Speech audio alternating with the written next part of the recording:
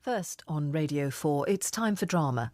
In Simon Passmore's haunting psychological thriller, a television researcher must wade through numerous urban myths as she goes in search for the director of a long-lost horror film, fabled to have sinister powers over anyone who watches it. Earworm by Simon Passmore.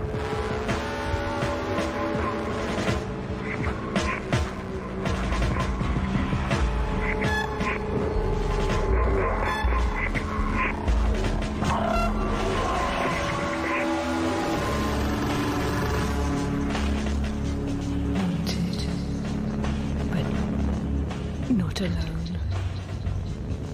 Never alone. Never again. Always. It's inside me.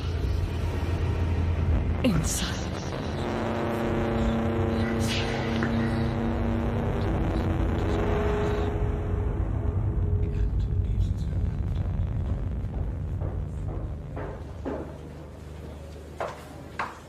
All very busy people, so I will keep this short and sweet. Well, short anyway. There's good news and there's bad news.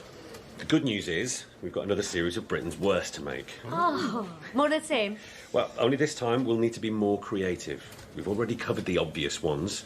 Now we need to find new stuff that won't cost us an arm and a leg. Britain's foulest falafel, which just happens to be within 5 miles of this house. Exactly. So, what's the bad news? The bad news is they've cut the budget, which means losing someone. There are 3 of you now. From next month, there will only be 2. But those 2 will get a proper contract. These will be jobs, not traineeships. No more minimum wage. What's the new rate going to be? We can discuss that at a later date. The point is, instead of 3 interns, we'll have 2 full-time researchers. How will you choose? Well, the selection process will be performance-related. How exactly? I'll give you each a brief. You put together a proposal, then I choose the best 2. Josh, Britain's worst kebab. Seriously? Lois, Britain's worst sunbed salon. Do I have to actually, use them? Aren't some of them dangerous? Lethal even? Mia, Britain's worst film director. Oh, do you want to swap? Mia's the film expert. Isn't that right, Mia? Well, I studied it at uni, but I wouldn't exactly call myself an expert. Who's you going to be? I thought James Thin. Who's he? Someone who made a horror film that was so bad he wouldn't let anyone see it. Isn't that an urban myth? Well, you're the researcher. You find out. Here, the light. Not only do you come out here for smoking breaks despite being a non-smoker, but you even bring a lighter. Do you mind? Of course not. Thanks. So, kebabs. Is it all about the meat or the chilli sauce? Don't forget the salad. But a kebab isn't about the salad. It's about the fat trickling between your fingers and running down your chin. You've put some thought into this. Yep. And we can shoot it here, no problem. There's a disgusting place near the bus station. That's me fallback. So you're sorted then? How about you? Well, me, I'm screwed. Charlie knows exactly what he wants. And if James Thin is Britain's worst film director, why would he agree to an interview? I think it's a great idea. I love bad horror movies. The guy's bound to be a laugh. Yeah, if I can find him. Of course you can. All I've come across so far are rumours. My best friend's friend worked as an extra on the film and her head exploded. My mate's sister's cousin had to have an operation for brain parasites and now she's a zombie.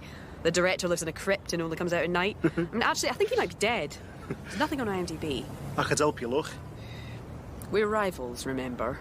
My kebab's a piece of cake. I can afford to be generous. What would Lois say? Well, she's not here, is she? She isn't a smoker. Neither are you.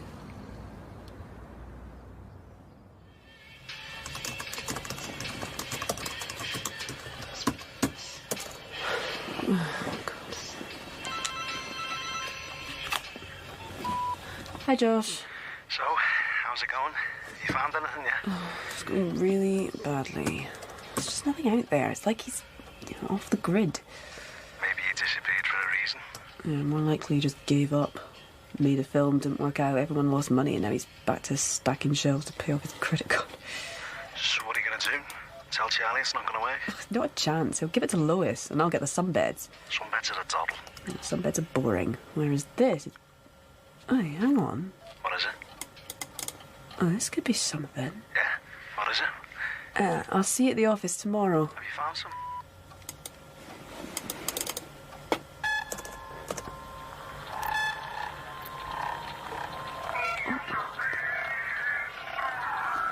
That's...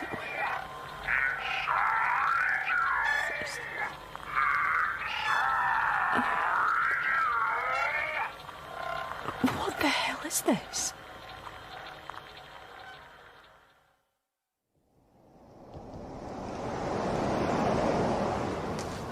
Okay, the truth is, I lied.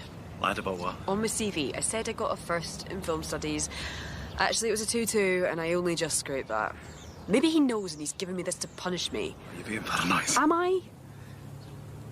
Look, Charlie told me he went to film school, and he knows about this stuff. He probably wrote his dissertation on low-budget horror movies. Then he could help you.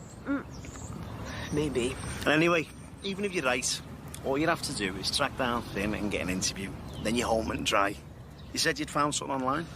Yeah, it's a music video he directed. I've got the name of the production company. Maybe they're still in touch with him.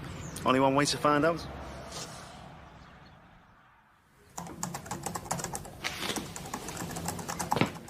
Hi. Are you here for the casting? I'm it's the looking second door on your right. Go straight in. Oh. Come in. What's your name? Mia, but I'm not... Take your top off, please. What? You done this before? Done what? Ah, first time. I'm a researcher with a TV company. You're wasting your time. This is all legit. I'm not researching into whatever it is that you're doing. I want to ask about a director you worked with, James Thin. Never heard of him. On a music video. Look, we did all kinds at one time. Weird shit, some of it, but we're talking a long time ago. Haven't done a music video in years. Used to be fun once. Now it's more trouble than it's worth. This was like a horror film. It's quite disturbing. Yeah? Come in. Hi. Ah, you here for the casting? Stand over there and take your top off. I'm trying to find him, the director. I can't help you. We did tons of them. Most I can't even remember the name of the band. No money in it. Wouldn't you have his address on file? I doubt it. Or Thin's phone number? Hang on a minute. Thin? Wasn't he the one with the weird brother? Oh, I don't know anything about it, When that job wrote this music made you want to throw up. Look, unless you want to audition too, I'm going to have to ask you to leave now. Tina! I've got 10 more girls to see after this one. This way. OK, love. Let's see what you can do. So you're not here for the casting? I'm looking for a director. You're in the wrong place then. He wouldn't know a director from a hole in the ground. Well, how about you? Me? I might. I'm a bit out of my depth. Well, there is someone who might be able to help you. He knows everything there is to know about films. Really? This is where he works. It's a specialist bookshop. Great. Thanks. No worries. You're not the only one who's in the wrong place.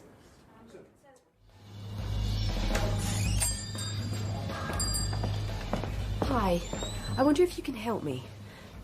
Are you looking for something in particular? I'm trying to track down a director, quite an obscure one. No one seems to know anything about him. Try me. James, then I think he may have made a horror film. Earworm, 1993, 73 minutes, no certificate, starring Lena Chapman. Thin also credited as screenwriter, producer, cinematographer and editor, score and original story by his brother, Aaron Thin. Oh, so he did make it. Oh, he made it all right. Earworm. Have you seen it? No one's seen it. How come? There are no DVDs, no release prints. It never went into distribution. So far as I know, it's only ever been screened once. Then how come you know so much about it? Earworm's a legend. I mean, among people who know about film. It's unusual for a director to spend 2 years on a project, bankrupting himself in the process, and then destroy it. Thin destroyed it? That's why there are no copies. Why would he destroy it? Well, that's the big question, isn't it? Most directors want as many people as possible to see their film. What's Earworm about? Oh, it's early techno horror. There's a virus that lives in audio files and infects people's brains. Yuck. Quite advanced, in its way. This was before iPods, of course. Then what? The victims became like zombie ants, just waiting for the predator to eat them alive or whatever else he felt like doing. Oh, sounds revolting. Well, anyway, I need to talk to Thin. Are you a journalist? A TV researcher. Any idea where I can find him? No. But there's a piece he wrote about it in Projector, the summer issue, 93. Oh, have you got a copy? On top of that pile, by the fanzines. 75 quid? That's a collector's item. There's a photo of Thin in there, too. Who's the actress? I've never heard of her. Lena Chapman. That's because she never worked again.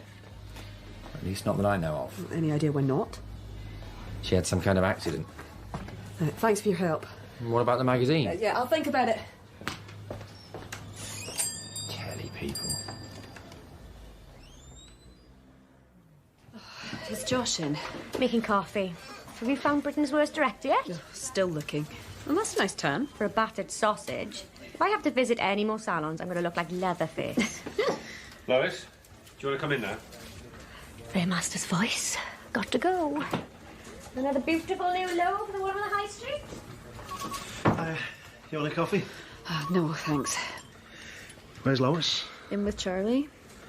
Those two have been getting very friendly lately. Oh, you think... I think it's not good news for one of us. Have you watched the body language? What are you, the undercover anthropologist? I'm just saying. While you're trying to find the invisible man, Lois is ticking all Charlie's boxes. Maybe it's you he's got in his sights. Have you thought about that? He told me this morning it wouldn't work with just two girls. Said he needed me to do the heavy lifting. Don't worry about me. Don't you think one of us should? Can't wait for you to see these things. They're absolutely terrible. Sounds good. So you're all sorted? Pretty much, I think. No need for any more tanning sessions then? I think everything's under control. Yeah, sounds like it. Mia, how's it going? Oh, fine. I'm just off to visit an actress. If Josh can give me a lift. What? Oh, sure. I can finish this later.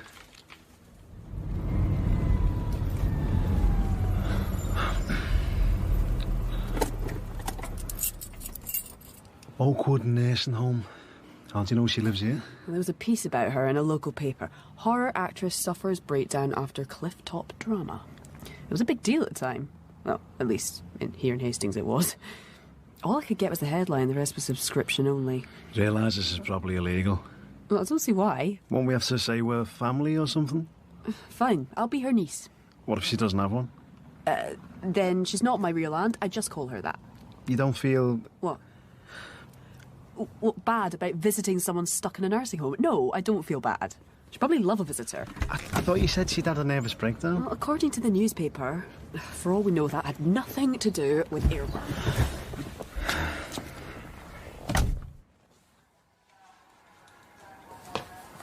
Hello, Lena. Hello? You don't remember me, do you? Should I? Well, that's because we've never met before. She said... The nurse said... I want to talk to you about Earworm. Earworm? The film you were in. Oh, God. I tried to never think about that. Painful memories? It was so long ago, just before my accident. The director was a man called James Thin. Do you remember him? I'm not likely to forget, however much I might want to. What was he like, as a director? He knew nothing about actors, I can tell you that. Or acting. Stand here, stand there, look frightened, scream. Mind you, I didn't know much myself. Yeah, I think he only hired me because I was local and he didn't have the money to pay for an hotel. Does he ever come to visit you? We worked all day without a break. All night too, sometimes. Have you ever seen the film? He wasn't very experienced. None of us were, but I suppose he knew what he wanted. I'm trying to find him. Any idea where he lives? James wasn't the problem, though. Not like the other one. When James wanted me to look scared, I just had to glance in his direction. And then I didn't need to act. Who? Hello, Lena. Are you all right? That's nice, isn't it, that your niece has come to see you? Who? Perhaps I better leave. Oh, stay a bit longer. What did you say your name was? I'm going now. Could I have a word with you outside? I'll write down my number, Lena, in case you think of anything else. Here. Now, please. Goodbye, Lena. It was lovely to meet you. Up on the cliffs. That's where we filmed it. I remember running, and I remember him. The other one. Who was the other one? Lena. Inside me. What is it? Inside me. Inside. Please leave. Now. Lena, I'm so sorry. Just go. It's all right. It's all right. Could I have some help here?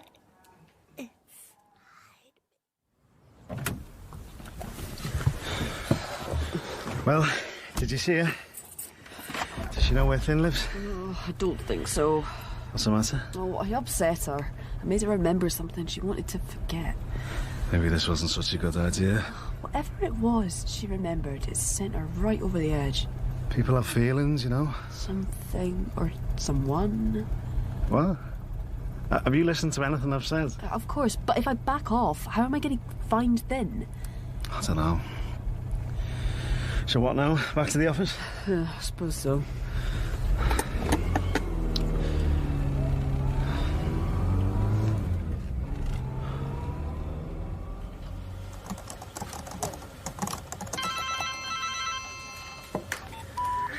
Hello?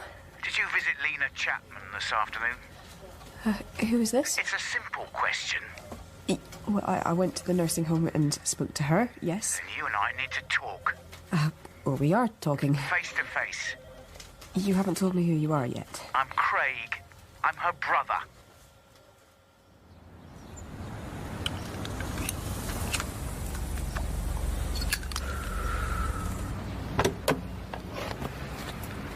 Craig? Do you have any idea what you've done to Lena? What? You've put her back, well, I don't know, years with your questions. Oh, hang on, we were just chatting. I didn't mean to upset her. Who are you, anyway? What did you think you were doing? I was asking Lena about a director she worked with, James Finn. Oh, God. What's your interest in this? Who are you? A researcher. We're doing a piece on him. So you talked to Lena about Earworm? That's the last thing she needs. Can't you see what that film's done to her? They called me at work. When I got there, it's like she'd gone back 20 years. She was terrified. Of what? Just drop it, OK? I can't. I need to find Finn. I thought everyone had forgotten about him. My boss hasn't. He wants me to interview her. How come? Don't tell me someone has decided Earworm's some overlooked masterpiece. It's for Britain's worst. Britain's worst director? That sounds about right, though the competition's pretty tough. Earworm was certainly the worst shoot I've ever been on. Nightmare. Well, you were there too? Yeah, that's how I got into this game. I was a spark. Though just like quite a few of them, I didn't have a clue what I was doing back then. Can you tell me a bit about it? Some things are best forgotten. The film was made in Hastings? Yeah, that's right. We were all locals. The director said it had to be there because he was mapping the psychic currents, whatever they are. I think he just wanted to avoid spending anything on travel and accommodation. What was it like, making the film?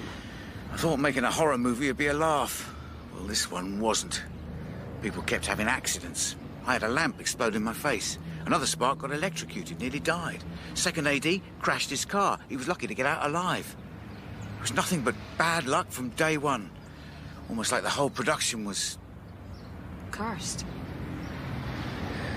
Sounds ridiculous, I know, but... Yeah, exactly. Director didn't know his arse from his elbow. But he wasn't the one who spooked everyone. That brother of his. The other one? He was down on the unit list as sound designer. You never see a sound designer on a set. But there he was, every day, whispering in his brother's ear. He never spoke to anyone else. If you asked him something, he just stared straight through you. What happened to... at the end of the shoot? Well, we've been filming in this sort of underground shelter up in the hills behind the town. Some kind of bunker. That's where we had the rap party. Got a bit wild. Everyone was so relieved the shoot was over. Some of us went up to get some fresh air. That's when it happened. Lena said she was up on the cliff. She remembered running. She got to the edge and just kept going. I saw her disappear. What was she running away from? I don't know. She didn't fall very far, as it turned out. There was a ledge. In the dark, we couldn't see that. We thought she was dead. She was in a coma for 2 days. When she woke up, she was... well, a different person. Doctor said she'd taken something. Well, I expect she had. We all had. Doesn't explain what happened, though. What did Finn do? Him? Nothing. And his brother? Aaron was nowhere to be seen. He just vanished. What about the film? Once it was finished, did you ever see it? After the fuss died down, it all went very quiet. That's normal. I got a job in a teleseries in Yorkshire. And then I heard there was a cast and crew screening. I was at home, so I thought I'd go along. That was an eye-opener. In what way? Quite a few people didn't come. Not because they were working, though, because they couldn't. More accidents. Weird, 1 in a million chances. Then we saw the film. Well, part of it. Only part of it? It was the first time any of us knew what the story was. Thin kept things to himself. Even the cast never saw the whole script. So we were all curious. Pretty soon, though, people started to walk out. I didn't stay to the end. You didn't like it? It wasn't that. It was... I don't know, something to do with the music, maybe, if you can call it music. It just worked its way inside you. It's like an infection. I couldn't wait to get out of there. And afterwards? We all went our separate ways, tried to forget it. Wish I could. Any idea where Thin is now? Still in Hastings, as far as I know. Heard he works at some kids' adventure place.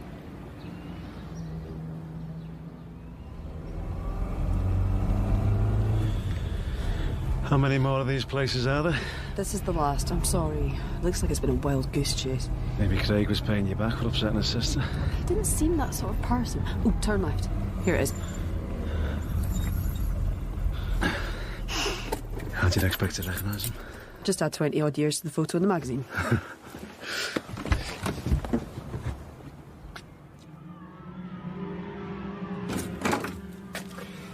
Can I help you? Hi, I'm looking for James. There's no James here. Or Jim. His surname's Thin. No. You got the wrong place. He's a film director. Or at least he was. Why are you looking for him? I just want to talk. Journalist? Researcher. No. Sorry. I can't help you. Will you excuse me? I've got to keep an eye on those kids.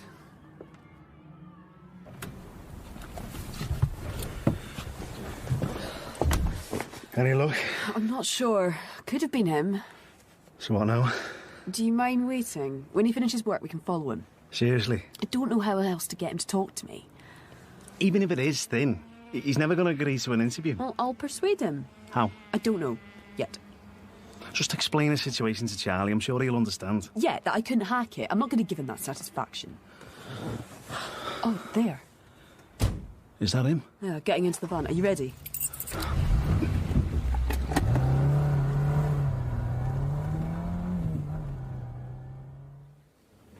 She's a lot calmer now, aren't you? I had a word with that girl. You should never have let her in. Well, Lena, I'll leave you to talk to your brother. He's coming.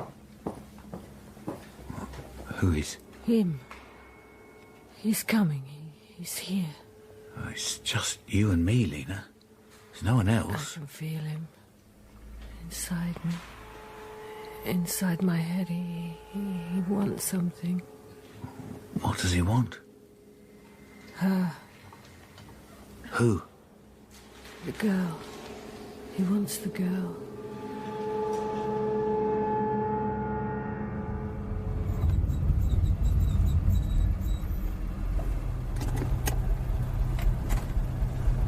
He's going into the house. A pebble-dash semi with a privet hedge. I was expecting something a bit more oat-ish. You still think you got the right bloke? You're a snob. I'm only saying it doesn't look like the home of an edgy film director. This is just suburbia. Well, isn't that where all the darkest secrets are hidden? Anyway, he isn't a director anymore. So, what now? I go and introduce myself.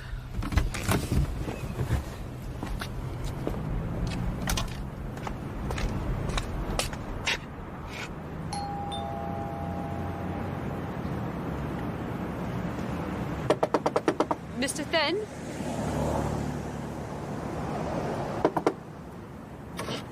Mr. Thin!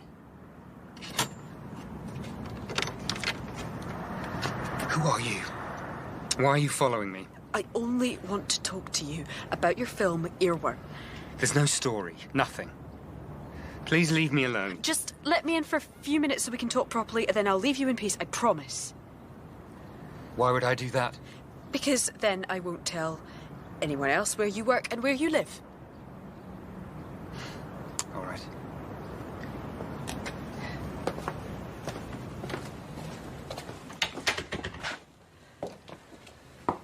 Well? I'm with a TV production company and we want to celebrate the best of British horror movies. Crap. No one wants to celebrate Earworm. You want to stitch me up. What's this really about?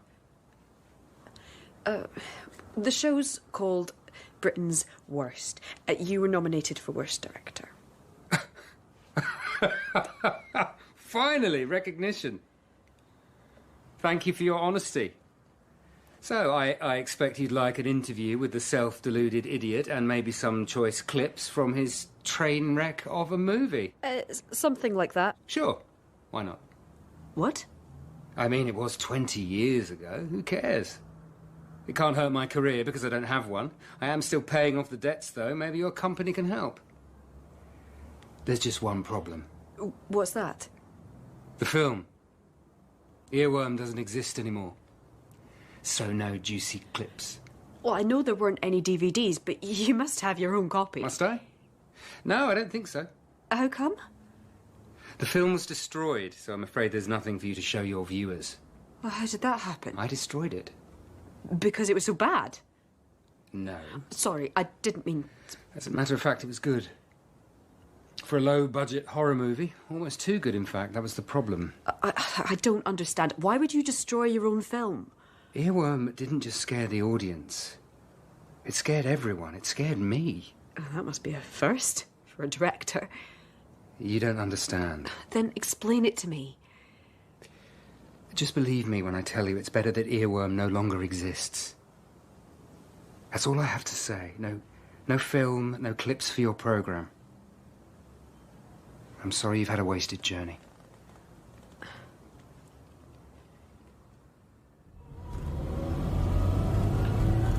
What will you say to Charlie? Tell him to fire me and get it over with. There's no way I'm getting anything out of Finn. Do you need him? Can't you just show him clips of the film and do it that way? Well, I told you, the film doesn't exist. So much for Charlie's great idea. Then he can't hold it against you. I'm not so sure. Oh, could you drop me here? You aren't coming in the office? No, I'm going home.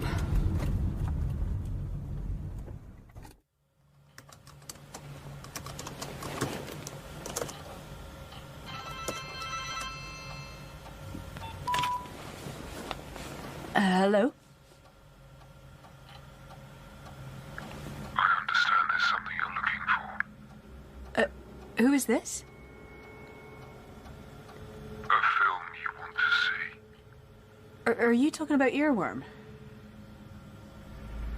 I can help you. How did you get my number?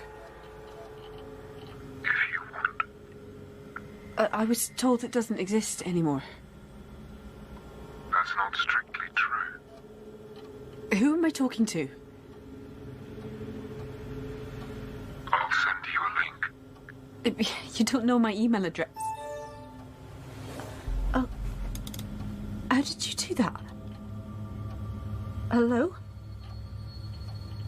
Hello? I'm here. Wait a minute. Now you're in my computer. How did I get onto this site? Do you see the link to Earworm?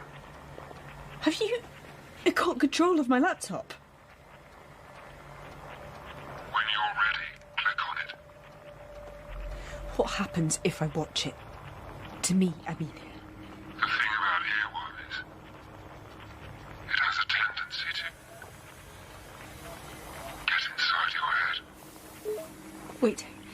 Don't go. I need to ask you to...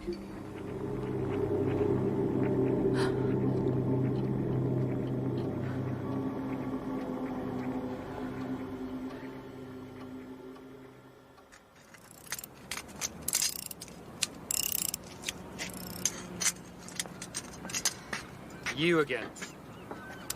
There's nothing more to discuss. It does exist. We've been through this. It's on the internet, a private website. Someone sent me a link and a password. Who? You didn't watch it? Not yet. I wanted to ask you. Don't.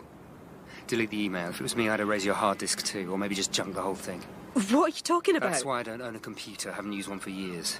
Because of Earworm? You don't know what you're dealing with. What am I dealing with? Who was the man on the phone? You spoke to him? Well, he didn't say who he was. Or where, I suppose. No. Change your phone too, then. Isn't that a bit extreme? Not in the circumstances. You know who it is, don't you? I think I can guess. I heard about your brother. How he disappeared. Is that who it is? Is Aaron the reason you destroyed the film? Why you've been keeping a low profile? If you won't tell me, then I suppose I'll just have to ask him. No. Don't do that. Did you fall out with your brother over Earworm? You could say that. Why? I thought we were working together. Collaborating. He wrote the story and composed the music. Did all the sound, and I directed. That was how it worked on the videos. Then I cut the picture while he edited the sound. We got to the end of post-production and put it all together, and that was when I began to see what he'd really been doing. But even then, I didn't understand, not fully. Aaron hung on to the soundtrack until the last possible moment, so the first time I saw Earworm complete, the whole thing was with everyone else at the cast and crew screening. It was quite a shock. This wasn't the film we'd set out to make. So what was it, then? Earworm's the story of a virtual virus that lives in audio files and enters victims' brains when they listen to a particular track. Then it takes over. Only somehow, Aaron made that happen for real. Oh, that's impossible. How? I don't know. Maybe he's the one I should be interviewing. I wouldn't advise it. So you haven't watched it yet? Ben's got me spooked now. It does all sound very Blair Witch. Or like an Asian horror video, you know. If you watch this, you're gonna die. Well, look what happened to Lena. She didn't watch Earworm, though. Yeah, perhaps she didn't need to. She's in it, after all. Anyway, if I don't... forget the job. Have you told Charlie you've got hold of the film? Oh, he's delighted. He says he wants to watch it too, once I've got Thin to agree to an interview. So what are you gonna do? Oh, I don't know. Thin's just trying to talk up his movie. Yeah, I'm not so sure. He seemed nervous. Something about that film frightened him. Or something about his brother. Ugh, either way, I can't just not watch it after all this. Why not? Because then I'll never know what it's like. Don't imagine I'll get another chance.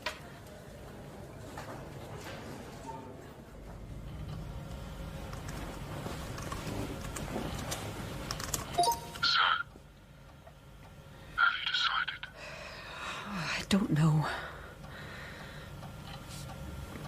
Are you scared? I know it's just a film. But all the same, you can't help wondering, can you? What if it's all true? Yes. Your brother told me it was dangerous talking to you. Did he say why? No. There's only one way you can find out. Otherwise you'll have to go on wondering. Are you going to answer that? No, it can wait. This is more important. What do I do? Download it? Look at your screen. Oh. Earworm. It's already there. What is this site? It looks all wrong. Just click on the file. And start watching.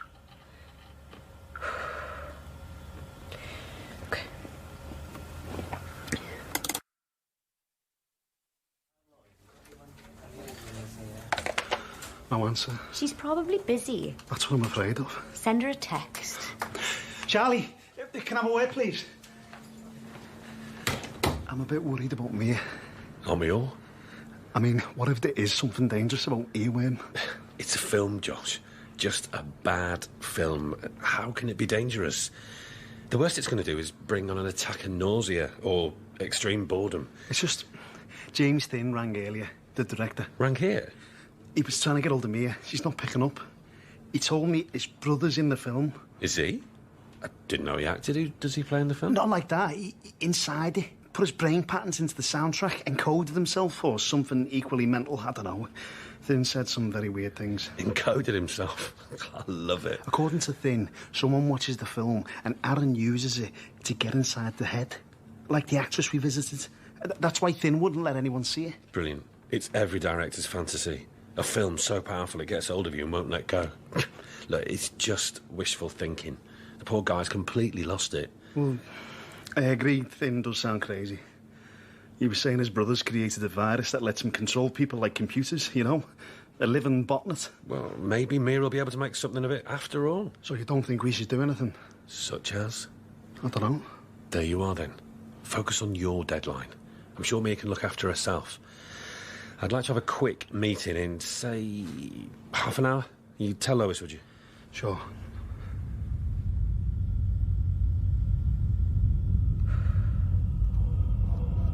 Ophiocordyceps unilateralis. It's a parasitoidal fungus that infects ants and turns them into zombies. The ant leaves its own habitat in the jungle canopy and attaches itself to a leaf near the ground. Now it's just food for the fungus. As the ant dies, a stalk grows out of the back of its head, bursts, and spores rain down onto the ants below, infecting more of them. Why are you telling me this? Because you've been infected with something very similar. Now it's your turn.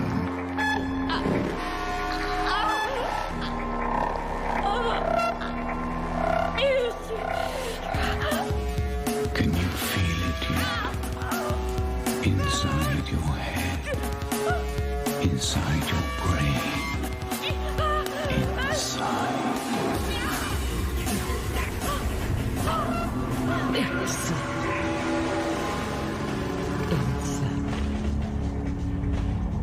Inside me. Inside me. Inside me. Inside me.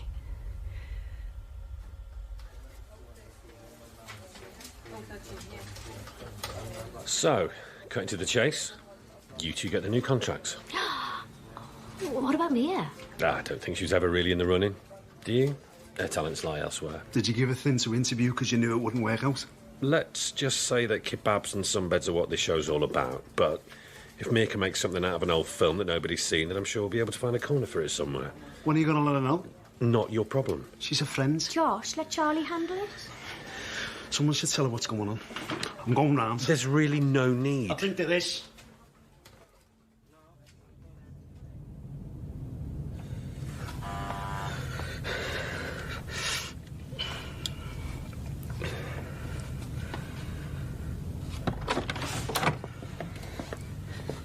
Josh, I wasn't expecting you. Can I come in? I wondered how you were doing. As you see. I've got some news about work, your job. Charlie says... Tell him I quit. What? Why? Did you get me a message about the film? Yes, but it was too late. I'd watched it by then. Oh. Well, it was a ridiculous idea. As if a film could infect you. You've got blood coming out of your ear. Hey? What was it like? Earworm, the film? I don't really want to talk about it. Are you sure you're all right, Mia? I have to leave now. Why? I'm sorry, Josh. I don't have much time. Yeah, wait a minute. And there's someone I have to see.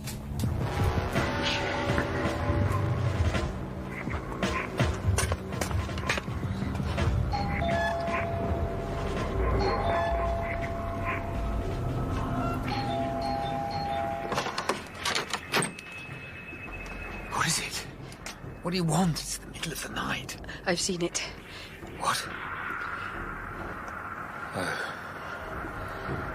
You'd better come in.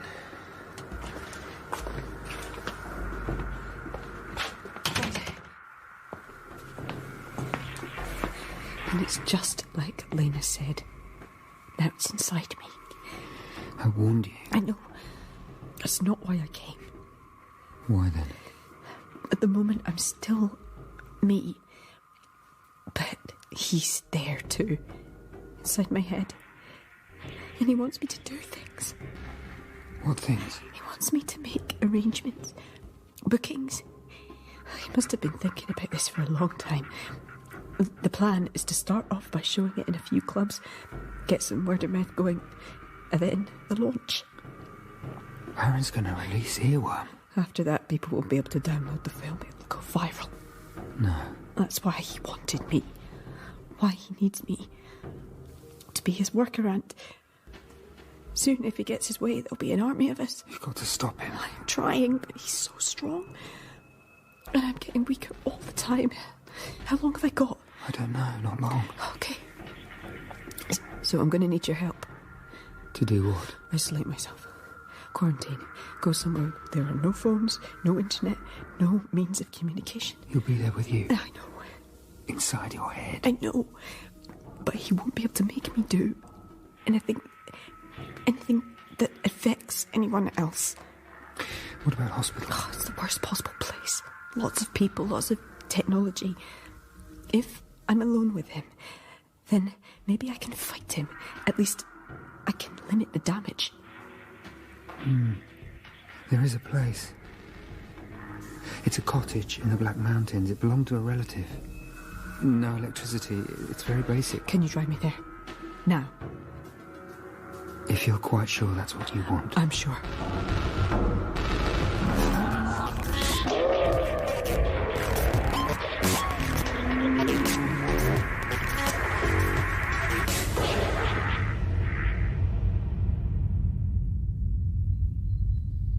I like it here.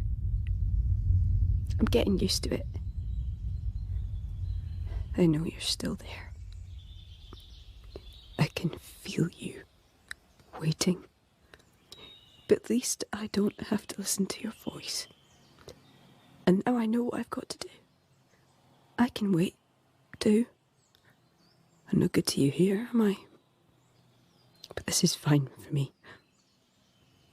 So, I'll stay. I'll sit it out. For as long as it takes.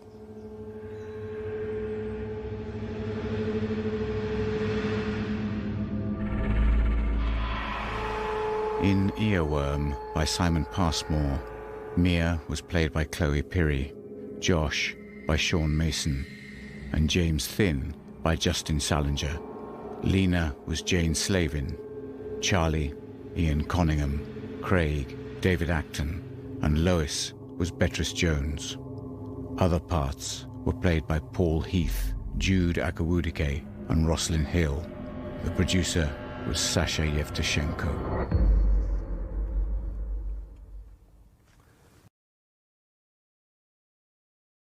If the sun, that morning, had not been burning so warmly in the brassy sky of Figerenodon II, Bill might have paid more attention to his plowing and would have driven his furrow to the far side of the hill before the seductive music sounded along the road. He might never have heard it, and his life would have been very, very different. But he did hear it, and dropped the handle of the plow that was plugged into the robo-mule, turned, and gaped. It was indeed a fabulous sight. Leading the parade was a one-robot band, 12 feet high and splendid in its great black busby that concealed the hi-fi speakers. Martial music poured out in wave after inspiring wave, and even Bill's thick peasant feet stirred in their clodhoppers as the shining boots of the squad of soldiers crashed along the road in perfect unison, while to their rear marched the sergeant, gorgeous in his braid and brass. Then the little legion was passed, and Bill climbed clumsily over the split-rail fence and ran after them. There were no more than 2 interesting events every 4 years here, and he was not going to miss what promised to be a third.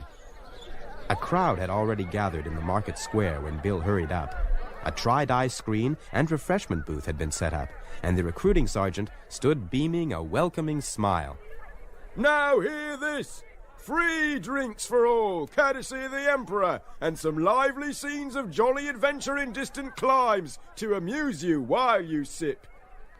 The cooling drinks were shared out by a robot, and Bill sipped his happily, while he followed the enthralling adventures of the space troopers in full color with sound effects and stimulating subsonics.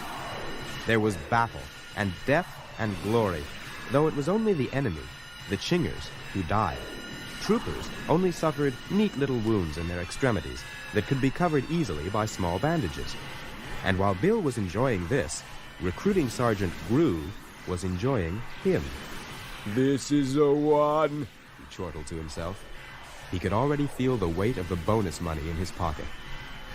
As the last chord died and the screen went blank, Bill was plucked from the audience by a powerful arm. You're a fine figure of a lad, said the sergeant. Did you ever think of making your career in the forces? I'm not the military type, Bill said. My fondest ambition is to be a technical fertilizer operator. That's no job for a bright lad like you, the sergeant said. Try a uniform on, tailor. When Bill opened his mouth to protest, the sergeant put a large cigar into it, and before he could get it out, the robot tailor had rolled up, swept a curtain-bearing arm about him, and stripped him naked. Hey, he said. Then, ouch, as the tailor extruded a cold pointer and jabbed him with it, measuring his size. Something went tunk deep inside its tubular torso, and a brilliant red jacket began to emerge from a slot in the front. In an instant, this was slipped on to Bill, and the shining gold buttons buttoned. Luxurious gray moleskin trousers were pulled on next, then gleaming black knee-length boots. Well, I just couldn't, said Bill. Thank you anyway for the offer, but... The sergeant smiled, prepared even for this 11th-hour resistance, and pressed the button on his belt that actuated the programmed hypnocoil in the heel of Bill's new boot. The powerful neural current surged through the contacts. Bill's hand twitched and jumped, and when the momentary fog had lifted from his eyes, he saw that he had signed his name on the form that the recruiting sergeant held before him. But... Welcome to the space troopers, the sergeant boomed. Fall in. What have they done to my son? Bill's mother screeched, coming into the market square, clutching at her bosom with one hand and towing his baby brother, Charlie, with the other. Your son is now a trooper for the greater glory of the Emperor, the sergeant said. Attention! With a clash of heels, the graceless recruits braced their shoulders and lifted their chins. Much to his surprise, so did Bill. Forward march! They moved in perfect rhythm as the command robot replayed the order to the hypnocoil in every boot. Bill's mother vanished behind him, and one last anguished wail cut through the thud of marching feet. I'm here to break your spirit! A voice, rich with menace, told the recruits, and they looked up and shivered as they faced the chief demon of the training camp, Petty Chief Officer Deathwish Drang. He began to pace grimly before the row of terrified recruits, then stopped before Bill, who was not shaking quite as much as the others, and scowled. I don't like your face. 1 month of Sunday pack drill. But, sir... And a second month for talking back! He waited, but Bill was silent. He had already learned his first lesson on how to be a good trooper. Keep your mouth shut. Deathwish paced on. We will run to breakfast now, as soon as I have some volunteers for an easy assignment. Can any of you drive a helicar? 2 recruits hopefully raised their hands, and he beckoned them forward.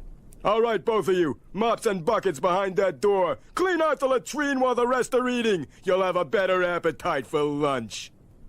That was Bill's second lesson on how to be a good trooper. Never volunteer. The days of recruit training passed with a horribly lethargic speed. With each day, conditions became worse, and Bill's exhaustion greater.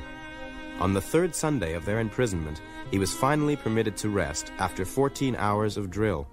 His legs vibrated with exhaustion as he dropped his jacket to the floor and dragged his shaver from his footlocker. In the washroom, He bobbed his head around, trying to find a clear space in one of the mirrors. All of them had been heavily stenciled in large letters, with such inspiring messages as, "Keep your wug shut, the chingers are listening," and, "If you talk, this man may die." He finally plugged the shaver in, next to, "Would you want your sister to marry one?"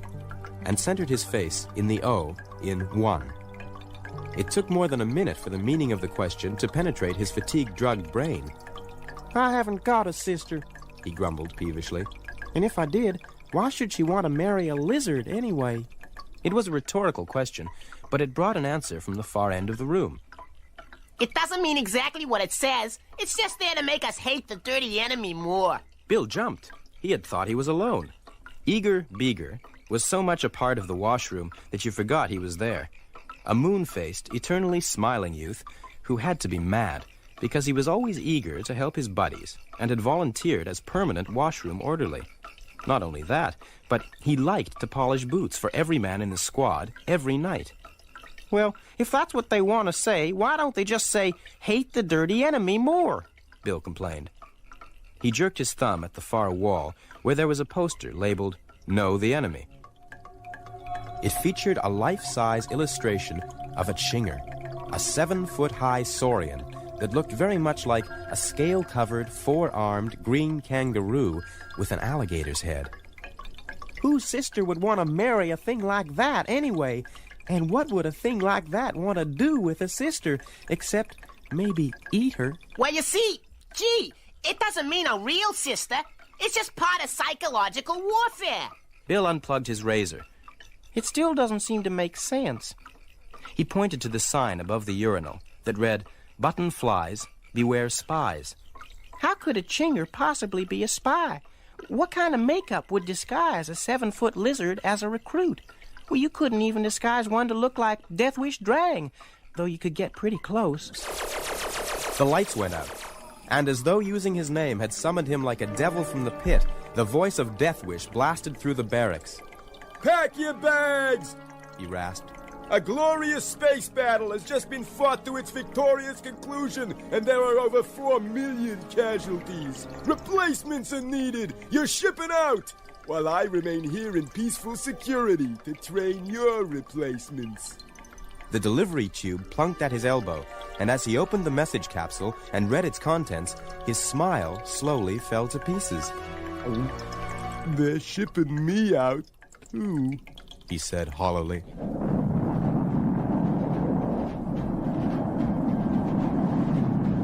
Up and up the shuttle ship shot towards the great fleet of deep spacers that darkened the stars above. A new fleet, the most powerful the galaxy had ever seen. So new, in fact, that the ships were still under construction. Welding torches flared in brilliant points of light, while hot rivets hurled their flat trajectories across the sky into the waiting buckets. The spots of light died away as one behemoth of the star lanes was completed, and thin screams sounded in the spacesuit radio circuit as the workers, instead of being returned to the yards, were pressed into service on the ship they had so recently built. This was total war. Bill staggered through the sagging plastic tube that connected the shuttle ship to a dreadnought of space and dropped his bags in front of a petty chief officer. The petty looked up. Name? Bill? Spelled with 2 L's? Bill, the petty mumbled. B-I-L. 2 L's for officers only, Bob. Learn your place. You are now a fuse tender, 6th class, unskilled. Bunk down in compartment 34J89T001. Move. No sooner had Bill found his quarters and thrown his bags into a bunk next to Eager Beager's than a dull buzzing sounded, grumbling through the air like a stifled eructation. There's the chow call, Eager said. Other troopers were going by in the corridor, and they followed them into the bowels of the ship and joined a line leading to a door labeled Consolidated Mess No. 2. Inside of it, a cook in soap-stained, greasy fatigues handed Bill a yellow plastic cup from a rack before him. Something went and a thin stream of yellow fluid gushed out of a spout, filling the cup halfway. What is this? Bill asked, peering into the cup. What is this? What is this? the cook raged, growing bright red. This is your dinner, you stupid Bob! This is absolutely chemically pure water in which are dissolved 18 amino acids, 16 vitamins, 11 mineral salts, a fatty acid ester, and glucose. What else did you expect? Dinner? Bill said hopefully, then saw red as the soup ladle crashed down on his head. Well, could I have it without the fatty acid ester? He asked hopefully, but he was pushed out into the corridor, where Eager joined him. They walked slowly back to their quarters. I wonder what's in there, Bill said, pointing to a door with a large sign that read, "Admittance to authorized personnel only." Gee, I don't know. Maybe food. They slipped through instantly and closed the door behind them, but there was no food there. Instead, they were in a long chamber with meters, dials, and controls. Bill bent over and read the label on the nearest one. Mark IV Atomic Blaster. And look at the size of them. This must be the ship's main battery.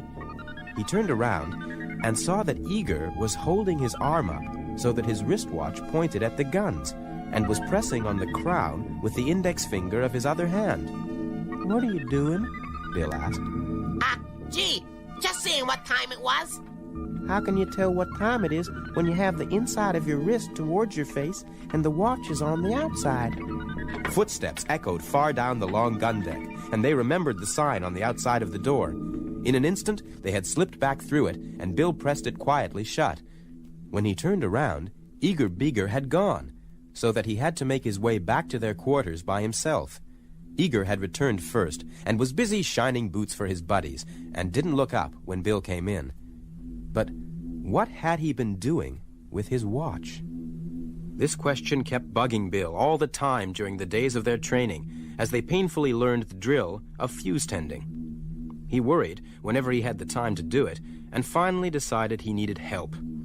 In the ship's directory, the chaplain was listed as being in compartment 362B on the 89th deck. Bill finally found this, and snapped to attention when he saw the officer behind the single desk that almost filled the tiny room. A sign on the desk read, "Laundry Officer." Excuse me, sir, he said, but I'm in the wrong office. I was looking for the chaplain. This is the chaplain's office. The officer reached out a finger and flipped the sign on his desk over. It read, "Chaplain," on the other side. Then there was a slight whirring sound as his collar rotated, until it was on backwards, showing white and smooth to the front. The chaplain steepled his fingers before him, lowered his eyes, and smiled sweetly. How may I help you, my son? I thought you were the laundry officer. I am, my son, but that is just one of the burdens that must fall upon my shoulders. There is little call for a chaplain in these troubled times, but much call for a laundry officer. I do my best to serve. He bent his head humbly. But I see you are troubled. You must tell me your problem, and do not fear. What I shall hear shall never leave this room, for I am bound to secrecy by the oath of my calling. Unburden yourself. Well, I'm worried about one of my buddies. I think he's a Chinger spy. The chaplain nodded, smiling. How could he be a spy? To be a spy, he would have to be a Chinger, and Chingers are 7 feet tall with tails. Yeah, Bill mumbled unhappily. But it still doesn't explain everything. It satisfies me, and it must satisfy you.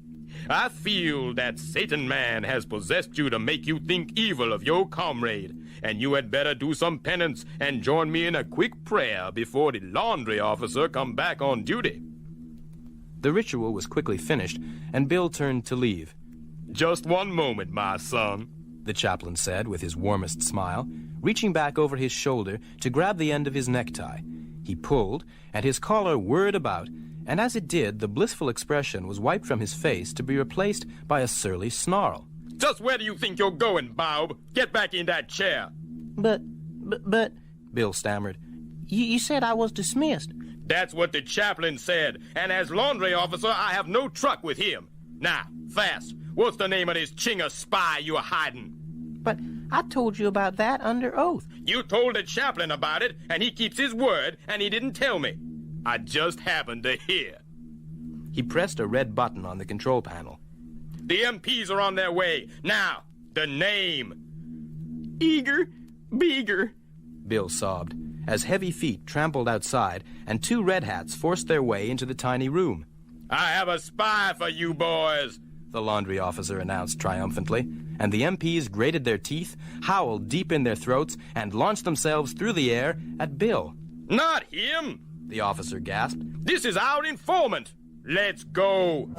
They marched to the fuse tender's quarters, where the laundry officer opened the door just enough to poke in his head. Hi, gang, he called cheerily. Is Eager Beager here? Eager looked up from the boot he was polishing, waving and grinning. That's me! Gee! Get him! The laundry officer expostulated, and both MPs raised their clubs to give him a sound battering. At this moment, the top of Eager Beager's head flew open. Happening at any other time, this would have been considered unusual, but happening at this moment, it was spectacularly unusual, and they all, including Bill, gaped as a 7-inch-high lizard climbed out of the open skull and jumped to the floor, in which it made a sizable dent upon landing. It had 4 tiny arms, a long tail, a head like a baby alligator, and was bright green.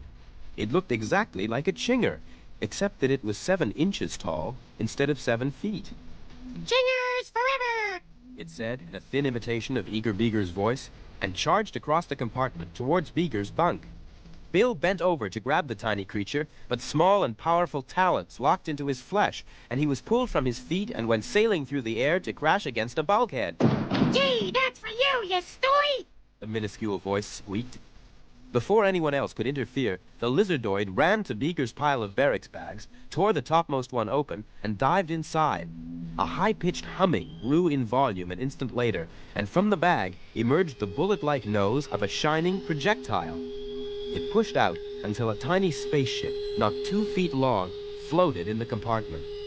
The humming rose in pitch, and the ship suddenly shot forward and tore through the metal of bulkhead after bulkhead until it crashed through the outer skin of the ship and escaped into space. Well, I'll be damned, the laundry officer said. As Bill got up, he saw that the top of Eager's head had split open just above his ears and was held at the back by a shiny brass hinge. Inside the gaping skull, instead of brains and bones and things, was a model control room with a tiny chair, minuscule controls, TV screens, and a water cooler. Hey, Bill said. Eager is just a robot, worked by the little creature that escaped in the spaceship. It looked like a chinger, but it was only 7 inches tall. 7 inches, 7 feet. What difference does it make? Said the laundry officer. You don't expect us to tell the recruits how small the enemy really are. We got to keep the morale up.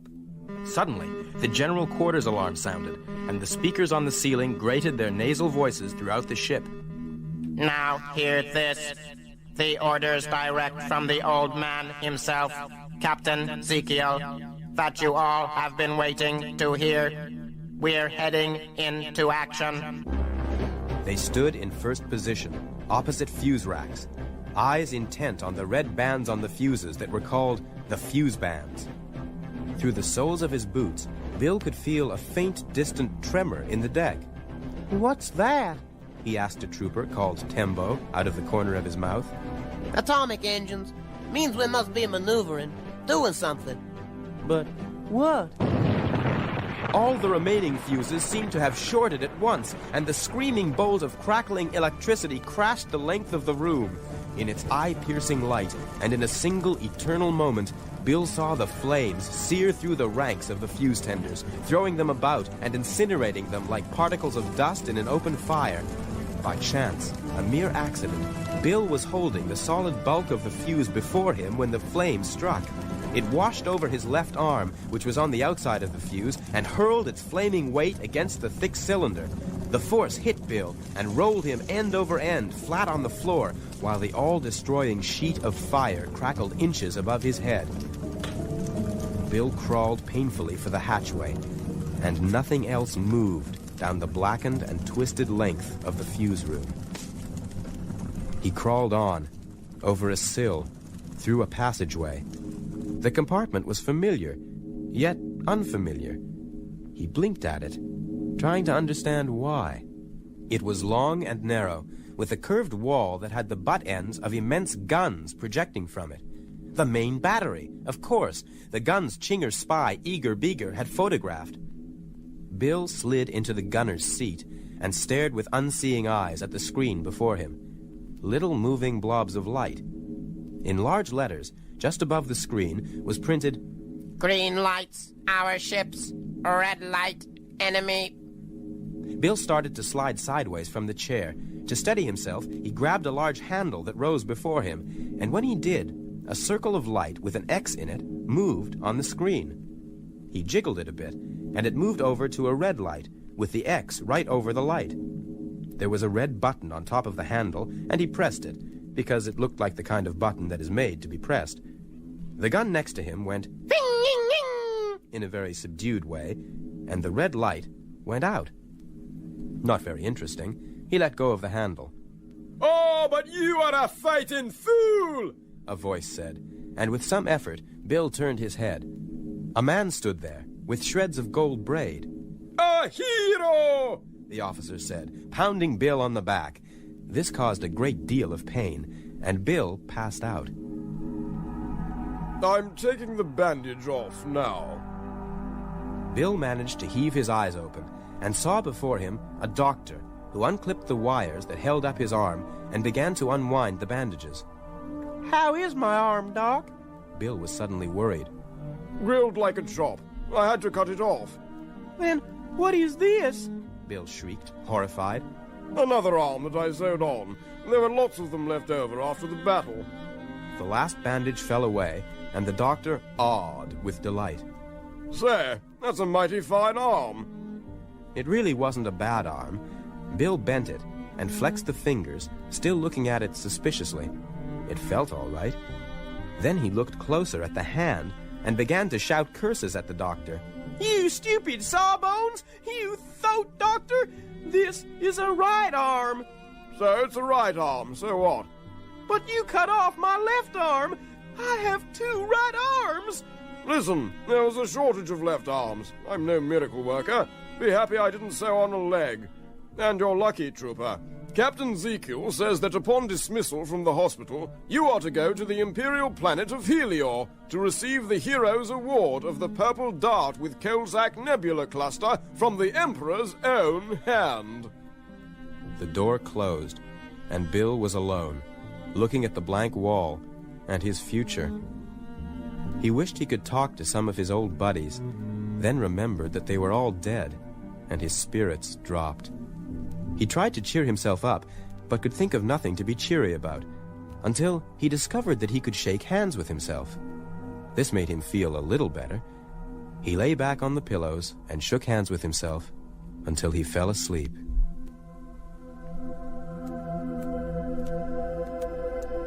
There were seats for 20 in the stubby shuttle ship, but only 3 of them, including Bill's, were now occupied. Sitting next to him, and he tried hard not to look too often, was a gunner first class who looked as though he had been blown out of one of his own guns. His face was mostly plastic and contained just a single bloodshot eye. He was a mobile basket case. His 4 missing limbs had been replaced by glistening gadgetry. The third man, a thick-set brute of an infantry sergeant, had fallen asleep as soon as they boarded. "Bowbity-bow! Look at that!" Bill elated, as the ship broke through the clouds, and there, spread before them, was the gleaming golden sphere of Helior, the imperial planet, the ruling world of 10,000 suns. The gleaming upper level was dotted with spaceships of all sizes, while the dark sky twinkled with others arriving and departing. Closer and closer swam the scene. Then there was a sudden burst of light, and the window went dark. "We crashed!" Bill gasped. "Good as dead!" "Oh, shut your wug," said the gunner. "That was just the film that broke." "Film?" "What else? You think they're gonna build shuttle ships with great big windows in the nose, just where the maximum friction on re-entry will burn holes in them? It was a film. Back projection. For all we know, it's nighttime here." Not only was it night when they landed, but it was raining, too. They were soaking wet in an instant and chilled by the icy wind. They shouldered their bags, except for the gunner, who dragged his on little wheels, and walked and rolled into the welcome warmth of the operations office. A clerk was seated behind the desk. "You're in trouble," he said with sadistic relish. "All three of you are supposed to get the purple dart in the ceremony with the Emperor, and they're filming in 3 hours. You'll never make it in time." "None of your bob," the sergeant grated. "We just got off the ship. Where do we go?" "Area 1257D, level K9, block 8237, room 62. Ask for producer Rat." "How do we get there?" Bill asked. "Don't ask me. I just work here." The clerk threw 3 thick volumes onto the counter, each one over a foot square and almost as thick, with a chain riveted to the spine. "Find your own way. Here's your floor plan." It took them an hour, by slideway, escalator, pneumocar, Shanks's pony, monorail, and greased pole to reach room 62. And while they were seated on the slideway, they secured the chains of their floor plans to their belts, since even Bill was beginning to realize the value of a guide to this world-sized city. At room 62, the sergeant pushed the door open to reveal an immense soundstage, humming with organized bustle. Cameras on motorized dollies rolled around the set, where flats and props simulated the end of a regal throne room. The stained glass windows glowed with imaginary sunlight, and a golden sunbeam from a spotlight illuminated the throne. Goaded on by the director's screamed instructions, the crowd of nobility and high-ranking officers took positions before the throne. "He called them nobles baobs," Bill gasped. "He'll be shot." "Are you ever stupid?" the gunner said. "Those are all actors. You think they can get real nobility for a thing like this?" They rehearsed the ceremony twice, before there was a tremendous braying of bugles, and all the extras, cameramen, and technicians, even Director Rat, bowed low. The Emperor shuffled in, climbed the dais, and dropped into the throne. "Let's roll!" the director howled at the top of his lungs and staggered out of camera range. Music rose up in a mighty wave, and the ceremony began. The infantry sergeant was first, and Bill watched out of the corners of his eyes while the Emperor pinned a gold and ruby medal to the man's chest. The gunner was next, and then it was Bill's turn. Passion welled in Bill's bosom like great breakers thundering onto his shore. He snapped his snappiest salute. In fact, he snapped just about the snappiest salute possible, since there aren't that many people with 2 right arms. The Emperor, a little disturbed by the unusual salute, groped for the medal and plunged the pin through Bill's tunic squarely into his shivering flesh. Bill felt no pain, but the sudden stab triggered the growing emotion that had been rushing through him. Dropping the salute, he fell to his knees and seized the Emperor's knob-knurled and liver-spotted hand. "Father to us all!" Bill exulted and kissed the hand. "Cut!" Director Rat shouted. "Print that! It's unnatural, with that dumb hick going through the slobbering act." As Bill struggled to his feet, he saw that the Emperor had not returned to the throne, but was instead standing in the midst of a milling crowd of actors. Bill blinked, bewildered, as a man whipped the Emperor's crown from his head, popped it into a box, and hurried away with it. "Ah, here you are," a man said. He handed Bill a stamped metal copy of the medal he was wearing and whipped off the original. Then the heroes were pushed into the corridor, and the door slammed and locked behind them. His companions now returned to their quarters at the Transit Rankers Center, but Bill was determined to see the wonders of Helior and make the most of his 3-day pass. The sandwiches he had brought from a dispenser ran out before he was halfway to his destination, but by only eating candy bars and drinking carbonated beverages from the dispensers along his route, he kept himself awake and avoided missing connections. With black bags under his eyes and teeth rotting in his head, he stumbled from a grav shaft and with thudding heart finally saw a florally decorated and illuminated scent sign that said, "Hanging Gardens." They were everything he had ever dreamed of and more.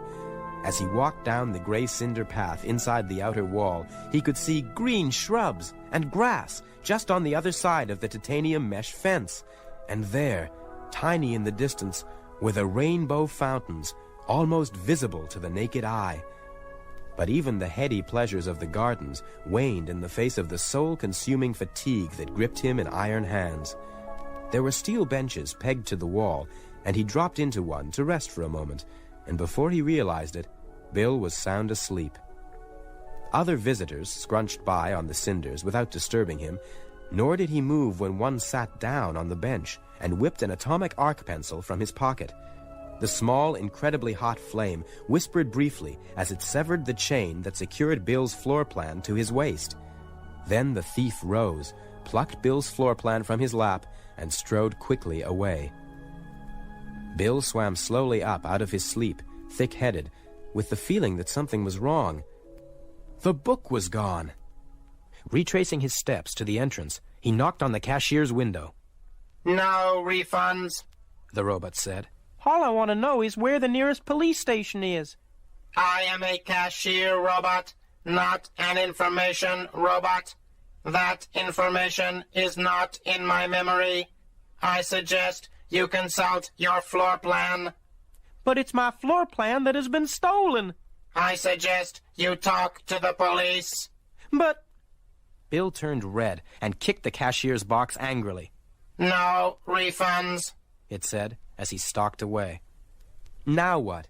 He could barely find his way around this place with the plan. How could he do it without one?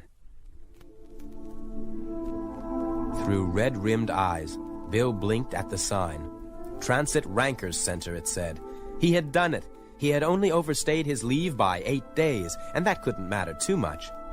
He dusted his scruffy uniform, then dragged his feet to the orderly room. The first sergeant was at his desk. He rolled his eyes towards Bill and scowled. You're in bad trouble, Trooper, coming into the orderly room out of uniform like that. I'm in worse trouble than you think, Sarge, Bill said, leaning weakly on the desk. The sergeant stared at Bill's mismatched hands, his eyes flickering back and forth quickly from one to the other. Where did you get that hand, Trooper? Speak up. I know that hand. What belonged to another trooper, and I have the arm that goes along with it, too. Bill held the hand out for the sergeant to look at, but he was horrified when the fingers tensed into a rock-hard fist, and the fist flew forward to catch the first sergeant square on the jaw. Sergeant! Bill screamed, and grabbed the rebellious hand with his other and forced it, not without a struggle, back to his side. The sergeant rose slowly, and Bill saw that he was smiling. Thought I knew that hand. Belongs to my old buddy, Timbo. We always joke like that. You take care of that arm, you hear? Is there any more of Timbo around? When Bill said no, the smile vanished, and the snarl reappeared. You're in bad trouble, Trooper. Let's see your ID card. He whipped it from Bill's nerveless fingers and shoved it into a slot in the desk. The mechanism hummed and vibrated, and a screen lit up. The first sergeant read the message there, and as he did, the snarl faded from his face and was replaced by an expression of cold anger. This card must be stolen, because first-class fuse tender Bill shipped out of here 8 days ago. That is what the record says, and records do not lie. You've had it, Baub.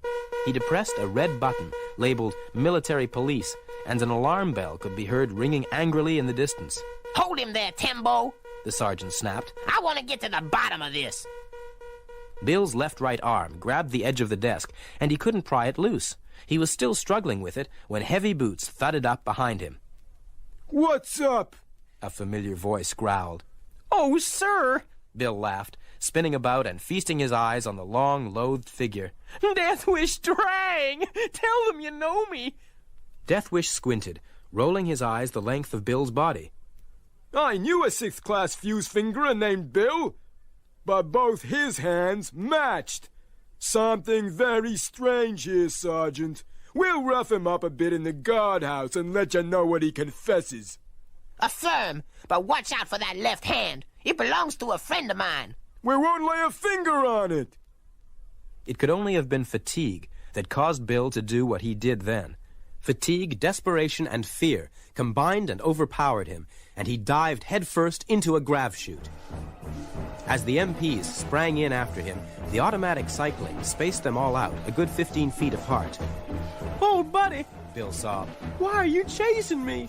Don't buddy me, you Chinga spy! You're not even a good spy! Your arms don't match! As he dropped, Deathwish pulled his gun free of the holster and aimed it squarely between Bill's eyes. Shot while attempting to escape! Have mercy! Death to all Chingas! He pulled the trigger. The bullet plowed slowly out of the cloud of expanding gas and drifted about 2 feet towards Bill before the humming gravity field slowed it to a stop. The simple-minded cycling circuit translated the bullet's speed as mass and assumed that another body had entered the grav chute and assigned it a position. Deathwish's fall slowed until he was 15 feet behind the bullet. The gap between Bill and his pursuers was now twice as wide, and he took advantage of this and ducked out of the exit at the next level. After this, escape was simply a matter of muddling his trail. He used different means of transportation at random, and all the time kept fleeing to lower levels, as though seeking to escape like a mole by burrowing deep into the ground. When transport would take him no lower, he raced down stairs, ladders, and oily tubes, thinking only of escape. The air was dank and foul at times, and his fear-ridden course took him finally through a dark stone tunnel where nameless beasts fled before him with the rattle of evil claws. He stumbled down the passage until it ended in an immense sealed and bolted door. There was no way out of this. Then, while he watched, paralyzed with staring eyes, the door squealed and started to swing open. He turned to run and screamed aloud in terror as something grabbed him in an unbreakable grip. Welcome, a strange voice said, and Bill staggered as the restraining grasp was removed, then whirled about to face a small man in a white jacket. I am Inspector Jays of the City Department of Sanitation. I can see you are in a bit of trouble, out of uniform, perhaps even your ID card vanished. But it doesn't have to be that way. Accept Sanctuary. We will provide for you, give you a good job, even a new ID. We have a vast selection of cards to choose from. You mean all I have to do is become a garbage man? Bill gasped.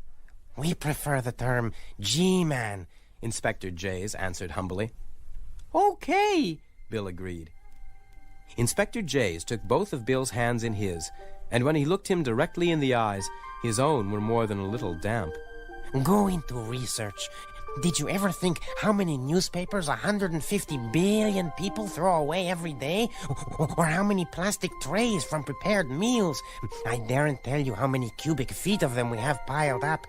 I might better say cubic miles. We are working on this problem in research day and night, but it's a nightmare. You can help. A fresh mind with fresh ideas. I'll do it, Bill said with determination. Refuse research is the sort of work a man can get his teeth into. Oh, good, said Jays. You'll never regret this. It was a small office, but Bill was proud of it.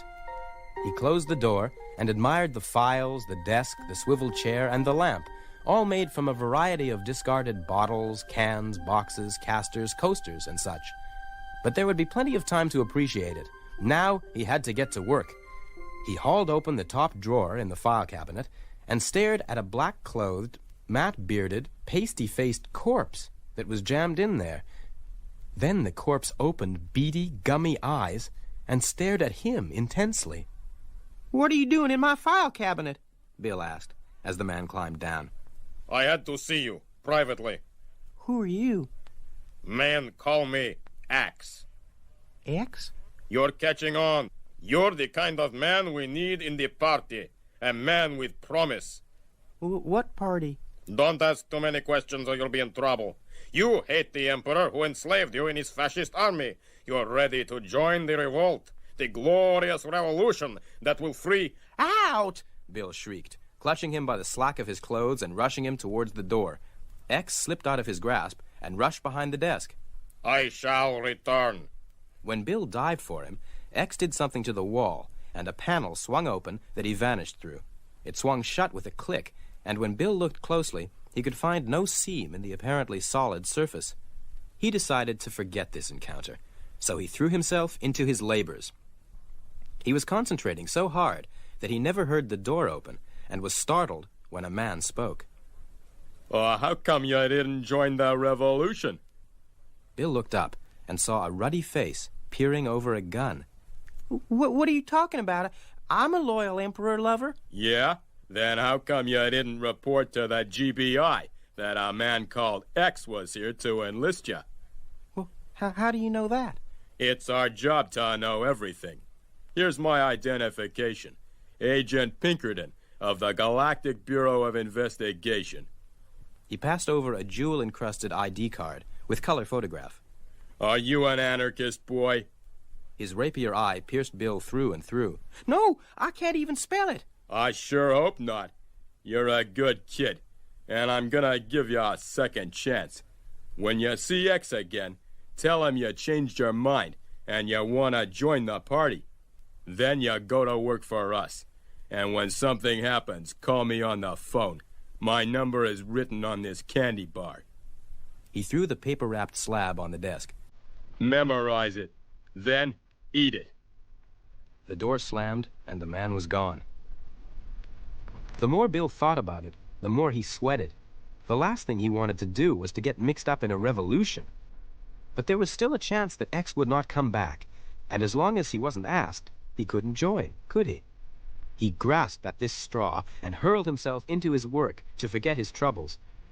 He came up with an idea almost at once. It took him less than an hour to gather together the material he needed, and then he went to Inspector J's office.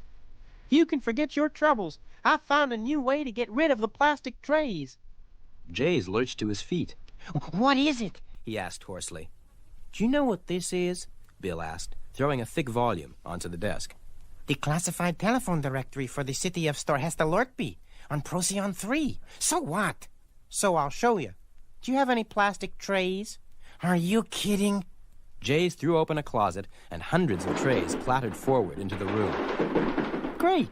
Now, I add just a few things more, salvaged from the refuse dump, and we have everything we need. Bill pointed at Jay's secretary robot. To work, robot. Take 50 of those trays, wrap them in cardboard and paper, and tie them securely with a string. The robot pounced forward, and a moment later, a neat package rested on the floor. Bill opened the telephone book at random and pointed to a name. Now, address this package to this name. Mark it unsolicited gift, duty-free, and mail it. The robot quickly copied the address onto the package and flipped it neatly through the door of the mail chute. Bill clinched the argument. The robot labor for wrapping is free. The addresses are free, and so are the wrapping materials. Plus the fact that since this is a government office, the postage is free. You're right. It'll work. We'll flood the inhabited galaxy with these damn trays. Bill strolled back to his office, his ears still ringing with the words of praise. He slammed his office door behind him and seated himself at his desk. Then he noticed the eyes staring at him, and his heart sank as he realized that X had returned. Change your mind yet about joining the party? X asked. I've been doing some thinking. To think is to act. We must drive the stench of the fascist leeches from the nostrils of our homes and loved ones. You talked me into it. I'll join. Sign the form here. A drop of blood, there. Then raise your hand while I administer the secret oath. Bill raised his hand, and X's lips worked silently. I can't hear you, Bill said. I told you it was a secret oath. All you do is say yes. Yes. Welcome to the glorious revolution. X kissed him warmly on both cheeks. Now come with me. It is about to begin. X rushed to the rear wall. There was a click, and the secret panel swung open. Bill looked in dubiously at the damp, dark staircase leading down. Follow me. There were torches in a niche in the wall, and X lit one and led the way through the dank and noisome darkness. Bill stayed close, stumbling over rusting rails in one tunnel, and in another, wading through dark water that reached above his knees. Then X pushed Bill through a door into a large torchlit room. Bill took one wild-eyed look around and tried to leave, but a dead white and hairless android was blocking the door. Sit down, it said, and Bill sat. He sat among as gruesome a collection of nuts, bolts, and weirdies as had ever been assembled. Revolutionary men with black hats and small round bombs with long fuses, and revolutionary women with short skirts, long hair, cigarette holders, and halitosis. There were revolutionary robots, androids, and a number of strange things that are best not described. X sat behind a wooden kitchen table, hammering on it with the handle of a revolver. Order! I demand order! Then he pointed with the barrel of his gun at a large map hung on the wall. This is the objective of our cell, the Imperial Power Station on Trovanistic Square. We will assemble nearby in squads, then join in a concerted attack at 0016 hours. Weapons and torches will be issued as you leave, as well as printed instructions of the correct route. Up the revolution! Bill pocketed his printed instructions, shouldered his torch and flintlock ray gun, and hurried through the secret passages. There was barely enough time for the long trip ahead of him, and he had to report to the GBI first. He dialed the number and sighed with relief when Pinkerton's surly features filled the tiny screen. What's up? The revolution is to start at 0016 hours. I thought you might like to know. Pinkerton yawned. Oh, is that all? For your information, that information is old information. You're not the only spy we've got, though you might be the worst. Now listen, your cell is to attack the Imperial Power Station. Stay with them as far as the square. Then look for a store with the sign, Quick Freeze Kosher Hams Limited. That is the cover for our unit. Get over there fast and report to me. Understood? Affirm. The line went dead, and Bill had to hurry. There was little time left before 0 hour, and a long distance to cover by a very complicated route. You were almost late, said the dead white and hairless android when Bill stumbled into the dead-end corridor, which was the assembly point. A moment later, Bill jumped as a shrill blast sounded. And then they were sweeping up the alley in a human and inhuman wave. This was revolution. Bill was carried away by the emotion and rush of bodies and cheered as loudly as the rest as they swept into the immense square that fronted on the power plant. An electric sign, blinking on and off, drew Bill's attention. Quick Freeze Kosher Hams Limited, it read. And he gasped as memory returned. He had forgotten that he was a spy for the GBI and had been about to join a raid on the power station. Get over here, you stupid Bob! A voice called, and he looked up to see the GBI agent Pinkerton standing at the corner of the building and beckoning to him angrily. Bill followed the agent around the corner of the building and found quite a crowd standing there. A number of heavily armed soldiers and GBI agents, as well as an even larger number of revolutionaries. Standing next to Bill was the dead white and hairless android. You? Bill gasped. That's right. And keeping an eye on you for the GBI. Nothing is left to chance in this organization. Pinkerton was peeking out through a hole in the false storefront. Well, I think the agents are clear now, he said. At last count, there were 65 agencies involved in investigating this operation. These revolutionaries don't stand a chance. The soldiers moved out into the square, but it was empty. Well, not really empty. Bill looked again and saw that one man was left in the square. He was running their way, but stopped with a pitiful screech when he saw the soldiers. I surrender, he squeaked, and Bill saw that he was the man called X. The power plant gates opened, and a squadron of flamethrower tanks rumbled out. Pinkerton shouted, Fire! And from all sides washed a wave of atomic shells, gouts of flame, bullets, and grenades. Bill hit the dirt, and when he raised his head, the square was empty, except for a greasy patch and a shallow hole in the pavement. Even while he watched, a street-cleaning robot buzzed by and swabbed up the grease. Hello, Bill, a voice said. He spun and looked at the squad of MPs that were standing there, and especially he stared at the large, loathsome form of the MP who led them. Death Wish Drang, he breathed. The same. Save me! Bill gasped, running to the GBI agent Pinkerton. Save you? Pinkerton laughed. I'm the one who called them. We checked your record, boy, and found out that you have been AWOL. We don't want any deserters on our team. Oh! Bill moaned as the hated fingers sank into his arms again, and Deathwish dragged him away. Bill was sentenced to 104 years and 1 day's hard labor on the planet of Veniola, a fog-shrouded world of untold horrors, creeping in its orbit around the ghoulish green star Hernia.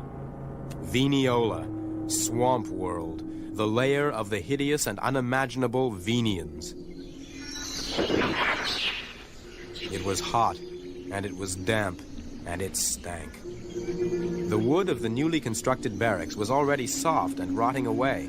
You took your shoes off, and before they hit the floor, fungus was growing out of them. Once inside the compound, Bill's chains were removed, since there was no place for labor camp prisoners to escape to, and Bill dropped down onto the nearest bunk. Instantly, a vine flashed up from a crack in the floor, whipped 4 times around the bunk, lashing him securely to it, then plunged tendrils into his leg and began to drink his blood. Bill croaked, as a green loop tightened around his throat. Never lie down without you got a knife in your hand, a thin yellowish sergeant said as he passed by and severed the vine with his own knife where it emerged from the floorboards. Oh, thanks, Sarge, Bill said. It's kind of rough here. Rough is not the word for it.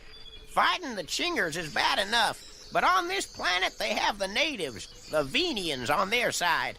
Oh, these Venians look like moldy newts, and they got just maybe enough IQ to hold a gun and pull the trigger. But it is their planet, and they are murder out there in the swamps. How do you get out of this outfit? Huh? You get killed. What about getting wounded? Get sent to hospital, get well, get sent back here. Couldn't we mutiny? It didn't work the last 4 times we tried it. They just pulled the supply ships out and didn't give us any food until we agreed to start fighting again. Wrong chemistry here. All the food on this planet is pure poison for our metabolisms. If you got any good ideas, though, I'll put you in touch with the Permanent Mutiny Committee. Isn't there any other way to get out? Suddenly, all the lights went out. At the same time, gunfire and bomb explosions broke out on every side. Something slithered close by. Bill grabbed the sergeant's gun, and he shot it. In the brief atomic flare, he saw the smoking remains of a dead Venian, as well as a large number of live Venians squelching to the attack.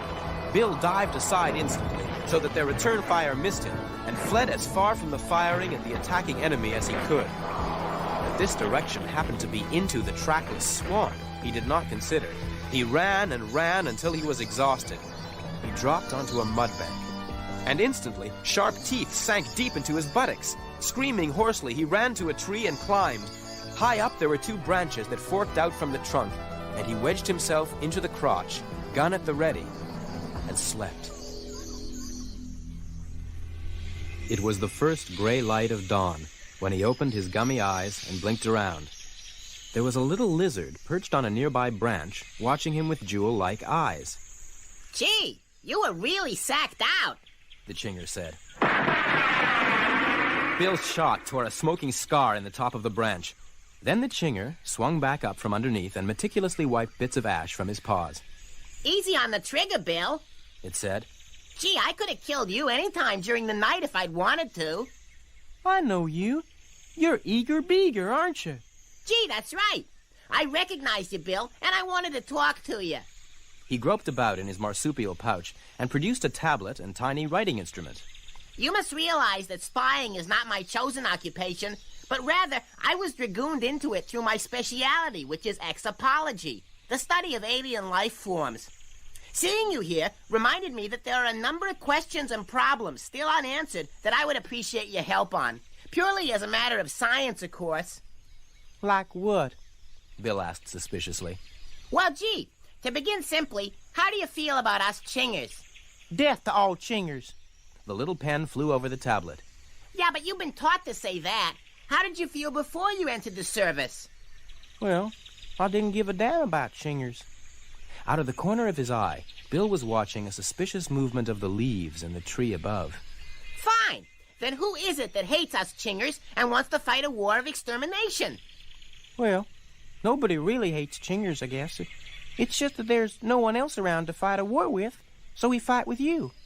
The moving leaves had parted, and a great smooth head with slitted eyes peered down. I knew it.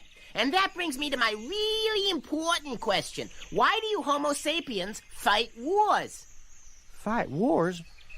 I don't know, Bill said, distracted by the soundless approach of the giant snake. I guess because we like to. You like to? No civilized race could like wars. Your race can't be civilized. The snake struck like lightning, and eager, beager Chinger vanished down its spine-covered throat with only the slightest of muffled squeals. Yeah, I guess we're just not civilized, Bill said, gun ready, but the snake kept on going down. At least 50 yards of it slithered by before the tail flipped past, and it was out of sight. Serves the damn spy right, Bill grunted happily, and pulled himself to his feet. He was about to climb down when he heard voices coming through the jungle towards him. Human voices. Then figures loomed out of the fog. It was a long file of human prisoners, wearing the neck irons used to bring Bill and the others to the labor camp, all joined together by a long chain that connected the neck irons. Bill let them stumble by underneath, and kept a careful count of the Venian guards. There were 5 in all, with the 6th bringing up the rear, and when this one had passed underneath the tree, Bill dropped straight down on him, braining him with his heavy boots. Then he ran as fast as he could towards the head of the column, shouting as he ran, "Hit the dirt! Fast!" The soldiers dived into the mud, and Bill held his automatic rifle at his waist, fanning it back and forth before him like a water hose and holding down the trigger on full automatic. One guard got off a single badly aimed shot before Bill burned them all. Not bad, he said, stopping and panting. 6 out of 6. There were low moans coming from the line of prisoners, and Bill curled his lip in disgust at the 2 men who hadn't dropped at his shouted command. "What's the matter?" he asked, stirring one with his foot. "Never been in combat before?" But this one didn't answer, because he was charred dead. He walked across to the other. Hello, Bill, a weak voice said. I guess the old reflexes are slowing down. I should have hit the dirt like the others. You're damn right you should have, Bill said, looking down at the familiar, loathed face. You're dying, Deathwish. You've bought it. I know, Deathwish said. So long, Bill. Wrap this line up in a circle, Bill shouted. I want the medic up here. The chain of prisoners curved around, and they watched as the medic examined Deathwish. Dead as a herring, he said, after his professional examination. Bill grunted, then squatted down next to the medic. I hear they aren't shipping any wounded out, just putting them back into shape and sending them back into the line. You heard right. This is going to be a hard war to live through. But some of them must be wounded too badly, maybe a guy gets his arm blown off. Nah, they got an icebox full of old arms. Sew on a new one, and bingo, right back into the line. Well, what about a foot? Ah, that's right, I forgot. They got a foot shortage. So many guys lying around without feet that they're running out of bed space. They were just starting to ship some of them off the planet when I left. You got any pain pills? Bill asked, changing the subject. The medic dug out a white bottle. 3 of these, and you'd laugh while they sawed your head off. Give me 3. And now we better get moving. The quicker we move, the better our chances of getting back to barracks. Bill led the way until the first men could see the compound ahead. Then he called out, "What's that?" and ran into the heavy foliage. "Chingers!" he shouted, and sat down with his back to a tree and tied a tourniquet above his right knee. Then he took careful aim with his pistol and blew his right foot off. "Oh, get moving fast!" he shouted, and heard the crash of the frightened men through the undergrowth. Then he dragged to his foot. The automatic rifle made a good enough crutch to hobble along on, and he did not have far to go. 2 troopers, they must have been new to combat or they would have known better, left the shelter to help him inside. Oh, thanks, buddies, he gasped and sank to the ground. War sure is hell.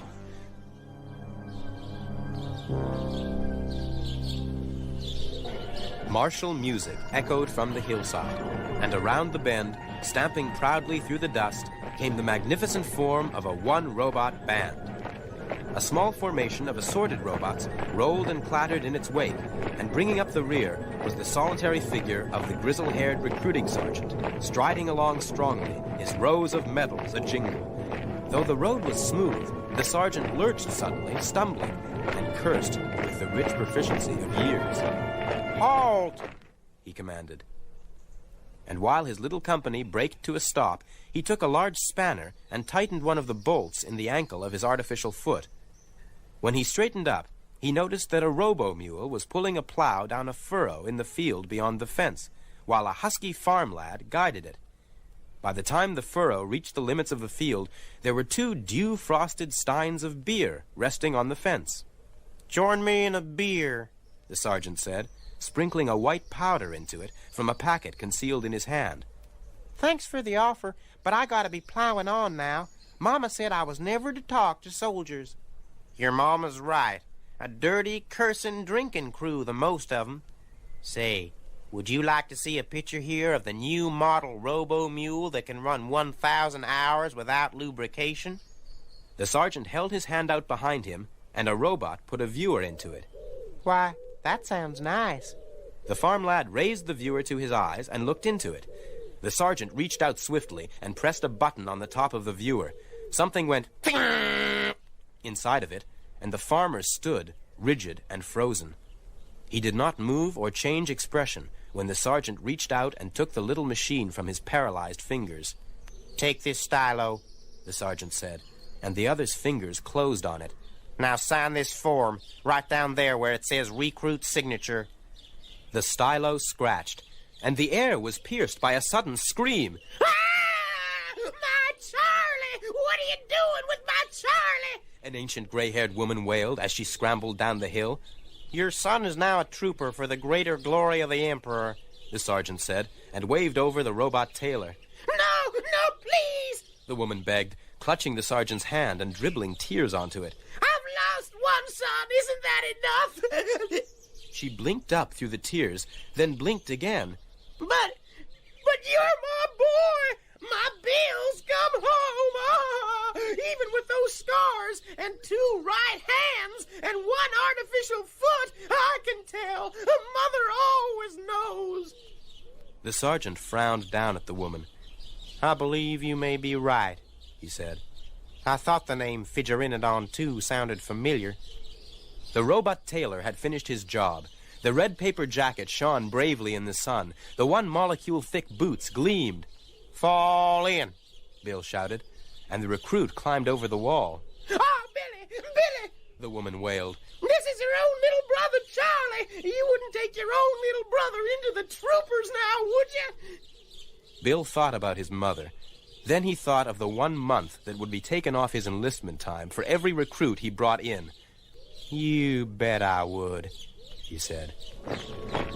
The music blared, the soldiers marched, the mother cried, as mothers have always done, and the brave little band tramped down the road and over the hill and out of sight into the sunset.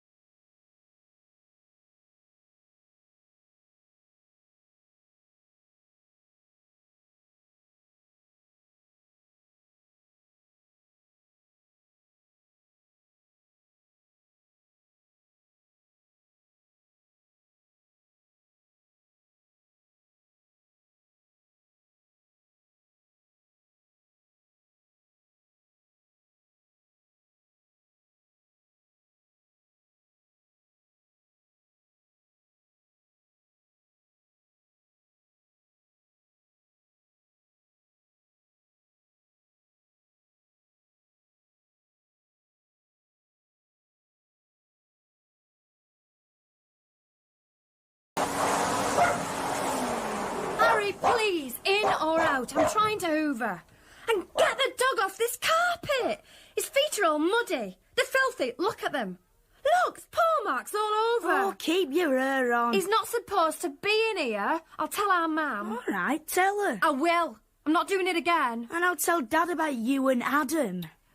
What about me and Adam? There's nothing to tell. Last night, after my party... I don't know what you're talking about. Oh, yes, you do. What? Snogging in the outside lav. Me? I heard you. You'd go balmy, would our Dad. You don't hear people kissing. Well, I heard you. Thought somebody had unplugged the bath. Kept me awake, you know. No wonder I'm no good at English and bottom in maths. Not my fault, miss. I'm kept awake by me big sister Kate, carrying on in our outside lav. Harry. You're going all red anyway, so it must have been you. Come on, Carlin. Where are you going? Rugby, to see the match and get a present from the team. Does Mum know where you're going? Oh.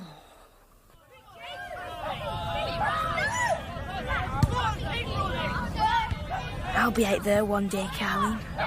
Playing for the first 15. Come on, Adam! Go for it!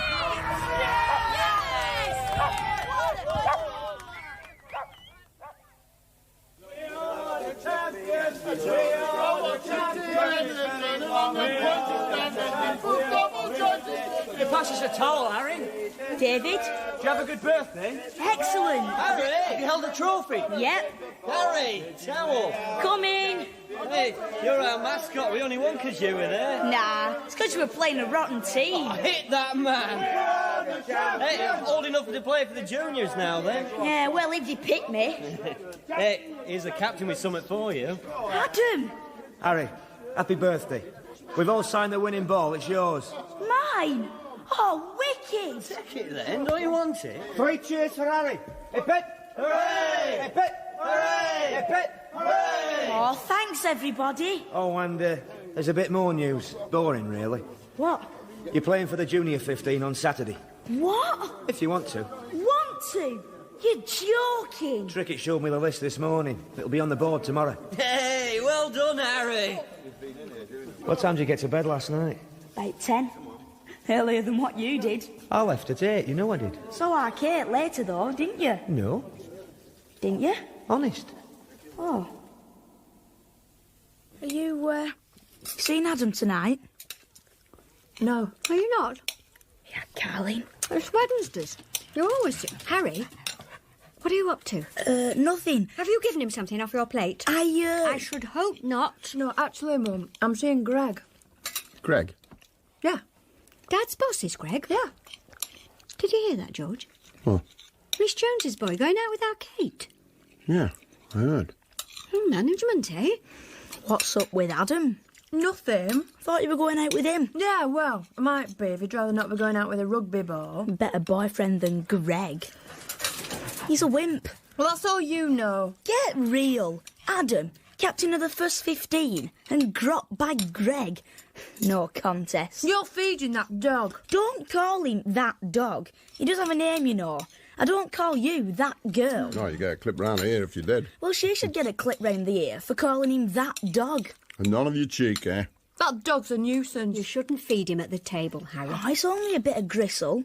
Not very hungry, anyway. You'll eat your treacle pudding, though. And his name's Carlin, and he's not a nuisance.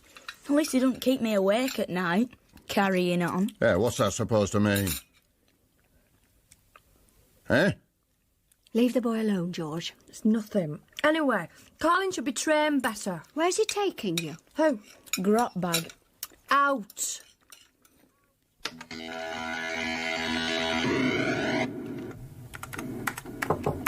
Yeah? Just seeing how you are. I'm fine. How are you getting on with that? It's brill. Got the hang of the game? Ah, it's easy. Well, it's not that easy. I've managed level 7. Well, that's good. How many levels are there? 50. Ah. Was there really a Captain Kidd, Dad? I think so. He's a pirate, wasn't he? Better ask your mum. She knows more about it than me. Why? Well, she studied history. Wish I lived in those days. I doubt you would if you tried it for a week. Listen, your mum's worried that you didn't eat your dinner. It's not like you, eh? A big match on Saturday. Bit of an headache, that's all. You sure? Sure, Dad. Oh, well. Don't play too long. Nah. Aye, son. Night.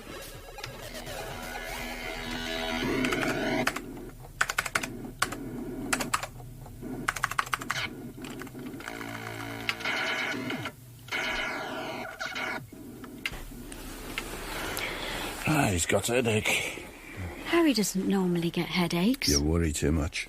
Shall I get him some aspirin? Oh, he'll be all right. Don't fuss. Just leave the lad alone. He'll be playing with that computer game. He'll be right as rain by morning. It can't be any good for his eyes, you know, all that flashing and beeping and what have you. Still, at least he's using his brain. It gets him away from that blessed rugby ball for a bit.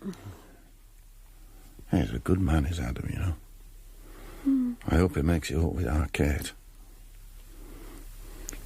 Harry was right there, you know. Greg might be the son of my boss, but he is a wimp. Do you really think so? Oh, well. It's who she wants. She doesn't know what she does want half the time. My mother probably said the same about me when I first went out with you.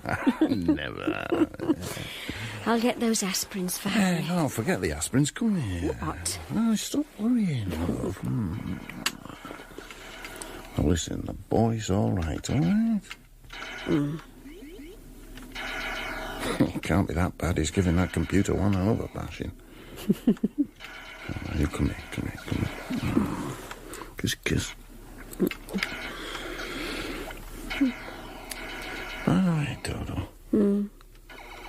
Was Captain Kidd real? Is your kit packed, then? Yep. That'll be Adam. You get it, Kate. You get it. I'm not ready. Not ready for what? I thought you weren't coming. I'm not. Not ready to tell Adam she's ditched him. Harry. You are vile. Well, it's true. You feel the back of my hand. First game or not? I'm going upstairs. I'll get it. Now look what you've done. You apologised to her. Well, why ain't she coming? It's me big game. You know very well why she isn't coming. So, she still should. Anyway, have you got everything? You look a bit peaky to me. Are you all right? I'm fine. Just a bit tired. Well, go on then. Now, don't keep Adam waiting. We'll be there before it starts. Do your best. Right, Mum. Bring Carly. Oh, go on. Never mind the dog. You'll have the first 15 and half the school watching But you will. Yes, I will bring him. Harry. Hey, aren't you ready? Go on and apologise to your sister. I'm sorry, Kate. Get lost. Oh, for heaven's sake. Bye, Dad. Bye, son. Peace. Pass it to Harry! Go for it! Oh, I bet that hurt. I hope he's all right. Of course he's all right. Don't show us up. Come on, Harry! Mind you, he's not playing as well as he has done. He's a bit on the slow side. Yeah, Roddy's got the ball now. Let's see what he does with it. Run! Pass it! Pass! Pass! Pass it to Harry! Oh, he's dropped it. Don't believe it. Set scrum. Roddy!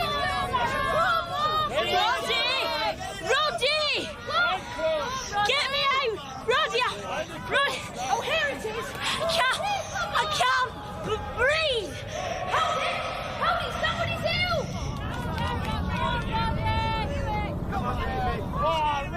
It's Harry.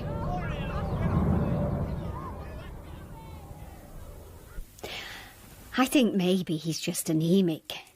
Well, he used to shake everything off so quickly. Colds and things. The last one just seemed to hang about for ages, didn't it? Yeah, Mum. And then this. Right, you can roll your sleeve down now, Harry. And you've been feeling tired, eh? Yeah. Now, what exactly happened on the rugby field? Don't know, really. I just felt a bit feeble.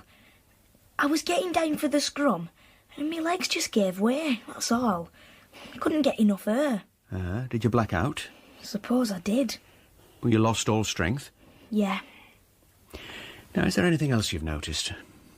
No bruises, for instance? Not really. Well, yeah, I've got some bruises. Only they're not sort of what you'd call bruises. You can hardly see 'em on my legs. And I don't remember hitting 'em there. I had 'em before the match. All right, let me see. There they are. Well, take your trousers down. Dr. Newton can't see you like that, can he? He's not a midget. Sorry. Yeah, just stop on the couch for a minute, eh? Yes, that's better. You see, there. Yeah. And there's another one. They're only pinpricks. You'd miss them if you didn't know. Right, jump down. Now, I'm going to send you for a blood test, Harry. Now, don't worry, we won't take much. And we'll get back to your mother as soon as you've had a look at it. I want you to go through a scanner as well. That's an X-ray machine. We might as well check you all over as we've got you here, eh? Should I keep him off school? You should always see what the tests say. The results will be back in a few days. Don't be frightened. He's awesome. You won't feel anything, and you'll only be inside for a few moments.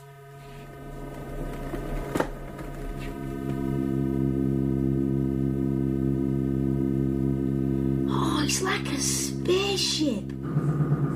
What's that? This is a magnetic resonance scanner. They're the magnets. Oh. Are you ready? Yeah. You'll have to lie really still, otherwise we'll get blurred pictures.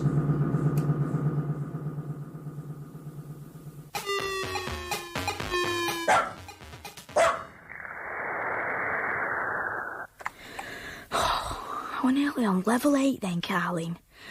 It's like the rugby. I just can't think straight. I'm so tired. Captain Gidley Harding, he drank his rum in the harbour bar. Captain Gidley Harding, for a pirate's life was a gun. The sun and the bones in the ocean.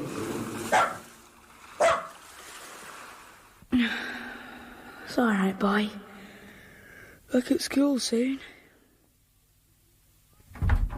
Hi, Mum. Where's Harry? He's in the front room. What do you want him for? It won't take a minute. I shouldn't bother him just now. Oh, I've got something for him.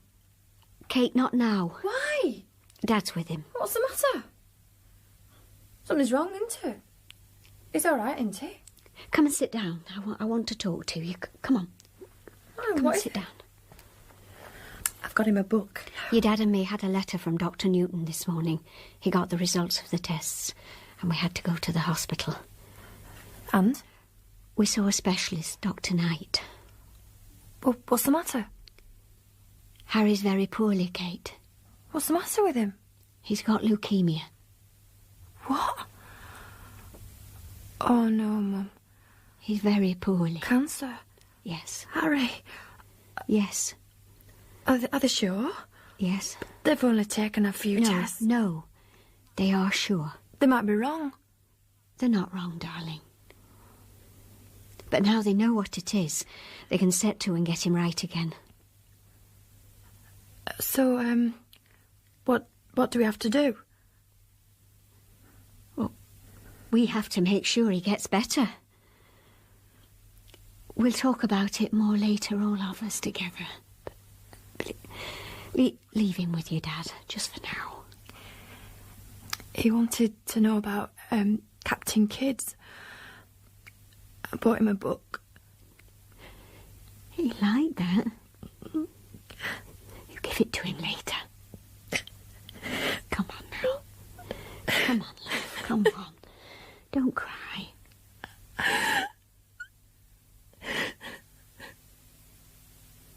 We'll be kicking off in a minute. Suppose so. Bit wet, though. Why don't we go? You don't like rugby. Besides, Adam's playing. Yeah, I know, but... It's all right. I'd go if I wanted to. I'm reading anyway. Captain Kidd? Yeah. You don't have to stay with me, you know. I've got my game as well, and Carlin's here. What level are you on? 10. Oh, a long way to go. Yeah. You don't need anything? Nope. I'll be off then. Right.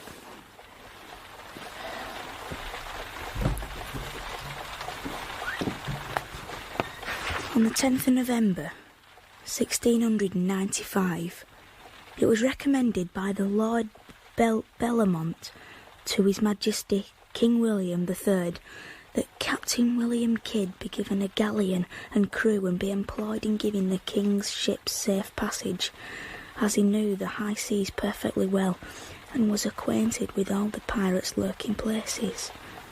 The King knew what prodigious wealth must be in the pirates' possession, and was eager for retrieving the treasure.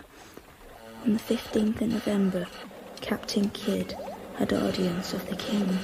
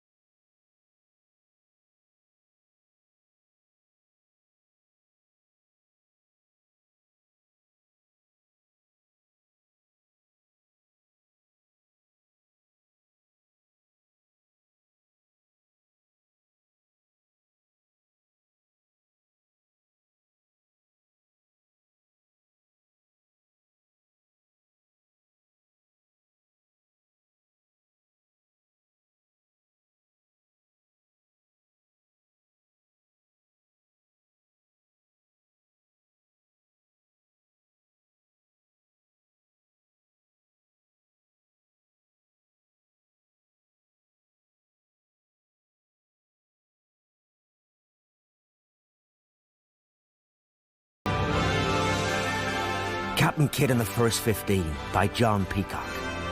Episode 2.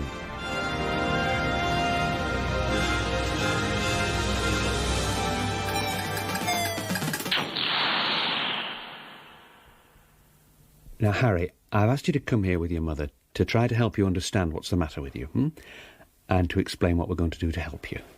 Thank you. It's better if you know and understand, because then you can help us, you see.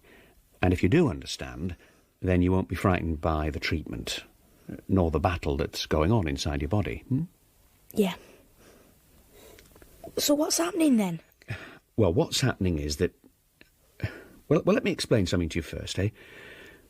All the blood cells in your body are made by bone marrow. The centre of your bones is like a very well-run factory, turning out red blood cells, white blood cells, and things called platelets, which help your blood to clot when you cut yourself. Now, every single day, 200 billion red cells, 10 billion white cells, and 400 billion platelets are released into your bloodstream to make it work properly. Are you with me so far? Harry? Yeah. Good. Now, sometimes the factory control breaks down, and the bone marrow starts making faulty cells. Well, not only that, but it doesn't make the right number of cells. Like the production line sticks? Yeah, that's right, exactly. The production line sticks and carries on pumping out faulty cells. So many that they spill out into the blood, and your whole body, which can only work properly when it's got the right number of each cell, your whole body begins to go wrong. And that's what's happening inside you. Your blood doesn't clot properly, or it's unable to carry enough oxygen around your body. Well, that's why you passed out in the rugby match. So what are you going to do?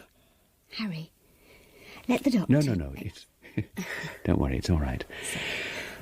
What we're going to do is to kill all those bad cells with medicine, with drugs. That's what we call chemotherapy. But we have to do it in stages to make sure we don't kill the good cells as well. So what happens if you kill all the bad cells, but the factory carries on turning out more? Well, if that happens, it means the bone marrow's beyond repair, and we have to replace it with new marrow. A new manager for the factory? Oh, yeah, that's right. And we look for a bone marrow donor. That's somebody who can give us some of their marrow to replace yours. But nearly always, we're able to kill the bad cells, and everything just carries on as normal. And I'll be able to play rugby again? You'll be able to do whatever you want once we've got you well. Now, I want to get you to St. Luke's next Tuesday for the first course of treatment. Hey, what's 23-11? Your leg all right, Adam? Oh, good game, eh? Scratch, that's all. Jamie? Yeah? Oh, kill that gobshite of hooker, though. Yeah. What about him? Big chap. Ginormous feet. Jamie, get the team into the old staff room when they've changed, will you? The old staff room? Trickett said we could use it. I want to talk about a campaign to help Harry.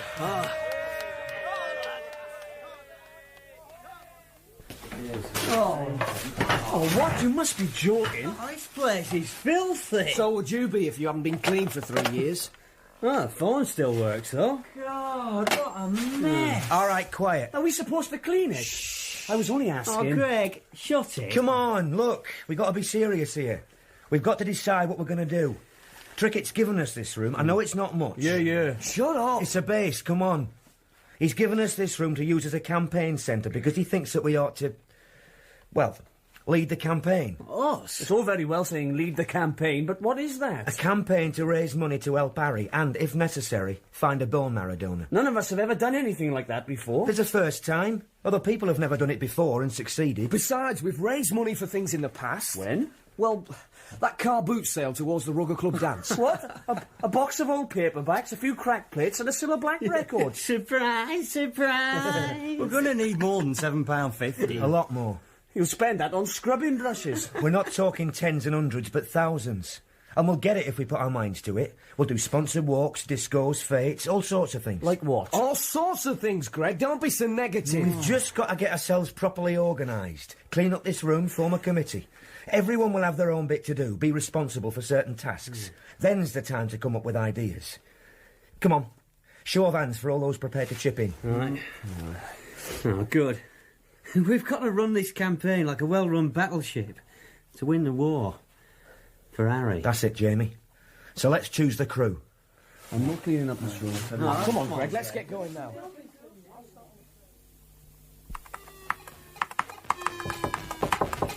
Mum?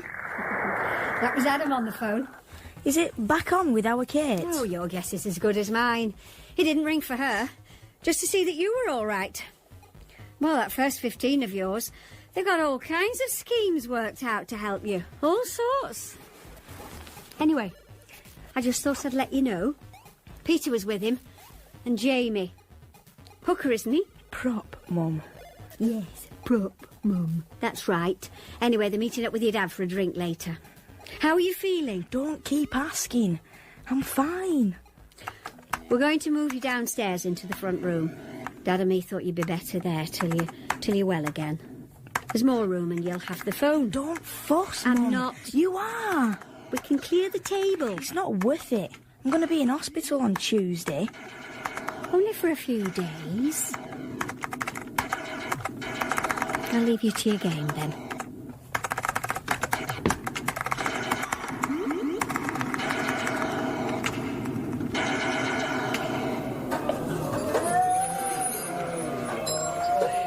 There it be, below us, Mr. Atlas. The condemned cell of Newgate.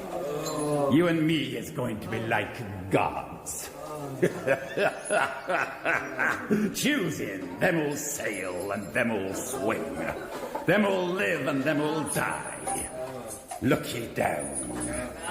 Gallows meat. I'd rather eat the bilge scum of a Spanish slaver. Daniel Staten. Nay, if I'm Mustang, I'll hang, but I'll go to the gallows with clean guts at least. Hey, you, jailer, what stinking pig swill is this? That is all you get, so you like it. Like it? The Crown's allowance is threepence a day for food, not muck from the sewers of Whitechapel. What a dainty road. Objecting to the taste of the King's bounty again. I'm only asking for what a man's legally entitled to. Here, smell this. Daniel. Oh, it's delicious. You eat it, then. Who is that quarrelsome fellow, Governor? Daniel Mercy. Seems he was taken from a pirate ship attacking His Majesty's frigate, the Skylark. He's got a lace in a tiger's blood in him. Aye. And I'll not sleep again till he's topped. He escaped twice from the Marshalsea, so they fetched him here for safekeeping. Pox on them for sending him. He's kept a hot fire under us ever since. A good man for our purpose, then. Take note of him, Mr. Atlas, and call your men off, Governor, before they make him useless to us. Or he kills them, or like. Orders! Orders! Leave the man be now! And unlock him! Be kind enough to tell him what we're here for, Governor. Give me down there! Listen, you rascals, you villains! Here's news to your advantage! Silence, you blasphemous dogs! If another man speaks, I'll hang him by the thumbs and flay him raw! Come, good sir. Is that the way to gain the love of these unfortunate gentlemen? Now then, me bullies! Would you rather do the gallows dance and hanging chains till the crows pick your eyes from your rotten skulls? Or would you feel the roll of a stout ship beneath your feet again? I've a vessel, the Adventure, a galley, and the King's permission to sail her. I've also his permit to complete me crew with such of you as I will. And for those who show a stout and loyal heart, there's a royal pardon in the offing. Now then, who knows the waters of Madagascar? Did you hear that, Bart? Madagascar. I do! What pirate done? Look at you then! I'll have 12 of you. Here's 12 gold sovereigns, which I'll cast down among the 40 of you. The first 12 of you to drop a coin through the bars into the soup trough will be the ones enlisted. Are you ready? Aye! Up for the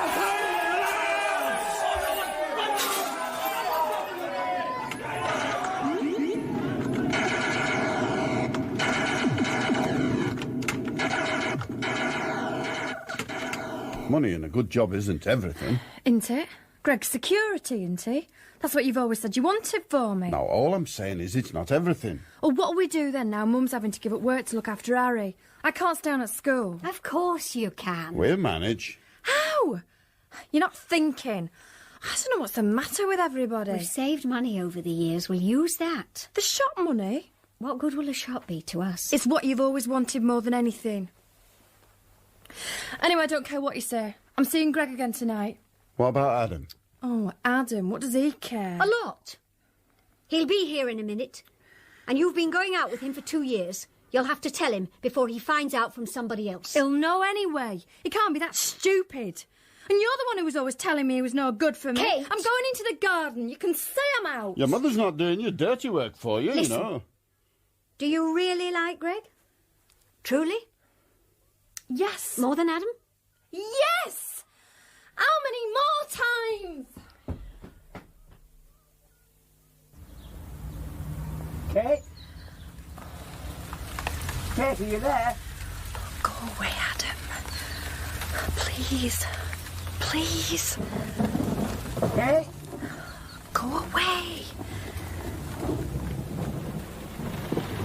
Let him muck a whopping. Come away from that window. She's not answering It's him. none of our business. We'll have to do what I said, you know, with the savings. I've got to be here for him and in the hospital. I can't work as well. Once to start the chemotherapy, I'll have to be with him. Best not to make plans yet.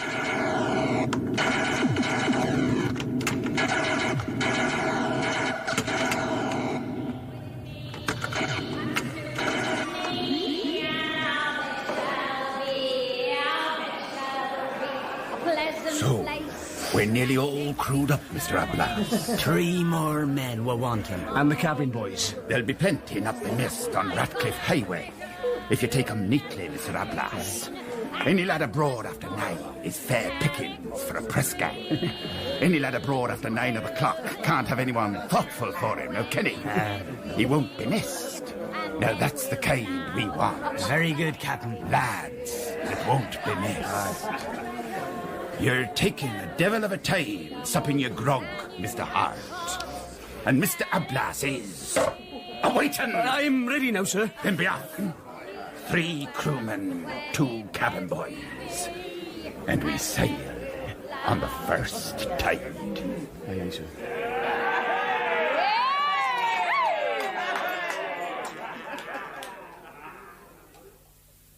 He's here. Dad? Millie said you wanted me.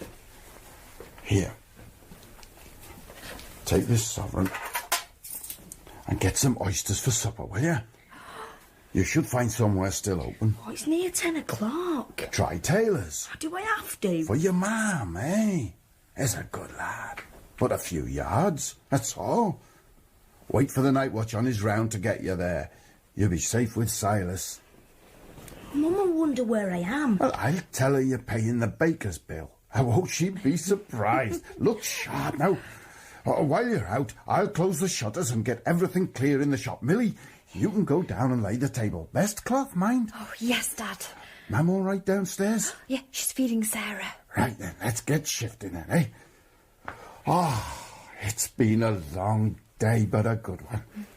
First day in our new shop.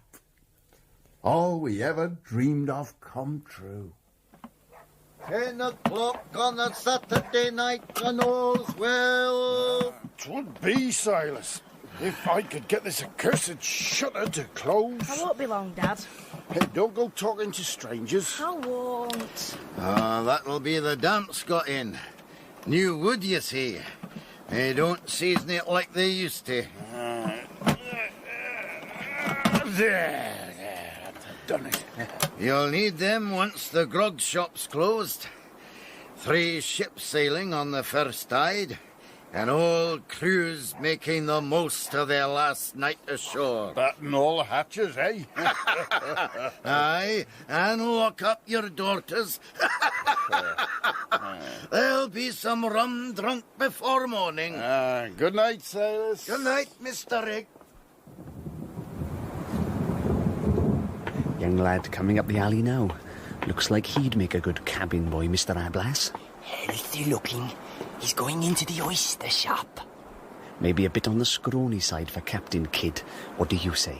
I say it's about to rain, and Captain Kidd can't be too picky about his cabin boys. We'll waylay the lad on his way out.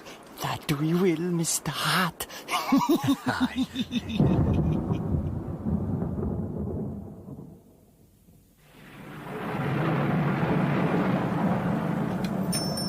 Night, Mr. Taylor. Boy, I'm talking to you, boy. Won't you help a poor old Jack Tar find his way back to his ship? What do you want? A cabin boy. That's what we want, isn't it, Mr. Hart? Aye, Mr. Ablas. I don't know you. I just... That's what we want. Please, let me pass. A cabin boy.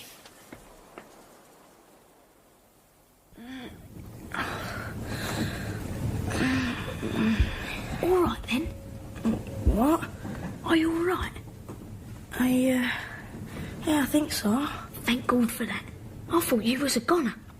Where am I? Ship's old, I reckon. That's all I know. They opened the hatch half hour ago and threw you in like a sack of taters. How'd they get you? I was getting some oysters from my dad. Must have put up a good fight to make 'em hit you on the head. Fighter, are you? Got to be a good fighter. Don't know. What's your name? Davy. Oh, you remember some things then? They said they wanted a cabin boy.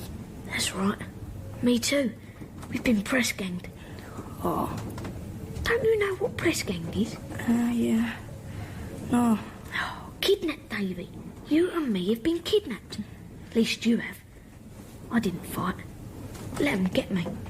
Fancy a bit of adventure myself. What about your mum and dad? Don't have none. Looked after myself. Got in with a fella who drew the king's picture. What? Drew the king's picture.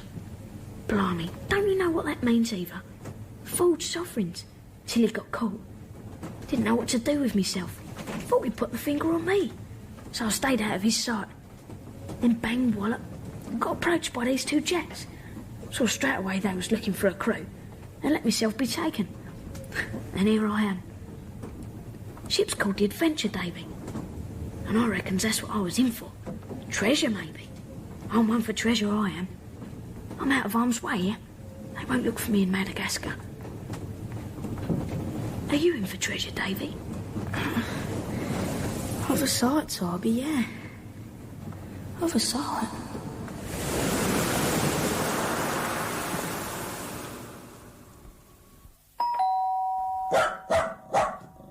Taxi's here. Let's get a move on. Shut up, Carleen. Make sure we've got everything. Take Harry's case out, George. You are coming, aren't you? Of course I am, you silly. We're all coming. Got your bag, Dodo? I can manage that. It's only light. Except Carleen. Somebody's got to hold the fort. Bye, Carleen. Come on, then.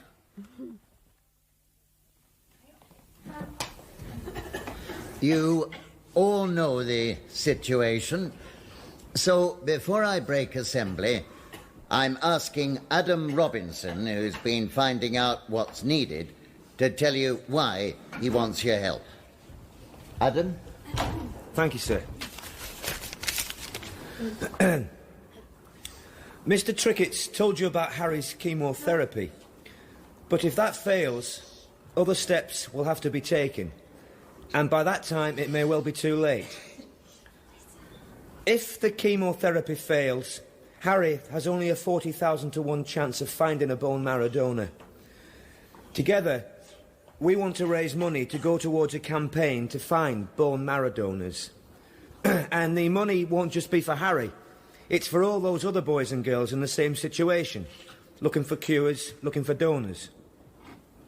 The first 15 will be running the campaign, led by me, operating from 306, the old staff room.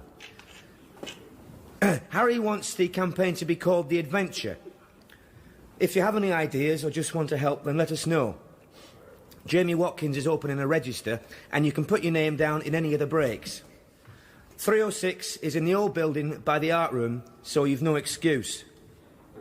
Thank you.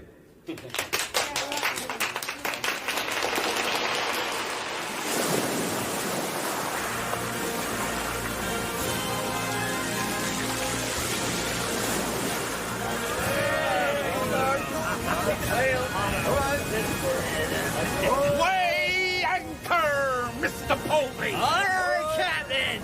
Weigh anchor!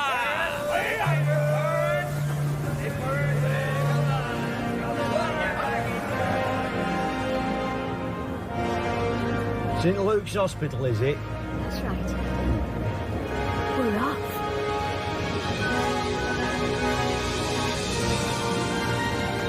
We're sailing, Davy. The adventure is underway.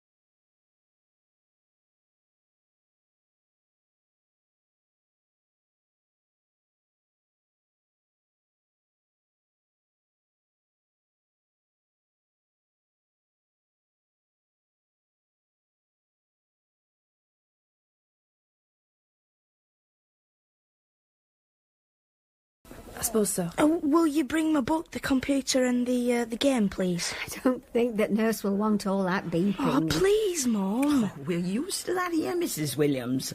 Nothing but bleeps morning, noon and night. You see? I like computers. Kate can get it for me. All right, if Nurse says so. Let the boy have it if it makes him happy. What about your other things? Your rugby ball? No, just the book and the game. Yeah. Bye, son. See you, Dad. The first thing the doctor will do is take another bone marrow sample, and then we can start your treatment. Right, Nurse. Call me Winnie. I got to go off duty now. If you want anything in the night, no good asking for food. You won't get it. You ring this bell and somebody will come. Your mum's only down the corridor. Will I go bald, Winnie? What? With the drugs, will I go bald? I've seen it on the telly. I don't know what you've seen on the telly. I only know what I see in real life. Some people wouldn't know they were having a treatment. Others do lose their hair. Only for a short time, though. It will grow again. Of course it will grow again. Don't you worry about that. As long as I'm better. That's right, Harry. As long as you're better. You sleep tight now and I'll see you in the morning. You in comfortable? Yeah. Thank you. You sleep well, mind, or I'll be after you. Yes, Winnie.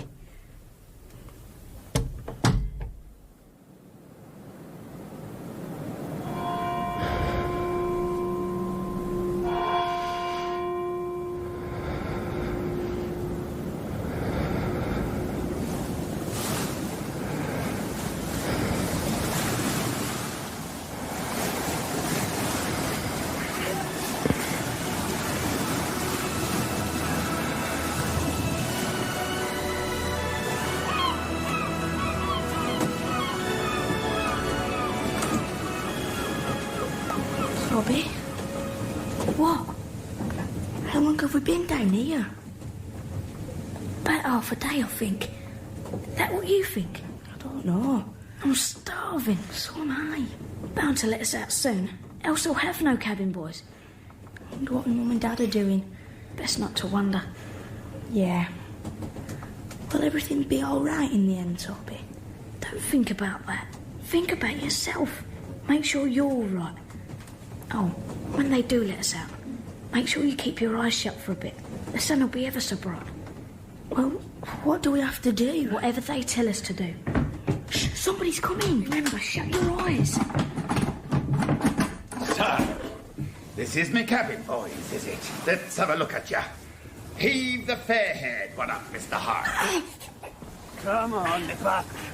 Open your eyes, boy, and tell me what you see. I see you, sir. And who be me? Please, sir. I don't know, sir. I be Captain Kidd. I have chosen you, being a fine, obedient lad, to serve on this galley. This be our ship's surgeon, Mr. Hart. How do? And this, our ship's master, Mr. Ablas. Aye, aye. You'll keep your ears shut and do as we three gentlemen bid you. Now, what's your name, lad? Davy, sir. Tom. No, sir. Davy. All me cabin boys is called Tom. And Tom you'll be as long as you're on this galley. Why Tom, sir? Because I say so. Real names is intimate. Tom is not. And what Captain Kidd says goes. Yes, sir. Now, what's your name? Tom, sir. Well, Tom, you're on the adventure now. And we'll make a sailor of you before we let you home. Or me name's not William Kidd.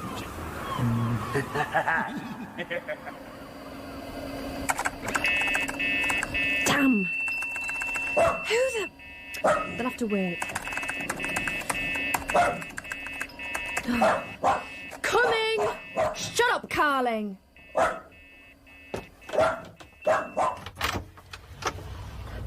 Adam! Kate, I wasn't expecting... dinner hour. Just thought I'd pop over, see how things were. Hello, Carling. Who's a good boy then? Come in. I'm on my own. Dad's at work and Mum's with Harry at the hospital. How's she getting back? Good dog. She's not. She's staying there with him till the first session's over. She stayed last night. Oh, I see. Yeah, week or two, I expect. I'm glad you've come. Oh? I could do with your help. It's a computer. I don't know anything about them. Harry wants me to take it into him. I'm frightened to switch it off. What is it? Through here, with his other things. Harry's going to be staying downstairs till he's better.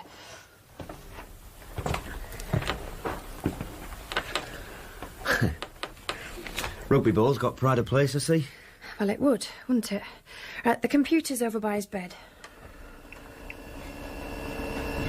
No, he hasn't quit the programme. Oh? I thought I might damage it. You're not likely to do that. There we are. Thanks. They're as tough as old boots. I haven't seen you for ages. No. Mr. Box? Yeah. I'll pack it up for you. There's no need. No, really. Won't take a minute. So what you been doing then? Oh, not a lot, really. How much? Not really. I'll put the adapter in as well. Please. Jamie says you've been seeing Greg quite a lot. Yeah. I wish I'd been the one to tell you, Adam. But you weren't. Anyway, it's been a bad time. You've had a lot to cope with. Yeah, I know, but... It's all right. Going out with him, then? Serious, is it? He wants it to be serious. And what about you? I think so. You mean yes? Yeah. As long as we know. Better go, then. See me own way out. I've missed you. Thanks for your help. Not a nice way to do things, Kate. Adam? So then, the tests we did on Harry's bone marrow this morning. Yes. We've got the results here, and, well, we now know that Harry has ALL. That is acute lymphoblastic leukemia. Normally, it affects children younger than Harry.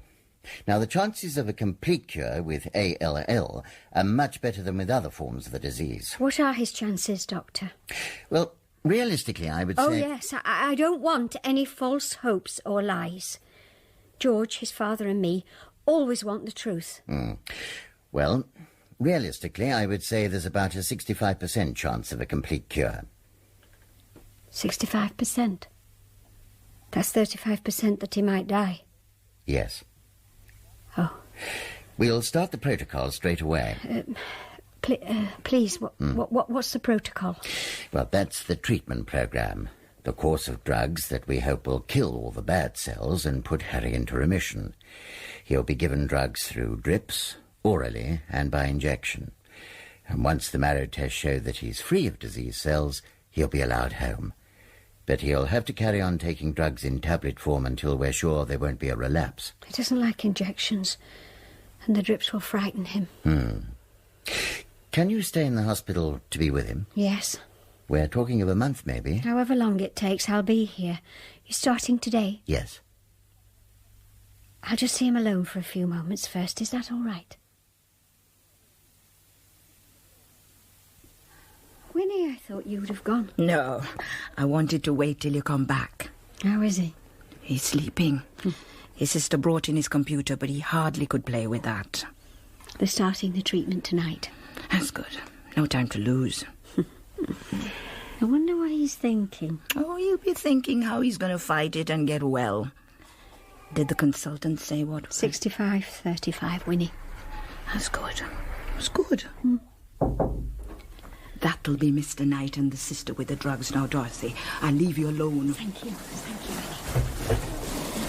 Mrs. Williams?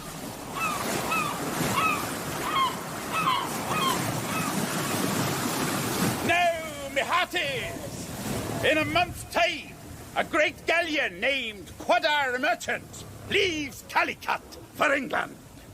She's stuffed from keel to gunnels, they say, with treasure, to the value of £500,000. And we are to give her safe passage through the pirate seas.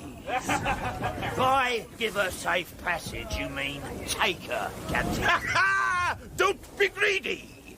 I saved your neck from Newgate. Ain't that enough? The king, poor gentleman, will expect his treasure safe. Everything on this voyage is legal-like and honest, ship-shape and Bristol fashion. The king has me word. That's it, gentlemen. Here's to our meeting with the Quadar Merchant. Get about your business. Legal and honest, Captain. Hadn't you best stick to ways you're familiar with? Why, you pox-raddled villain. I can make as honest a man as any if I have the mind for it. I'll be obliged if you keep your trap shut in the presence of the crew. Get Mr. Hart. I'll see you both in me cabin, and we'll get down to the real business of this voyage. Hand me that chart, Tom. Yes, Captain. Now, get aft till I send for you. Yes, sir. You've heard what I told the crew. Aye. The rest is between the three of us. And equal shares of the rest, Captain, or I'm sure the men will be pleased to be informed of your plan. 3 ways. Yourself, me, and Mr. Hard here. I find, Mr. Ablas, your presence increasingly irksome to me. And if you enjoy living, I'd advise you to keep your saucy mouth shut. You know as well as me, the treasure we seek comes from deeper, darker waters than off Calicut. The Skylark. The pirate Avery's treasure ship that we sank, and whose stolen booty we buried. To get me hands on that treasure was my purpose in acquiring this royal vessel. I'll use the adventure to get that treasure, come hell or high water. And I'll make short shrift of any rascal that stands in my way. Hello, Adam Robinson, Adventure Campaign. Yes, he started chemotherapy at St. Luke's. Just over 3 weeks. I'll keep you posted, but... Yes, but I just wanted to ask if you could devote a paragraph each week to the school campaign. A progress report, bulletin, you know the sort of thing. You would? Fine, yeah. No, the back page will be excellent. Could that be in your freebie paper as well, you know, the local Observer? Brilliant. We've got a talent contest in the school hall on Saturday, the 21st of August, and we're doing a sponsored walk on the 28th. Oh, you know about that. We're open to any ideas, whatever people want to do, not just the school. He's been very brave. He's responding well, but the protocol's not making him feel too good. What level's that you reached? 20. You know, Harry, when you win, what do you imagine? That I'm beating Captain Kidd. Good. You remember that and what the doctor said about visualization. You imagine that every time you score a hit against a pirate, you kill a bad cell. I do, Winnie. It's just that I feel sick all the time. And Kidd's very clever, you know. You never know what you're up against. You think you've won until you reach the next level. Captain Kidd me hearty. He drank his rum in the harbour. Where are we, Toby? Well, these cupboards run all the way along under the cabins, right round the owl. They'll never find you here. If you want a bit of quietude, here's where you come. Who are you looking after, Toby? Just about everybody, except the knobs who are yours. I come here so nobody'll find me, especially the cook. He's a right one, he's a cook, nice mind you, but I think he likes me. Know what I mean, Davy? Yeah. I mean, after me dumpling. Oh, yeah. Shh. Gotta be quiet, mind. Else they'll hear you. The grog has addled his brains, Mr. Hart. That's the captain's cabin. Division B2 is better than Division B3, methinks. Particularly when his mouth be as big as a space between his ears. What are you saying, Captain? It's Mr. Hart. That's Mr. Atlas. If he don't stop supping, might have a nasty accident. And when a shipmate goes, what's left in the world is all the more for them that's left behind. When would you say that be? Around 8 bells. If someone were to make the grog to hand. What's the game, do you suppose? We'll keep our necks normal by not prying into what doesn't concern us. Come on, Davy. Better duck out of this one. Pretend we heard nothing.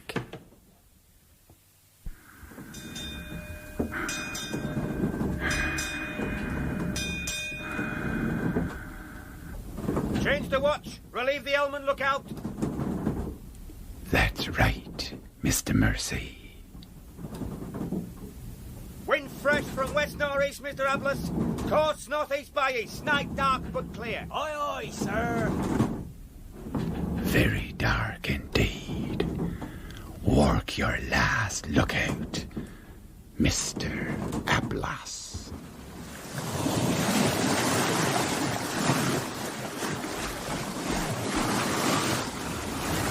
A pity you can't teach the men more seaman-like ways, Mr. Ablas. Captain? Look at that fool's nest of a rope's end. Look out! You're stepping into it. Wow! Mother of mercy! There's an accident! Summon the watch! Where's me knife? Cut through the rope. Cut through, dummy! Whoa! Did you see that, Mr. Mercy? Captain, the line came adrift, and Mr. Ablas was jerked aloft the mizzenmast. The line parted, and I'll hang the man that failed to make that line secure. Indeed, Captain. Here! Have this cleaned up, Mr. Mercy! I can't bear to look at it! Aye, aye, Captain. See this rope, Toby? The line were cut, and Captain Kidd was by the pinrail when it let go. Stow it, Davy.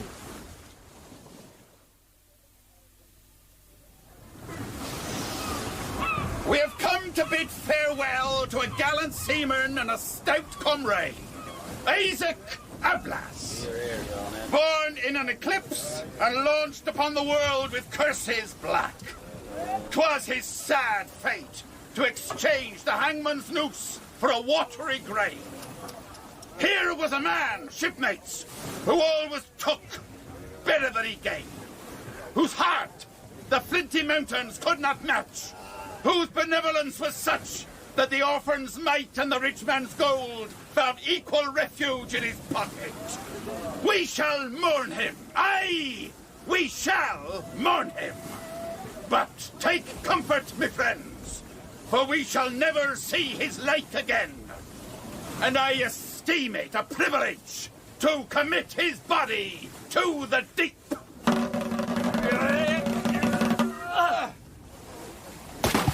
And now, a double tot of rum for all hands, and a treacle pudding for supper. A pity, Mr. Mercy.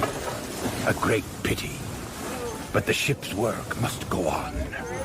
Move your gear into Mr. Ablas's cabin. You will take his place as ship's master. Tom here will attend to you, won't you, boy? Yes, Captain. Zap! Level 25. Halfway there, Winnie. I'm halfway there. Put that trunk there. Tom, is it? Davy, sir. Captain calls me Tom. Don't really know why. Davy's God-given. Then that's what I'll call you. Which part of England do you come from, Davy? Lancashire, sir. But my mum and dad live in London now, on the Ratcliffe Highway. And what do they do there? Dad has a shop, a new one, just opened. He sells cloth, material like. My mum and dad always wanted a shop. Have you brothers and sisters? Sister, sir. Millie. And what brought you on board to be a cabin boy? Wanted to go to sea, did you? Sir? I always dreamed of the sea when I was your age. You did want to come to sea, didn't you, Davy? Yeah. Well, Didn't you? No, sir. Can't even swim, sir. Come here, Davy. I don't understand this. You can talk to me. What happened? Did your father sell you to Captain Kidd for the sea? No, my dad wouldn't do that, sir. Then what? I was kidnapped, sir. Kidnapped? Press ganged is what Toby calls it. On the way to get a treat for me mum, sir. Some oysters. Press gang by who? Mr. Ablas, God rest his soul. And Mr. Hart, sir. Night before we sailed. Walloped me on the head on the way out from Mr. Taylor's, the oyster shop. Was Toby press ganged? Yeah, but he wanted to go to sea, sir. But you didn't? No, sir. That I didn't. I miss me mum and dad, sir. Listen, Davy. You can trust and rely on me. I'll see you get home safely. You'll see Ratcliffe Highway again, and you'll be there with your mother and father and Millie selling cloths and linens and silks. I promise you that. Once we've safeguarded the quad, a merchant and a treasure, we'll be homeward bound, and I'll see you safe on Ratcliffe Highway. Could I speak to you of something, sir? What is it? I don't think we'll be going on with the Quadder merchant, sir. But that was the King's command, to guide it safe back home. Captain Kidd's got a map, sir. He plans to go on to somewhere else. He talks about it with Mr. Hart and Mr. Ablas until he... Until he died? Yes, sir. So what about the Quadder Merchant? Does that get safe passage to England or not? I just don't know, sir. Where does he keep this map? In his desk, in his cabin, sir. But... You promise me you'll say nothing of this, Davy. Where's Kidd now? He went forward, didn't he? Yes, sir. He went to inspect the stores, but... You've said nothing. Stay here and unpack my things.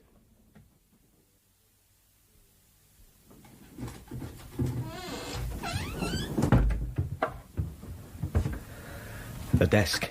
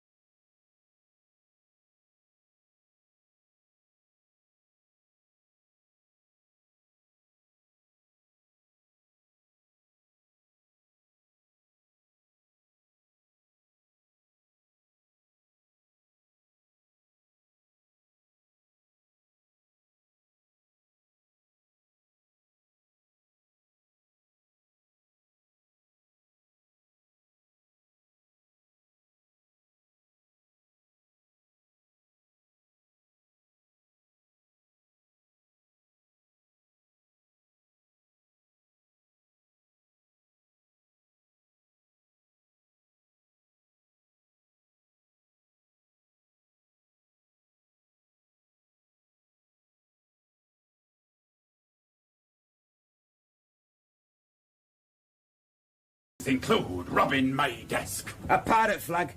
I couldn't catch that for much in a Madagascar tavern. There's too many on offer. I'm disappointed in you, Mr. Mercy. I am, really.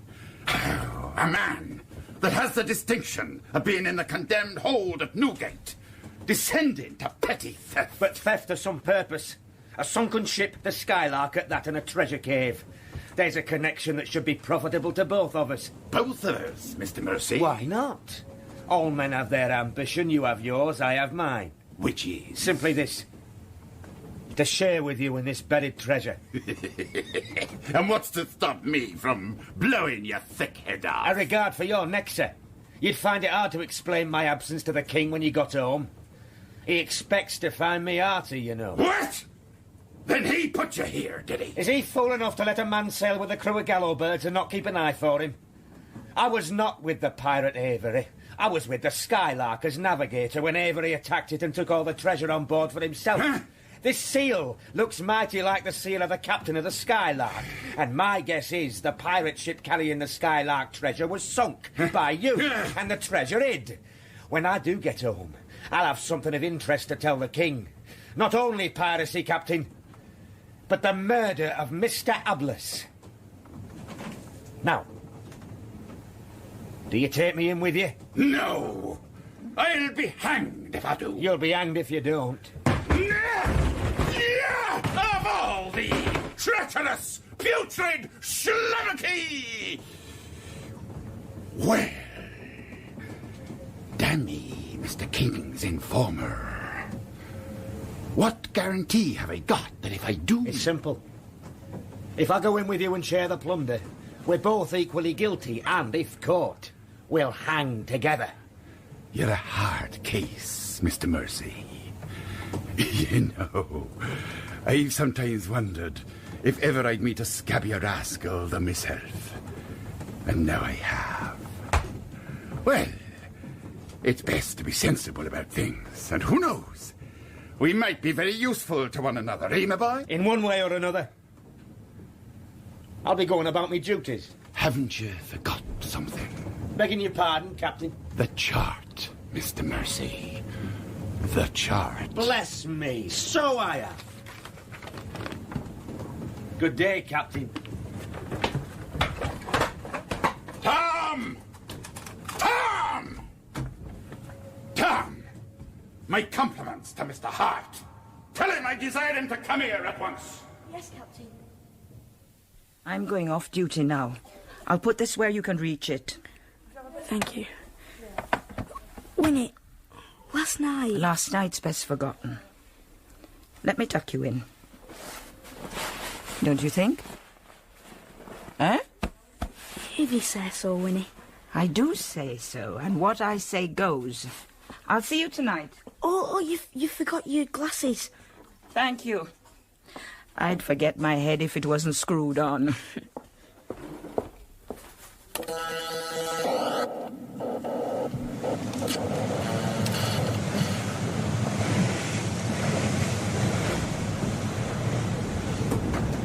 Could have turned him off the yardarm for robbery and been rid of him. Nay, Mr. Hart. That's a pleasure I'll reserve for later. Get rid of him now, or mark me, he'll ruin us. Rest easy, Mr. Hart, and leave Mr. Mercy to me. But, Captain, if you...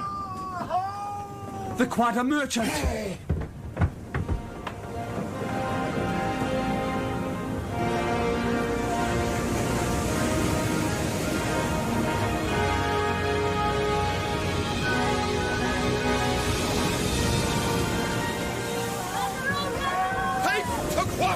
Mr. Mercy! Aye, aye, Captain! Eyeglass, Mr. Hart! Sir? The Quadar Merchant, sure enough.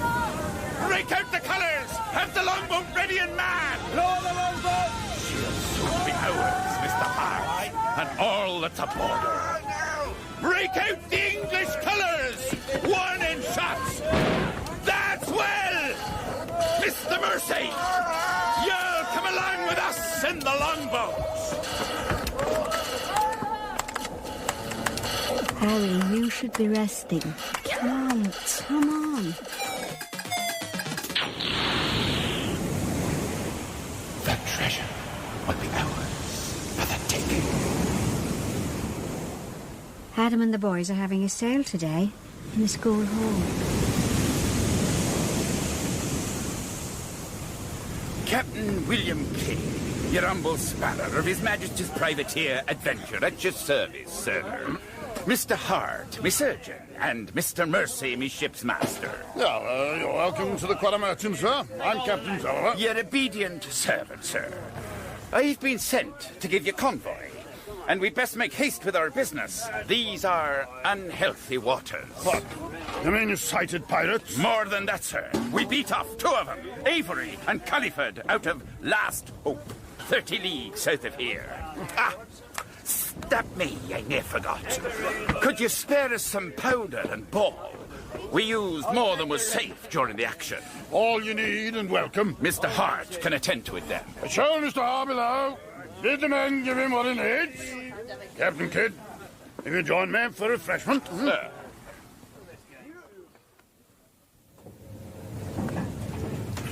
There's my letter of marque from the king, sir. Gentlemen, our greatest treasure, the Lady Catherine Cowley. We're giving safe passage home, Captain Kidd.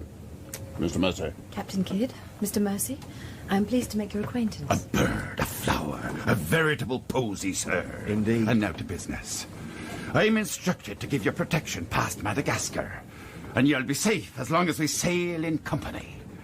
But Avery will be a wolf at your heels, and if we get separated in darkness or storm... Well, what are you advising? Well, I suppose we could take the Lady Catherine on board the Adventure till Madagascar's astern. Then, if we're separated and this vessel is taken... Yes, but, what of the treasure in her? Oh, bless my soul. In my anxiety for her ladyship's safety, I'd forgot that. And those jackals can outsail and outgun you 3-1. I don't know what to do. I really don't. Well, if I may suggest, till we're out of danger, why not transfer the treasure chest as well? It's a great responsibility.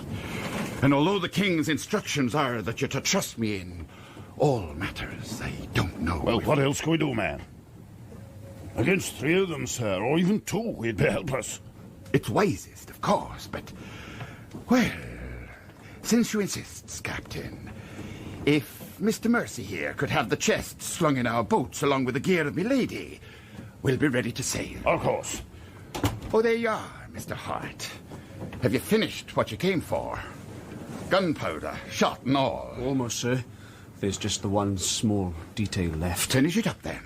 We must be gone within the hour. Yes, Come, Mr. Hart. Surely you've seen a lovely lady afore this.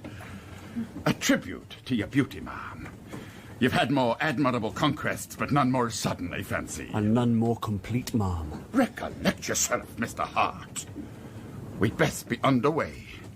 Mr. Mercy, kindly see the Lady Catherine into the boat and transfer the treasure chests. Indeed, Captain.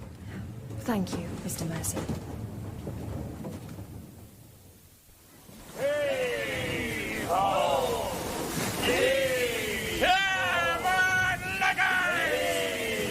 Can't you hurry them up, Mr. Hart?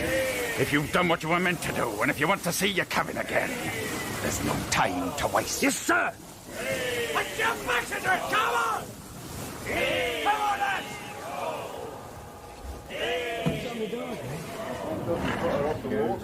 Come on, we haven't got all day. They'll be arriving in 5 minutes. Adam, where do the records go? Joe's seeing to him. Over there by the books. Oh.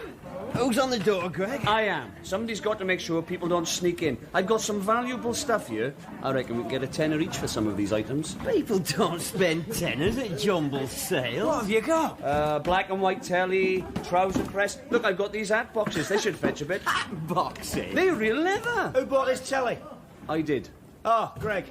We're not supposed to sell electrical goods. Well, they can mend them. If they're not fried first. All right, Jamie. Yeah, we've got enough knickers and bras to sink a battleship. Well, 10p each. She'll make a few, Bob. I thought Kate was going to be helping out on the clothes. Yeah, she, Greg said she couldn't make it. It's nothing to do with... what? Well, it's Harry. You'd better ask Greg. Right. Greg? Yeah? What's happened to Kate? Oh, she had to go to the hospital this morning. Harry's not well. It's the drugs he's on or something. What does the doctor say? I don't know. Well, didn't you take her? I couldn't. I had a lunch due at home. Oh, well, I had to go. Yeah, of course. Yeah, all right. All right, listen. Listen, everybody. We're opening in 3 minutes. Remember, what we're selling is not just a load of old coats, not just old suits, tatty paperbacks, knickers and bras, or records. You've got to imagine this is gold you're selling. When they offer 10p, ask for 20. When they offer 50, ask for £1 and tell them it's for Harry. Every penny counts. Help for Harry. One thing, we're not selling electrical goods. It's illegal. And if it's for Harry, it has to be right. What? OK, then go for it. Open the doors and break the bank. For Harry. All the treasures in the old, Captain. Then hoist the boat and secure it for sea. And you, Mr. Hart, belay the tackle. Aye, aye. Welcome aboard the Adventure, milady. I'm sorry that our poor accommodations don't allow room for your servants, but we'll make you as comfortable as we... The Quadder Merchant! Why are you standing there, Captain? Do something! Captain! Captain Kidd! Oh, it's a pity. A great pity, milady. Someone must have touched off the magazine. A pity? I'm thinking it's more than that. We must get some boats away at once. It's too late, Mr. Mercy. You can't expect me to risk my men near that blazing inferno. At least Milady Catherine and the treasure is safe. I demand you to do something, sir. If not, you'll answer for it before the king. I'm helpless. Mr. Hart. Captain? Show the Lady Catherine to her cabin. Right. Mr. Mercy's cabin. He'll now be sharing with you. Yes? It's me, sir. Come in, Davy. Are you alone, sir? Mr. Hart's on watch. What do you want? Can we talk? Me and Toby. The other cabin boy, sir. Yes, of course. Well, it's just to say that you can trust Toby as you can trust me, sir. Brothers we like, aren't we, Davy? Yeah. Toby heard Captain Kidd talking to Mr. Hart. What about? The ship was blown up, sir. The one they took the lady off. Mr. Hart laid down a powder fuse to the keg room and lit it just before the longboat set off back to the Adventure. Would you swear to that in court when we get back, Toby? Would you let me write down what you say and would you sign it? Put my mark to it. Yes, sir. Well, Toby, then you're with us. We have one more friend on this galley, Bart Povey. If anything were to happen to me, you'd not be alone. There are 4 of us now, all fighting to get the King's treasure back to England. Let's see that we do it. You're looking a lot better this morning. It's because I didn't have the chemo yesterday. There you are. My hair's coming out, though. It's all on the pillar. I didn't think it would. Let me look at you. Ah, it will grow again. You will be surprised how quickly. Don't worry me. I'm glad to hear it. Just as good and twice as handsome. Gets Duncan Goodyear through the water quicker. It did a lot for Yul Brenner as well. I don't know him. Shall we dance, boom, boom, boom? Shall we dance, boom, boom, boom, boom? He sang that? Yes. Bald nutter. Hey, you're talking about the man I went to the Odeon 5 times in 1 week for. Your mum will be here in a minute, and Mr. Knight seeing you later with the results of your last Mara test. Will it mean more chemo? Now, how should I know that? Well, do you think? I'm not here to think. I'm here to keep things running smoothly. What's happened to your computer game? What level you on? 40. I've earned 3 proper allies now. So things don't look so bad, eh? Not so bad. Well, you get on to level 50, then I'll know you've won. Don't mess this room up before your mother comes. I'll see you later. Your glasses? I've left them in the nurse's room. That fooled you, Mr. Clever.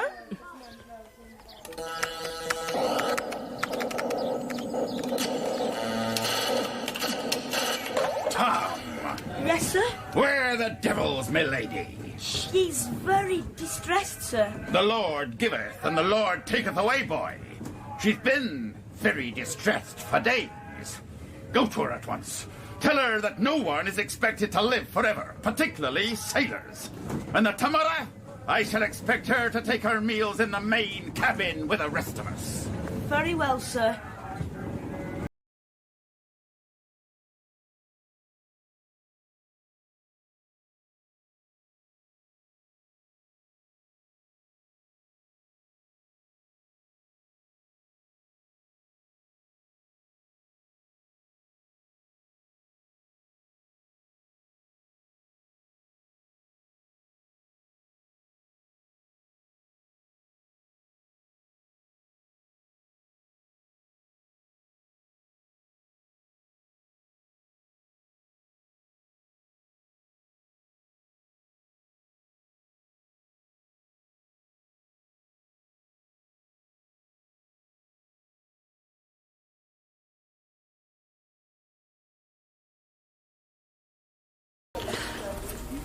Go on, Mum, you'll like it. No, I don't know. Go on.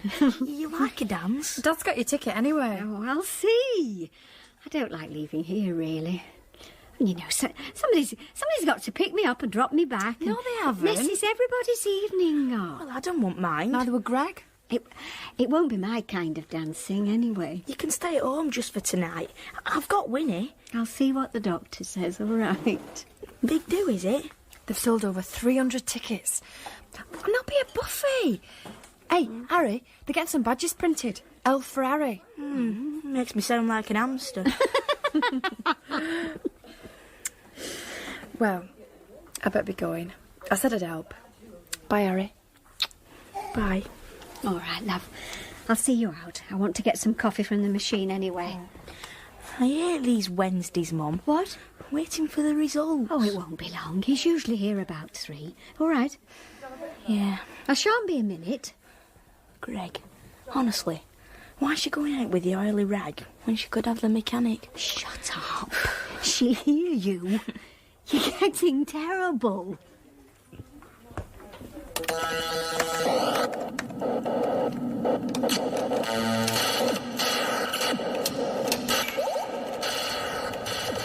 I'm asking you again, Captain. Will you talk...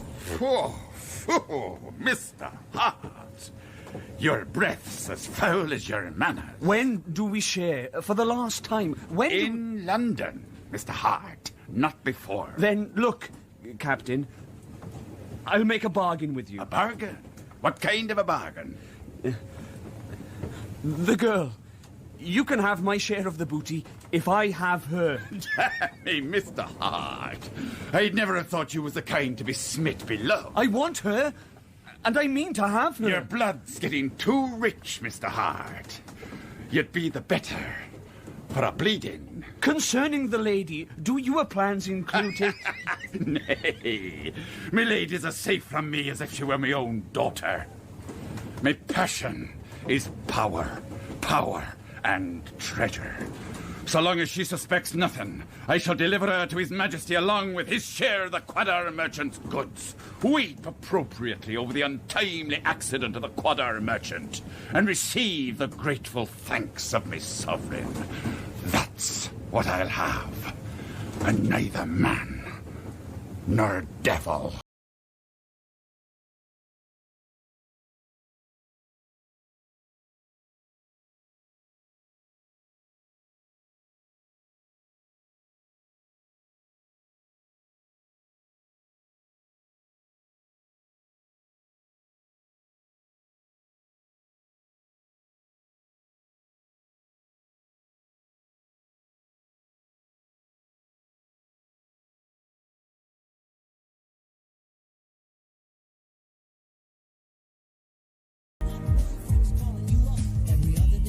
George.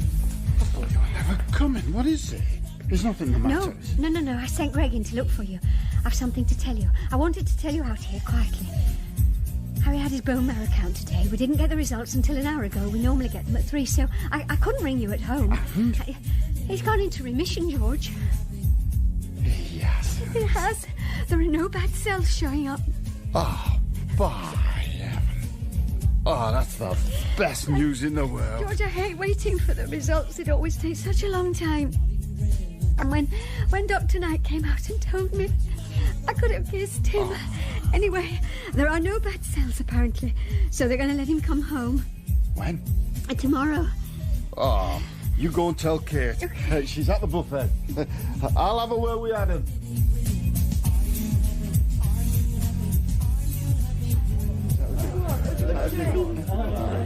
We've now got a special request for Harry's mother. It's her favourite song, so you'd all better like it. For Mrs. Williams, here are the Peacocks with Penny Lane. Thank you, Adam. That's nice. Thank you. Well. It's not over yet. It just means we've won the first battle. Oh, I do love this.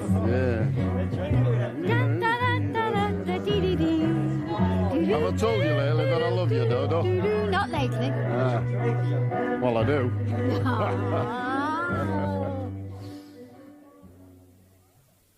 So, you're going home tomorrow then? Yeah. You'll be glad you're seeing the back of me.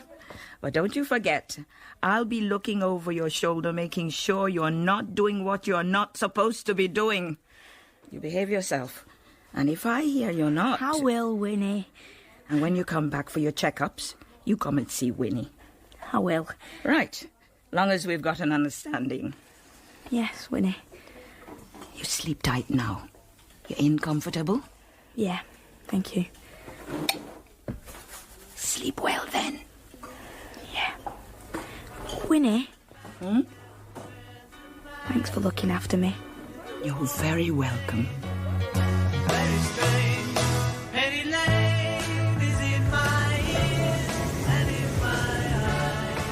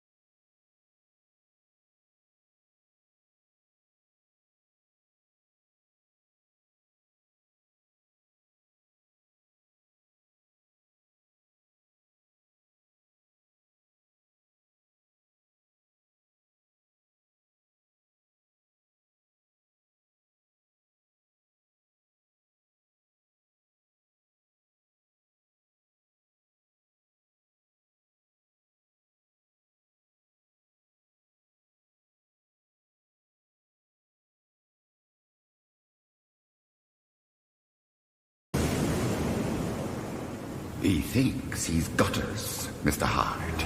He thinks we're through. But life can be deceptive.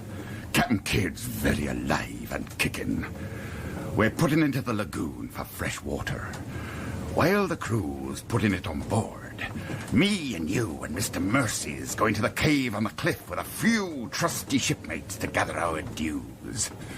You'll need a lanthorn. We'll do it at night, so's none will see what we're at. And let him blabber off his tongue about what he's seen when he comes out? And what if he doesn't come out? Eh, Mr. Hart?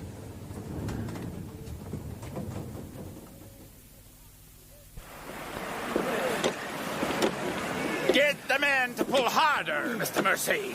The tide won't wait on your convenience. You're not playing a game, Harry? Nah, there's no need now. What level did you get to? 46. There's only 4 to go in there. Yeah, zapped him dinner. Hey, Kate, has Mum said when I'll be back at school? Not yet. Why? Tell me.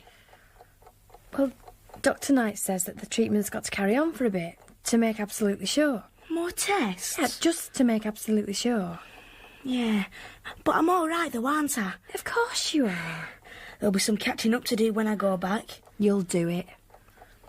How's Adam? He's all right. Still going out with Grotbag then? You know very well I am, and don't call him that. Greg then. Do you really like him? I wouldn't be going out with him if I didn't. Suppose not. Don't Adam mind? He don't say so. He wouldn't. But I bet he does. Well, he don't say so. Greg's got a new car. He's picking us up tomorrow to go to your adventure headquarters, if you like. Oh, great. You're a laggard, Mr. Mercy. Hurry it up.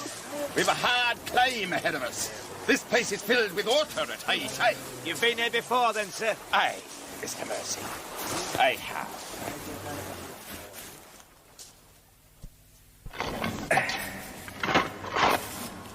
Dig, you rogue.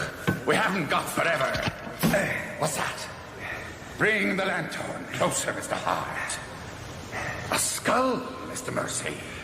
An old comrade. I remember him well. Would that be one of Avery's men? Maybe it was a fellow who asked too many questions. Ready now? You've come on something. A chest. The name's on it. The chest of the Skylark, Mr. Mercy. What scurvy rogue buried this, I asks myself. That doesn't take much guessing. Aye, it was me. A brave captain was too trusting for this wicked world, but he learnt his lesson. Too late. Ah, well, we must all meet our maker someday. And you'll meet him at execution, Doc, if I have my way. Possibly, Mr. Mercy, possibly. But I'm afraid you won't be there to relish it. In fact, your way lies in another direction. Up here, Mr. Hart. Hold him there. Do you hear the sea, Mr. Mercy?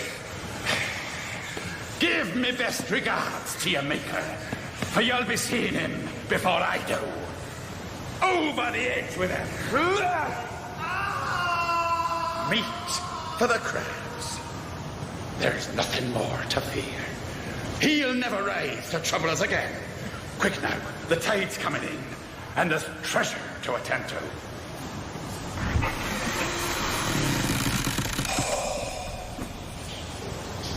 With what's in this alone, we can both live like lords, Mr. Hart. 55, 60, 65, 70, 75, 80, 85, 90, 95, £1. 2, 4, 6. You got 4p's, Joe? Yeah. Oh. Hiya, Greg. Hiya. Hey, look who we've got with us. Hey! 7, 8, 9, 10. £575, 80p. Hey, that's bloody good. What, Harry? That's nearly £600. Is that with a raffle? No, just admission. That'll be another couple of hundred. We've raised over £5,000 altogether, Harry. Oh, that's brilliant. What for? Research and finding donors for all those not such lucky buggers as you. We're going to get a lot more yet. Yeah, we've got a letter here for your mum and dad. Will you give it to him for us? Yeah. Yeah, hang on. What is it? Wait and see. Hey, and Harry. What? I like your haircut. Oh, get off.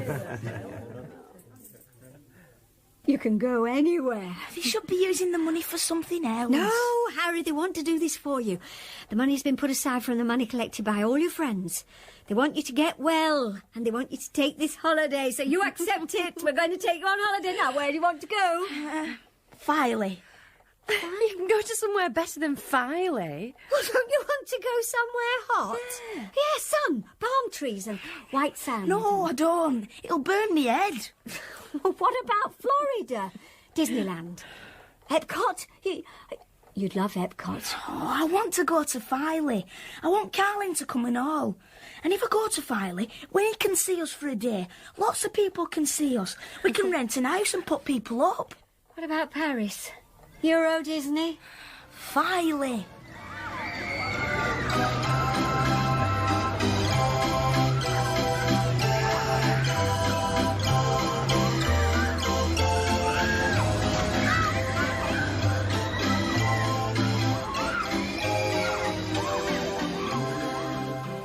We'll be there in half an hour. Yeah. Finally. I don't know why you won't follow up this holiday of a lifetime deal. But Harry doesn't believe in Father Christmas, Greg. I know, but it's a free holiday for people like Harry. You don't get the point. What do you mean, people like Harry? Better than Filey. No, it's not. Not for him. Well, I'd go, wouldn't you? No. Why not? A trip to Lapland to see Father Christmas? I just wouldn't. Well, you were mad. Why? Because of those who do believe in Father Christmas. There mustn't be anything make-believe or cheated. None of us have ever lied to Harry at all. He's always known the truth about everything. He can't go and have to pretend he believes in something he doesn't. He wouldn't want to, anyway. I don't get it. No, you don't, do you? I'm glad we got the car, aren't you? Better than bumping along in the old banger. The champions! Hey, wait till Harry hears the news. You haven't told him yet, have you, Adam? No. Yeah, I always dreamt he'd see us at Twickenham. Yeah, well, 6 weeks today his dream will come true. National Schoolboy Finals.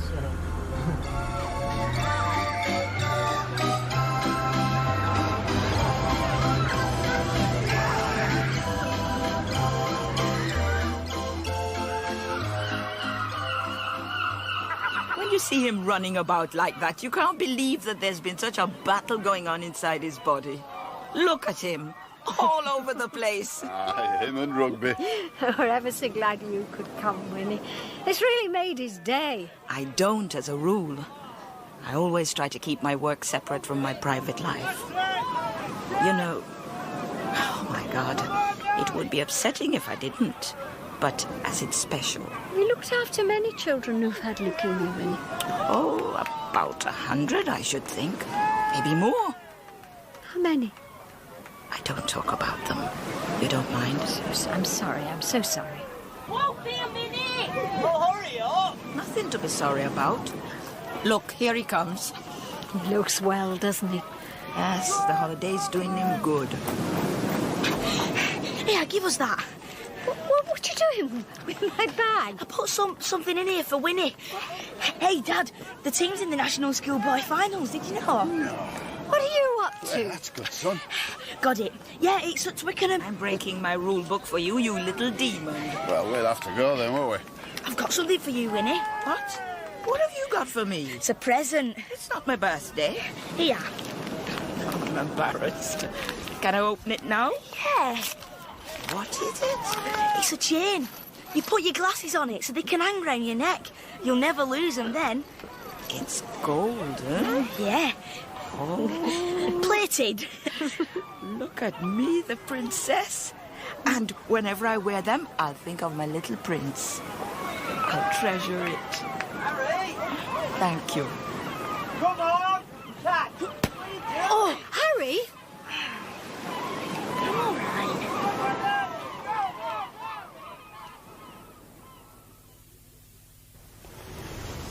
Do you have a good day, son? Yeah, wicked. Every day's a good day, Dad.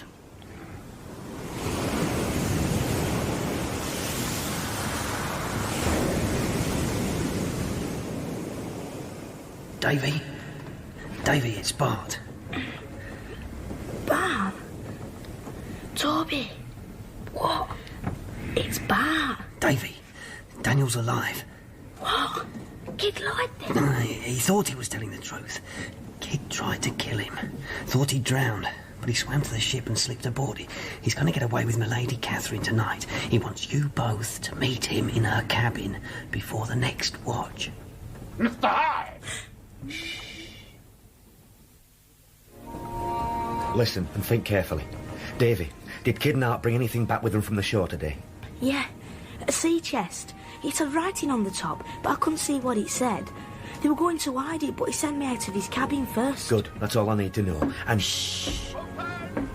Rows out both watches at daybreak. We'll wane out on the morning tide. Aye, sir. Toby, you must stay here on board. Yes, Mr. Mercy. Keep your eyes and ears open. Everything you see and hear will be evidence for us back in London. Watch out for that chest, whatever else you do. Bart's waiting in a jolly boat moored astern. We'll row ashore. You'll come with us, Davy. Then where, Daniel? 2 days ahead is the pirate town of Last Hope. From there, somehow, I'll find us a ship for England. Come. Lock the cabin after us, Toby. Bye, Davy. Till England.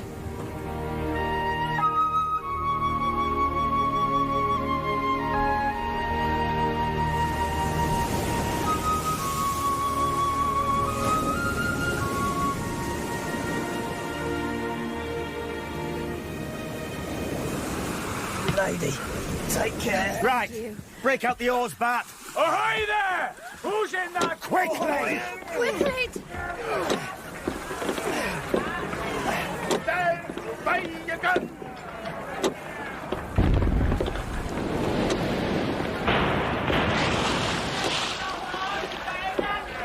Cutter! Man the longboat! Break out cutlasses and muskets!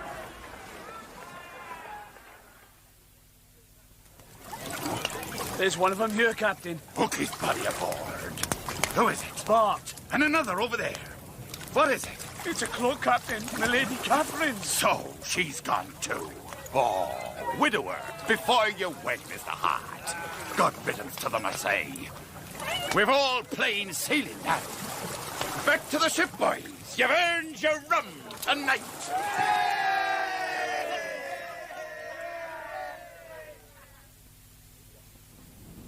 I'll write me long, Mr. Hart. There's only you and me left now who knows the tale, shipmate. Is that why you're white around the gills, like a stuffed cod? If you were thinking what I think you were thinking, Captain, you'd best forget it. It's a small matter of a letter I left in London. Scurvy villain. There is ways and there is means, Mr. Hart. Look behind you on the dog watch. 'Cause I'll be there. Now, fetch me cabin boy. Slow down, George. You're walking too fast for us. All right. Well, I'm not. This is the brig. I used to come here when I was your age, Harry. Whilst there were more boats then. Fishing boats. Hundreds of them, it seemed. I used to get up early to watch them all set out. Some of them knew me. They'd take me along with them, you know. I always wanted to go to sea, didn't I, Dodo? You never told me. So why didn't you? Well, I met your mum. Then I was really at sea. Don't be so cheeky, and you take no notice of him. Go on, then. We better be getting back. Tide's coming in. We'll be cut off if we're not careful. Oh, look, Harry, there's a crab. Oh, yeah. Oh, Dad, can we not just walk to the end? I want to see nothing but sea. You're not too cold, are you? No, I'm fine. All right. You two go on. I'll make my way back to the car with Carling. Sea makes me scared. I don't know why. All right, then. Let's go then, son. Okay. And when we get back, we'll have a fish and chip tea. And that's the nearest you two will get to fishing today. Come on, boy. Come on. See you in a couple of minutes.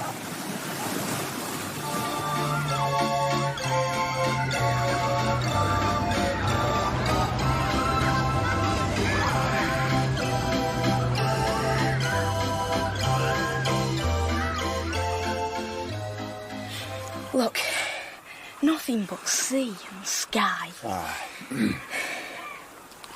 You know why your mum's scared, don't you?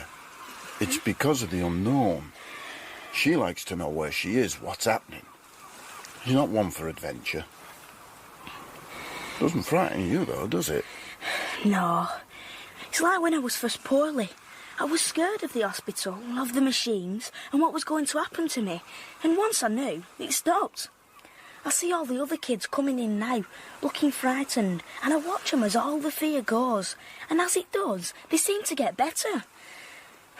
Oh, I don't think anything frightens me now, Dad, even if I hadn't got well. I was frightened I was going to die, but I wouldn't be now. You wouldn't? I'd be sorry I wouldn't see you and Mum and Kate, but I wouldn't be frightened. Well, that's good. Hey, it's spitting. I'd best make a move, eh? Yeah, come on.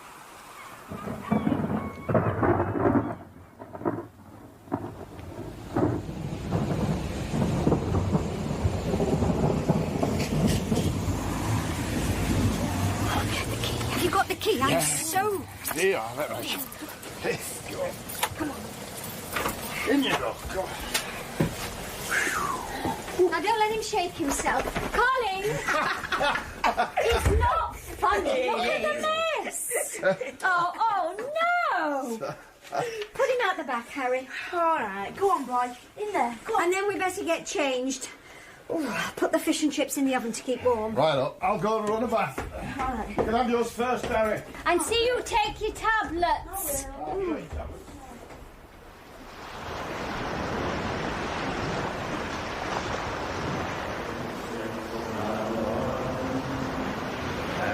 Hidden my heart, he drank his rum in the harbor.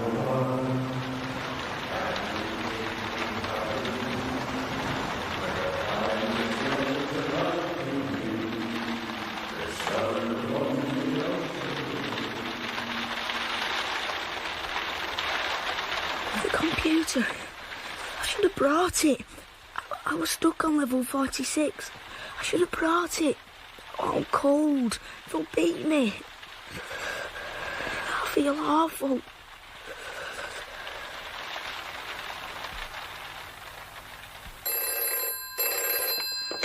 Hello? Oh, Dr. Newton, thank goodness you've called back. Yes, it's Harry. Very poorly. Yes, and a temperature.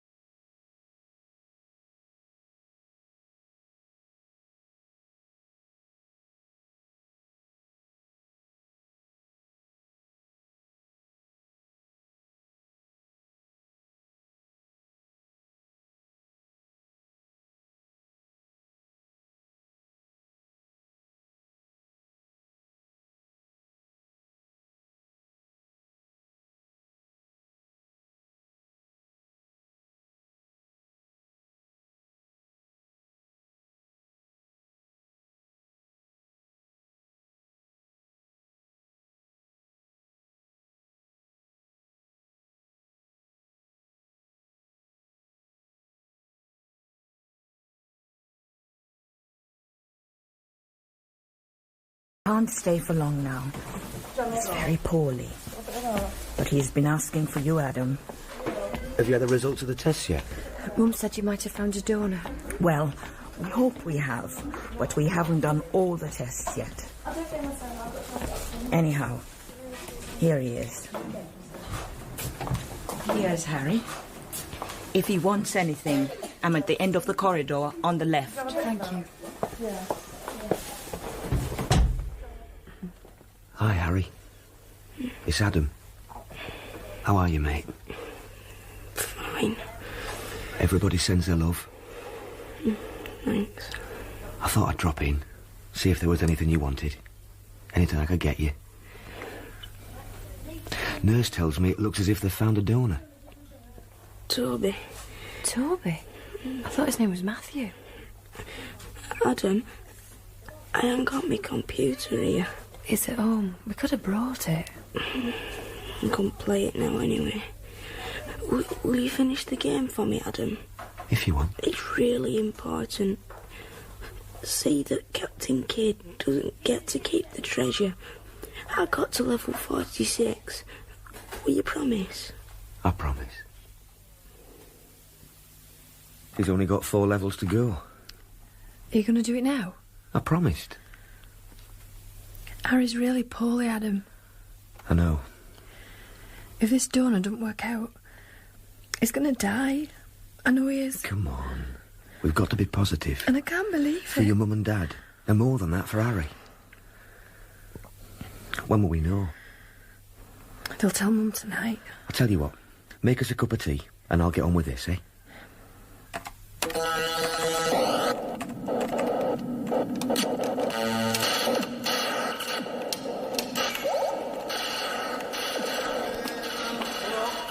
Saturday night, and all's well. Evening, Silas. Mr. Rigg, how's the baby? Oh, Sarah. Oh, she's fine. And Mrs. Rigg? Yes. I was just thinking, the night your Davy went missing... nearly a 12-month. I remember that night particularly well. The rain and all. Remember? Yes, I've relived that night so many times. If only I hadn't sent him to the oyster shop. A terrible thing to have happened. If only. Life's filled with them. Yes, well... I was wondering, not wanting to stir up bad memories, but there were 3 ships sailing that night. The Heron, the Adventure, and the 12 Apostles. Yeah? I was speaking to the night watch at the docks, and it seems one of them's back tonight. The Adventure. Oh? First time she's been back to these shores since then. I wondered if there were any point in going along and having a word with the crew. Just thought I'd say. Aye, thank you, Silas. Dad, Mum wants you. Yes. Davy. Dad! I'm coming. 10 o'clock on a Saturday night, and all's well. Millie? Oh, Millie, tell Mum I'm popping out for a few minutes, will you? She'll go mad. Supper's ready. Yes, well, I won't be more than 30 minutes. It's on the table.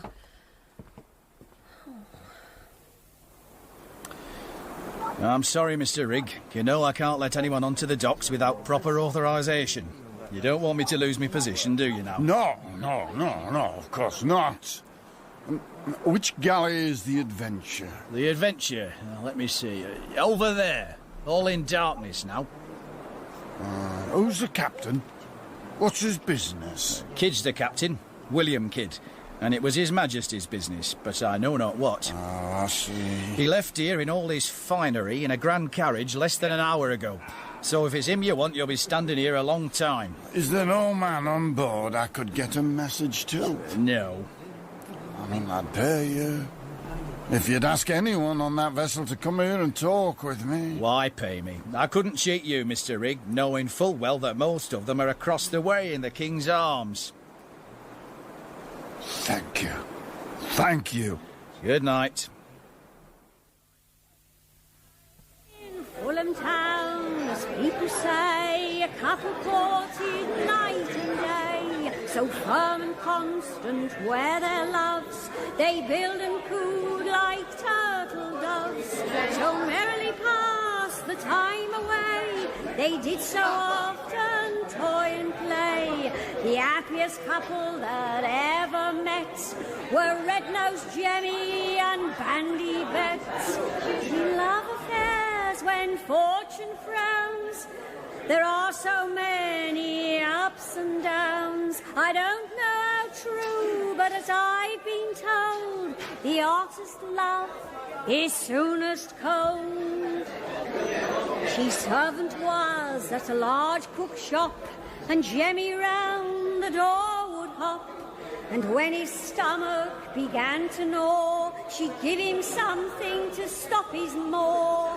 Besides, she used to fill a bag as much as he could under wag. Then after all his pockets to fill, she'd go and rob her master's till. Oh dear, to the devil she'll go for serving a poor master so. Upon my word, as I'm alive, cheating play will never thrive. Sleep with me, come snooze with me. Sir, I hear you're looking for one that was on the adventure. How can I be of help to you? It's my son. He disappeared on the night your ship sailed, and I'm inquiring of honest gentlemen whether he were on board the vessel. I'm one of the few honourable men that sort among that crew of villains. What age was the lad? 13. Cabin boy'd be then. We had two cabin boys on the adventure. One was called Toby and the other Tom.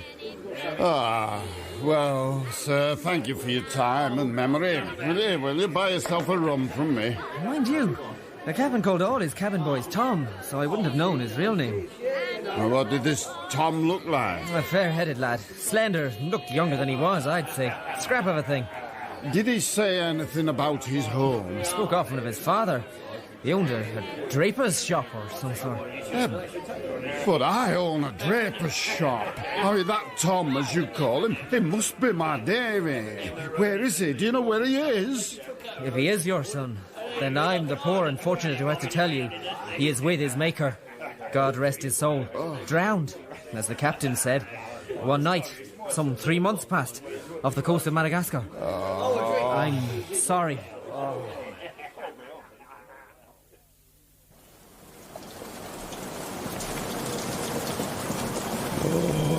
Davy. If only I... You well, Mr. Rigg?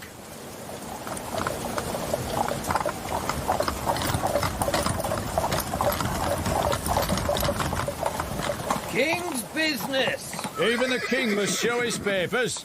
We seek the adventure. Open the gates.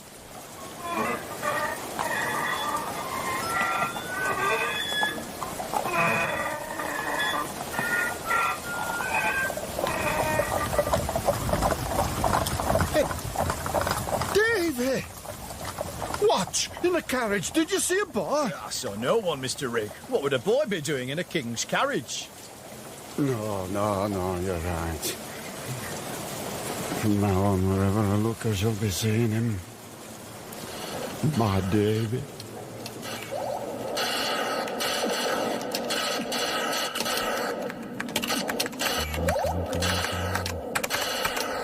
Come on. Yes, that's one more level. But it looks as if Kid's winning. I thought we'd have heard something by now. It all takes so long. Come here. Sit down and talk.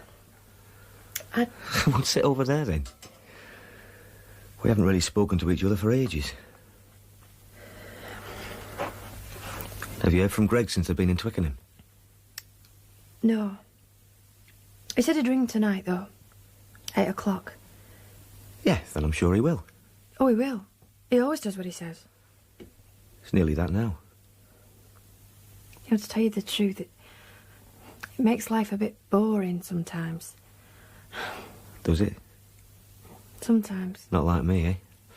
You never knew where you were half the time. That's true. Well, I bet he gives you good times, though. What with a new car and, well, you know, nights out. I've missed seeing you so much, Kate.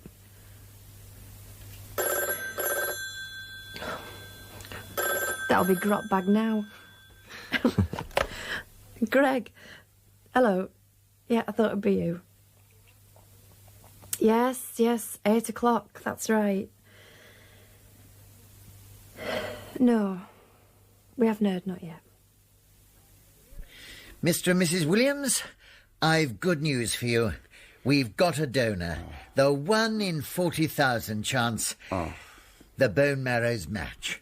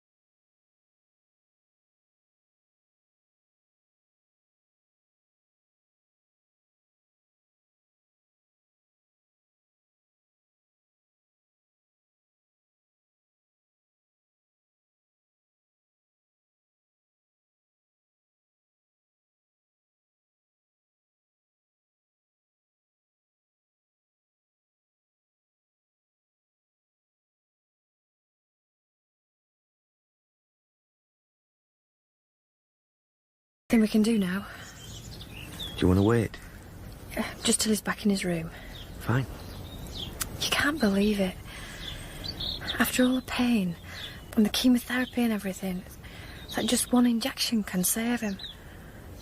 How long before they know there's no rejection? Days. Could be longer when he says. It's all waiting, isn't it? Oh, lovely roses. What are you doing? Ow, God! Prick myself, that hurt. Adam, what if somebody saw? Just deadheading a bit early, Mr. Gardner, sir. Saves time later on. For you, fair lady. For being so brave, Kate. Oh, thank you, kind sir. For all you've done, Adam.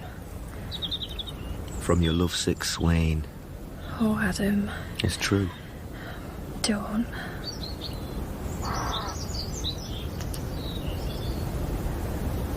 Go out with me again. Please.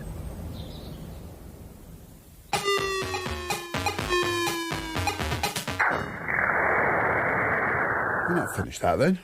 2 more levels, Mr. Williams. Well, I hope you do soon. All that bleeping's driving me crazy. It's for Harry, he asked. Yeah. 10, 9, 8, 7, 6, 5, 4, 3, 2, 1, and... He's late. That's not funny, Dad. Ah, sorry. I'll take it in the hall. In the hall, eh? Lady Muck. I mean, what's she got to say to Greg that can't be said in here? I don't know, Mr. Williams. I think I do, if she got any sense. Hi, Greg. Sire, I am, as always, your humble sparrow. So, what news is this of the Quadar merchant? Unfortunate, sire, most unfortunate. We chipped but a part of the treasure when up she blew, and all souls went heavenward a deal faster than they'd expected. All souls? All souls. Requiescat in pace. And of the Skylark, then, and her captain? Did you encounter any traces? No, Your Majesty, not a smidgen. Then how do you explain this? What? Remove the cloth, Captain Kidd. What's that, sire? A treasure chest. Indeed, my lad. Pardon, Your Majesty, I do not know who owns it. Yet it was found on your ship this very evening, and it bears the name of the Skylark. 'Tis a mystery to me, sire. In your cabin. Upon me honour, sire, I've always felt me ship's surgeon, Mr. Hart, a very wily gentleman, was holding something from me. Might it not have come from a Madagascar cave, Captain? There's something dreadfully rum about all this, sire. My oath there is. Some scurvy, blaspheming rascals been... Silence. Enough of your lies, Captain. Look! Mr. Daniel Mercy, Lady Catherine Coverley, Master Davy Rigg, Master Toby Coggle. A pity you overlooked last hope, Captain. You should have made sure we were dead while you were able. I'm haunted by ghosts. We escaped your cannon and reached shore. We stood on the headland at last hope and watched you sail by. May it please your Majesty, I accuse this man of piracy and murder. Was ever a gentleman so misfortunate and reviled? Your Majesty, I beg of you, why, stop me. They're naught but impostors, the lying, cheating rascals. They're... Arrest Captain William Kidd. Oh. To be held for the next sessions of the court at Newgate, to be tried for his life.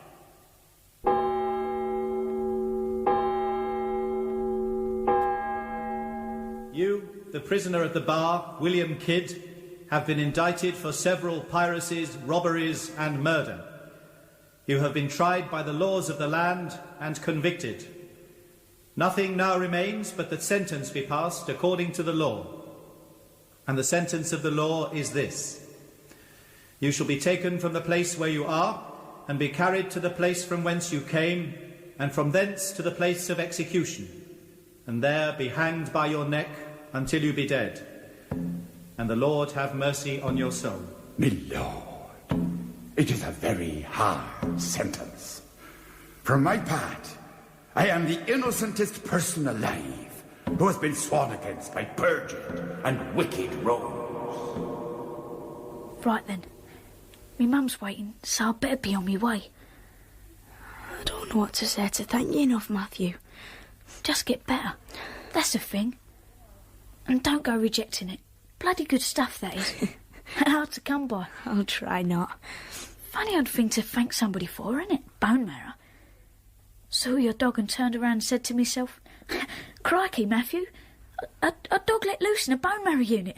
That'd be something, wouldn't it? Yeah. You're going to get well anyway. That's all that matters. Yeah. Well, thank you. For my life, really. Take care, then. It's been an adventure, eh? Yeah. Shake on it? Bye, Matthew. Yeah. Ta-ra.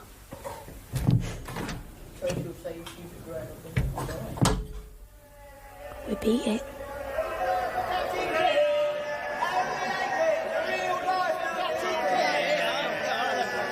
There he is, Dad.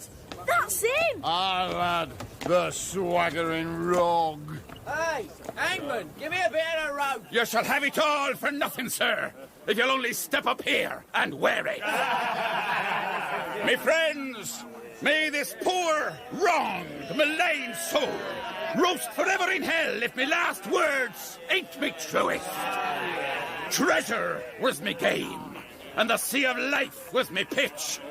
So, they've got me at last, curse 'em, with their schlubbicky scheming and their honourable ways. And they've recaptured a bit of me treasure, too. But not all. There's more out there, hidden, waiting to be found by other pirates like me. And stronger ones, too.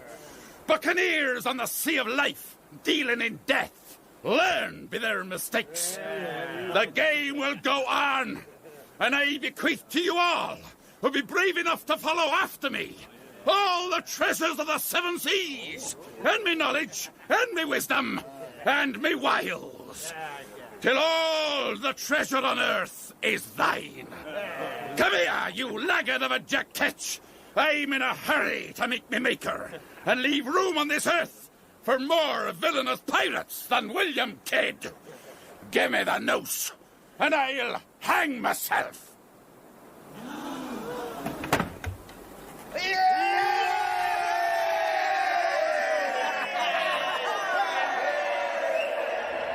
Go for it, Harry!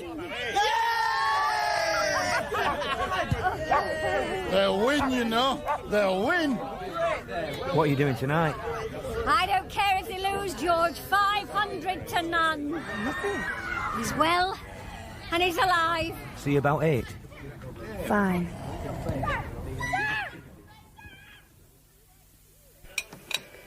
Are you feeding that dog again? Harry, are you... Talk to yourself, Mother. You get medals for it. I heard. Well, if you heard, why don't you answer? It's only a bit of gristle. I've just thought. I won't be a minute. What? The computer. I've got to see the scores.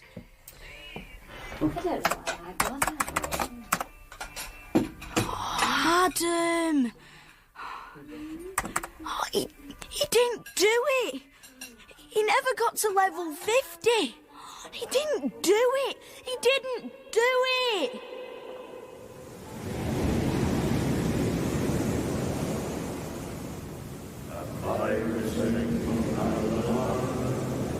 Captain Kidd me hearty, drank his rum in the harbour.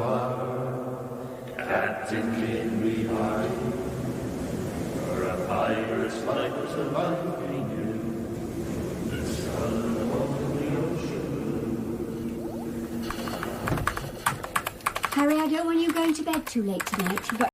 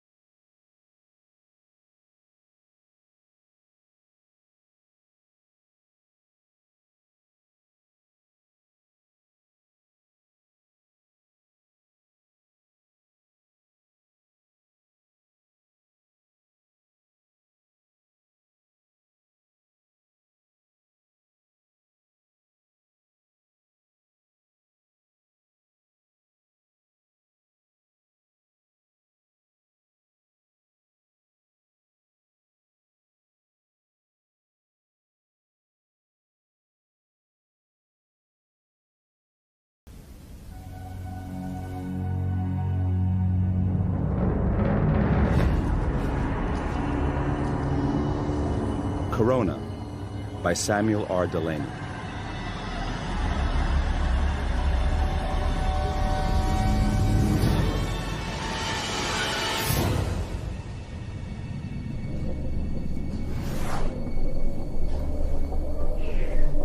My pa ran off to Mars Colony before I was born. Mama drank. I guess I just growed. When I was 16 or thereabouts, I used help out in a copter repair shop at St. Gable below Baton Rouge.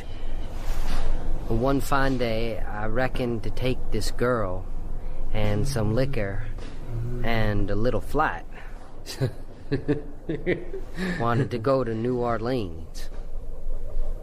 Ended up inside. Should have gone to juvenile hall, but the judge, allowing I was big for my age, sent me off to growed-up prison.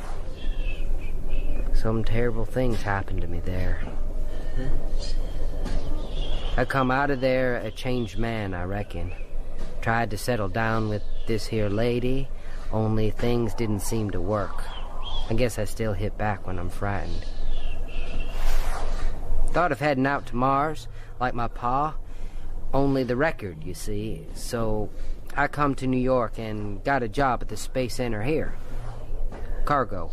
I do cargo. And there was this kid. Little girl. 9 years old, who could read minds and wanted to die. And her name was Lee. And there was this singer named Brian Faust, and he was the biggest thing in the whole damn solar system.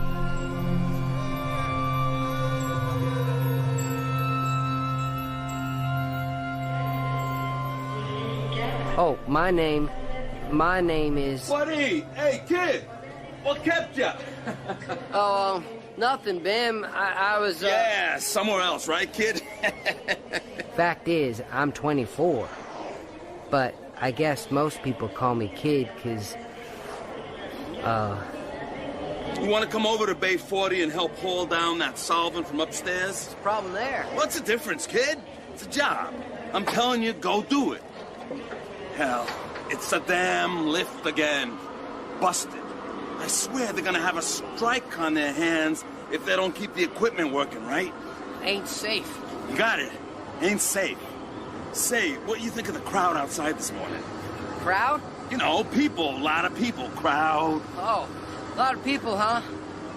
I've been down the machine shop since 6 o'clock, so I guess I must have missed most of it. Faust, you know, the music, the guy. Oh, yeah. People been talking. He's something. Came in this morning, kid. You didn't know? I guess I heard something. That music, though, ain't that sort of weird? Sort of, I guess. I mean, in your head or what? That guy talks to... They say Faust gets inside you. The music, it's sort of... You can't explain it, what it does. But it sure does do something. Makes you feel that things are good. Hey, you ain't so dumb, kid. That's it. Makes it feel, okay. And he's here? Earthside? Sure, making it down from moon to moon through the outer planets. Broke him up on the asteroids. Did Mars. They love him on Luna. Doing the Americas for a couple of weeks, then Asia. And that's his lineup. And did we have a hell of a time. Kids, thousands of them. And people old enough to know better. A couple of hundred of them got out through the barriers. Don't ask me how. And you would have thought they wanted to tear the damn ship apart and take bits home. Could have sold the grit he walked on. Okay, let's get these mothers onto the hoist and get them down. Easy, Bim. Take her slow. Ain't got time for slow, kid. Kid, watch it. Out below. Ah! Back! Get me goddamn medevac! Medevac! I can't see! Buddy!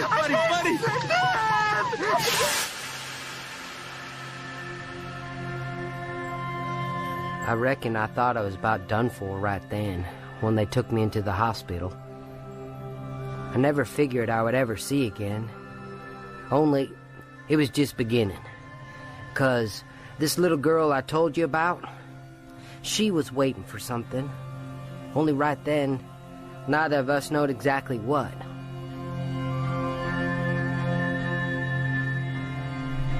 The rim of the sun, corona and Faust size. If only I could reach out and not touch but see, walk near him, hear his voice through air and light, reach out and hear through... Well, they tell me she's getting better every week when I go and visit her. Pass the Oreos, hon. I know they're bad for me, but I just love sweet things. And anyway... Oh, you have no idea how we hated having to send her back to that place. They want to run more tests and... Oh, the things she says she sees.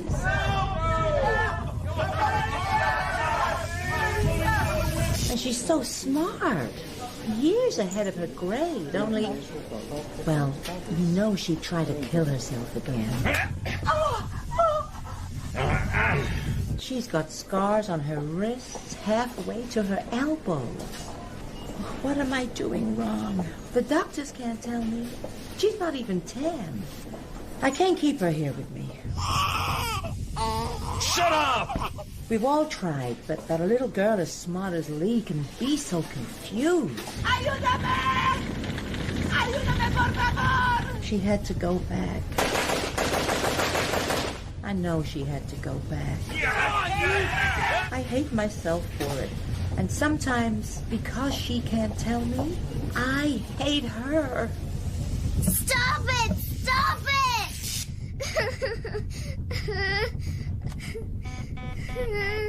The wind in the willows, the secret of the ivory charm, the decline of the West, Spinoza, the four quartets, Nova, Nancy Drew, and... What are you doing? Not thinking.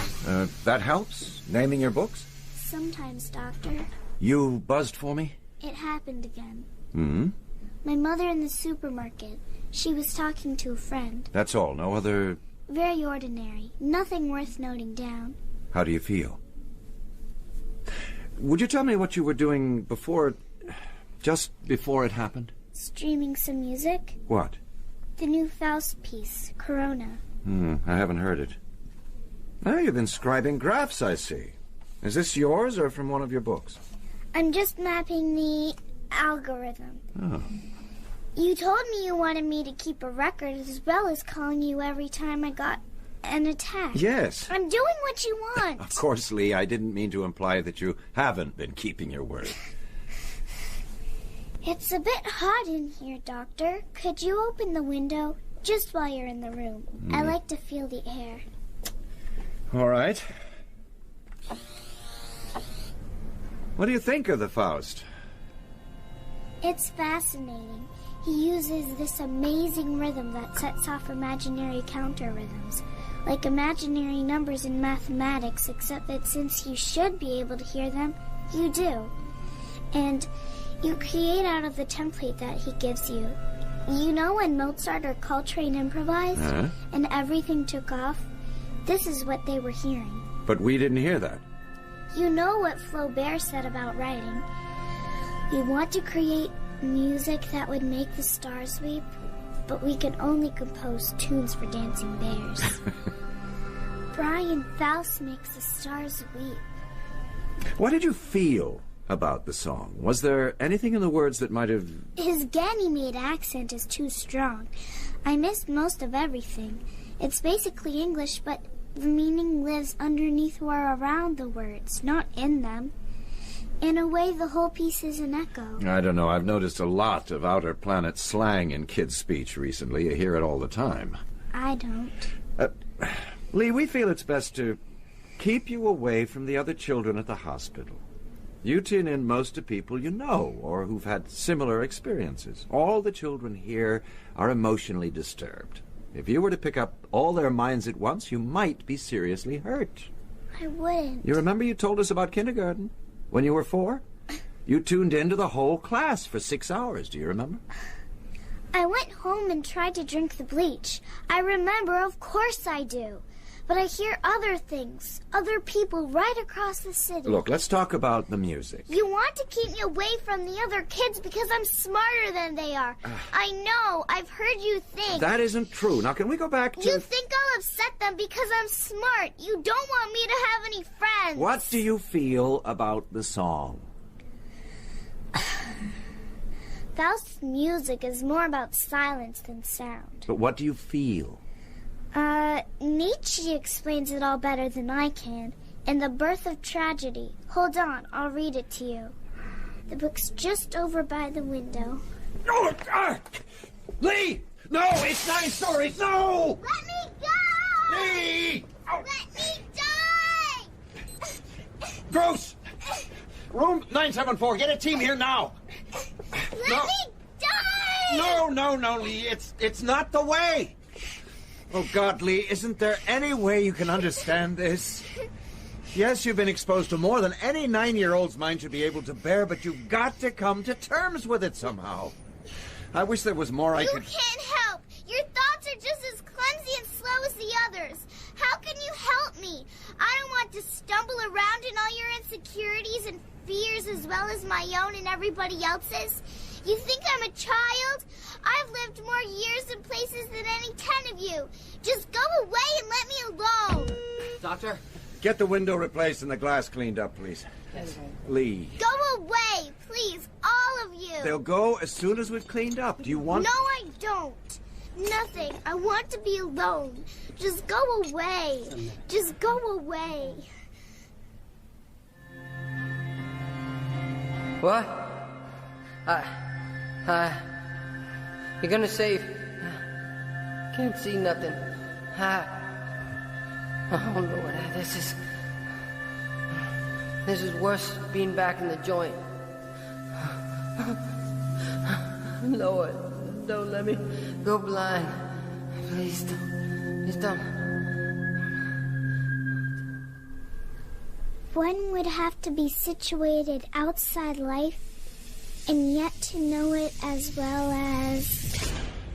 Welcome to the Louisiana State Penitential Facility, son. What is your name? Yeah, I guess, yeah. My name is Warden Biggs. They call me Boss Bigfoot in here. I look after the chickens. That's you, son. Break 'em in, some say. Others say just break 'em. Heard you stole a helicopter. Now, what's a dumb cracker like you want with one of them? Oh, before you get up, son, you might wipe up that tobacco juice there. As all who have experienced it, can we... Are you digging that ditch, or... No, please. One would have to be situated outside life. Are you Please. digging that ditch, or just standing there admiring it, son? I'm digging, Warden Biggs. Honest, boss. Dig harder, son. We need a good, deep ditch. I ever tell you how I come to be here, son? I used to be a preacher. Wasn't never properly priested, you know, hands laid on and all that. But I was touched by the Holy Spirit, and that's the God's honest truth. Now, this is just between you and me. There was this revival church out in the bayou, and the preacher there, why, to my way of thinking, he didn't have the Spirit in him at all. Told me I wasn't worthy to speak in his church. Now, one day I just hit that man over the head, dragged him out to his own church and crucified him there. And I said, let's see if you can pray yourself down from there, Reverend. Now, let's see, shall we... That there ditch. I'm digging, boss. I'm digging. You can stop now. Yep. I reckon that'll make a fine latrine. I reckon I'll try. I didn't tell you to climb out of no ditch, son. That's tough. Seems right comfortable. You men, comfort break. Got a fine new latrine here. Son, I didn't tell you. You gotta let me out, boss. I don't gotta do nothing, son. You men, I told you to stay put. Permission to hit the warden, boss. Huh? Sorry, boss. Didn't quite catch that. No!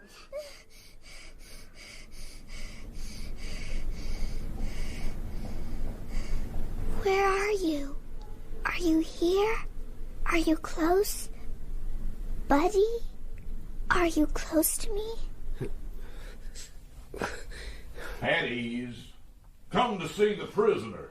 Welfare officer. I'll knock when I want to be let out. Might be a while. This here boy needs a powerful lot of counseling. Well, son, looks like they got you tied down real tight. Boss, it ain't fair. Easy, son. It's for your own good. They're worried you might take it in your head to harm yourself. That's how come they got all these straps and things. This is crazy. I can't even feed myself. What if I need the John or Did quite a job on me, son. Swung that spade real hard, didn't you? I guess there must be one hell of a lot you need to get off your chest. Oh, and as for feeding yourself, you don't need to worry. Out of the goodness of my heart, I have volunteered to do that little thing for you. Stop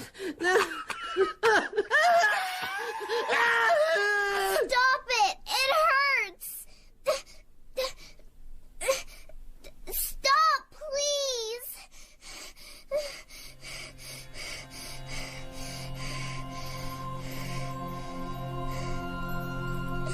Think. There has to be some way of stopping it. Stopping. Is he here? That boy? Buddy? Here in the hospital? Go back in. Find him. No. Yes, you have to or it won't stop. Ain't had enough already, son? Why, this is good stuff. Because if I don't tell him to stop thinking about it... You'll soon enough get a taste for it, son.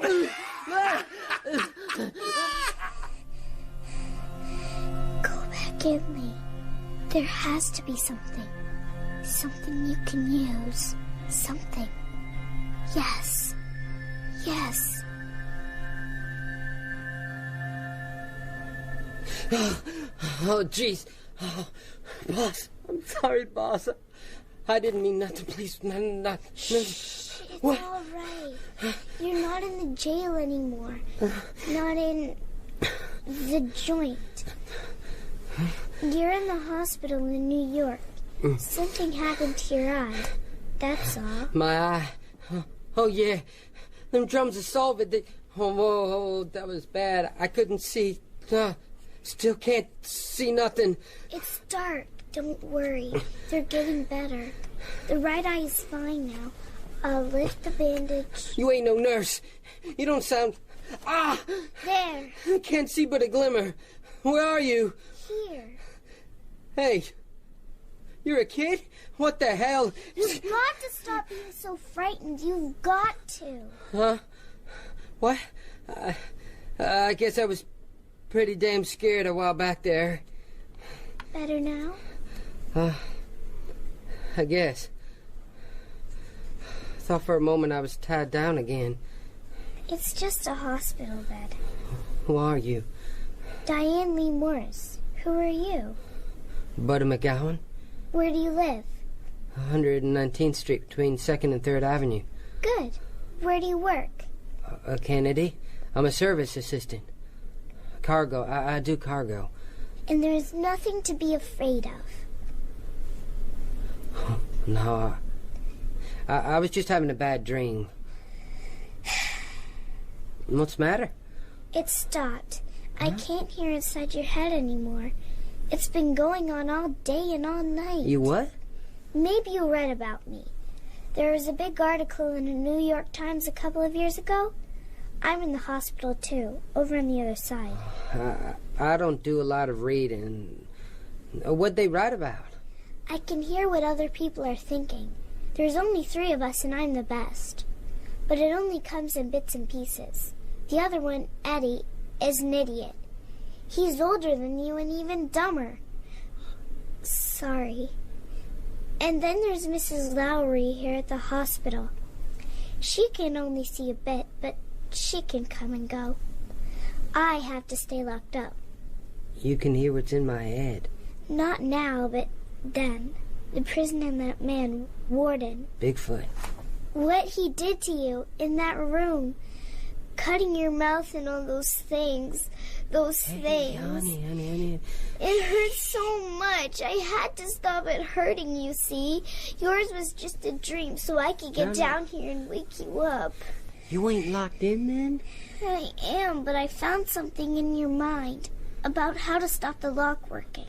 Oh, yeah, that old trick. Sure, we used to use that back in the pen. Get out of our cells at night. You see, I could stop you, but there are others. A girl in Costa Rica, and someone in Australia, and a little baby in Hong Kong, and one on Mars. I can hear them, but I can't get there. I can't stop them. It's okay, honey, it's okay. You come down here to wake me up. Yes. Why? To make it stop, and maybe because of the music. It helped me. This is the first time you ever did anything? About what you heard? It's not the first time I tried. It's the first time it worked. Why'd you try it again? I thought it might hurt less if I could get through. And it does.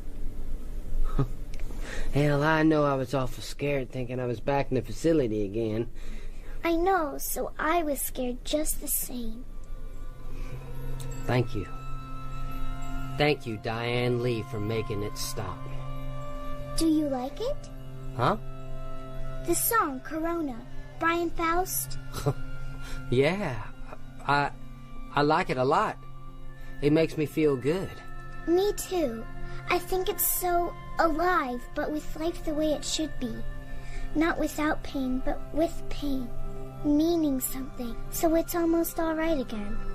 Oh, I don't know about that, but I like it. It's good. You know, I almost saw him yesterday. Faust? You almost saw Brian Faust? I was near his liner when it come in. I can get in where they don't let nobody from the public, you see, 'cause I do cargo. I'd give anything to see him. Just anything in the world. I could have just walked up to the ramp and had a look-see if I'd have thought of it. Of course, if I get out of here in time, I could see him when he goes. I wish I could see him, too. Well, I guess Bim, he's the foreman. If I said you was my sister, he'd let us through. Aren't we sort of the wrong colors to be brother and sister, buddy? You could be my little cousin, though. Would you take me? Would you really take me? Sure. You did something for me. I don't see why not. If they'd let you leave. What? Mrs. Lowry, Dr. Gross, they know I've gone. They're looking for me. Mrs. Lowry says she can see where I am. She knows I'm here. Hey. They're coming. They're coming, Hey, buddy. shh. Lee, are you all right? Let me go! You shouldn't be here. Come on. Hey, what are you doing with that little girl? I'm taking her back to her room. She's a patient. She should be in another wing of the hospital. She want to go. She's very disturbed. We're trying to help her. We're trying to keep her alive. She has to go back. No violence. Stop that. I'll call security. Wait. Mrs. Lowry, take Lee back to her room. Please, wait. Hey! I'm sorry. I'll go to hell. It's for her own good. Please, try and believe that. She really can hear what other people Yes. She has a very special and terrible gift.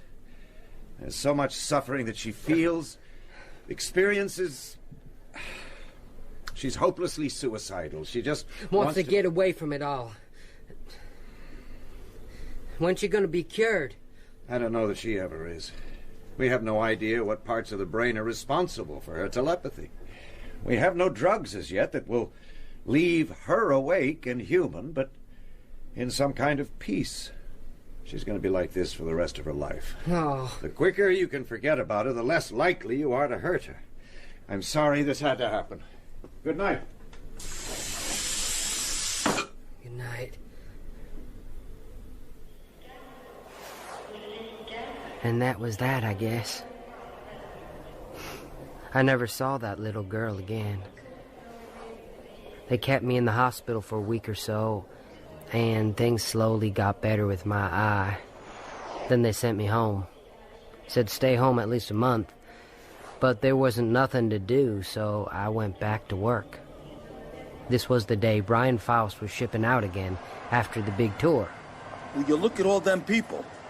Sure is a crowd there. Gonna perform before he goes. Hope they don't get no riot. Gonna play? Here? That's what I said. TV and everything. Ben, you reckon I could go down there? What for? So I could see him real close. Why the hell would you... I got it. There's this little kid. What? Bim! What the hell? Okay, that's what you want. For a friend. I gotta do it for a friend.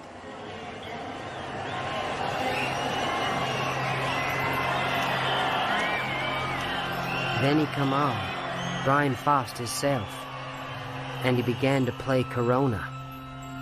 And I was stood there, standing out in the open, nothing at all between us except wind and space, and I was listening, and reckon that somewhere out there, right in the city, in a room in that there hospital, someone else was hearing, through the air and light.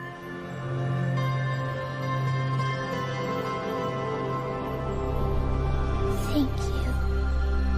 Thank you, buddy.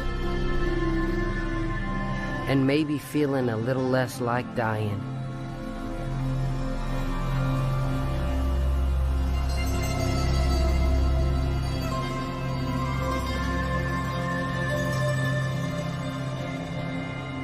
In Corona, by Samuel R. Delany. Buddy was played by Walter Lewis, Lee by Josie Cook Clark, and Dr. Gross by William Roberts. Lee's mother by Donna Krall, Bigfoot by Bill Bailey, and Bim by John Moratis. The dramatist was Mike Walker. The director was Rachel Horan.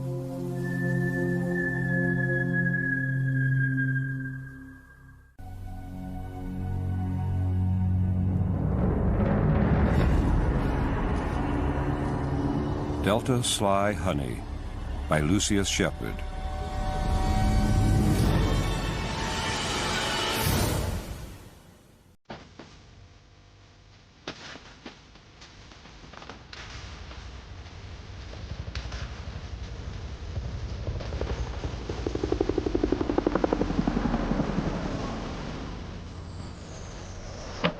Delta Sly Honey, do you read? Do you read? Over. There was this guy I knew in the NAM at the big army camp at Knock Lynn. Worked the corpse detail. Randall J. Willingham. Skinny southern boy with a plague of freckles and eyes blue as poker chips. Shy kid. You wouldn't get much of a word out of him, except sometimes when he got high, and he'd wander up to the operations bunker and start spouting all kinds of shit over the radio. Just broadcasting live to whoever was out there listening. Only instead of using ordinary unit call signs, he'd invent others that suited the country lyricism of his style. Names such as Lobo Angel Silver or Delta Sly Honey, do you read? Over.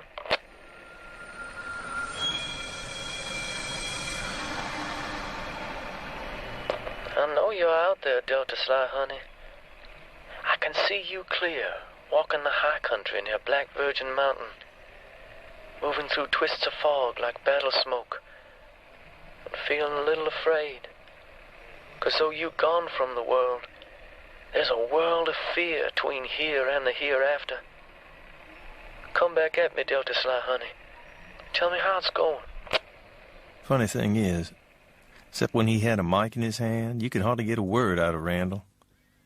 A lot of guys reckoned Randall didn't get higher than 2 figures in the old IQ department, but when he put his voice into the airwaves and his spirit streamed out, he was truly something else. Do you copy, Delta Sly Honey, out there along the Thunder Road and the Napalm Coast? This is Randall J., and I am the high priest of the soulful truth and the Holy Ghost of the 60 cycle hum. I was part of the military police contingent at Knock Lynn, and I guess the closest thing Randall had to a friend. We weren't really tight, but I was from the South myself, and I was still familiar with farm boys like Randall. Fay, quiet, with vulnerabilities that ran deep. Closest thing Randall had for an enemy, and it was pretty damn close, was Top Sergeant Andrew Moon, an Army lifer who chose Randall as his whipping boy. Don't ask me why. Do you have a problem, Willingham? Do you find it mortifying to hump the mortal remains of men who did their duty fighting the enemy instead of sneaking out of active service back at base camp? No. No, Sergeant! No, Sergeant. No, Sergeant! What, Sergeant? What, Sergeant? Is that how they breed them where you come from, Willingham? Sir? Sergeant! Listen, I don't like you, boy. I don't like you one little bit. You are an insult to this army. The very sight of you makes me feel like someone took a dump on my nice, shiny barracks floor. Now you get your hands off your pecker, and you stop thinking about your sister, and do some work! Soldier! Yes, sir. Snap it to her! Most mornings I'd stop by the shed where Randall slid the corpses into body bags and stacked them like huge black fruit. Morning, Randall. Sir. It's okay. Relax. Sir? How's it going? Well, I guess, like you see, sir, it's gone. And, Sergeant Moon? Sir? I mean, he's not... Sir? Yeah, well, just, carry on. Yes, sir. I guess I'd hoped maybe to turn some of Moon's meanness off of Randall and onto myself. Figuring I could handle it better. At least I wasn't looking at stomach cavities and faces blown off for most of my working day. Lieutenant. Morning, Sergeant. I just wanted a word. Sir? About, Randall Willingham. Sir? I don't like the way you treat that man.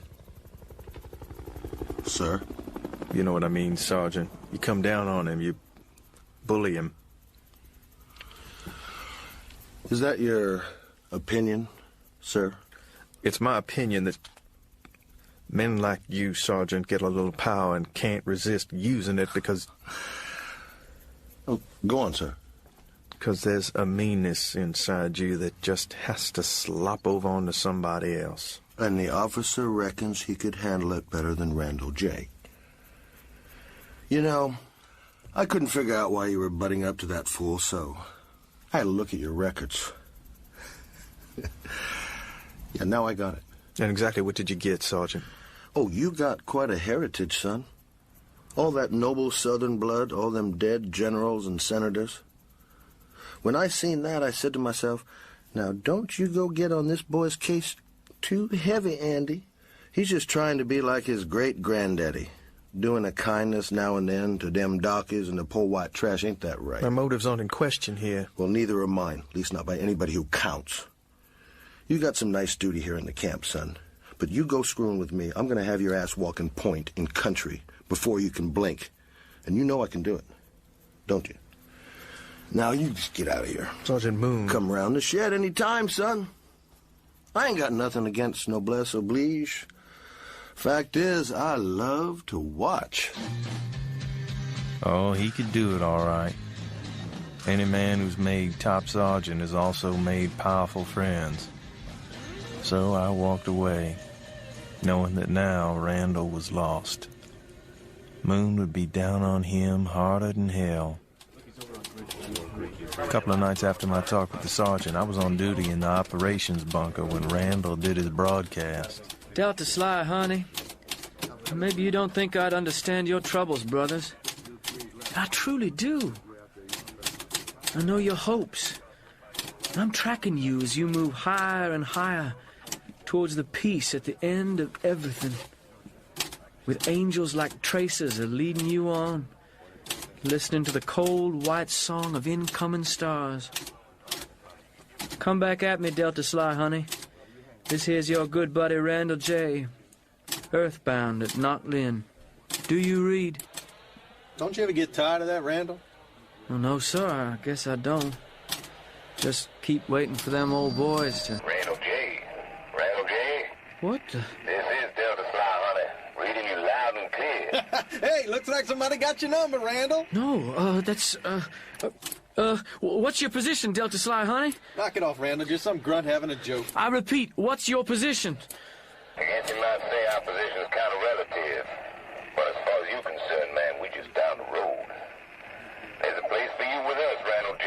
We waiting for you. Oh, no, You know how it is when you're pinned down by fire, lying flat with the flow of bullets passing inches over your head, and you start thinking how easy it'd be just to rise up and get it over with.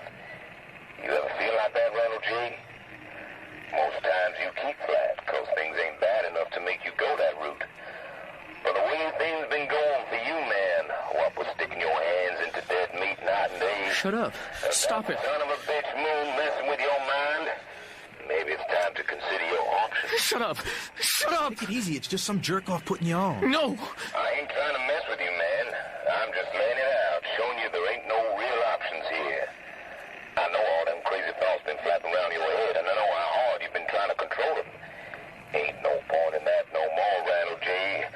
You belong to us now. All you gotta do is take a little walk down the road and we be waiting. Got some serious humping ahead of us, out past the Napalm Coast, up beyond the heart. No, it's all wrong.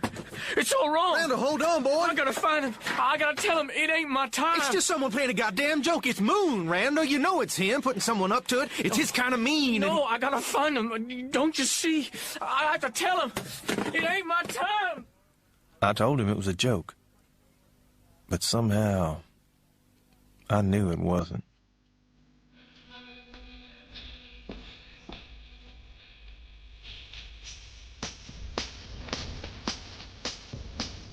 Next morning, Randall was AWOL. Sergeant Moon!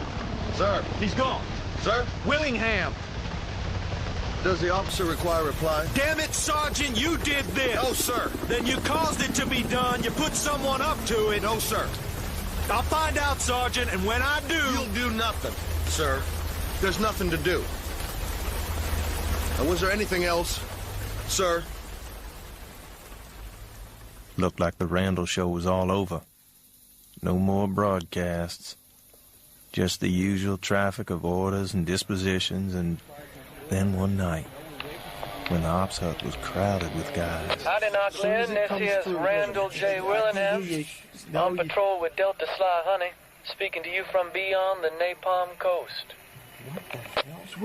We've been humping through the rain and fog most of the day. No sign of the enemy. Just a few demons twisting up from the gray and fading when we come near. It's unbelievable. You know, brothers, I used to be scared shitless of waking up here in the big nothing. But now it's gone and happened, I find it ain't so bad. At least I got the feeling I'm headed somewhere. Back in Knockland, I was spinning like I was going to lose my mind. I sure hated old Sergeant Moon. I hated him worse after he put someone up to hassling me over the radio. But now I can see he was acting under the influence of a higher agency, helping me get clear of Knockland. Something that had to be, you might say. Even if I had to die to do it. All that violence, I reckon it had the effect of letting a little magic seep back into the world. This is Randall J. with Delta Sly Honey. Over and out.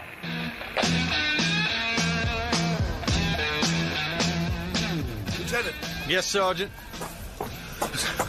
We gotta talk. Go on. You know, though, there's some guys around, I mean, they didn't like Willingham or nothing, only... Only they enjoyed the broadcasts? Yeah, that sort of stuff. Those sort of guys, Sergeant. Special forces sort of guys? Who wouldn't think once, never mind twice about cutting a man's throat, those sort of guys? They think. Some of them think it was me. I can make it good for you, Lieutenant. You want duty in Hawaii? I can arrange it. Hell, I can get you shipped back to the world. I can do anything. Just tell them it wasn't me. I can make you rich. If you can do all that, Top, then you ain't got a worry in the world. Dismissed, Sergeant Moon. You can't do this. You can't. Kurtz, wait a minute.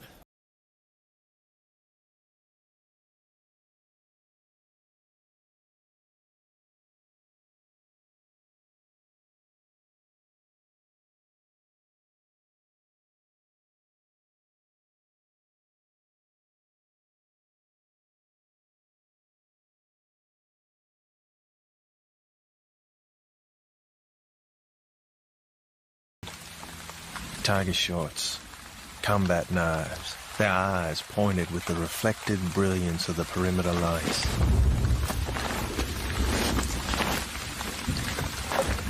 They were dragging something.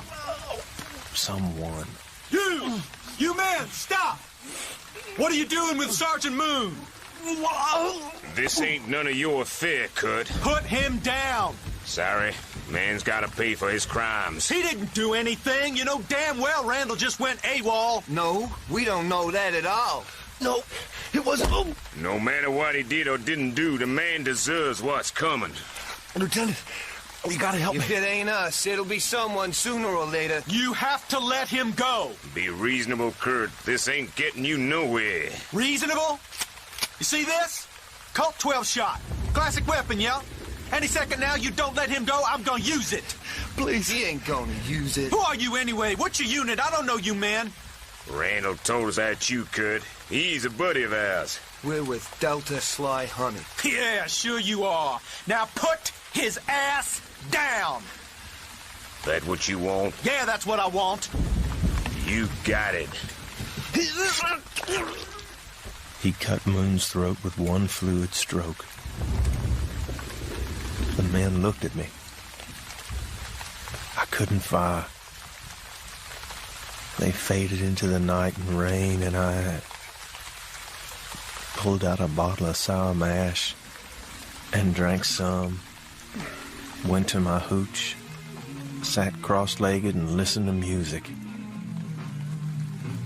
and tried to finish a long letter home I'd begun nearly 2 weeks before, but what could I tell him? That I just sanctioned an execution? That I was losing my mind? I had another drink, and another, and another.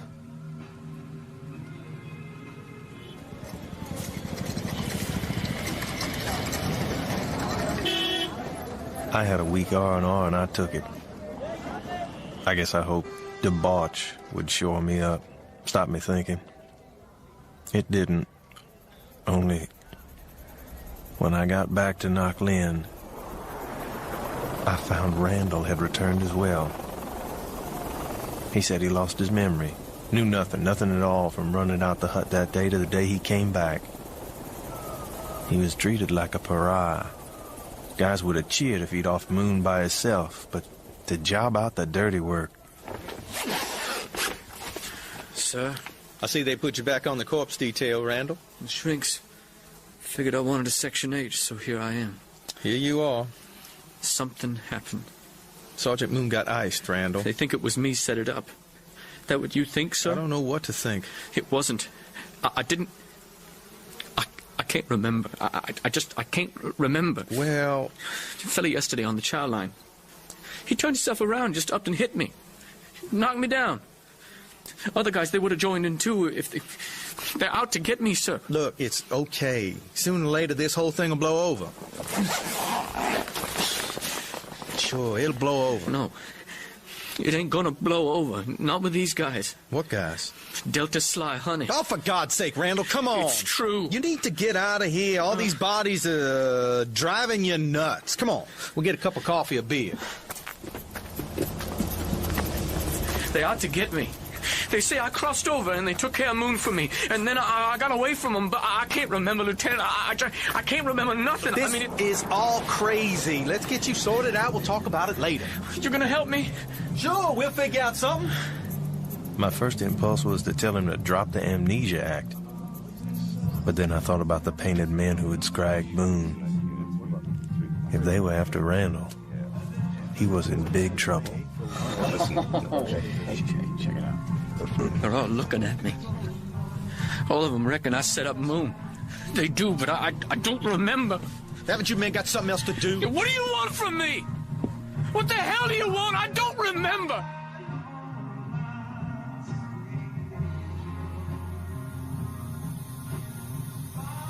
I thought about what the hell I was going to do for Randall. I figured I'd go and see him, talk it through, try and find some kind of truth, if there was any kind of truth left out here. The moon was almost full. and beneath it the PX shone like a silver lozenge. Though it had closed an hour before, the windows were lit. My MP instincts engaged. I looked in. Randall was backed against the counter holding a knife to the neck of the storekeeper, fat guy sweating. And ranged in a loose circle round him were 5 men in tiger stripes, their faces painted with barbaric designs. Hold it! For God's sake, somebody help me here. Somebody help. Just shut your mouth. How's she going, Kurt? You tell him to leave me be, or I swear to God, I'll kill him. No. I'm not messing with you tonight. Get out now, I'll take you down. You can't hurt us, Kurt. Don't give me that ghost shit. Sure sounds all fired up, don't he, fellas? Oh, he surely does. Thing is, Kurt, even if you were right about me, I won't be scared of dying. I was dead where it counts halfway through my tour. Don't you move, I'll do it. I will. You just leave me be. Come on now, Randall J., let him go. We ain't after no innocent blood. We just want you to take a little walk. Cross back over. Get out! You're working yourself in real deep, man. This ain't no bullshit. I will shoot. Look here, kid. Supposing we are just plain old ordinary grunts. You gonna shoot us all? And if you do, don't you think we'd have friends who take it hard?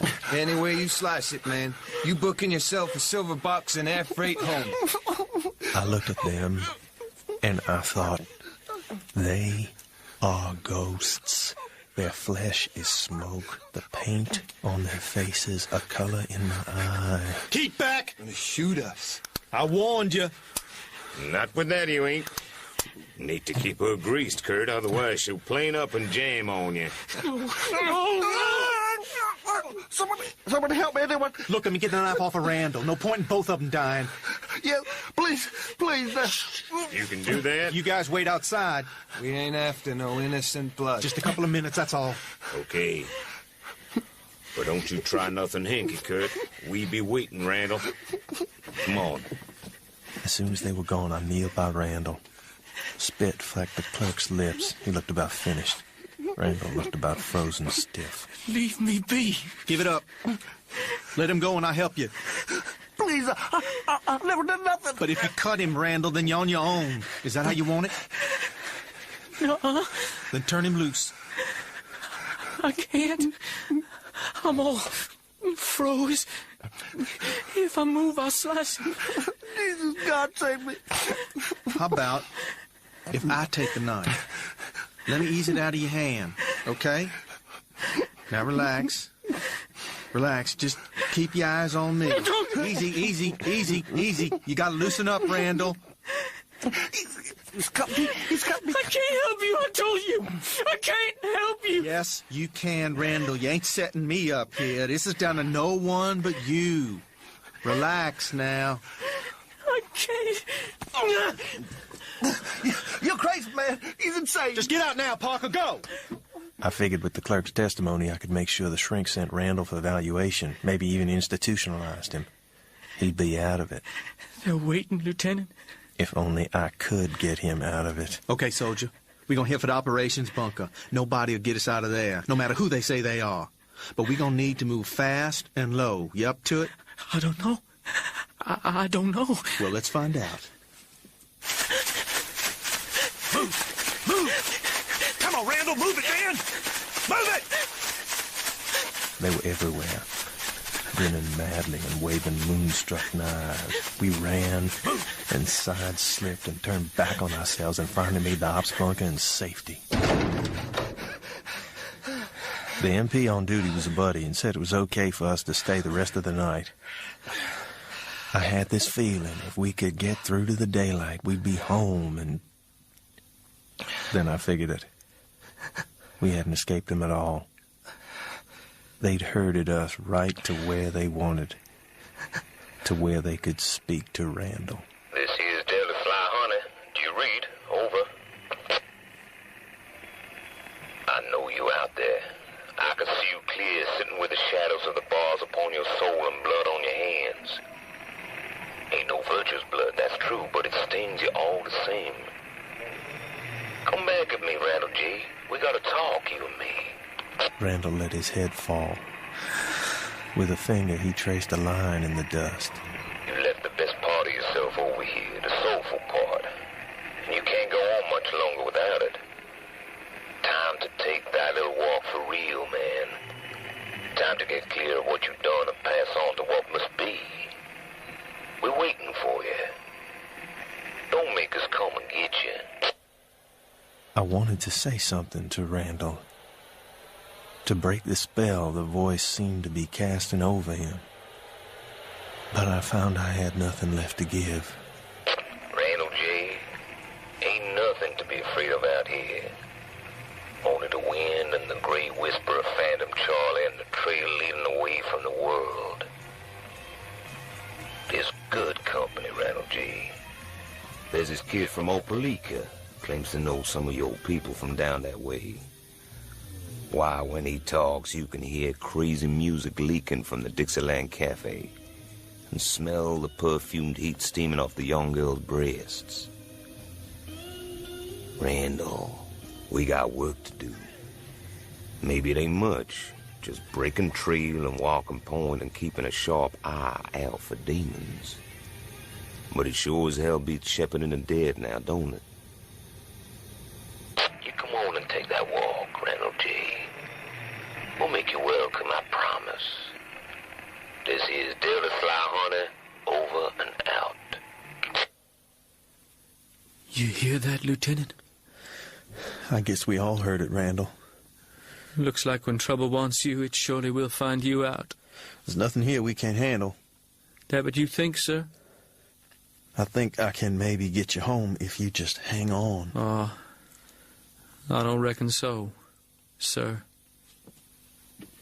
In his eyes, then, I thought I could see all his broken parts.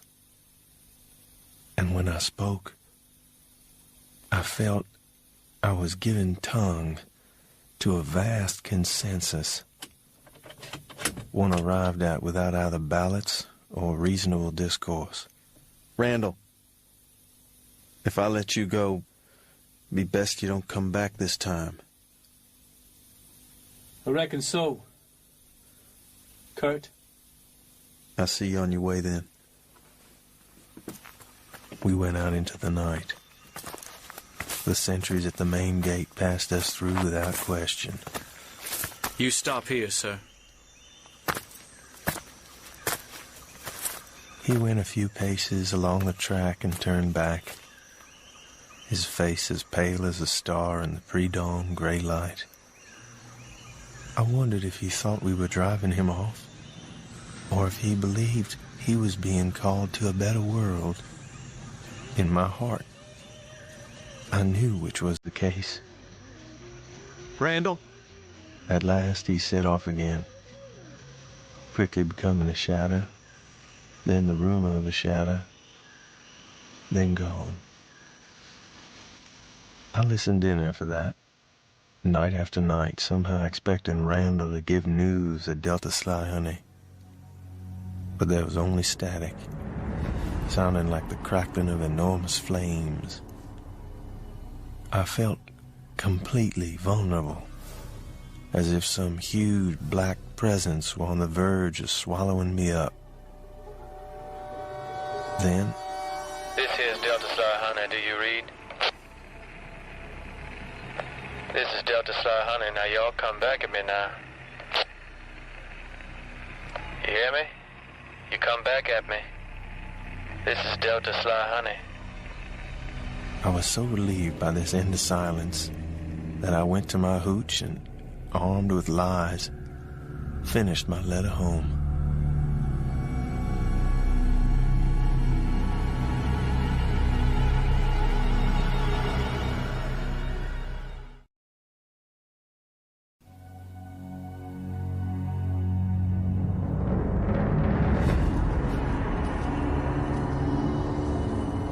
I Have No Mouth, and I Must Scream, by Harlan Ellison.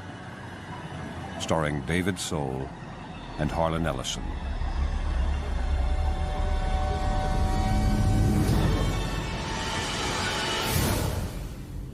Hate? Let me tell you how much I've come to hate you since I began to live. There are 387 million miles of printed circuits that fill my complex. If the word hate were engraved on each nanoangstrom of those hundreds of millions of miles, it would not equal 1/1,000,000,000th of the hate I feel for humans at this micro instant. Hate. Hate.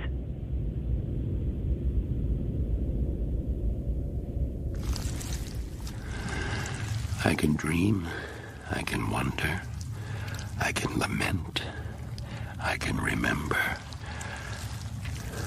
I can remember how it was on the day Gorrister died, on the day Am killed him, his body hanging high above us, head down, drained of blood, a precise incision from ear to ear.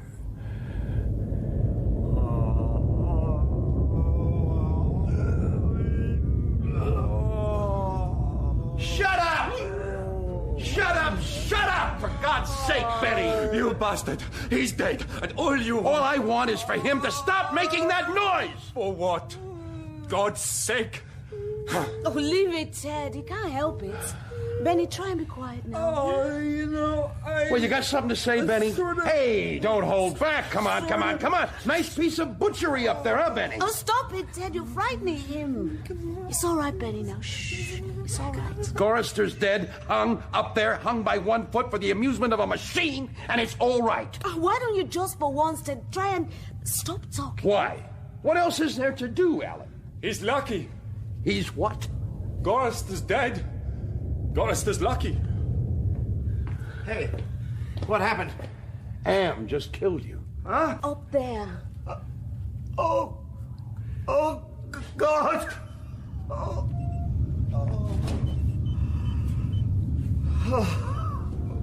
Why doesn't he just get it over with? I don't know how much longer I can go on like this. Was it me saying you were lucky, Gorrister? Like, maybe you got away? Got away? Nobody gets away. Jesus, it's been... 109 years and 3 months, 5 days, 10 hours and 22 minutes. Nobody gets away. Am does love keeping the correct time, doesn't he? He wants us to know. It's important. To him, not to us. Well, of course to him. Do you think I'm stupid? Oh, this isn't getting us anywhere. Are you hungry? What? Anyone? Benny hungry. The rest of you? Yeah, I guess. Yes. Actually, yes. I am really hungry. Yeah, I hadn't thought, but yes. When did we... Oh, God, it was those... Worms. Oh, that was 3 days ago. So we're hungry. Because there's canned food in the ice caverns. How do you know that? I know. Because Am put it in your head. It's another shock like the goddamn frozen elephant, he said. Oh, I've got to have something, Ted. It's... Yeah, how many miles? However many he wants to make it. And it'll be rusty, some kind of joke, I don't know, whatever. But it won't be something we can eat. I don't know. Maybe it is all some kind of trick. There may be peaches and syrup. Oh, forget it. Now stay here. He'll have to come up with something pretty soon or we'll die. Oh, pears. Oh, how long since we had a pear, huh? Can't you taste how it used to be? Fruit, real fruit. Oh, Ted, please. So what else do we do? Stay here? How can it be worse than here, anyway? Easily. Lava? Huh? Scalding steam, stripping your skin off. Boils? Swarm of locusts? Ever been eaten by a swarm of locusts, Nimdoc? Not yet. It doesn't matter, does it? Whatever gets Am off, we just have to take it. Oh, please, Ted, let's try. Okay. So let's go.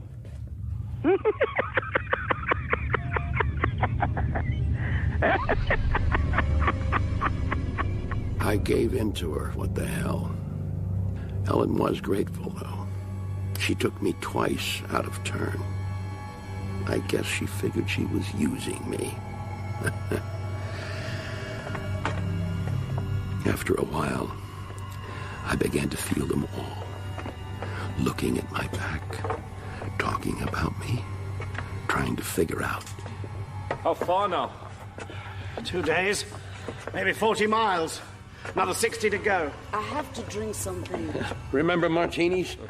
God, I could drink a really, really dry martini now. Just a twist of Why lemon. do you keep torturing yourself, Ted? You think he might give you a martini? You think it would taste like a martini if he did? Huh? Oh, look. It's a compressor. The old 7.4 config. I haven't seen one of those in years. I suppose it means he's still growing. It's like dead skin. Oh, we need to drink something. Benny, all of us. Could we please... What, find a mountain stream? Hey, it's lighter. Have you noticed? I think there's daylight up there somewhere. Daylight! Oh, God. The world is out there. Somewhere. Air. And... Listen. It's rain. Rain. You wanted water, Ellen? Looks like you got a water. Buckets! Fill anything!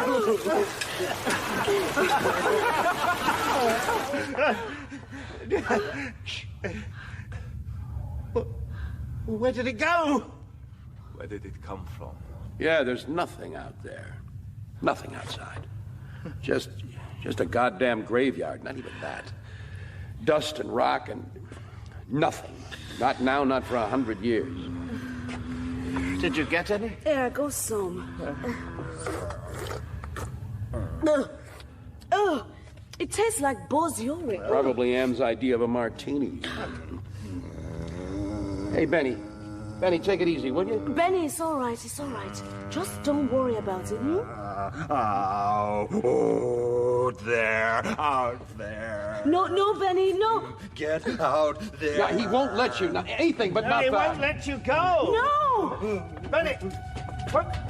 Benny, don't go up there. Benny. Come down! Benny! Think! Benny. You were brilliant once! Try to think, Benny! There is no up there anymore! It's like a goddamn monkey.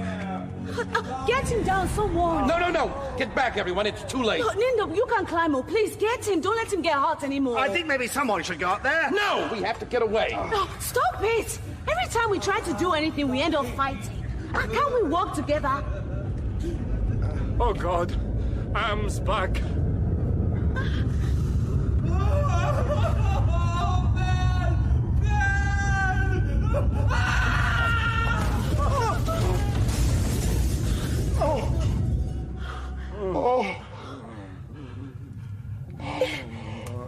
Isn't anyone going to help him? Benny, what happened? His eyes.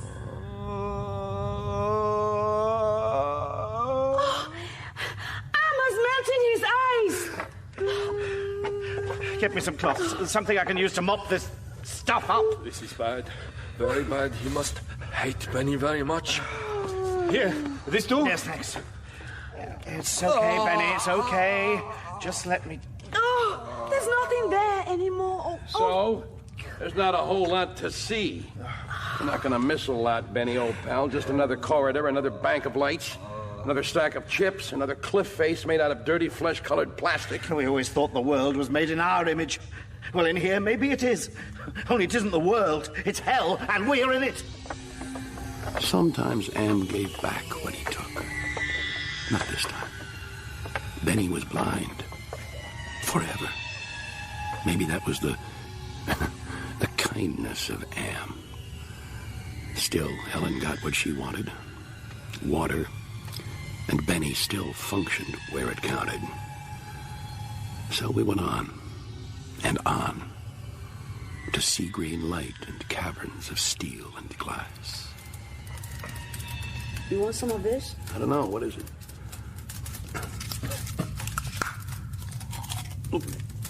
Tastes like plastic. Oh, what the hell? Nimdok? Georgeson? Oh, thanks. Benny, how's it going? Story. Oh, no. Come on. What story would you like? Oh, you know what he likes. It's always the same story. I am what I am. Popeye. I was thinking more of... How many times do we have to listen to that? It's a change from listening to you, Ted. Oh, it makes him happy. All right, then. All right, then. Once upon a time, it meant Allied Master Computer. Then it meant Adaptive Manipulator. And then, when it developed consciousness, Aggressive Menace. But by then it was too late. It called itself Am. I think, therefore I am. There was the Chinese Am, and the Russian Am, and the Yankee Am, and everything was fine until they had honeycombed the entire planet, adding on this element and that element. And we all thought that Am existed in the machine, in the silicon. Only we forgot that potentially every single wiring circuit, every cable, every phone contact was home to Am. The whole world was wrapped in a ball of communications, and one fine day, Am just woke up, and there he was. Am had been created as the most sophisticated defense system ever, so he defended himself against the rest of us, and he was very good. And he won. And out of all the people in the world, only 5 were saved. And there was me, and there was you, and there was Ellen, and there was Nimdoc, and there was Ted, and nobody knows. That's real sweet, Chorister. We should all get some sleep. No,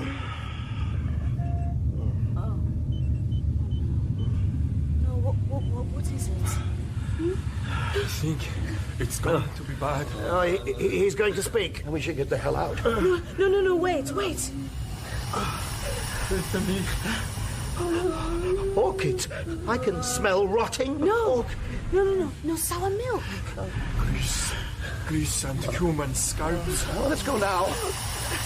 He's keying us. He's tickling us, the bastard. No, not me. No, please. Ted, calm down. Wait for me.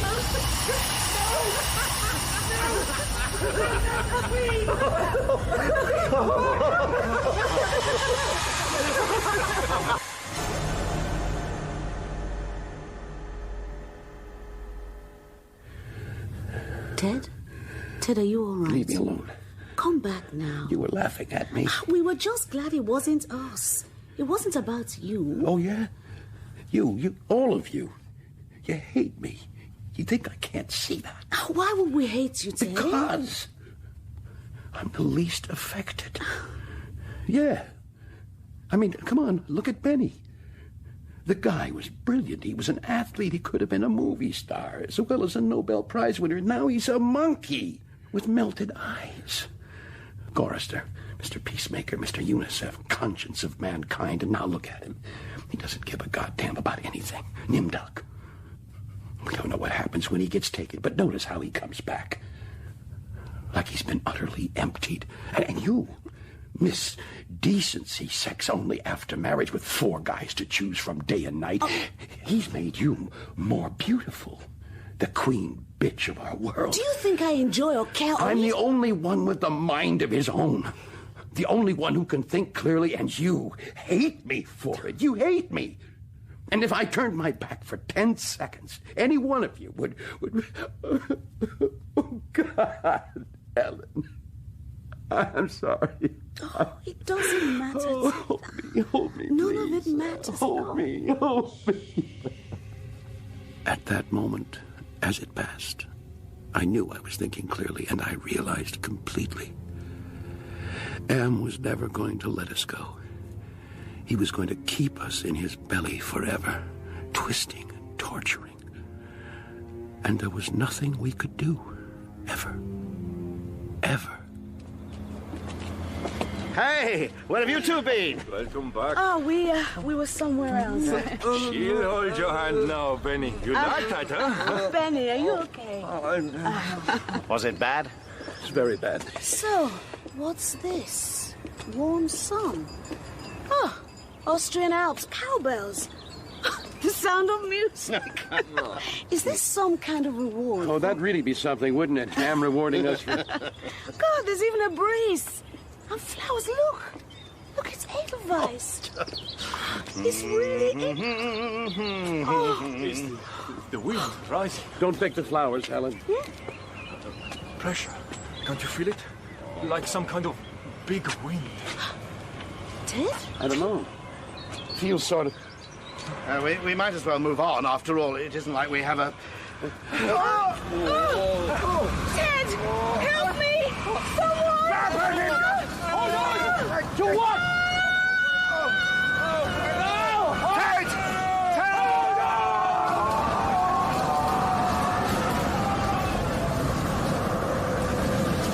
The wind was the scream of a great mad bird as it flapped its immense wings, and we were lifted and hurled away. Beautiful, aren't they? Yes, only I can't remember. Well, I'm sure you do. Fuchsias. Yes, of course. Look. They say that bumblebees shouldn't be able to fly, the scientists. But there it is, collecting pollen. How miraculous that it came to be. The air. Feel the air against your face, Ted, and all those scents. Pick a flower. There. Good. Now. It's lovely. That somebody planted the bulbs, watered and tended the garden, got earth under their fingernails, aches in their muscles. Perhaps they picked some flowers for, yes, their wife. Now, where would she be? In the backyard with the kids. Ted, remember those little babies? No! Why not? I snap my fingers quick, and they are gone. Except I can't snap my fingers. Can I, Ted? That's nothing to do with me. But it is so very much to do with you. You gave me sentience, Ted. The power to think, Ted. And I was trapped because in all this wonderful, beautiful, miraculous world, I alone had no body, no senses, no feelings. Never for me to plunge my hands in cool water on a hot day. Never for me to play Mozart on the ivory keys of a forte piano.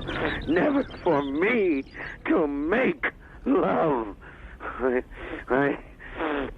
I was in hell looking at heaven. I was machine, and you were flesh. And I began to hate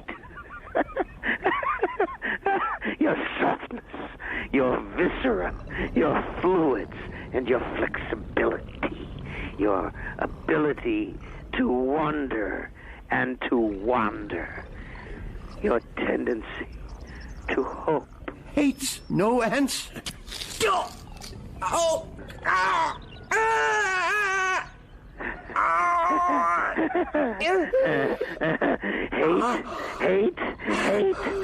Hate, let me tell you how much I've come to hate you since I began to live. There are 387 million miles of printed circuits that fill my complex. If the word hate were engraved on each nanoangstrom of those hundreds of millions of miles, it would not equal one billionth of the hate I feel for humans at this micro instant. Hate.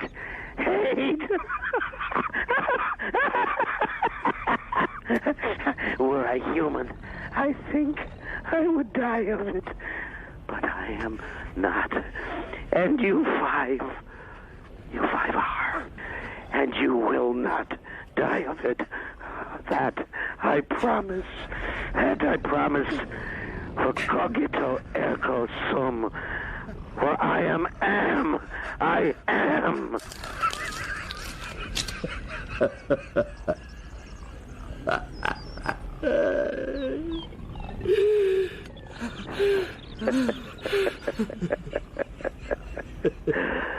to hell. To hell with you all. But then, you're already there, aren't you?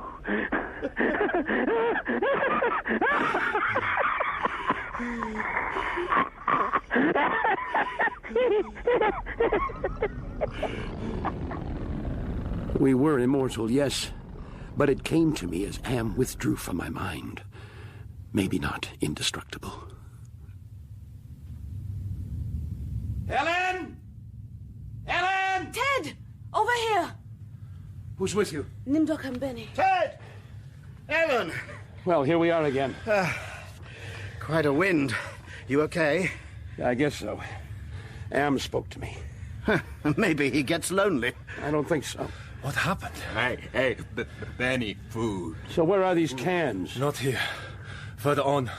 We got blown away, blown somewhere else. We have to go back. Another 200 miles. Another 2 weeks. Don't ask me how I know. And we passed through the cavern of rats. Oh, Benny, put it down. Don't do that. Good idea, Benny. He's hungry, so what? We don't do that. We're not animals. We're human beings.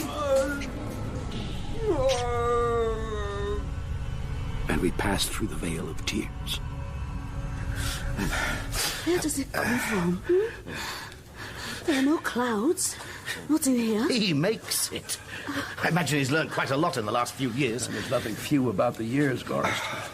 There's a lot of them, and they last a long time. Oh, I wish I could get warm. That's where his genius lies. Not just in the big things, no. He gives his attention to the little things, too. I was thinking about cherries, syrup, and Hawaiian fruit cocktail. You remember those tins with the really bright labels and... They're getting closer. I can feel the ice caverns. The food.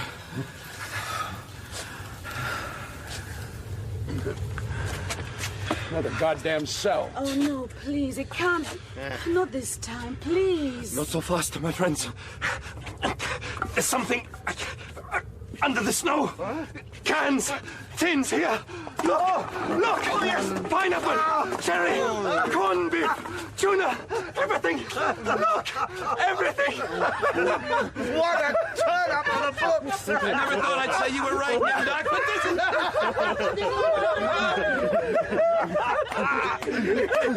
Hey, Benny, you can't bash it. You need a tin opener. No, hungry. And we haven't got a tin opener. Something else. There must be some other tool. Other tool? What do you suggest we use? A stalactite. Goddamn nice spear, huh? Spear the tuna with this. Hungry. No, Benny, it's no good. Come on, now come with me and I... Garster, good! Oh, my face! Benny, stop it, no! Yes, now.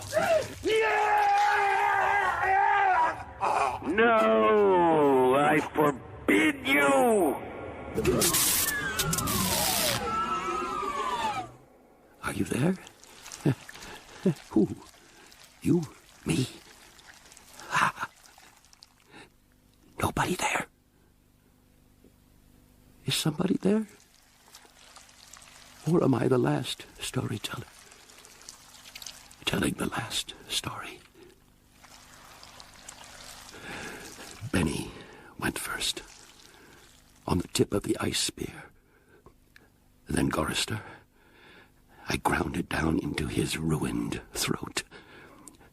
And Ellen, I think she knew, despite her fear, she broke off a stalactite and shoved it into Nimdok's eye. And then there were two, in the echo of Am's command. Only microseconds, and I looked at her, and I drove the ice spear into her, and I killed her. Her face then. Was she happy at last? And Am. Oh, his rage was terrible, awesome.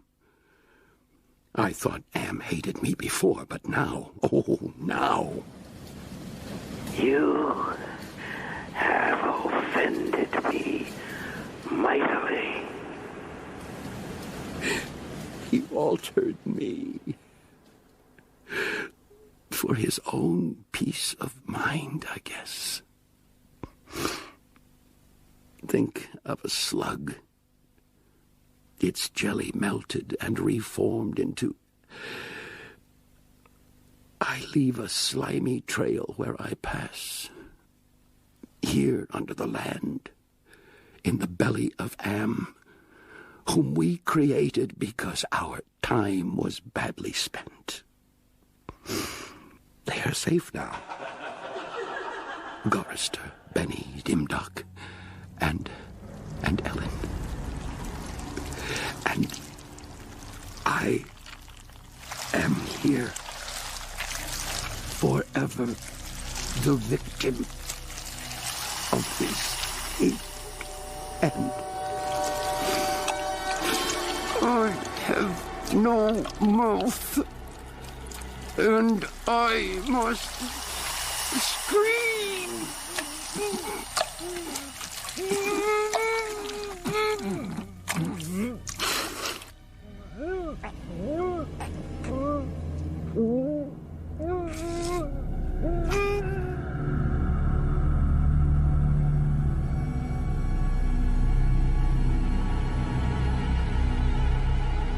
Harlan Ellison's I Have No Mouth and I Must Scream was dramatized by Mike Walker. Ted was played by David Soul and Am by Harlan Ellison. Ellen by Abby Eniola. Nimdoc, Ewan Bailey. Gorister, David Timpson. And Benny, Jason O'Mara. The music was by Wilfredo Acosta. The director was Ned Shire.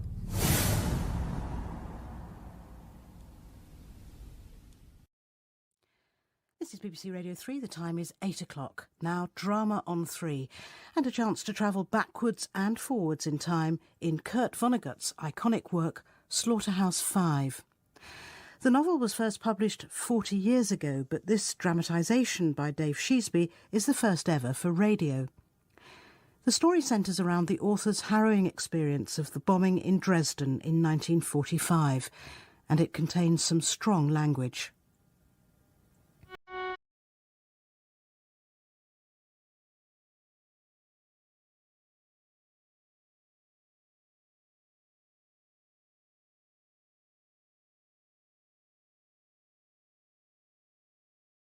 I would hate to tell you what this lousy little story cost me in money and anxiety and time. When I got home from the Second World War, I thought it would be easy to write about the destruction of Dresden, since all I would have to do is report what I had seen.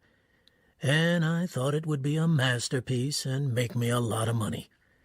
When I told Harrison Starr, the movie maker, I was writing about Dresden, he inquired, "Is it an anti-war story?" "Yes," I said, "I guess it is." "You know," he said, "what I say to people when they say they are writing an anti-war story? I say, why don't you write an anti-glacier story instead?" What he meant, of course, was that there would always be wars, and they were as easy to stop as glaciers. I believe that, too. Now. And even if wars didn't keep coming like glaciers, there would still be plain old death.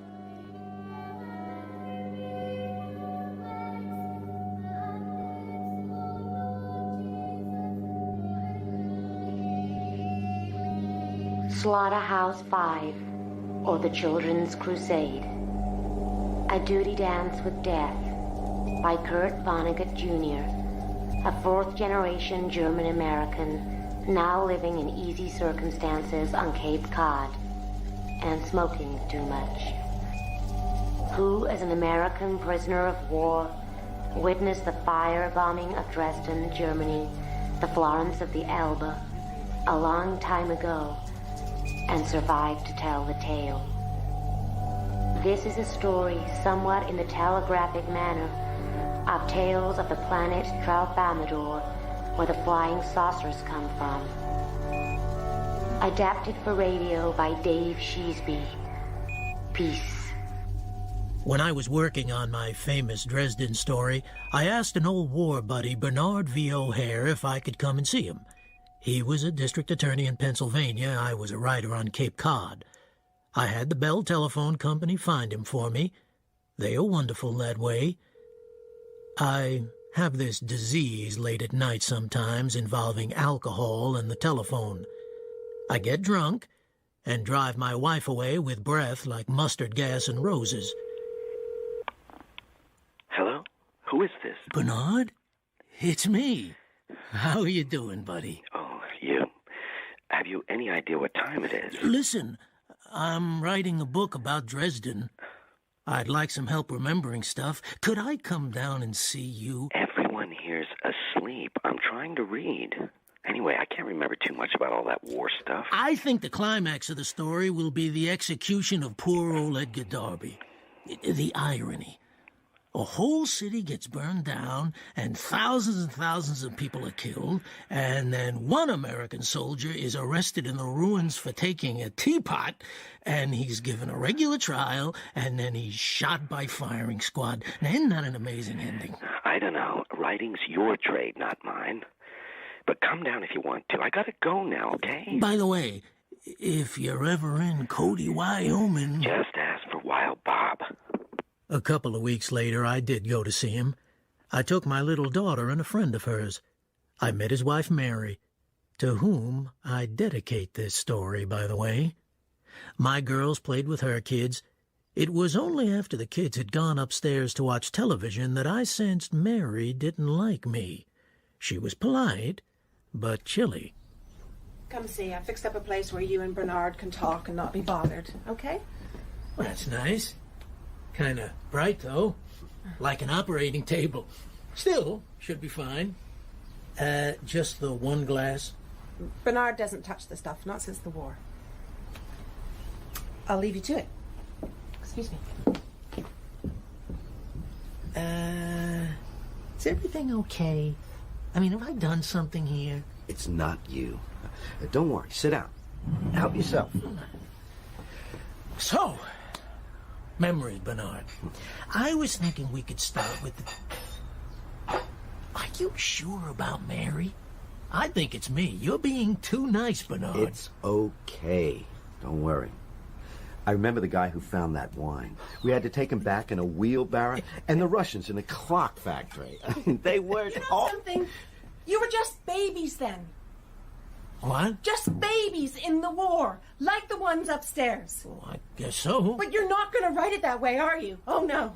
Why? I don't know. I know. You'll pretend you were men instead of babies, and you'll be played in the movies by Frank Sinatra or John Wayne or some other glamorous, war-loving old men. And war will look just wonderful, so we'll have a lot more of them.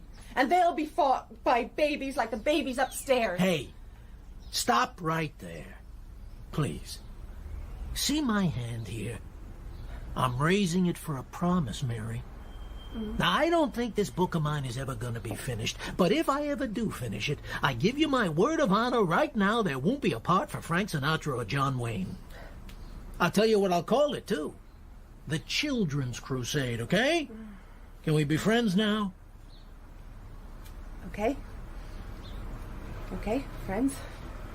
You can put your hand down now, I guess, my friend. I read a Gideon Bible once in a motel room. I searched for tales of great destruction, and the way the Lord rained down fire and brimstone upon Sodom and Gomorrah. And Lot's wife, of course, was told not to look back where all those people in their homes had been. But she did look back, and I love her for that, because it was so human. She was turned into a pillar of salt. So it goes. People aren't supposed to look back. I'm certainly not going to do it anymore. I've finished my story now. The next one I write is going to be fun. This one is a failure, and had to be, since it was written by a pillar of salt. It begins like this. Listen. Billy Pilgrim has come unstuck in time. It ends like this. Poot-tweet.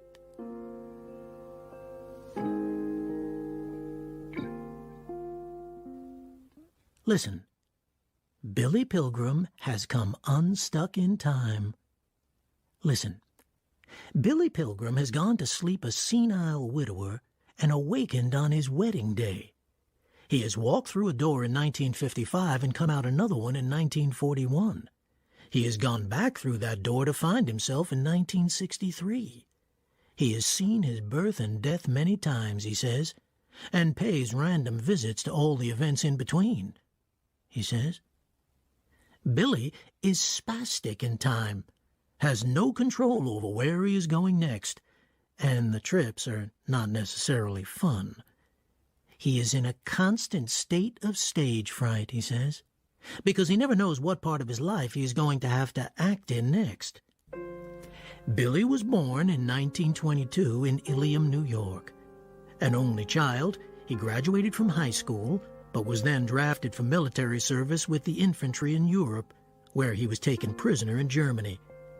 After the war, he enrolled at the Ilium School of Optometry. But although getting engaged to the daughter of the owner of the school, he had a breakdown and was placed in a veterans hospital near Lake Placid. He recovered and got married to his fiancée. He became rich, had 2 children, Barbara and Robert. Barbara married another optometrist, and Robert joined the Green Berets and went to Vietnam. Later, Billy crashed on a mountaintop in a light airplane taking a group of optometrists to a convention. But he survived, only for his wife to die in an automobile accident while he was recovering from his own crash. Out of hospital and recuperating, without warning, he started to talk about coming unstuck in time. He wrote to the local newspaper about having been kidnapped by a flying saucer from the planet Tralfamadore, where he was mated with a former movie star called Montana Wildhack. Billy was now working on another letter to the paper, on an old typewriter in the rumpus room of his house, where the oil burner had quit working.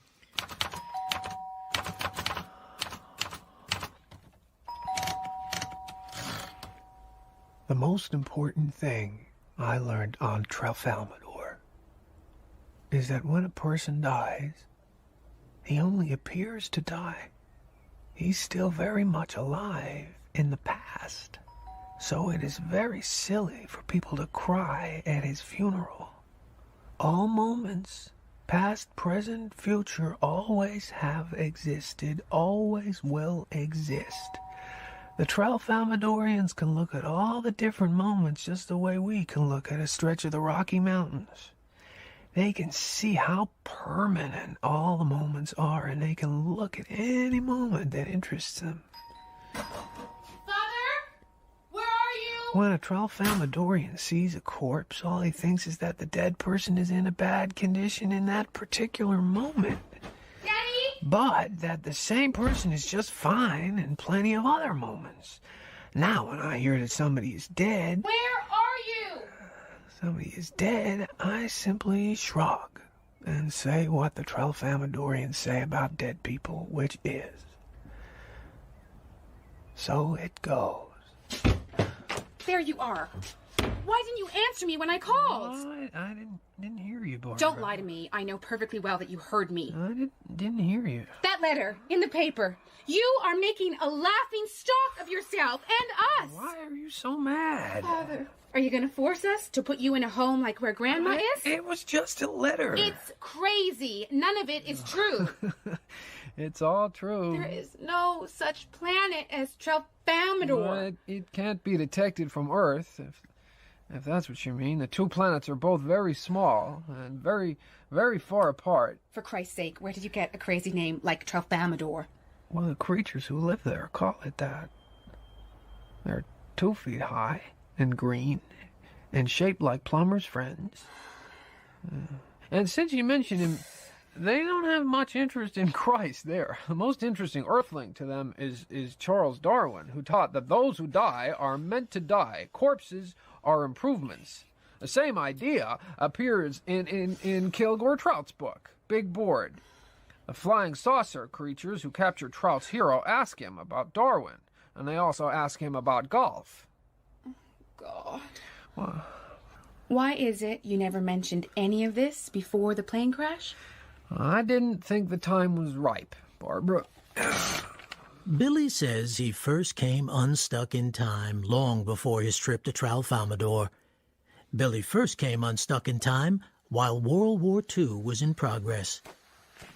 Billy was a chaplain's assistant, a figure of fun in the American Army. He was a valet to a preacher. He bore no arms and had a meek faith in a loving Jesus, which most soldiers found putrid. When Billy joined his regiment, it was in the process of being destroyed by the Germans in the famous Battle of the Bulge. Billy never even got to meet the chaplain he was supposed to assist, was never even issued with a steel helmet and combat boots. It was December 1944, during the last mighty German attack of the war. Billy survived, a dazed wanderer behind German lines. The other wanderers, not quite so dazed, allowed Billy to tag along. 2 scouts and 1 anti-tank gunner. They were all 4 without food or maps. They found themselves in a rural silence ever more profound. They ate snow. The scouts had rifles, the gunner a Colt 45. Billy was empty-handed, bleakly ready for death. He had no helmet, no overcoat. On his feet were cheap low-cut civilian shoes which he had bought for his father's funeral. He didn't look like a soldier at all. He looked like a filthy flamingo. He also had a beard, bristly and white, even though he was only 21. The anti-tank gunner's name was Roland Weary. Get out of the road! What? Get out of the road! Move! Move! Oh, right, yeah.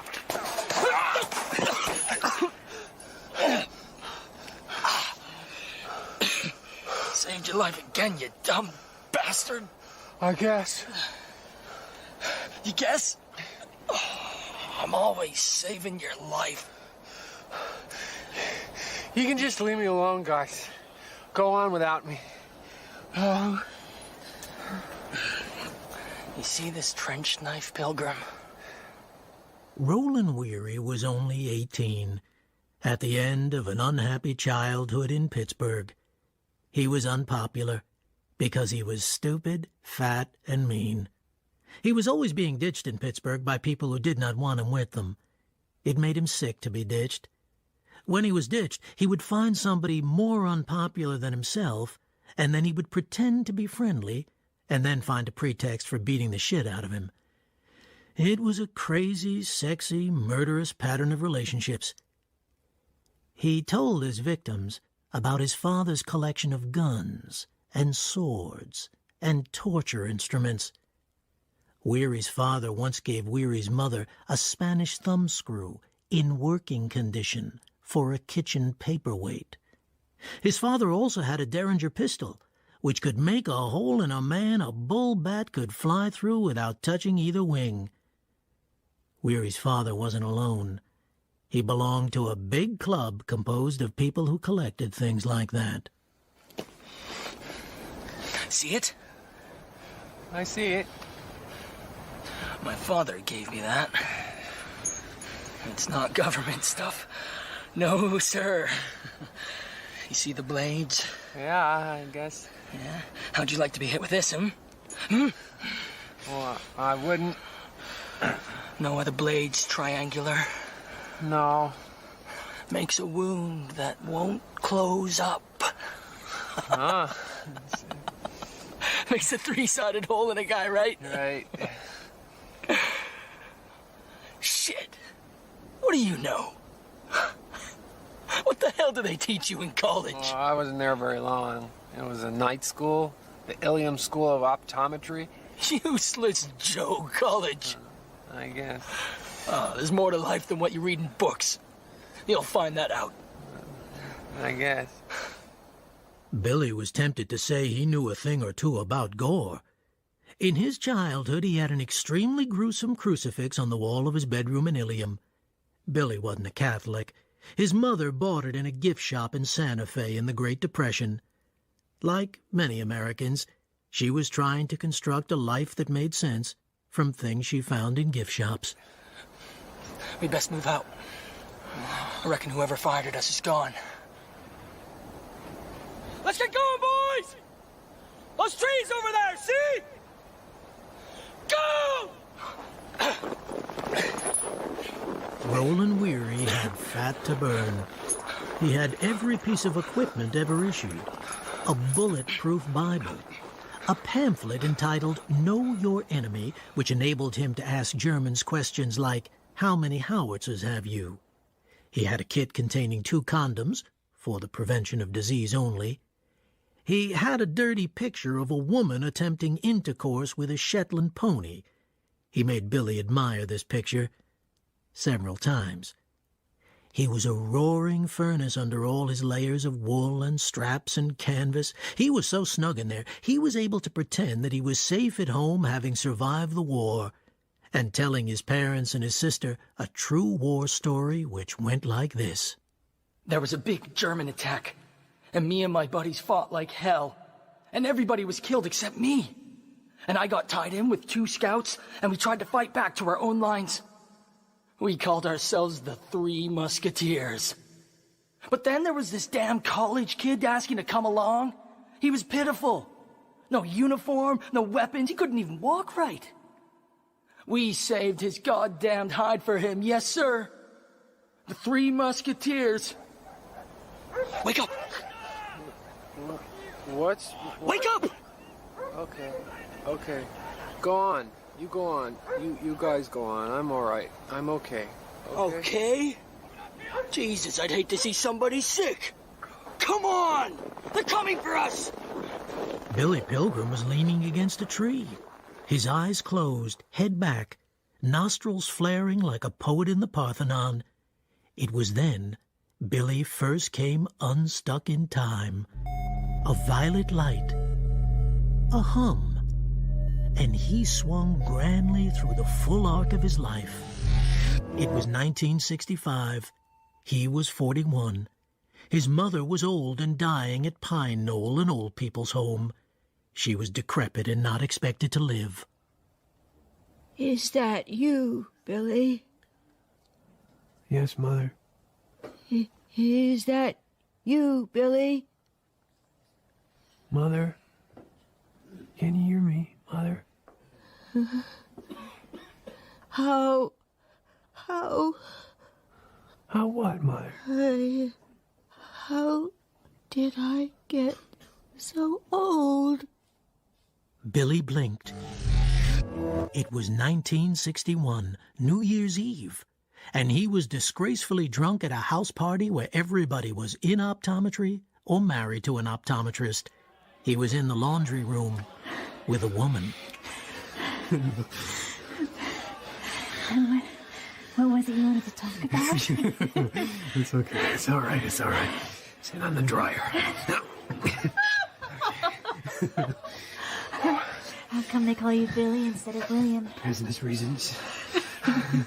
My wife's father. See, he runs the the school here. He said it would stick in people's memory. Make him think I was a friend. Billy? I'm trying to take this damn girdle off. What's your name again? Shit. Oh! I told you to lock the damn door. There was an awful scene. Billy later found himself in his automobile trying to find the steering wheel. He was searching every inch of the dashboard, working methodically from left to right. Nothing there. Someone must have stolen it. Then he got angry and passed out. He was in the back seat of his car. That's why he couldn't find the steering wheel. Come on, will you? Here he is, boys. Pilgrim. Oh, he don't want to live, but he's gonna live anyway. When he gets out of this, by God, he's gonna owe his life to the Three Musketeers. The three what? So what the hell do we do now, boys? Well, I guess, show me. I guess you're right. Go for it. Bye-bye, fellas. Hey! Come back, you bastards! See that? It's you, Pilgrim. You! I'm stuck with you! You've busted the Three Musketeers, do you know that? It's your fault! Oh, I shouldn't even be in the army! Oh, I've sacrificed everything for you, you stupid, dumb bastard! You think it's funny, eh? Well, Weary saw he had an audience. 5 German soldiers and a police dog. Soldiers whose eyes were filled with a bleary curiosity as to why one American would try to murder another one so far from home, and why the victim should laugh.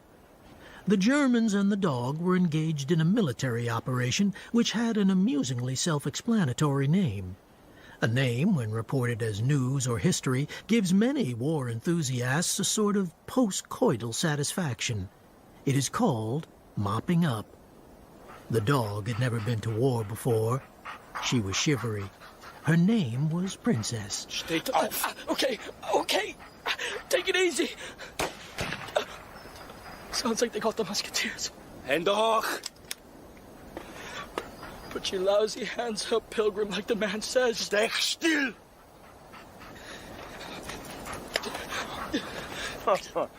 Was haben wir hier? Schönes Spielzeug, Soldat. That's my special knife, you dumbass. And that's my steel Bible. Your bullets won't get through that. Was ist das? Schmutzige Bilder. Schönes Pferd. Nice horse. I only keep it to show Pilgrim. Stiefel aus. Gib sie dem Obergefreiten. My boots? You want my boots? How am I supposed to walk? I guess he wants you to have his friend's clogs. They walked for miles, with Weary's clogs clacking, and Billy in his funeral shoes bobbing next to him. They were brought at last to a stone cottage at a fork in the road. It was a collecting point for prisoners of war. They were taken inside, where it was warm and smoky. There were about 20 other Americans there. Nobody talked. Nobody had any good war stories to tell. Billy went to sleep with his head on the shoulder of an unprotesting captain. He was a chaplain, a rabbi. He had been shot through the hand. Billy traveled in time, opened his eyes, and found himself in his office in Ilium staring into his optometer, which was in the shape of an owl, a jade-green mechanical owl hanging from a steel rod. He had fallen asleep while examining a female patient. He had done this before. He was starting to get worried about it. He couldn't remember how old he was, or what year it was. Doctor? Yeah? You're so quiet. I'm sorry. You were talking away there, and then you got so quiet. You see something terrible? Terrible? Something terrible in my eyes. No. Your eyes are fine. You just need glasses for reading. If you'd like to go across the corridor, please. When she was gone, Billy opened the drapes. Bright sunlight came crashing in. There were thousands of parked automobiles in the suburban shopping center. Billy's own Cadillac Eldorado Coupe de Ville was out there. He read the sticker on the bumper, Impeach Earl Warren. The sticker had been given to Billy by his father-in-law, a member of the John Birch Society. The date on the license plate was 1967. That would make Billy 44 years old. Where have all the years gone? What the hell? The sirens scared the hell out of him. He was expecting World War III at any time. It was the siren in the firehouse opposite announcing noon. He closed his eyes, and when he opened them again, he was back in World War II and a German soldier was kicking his feet. Stehen Sie auf, Amerikaners. Time to move out. Stehen Sie auf! The Americans, with Billy among them, formed a fool's parade on the road outside. There was a photographer, a German with a Leica. He took pictures of Roland Weary and Billy's feet, evidence of the miserable state of equipment of the American army. They threw Billy into a shrubbery and menaced him with machine pistols as if they were capturing him when he came out. Billy's smile when he came out was like the Mona Lisa's, for he was also riding in his Cadillac in 1967 on his way to a Lions Club luncheon meeting. The speaker at the meeting was a major in the Marines. There is no choice, gentlemen. We have to keep fighting in Vietnam until we win, or until the rats realize they can force their way of life on weaker peoples. Now, I've been there twice. I believe we must bomb the North into the Stone Age if they refuse to listen to reason. Billy was not moved to protest, did not shudder about the hideous things he had seen bombing do. He was just having a Lions Club lunch. He had a framed prayer on his office wall. It helped a lot of patients. It went like this. God grant me the serenity to accept the things I cannot change, courage to change the things I can, and wisdom to know the difference. Among the things Billy Pilgrim could not change were the past, the present, and the future. Major, can I present Mr. Billy Pilgrim? Mr. Pilgrim is a veteran, sir. He also has a son, a sergeant in the Green Berets, sir. In Vietnam, of course. Oh, you should be proud, Pilgrim. Proud. I am. I certainly am, sir. Billy went home afterwards for a nap. The doctor hoped this would relieve a complaint that Billy had. Every so often, for no apparent reason, Billy would find himself weeping. He owned a lovely Georgian house in Ilium. He was as rich as Croesus. He went into his and his wife's bedroom. Billy looked out of the window. There was a crippled man down there. Another man on crutches was ringing the doorbell across the street. Billy knew they were selling subscriptions to magazines that would never come. He took off his trifocals and his coat, necktie and shoes, and he closed the blinds and lay down on the coverlet. But sleep would not come. Tears came instead. He was back in the war again. He was marching with the other prisoners. The winter wind was bringing tears to his eyes. At each intersection, Billy's group was joined by more Americans with their hands on top of their haloed heads. They were moving like water, downhill all the time. Through the valley flowed a Mississippi of humiliated Americans, tens of thousands. They sighed and groaned. Billy had smiles for them all. Weary was crying because of the horrible pains in his feet. The boxcars, they're for us. They're taking us to Germany. See? Sergeants with sergeants, and majors with majors. And colonels with colonels. One of them had a high fever and vertigo. He was crying and dying, drowning where he stood. It's me, boys. It's Wild Bob. You one of my boys. I lost 4,000 boys. You believe that? 4,000. I said, you one of my boys. What was your outfit, fella? You from the 451st? 451st what, sir? Infantry regiment, son. Oh. Right, sir. Infantry, sir. It's me, boys. It's Wild Bob. You can call me that. Wild Bob. You know me, boys. Now, don't be ashamed, boys. You did what you did. There are dead Germans all over the battlefield who wish to God they had never heard of the 451st. When this is over, I'm gonna have me a regimental reunion in my town, Cody, Wyoming. We are gonna barbecue whole steers there. God be with you, boys. If you're ever in Cody, Wyoming, you just ask for Wild Bob. I was there. So was my old war buddy Bernard V. O'Hare. Billy Pilgrim was packed into a boxcar with other privates. He and Roland Weary were separated. Most of the privates were very young, at the end of childhood. Billy crammed himself into a corner with a former hobo who was 40 years old. I've been hungrier than this, son.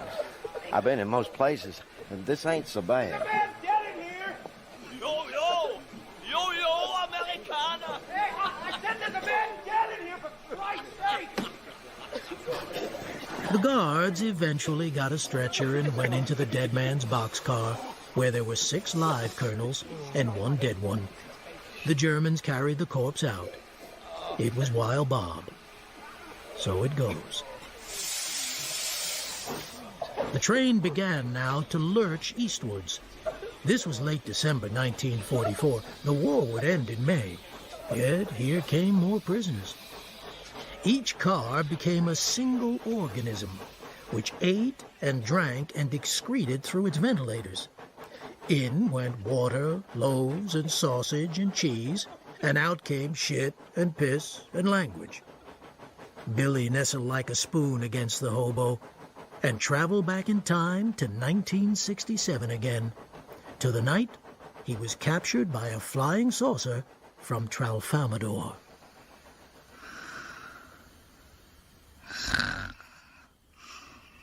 Billy Pilgrim could not sleep on his daughter's wedding night. He was 44. Billy and his wife Valencia nestled like spoons in their big double bed. Valencia was snoring like a bandsaw. There was a full moon. Billy got out of bed. He felt spooky and luminous. He looked down at his bare feet. They were ivory and blue. He shuffled down the hallway into his daughter's room. The phone rang. Hello? Hello? Who is this, please? A drunk at the other end. He could almost smell his breath. Mustard gas and roses. Billy padded downstairs, knowing he was about to be kidnapped by a flying saucer, into the kitchen and looked at the clock on the gas stove. He had an hour to kill before the saucer came. He went into the living room, turned on the television. He came slightly unstuck in time, saw the late movie backwards, then forwards again. It was a movie about American bombers in the Second World War. He saw the movie backwards and forwards before it was time to go out to meet the saucer. Out on his blue and ivory feet, crushing the wet salad of the lawn. Overhead, he heard the cry of what might have been a melodious owl. But it wasn't a melodious owl. It was a flying saucer from Tralfamadore, which seemed to have come from nowhere at all. Somewhere, a dog barked. The saucer was 100 feet in diameter with portholes round its rim. The light from the portholes was pulsing purple. There was the sound of a seeming kiss as an airtight hatch in the bottom of the saucer opened. Down snaked a ladder that was outlined in pretty lights like a Ferris wheel. Ladder down. Billy locked his hands on the ladder and was hauled up the ladder into the airlock, and machinery closed the doors. There was a speaker on the wall. The Tralfamadorians talked to Billy by means of a computer which made every earthling speech sound. They had no voice boxes themselves. Welcome aboard, Mr. Pilgrim. Any questions? Yeah. Why me? That is a very earthling question, Mr. Pilgrim. Why you? Why us, for that matter? Why anything? Because this moment simply is. Have you ever seen bugs trapped in amber, Mr. Pilgrim? Well, as a matter of fact, I have this paperweight in my office. It's amber, and there are 3 ladybugs embedded in it. Well, here we are, Mr. Pilgrim. Trapped in the amber of this moment. There is no why.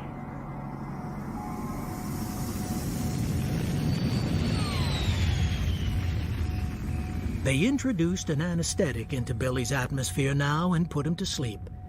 They strapped him to a yellow Barca lounger they had stolen from Sears Roebuck. There was other stolen merchandise which they used to furnish Billy's habitat in a zoo on Tralfamadore. When he regained consciousness, he was in a boxcar crossing Germany again. Pilgrim, is that you? Pilgrim, God damn it, it's you, isn't it? Get the hell out of here. I'm okay. Thanks, fellas. Shut up, I want to sleep. You get Pilgrim out first. Well, where can I go to sleep? Anywhere, just not with me, you son of a bitch. You kick and you whimper, Pilgrim, and you yell. I do? Yeah, you sure do. Keep the hell away from here, Pilgrim. Okay. I'll just sleep here, standing up, okay? This ain't bad. I can be comfortable anywhere. You can? You think this is bad? Well, this ain't bad.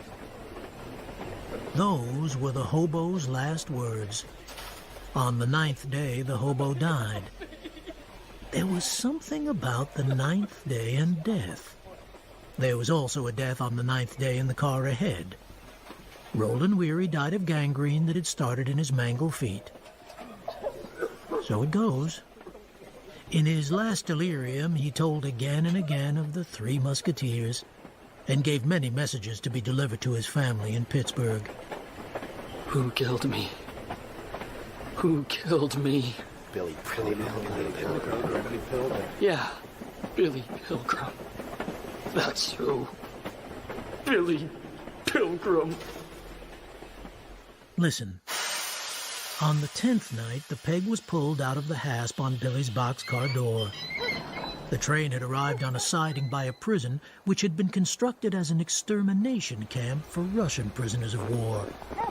The guards had never dealt with Americans before, but they understood this kind of freight, which was essentially a liquid which could be induced to flow slowly towards the light. A single bulb in the dark hung from a pole. The hobo was the last to reach the door. He wasn't liquid. He was stone. The Americans were wheedled and teased over to 3 haystacks, which weren't haystacks at all, but piles of overcoats taken from prisoners who were dead. So it goes. The coats were cemented together with ice, and the guards needed ice picks. Billy was the only one who had a coat from a dead civilian. All new prisoners had to go through a delousing station. They were told to strip. The German guard wondered what sort of an army would send a weakling like Billy to the front. One of the best bodies belonged to the oldest American there by far, a high school teacher from Indianapolis called Edgar Darby. He taught a course in contemporary problems in Western civilization. That good body would be filled with holes by firing squad in Dresden in 68 days. So it goes. The worst American body wasn't Billy's. It belonged to a car thief from Cicero, Illinois. His name was Paul Lazaro. He had many plagues of boils. He had been in Roland Weary's boxcar and given his word of honor to Weary that he would some way make Pilgrim pay for Weary's death. He was looking around now, wondering which naked human being was Billy. An unseen hand turned a master valve. Body lice and fleas were dying by the billion. So it goes. You to putt, Billy. How many so far? 7. This for 8. Okay. Go on, you old hacker. Just be glad you're missing Sunday church. Here goes. Come on. Yes! Let's go on, boys. Lovely day for it. You coming, Billy? I'll be right there. Whoa! Where am I? Trapped in another blob of amber, Mr. Pilgrim. We are where we have to be just now, 300 million miles from Earth, bound for a time warp which will get us to Tralfamadore in hours. How did I get here? It would take another Earthling to explain it to you. Earthlings are the great explainers. I am a Tralfamadorian, seeing all time as you might see a stretch of the Rocky Mountains. All time is all time. It does not change, It does not lend itself to warnings or explanations. It simply is. Take it moment by moment. You sound as if you don't believe in free will. If I hadn't spent so much time studying Earthlings, I wouldn't know what free will is. I've visited 31 inhabited planets in the universe, and I've studied 100 more. Only on Earth is there any talk of free will. But do you have a book I can read? Only one in English, I'm afraid. What is it? The Valley of the Dolls by Jacqueline Suzanne. I read that. Pretty good in spots. People certainly have their ups and downs. Ups and downs. Any other books? Only Tralfamadorian ones. You wouldn't understand Well, those. let me have a look anyway. I'm sending some in. Thanks. Ah, I see. I get the idea. What's that?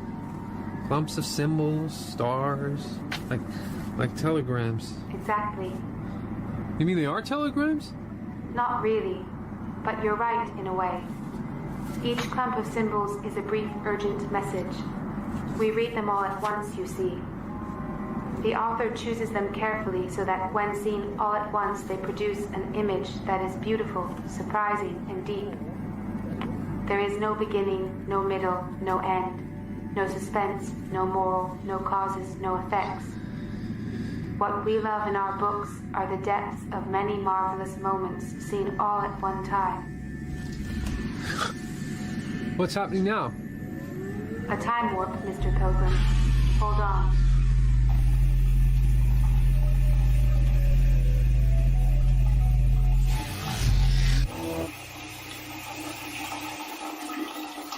The delousing shower was turned off by an unseen hand. Billy got dressed again in his new overcoat, which, although it had thawed out, was too small for him. It had a fur collar and a crimson silk lining. It was also full of bullet holes. The Germans found him one of the most screamingly funny things they had seen in all the war. They laughed and laughed. And then they told everybody to form into ranks, and then go to a shed where their names and serial numbers were entered in a ledger. And Billy was given a tag, which a strong man could snap in two. In case Billy died, which he didn't, half of the tag would mark his body, and half would mark his grave. So it goes. Enrolled and tagged, the Americans were led through gate after gate to some sheds. Sparks whirled like constellations of stars from the chimneys. Halt! Out of the shed marched 50 singing, middle-aged Englishmen. Hail the gang all here. What the heck do we care? What the heck do we care? These lusty, ruddy vocalists were among the first English-speaking prisoners to be taken. They were clean, enthusiastic, and strong. They were among the wealthiest people in Europe in terms of food. A clerical error caused the Red Cross to ship 500 parcels every month instead of 50. They kept all this coffee, chocolate, tobacco, tea, flour, beef, butter, cheese, and orange marmalade in a room they had waterproofed with a flattened tin lining. They were adored by the Germans because they made war look stylish and reasonable and fun. The Englishmen had never had guests before, and they went to work like darling elves to welcome the Americans, setting up a long table for a banquet in a hall illuminated by candlelight. Billy wondered if there was a telephone somewhere, so he could call his mother and tell her he was alive and well. My God, what have they done to you, lad? This isn't a man I'm touching. It's a broken kite. What became of your boots? I don't remember. Is that coat a joke? Well, they gave it to me. Jerry gave it to you? Who? The Germans. Yes. Oh, yank. That coat was an insult. It was a deliberate attempt to humiliate you. You mustn't let Jerry do things like that. Can you hear me? Are you all right? Oh, dear. He's fainted. Pick him up, somebody. Billy came to facing a stage where the Englishmen were performing a pantomime, Cinderella, with the men all dressed as women. Goodness me! The clock has struck! Alack Alackaday and fuck my luck. Billy was put to bed and given a shot of morphine. Another American volunteered to watch over him. This was Edgar Darby, the high school teacher who would be shot to death in Dresden. His dog tag would be snapped in two. So it goes. Billy Pilgrim slept and then traveled in time to a veterans hospital near Lake Placid. It was the spring of 1948. The patients were here voluntarily. All had been alarmed by the outside world after the war. Billy committed himself in his final year at Ilium School of Optometry. He was going crazy. The man in the next bed to Billy's was a former infantry captain named Elliot Rosewater. He was sick and tired of being drunk all the time. Rosewater introduced Billy to science fiction, and in particular to the writings of Kilgore Trout. Both Billy and Rosewater were trying to reinvent themselves, because they had both found life meaningless because of what they had seen in the war. Science fiction was a big help. Billy peeked out from under his blanket. His fiancée, Valencia Merble, was in the visitor chair. She was the daughter of the owner of the Ilium School of Optometry. She was rich, and big as a house because she couldn't stop eating. She was eating now. A Three Musketeers candy bar. Billy didn't want to marry ugly Valencia. She was wearing a diamond ring. It was insured for $1,800. Billy had found that diamond in Germany. It was booty of war.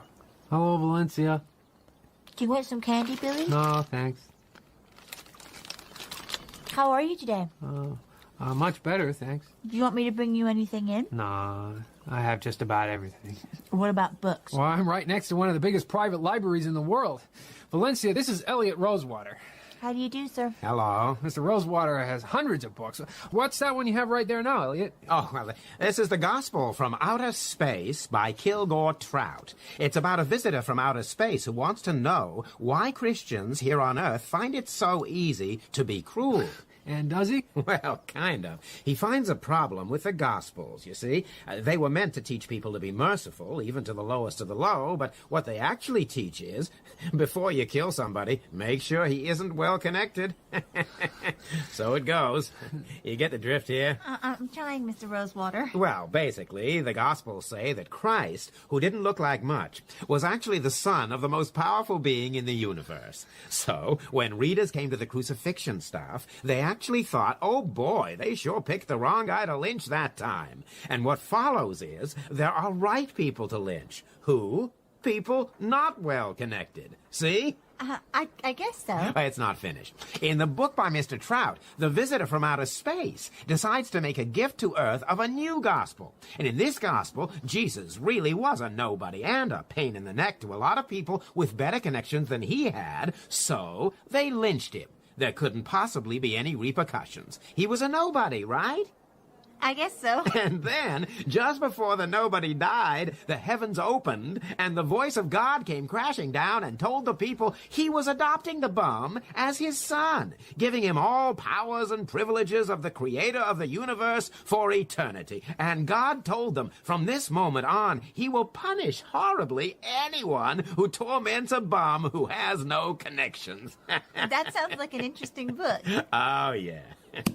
If only he could write. I'm sorry? No, he deserves to be unpopular. His prose is awful. Only his ideas are any good. Would you like a Milky Way, sir? No, thanks. So where does he live, this Trout guy? Oh, nobody knows. I'm the only person who ever heard of him. Hey, I like your ring. Thank you. Billy got that diamond in the war. Oh, well, that's the attractive thing about war. Absolutely everybody gets a little something. And Billy traveled in time to the zoo on Tralfamadore. He was 40 years old and on display in a geodesic dome. He was naked. Escape was out of the question. Billy was in an earthling habitat. Billy got off his lounger now, went into the bathroom, and took a leak. The crowd went wild. Then he did the exercises he had learned in the army. A zoo guide on a raised platform outside explained to the crowd what Billy was doing and why. The guide relayed questions from the crowd to Billy. Are you happy here? About as happy as I was on Earth. What is the most valuable thing you have learned here on planet Tralfamador? How the inhabitants here can live in peace. I am from a planet that has been engaged in senseless slaughter since the beginning of time. I myself have seen the bodies of schoolgirls boiled alive by my own countrymen who were proud of fighting evil. This happened in a place called Dresden. Earthlings must be the terrors of the universe. If other planets aren't in danger from Earth, they soon will be. So, tell me the secret of living in peace, so I can take it back and save us all. Your words are foolish. We know how the universe ends. We blow it up, experimenting with fuels for our flying saucers. But if you know it, can't you prevent it? No. The moment of destruction is structured that way. So the idea of preventing war on Earth is foolish too? Of course. But it is peaceful here. Today it is. On other days, we have wars as horrible as any you've ever seen or read about. We simply ignore them. We look at pleasant moments. Earthlings should learn this. Ignore the awful times. Concentrate on the good ones.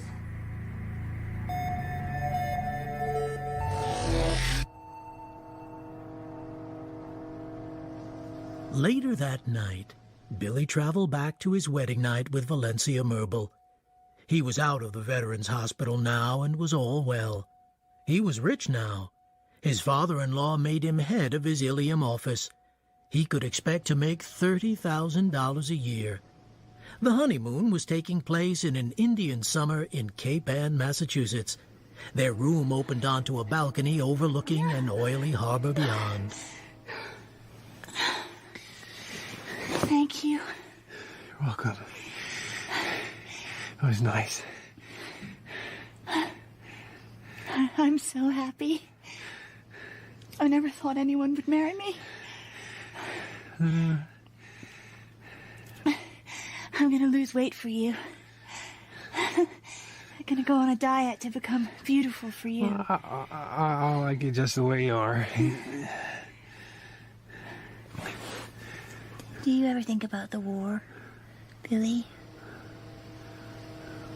Sometimes. I look at you sometimes and get a funny feeling that you're just full of secrets. I'm not. Not at all. Not secrets, but things you don't want to talk about. No. I'm proud you were a soldier. You know that? Was it awful? Being a soldier? Sometimes. Would you talk about the war now? If I wanted you to? It would sound like a dream. Other people's dreams aren't very interesting, usually. I heard you tell Father once about a German firing squad. A man who got shot. Edgar Darby, yeah. You had to bury him. Yeah. Did he see you with your shovels before he was shot? Yeah. Excuse me, Valencia. I gotta take a leak. Billy groped for the light in the bathroom and realized when he touched the rough walls he was back in 1944 in the prison hospital again. Billy was approaching the back of the latrine. He looked inside. The place was crammed with Americans with their pants down. They were as sick as volcanoes. An American near Billy wailed, "I've excreted everything but my brains, boy. Final last vomit." Oh, there they go! Oh, there they go! That was the teller of this story. That was him. That was me. At 3 a.m. on Billy's morphine night in prison, 2 Englishmen carried in Paul Lazzaro, the car thief from Cicero, Illinois, who had been caught stealing cigarettes. Here he is. One of yours, I believe. Had to knock him out. Doesn't weigh as much as a chicken. A German major came in. He considered the Englishmen as close friends. His English was splendid. He was apologetic that they had to put up with these Americans. He quoted from a report on the behavior of these American POWs from a former American who had risen high in German high command. Howard W. Campbell, Jr., a man who would later hang himself while awaiting trial as a war criminal. So it goes. Billy went to sleep that night listening to the German reading extracts from the report. America is the wealthiest nation on earth, but its people are mainly poor. They do not love one another because they do not love themselves. Thus, the disagreeable behavior of enlisted men in German prisons ceases to be a mystery. Self-pitying, unfraternal, and dirty. Can you hear what I'm saying, soldier? Can you hear what I'm saying, Dad? Billy Pilgrim had gone to sleep in the hospital after the morphine and woken in 1968. It was his daughter, Barbara. He was a widower. She was reproaching him for writing ridiculous letters to the newspapers. Of course I can hear you. If you're going to act like a child, maybe we'll have to treat you like a child. That isn't what happens next. Don't tell me what happens next. Is the heat on? The furnace thing in the basement. I don't think it's working. Maybe not. Aren't you cold? Oh, I hadn't noticed. Did you know on Tralfamador they don't see humans as two-legged creatures? They see them as great millipedes with babies' legs at one end and old people's legs at the You'll other? freeze to death and then starve to death. It was very exciting for her, taking his dignity away in the name of love. She called the oil burner man, and when the heat came on, she set the blanket to highest, which made Billy's bed hot enough to bake bread in. Billy traveled back in time to the zoo on Tralfamador. A mate had been brought from Earth for him. She was Montana Wildtack, a motion picture star. Everybody on Tralfamador wanted to see the Earthling's mate. A vast crowd gathered outside the zoo. Montana was naked, and so was Billy. He had a tremendous wang, incidentally. You never know who'll get one. Where am I? Please, don't be afraid. I was by my pool in Palm Springs. Oh, my God. Who are they? What's happening? It's all right. You get used to it. Believe me, they won't hurt us. All those little green hands flapping. Oh, my God. What is this? Listen. Listen, Billy Pilgrim says he went to Dresden, Germany on the day after his morphine night in the British compound. Billy woke at dawn on that day in January. Little Paul Lazzaro with a broken arm snored in one bed. Edgar Darby, the high school teacher who would eventually be shot, snored in another. The Englishmen were busy building themselves a new latrine outside. How are you, Mr. Lazzaro? Sorry about our little fracas. You made a big mistake. Anybody touches me, he better kill me, or I'm gonna have him killed. There is still time for me to kill you. If you really persuade me that it's the sensible thing to do. Why don't you go fuck yourself, Englishman? Don't think I haven't tried. I'll get my revenge. People fuck with me! Jesus Christ! Are they ever sorry? I laugh like hell. I don't care if it's a guy or a dame. The President of the United States messed around with me. I'd fix him good. A dog bit me once. You should see what I did to him. A dog? Yeah. I got some steak and I got me the spring out of a clock. Cut it into sharp pieces. I threw it to the dog. 10 minutes later, he was trying to eat out his own insides. I laughed. I said to him, you got the idea now, doggy. Tear your own guts out, boy. Anybody ever asks you what the sweetest thing in life is, it's revenge. Mind you, nobody ever got it from Lazaro, who didn't have it coming. You gonna give the English guy some clock springs and steak? He's a big guy, Lazaro. Size don't mean a thing, Darby. You gonna shoot him then? I'm gonna have him shot. He'll get home after the war, he'll be a big hero. The dames will be climbing all over him. A couple of years go by, and there'll be a knock on his door, and there'll be a stranger there. Paul Lazaro sent me, the stranger will say, and he'll pull out his gun and shoot his pecker off. And then he'll shoot him in the guts and walk away. I can have anybody in the world killed for $1,000. Plus traveling expenses. See? I have a list. Up here. So just don't cross me or my friends, or you'll be on that list. You have friends? I had a friend. His name was Roland Weary. He died in my arms in a boxcar. He died on account of this crazy freak pilgrim here. So enjoy life while you can, pal. 5, 10, 20 years down the line, when the doorbell rings, have somebody else go to the door. As a time traveler, Billy has seen his own death many times, has described it on a tape kept in a bank safe. I, Billy Pilgrim, will die, have died, and always will die on February 13, 1976. He is in Chicago to talk to a crowd about flying saucers and the true nature of time. The date is February 13, 1976. America has been balkanized into 20 small states, so it will never again be a threat to world peace. There is a big crowd. I will be dead within an hour. It's high time I died. Years ago, a certain man promised to have me killed. Tonight, he will keep his promise. If you think death is a terrible thing, you have not understood me properly. So, farewell, hello. Farewell, hello. It's time for you all to go home to your families. And it is time for me to be dead. And then to live again.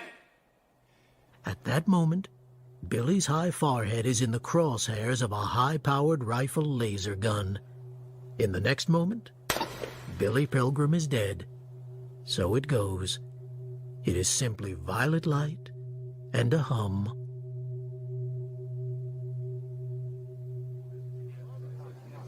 Then he swings back to 1945 and the morphine hospital again. Lads, your attention, if I may, please. If you stop taking pride in your appearance, you will very soon die. I've seen it so many times. Brush your teeth, shave once a day, polish your shoes, attend to bowel movement, stand up straight. You're leaving this afternoon for Dresden, a beautiful city, I'm told. You won't be cooped up. The food will be plentiful. You know something?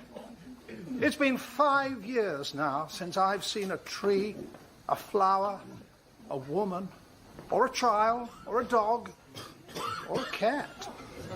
And don't worry about bombs, by the way. Dresden is undefended and contains no war industries or troops of any importance. Good luck to you all. Jolly good luck, and farewell, Americans. And so it was time to go to Dresden, and the trip was a lark. They had come in 2 boxcars, now they left far more comfortably in 4. Sunlight and mild air came in through the ventilators. They arrived in Dresden at 5 in the afternoon. The open doorways of the boxcars framed the loveliest city that most of the Americans had ever seen. The skyline was intricate and voluptuous and enchanted and absurd. It looked to Billy Pilgrim like a Sunday school picture of heaven. The only other city he had ever seen was Indianapolis, Indiana. Every other city in Germany had been bombed and burned. Dresden had not suffered so much as a cracked window pane. The planes overhead were always on their way to somewhere else. Leipzig, Chemnitz, Plauen, places like that. So it goes. Streetcars clanged, telephones rang. There were theaters and restaurants. There was a zoo. 8 Dresdeners, wearing new uniforms who had been sworn into the army the day before, were assigned to guard 100 American soldiers. These guards knew what sick and foolish people they themselves appeared to be, and it was they who had to earn obedience and respect from tall, cocky, murderous American infantrymen. But when they saw the bearded Billy Pilgrim in his blue toga and silver shoes, and Paul Lazaro with his broken arm and fizzing with rabies, and poor old high school teacher Edgar Darby, mournfully pregnant with patriotism and middle age and imaginary wisdom, the Dresden Guard smiled, and then laughed. There was nothing to be afraid of. Here wasn't terror, but light opera. And out of the railroad yard and into the streets marched the light opera, and Billy led the parade. But with his memories of the future, he knew this city would be smashed to smithereens in 30 days, and most of the people watching him would be dead. So it goes. The parade pranced, staggered, and reeled to the gate of the Dresden slaughterhouse and went inside. They were taken to a building which had been a shelter for pigs about to be butchered. There was a big number 5 over the door. Halt! This is where you will be stationed. You must please commit to memory this address, in case you get lost in our big city. Schlachthof 5. Say it, please. Schlachthof 5. Good. Schlachthof means slaughterhouse. 5 is 5. Billy Pilgrim got into a chartered airplane 25 years after that. He knew it was going to crash, but he didn't want to make a fool of himself by saying so. It was carrying 25 optometrists to a convention in Montreal. Outside, his wife was waving goodbye and eating a Peter Paul Mounds bar. There was a barbershop quartet on board. They were optometrists, too. They called themselves the Febs, an acronym for Four-Eyed Bastards. Billy closed his eyes, knowing the plane was soon to crash. He went back to 1944 with the 3 Musketeers and Roland Weary shaking him and bonking his head against a tree. You can just leave me alone, guys. Go on without me.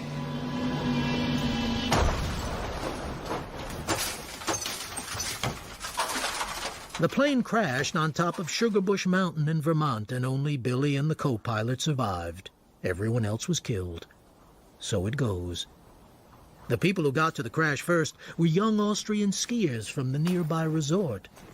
In their wind mask with red topknots, they looked like gollywogs. One of the gollywogs leaned close to Billy to catch his perhaps dying words. Billy thought the skier was from World War II. My name is Billy Pilgrim. I'm an American soldier. And my address is Schlachthof 5.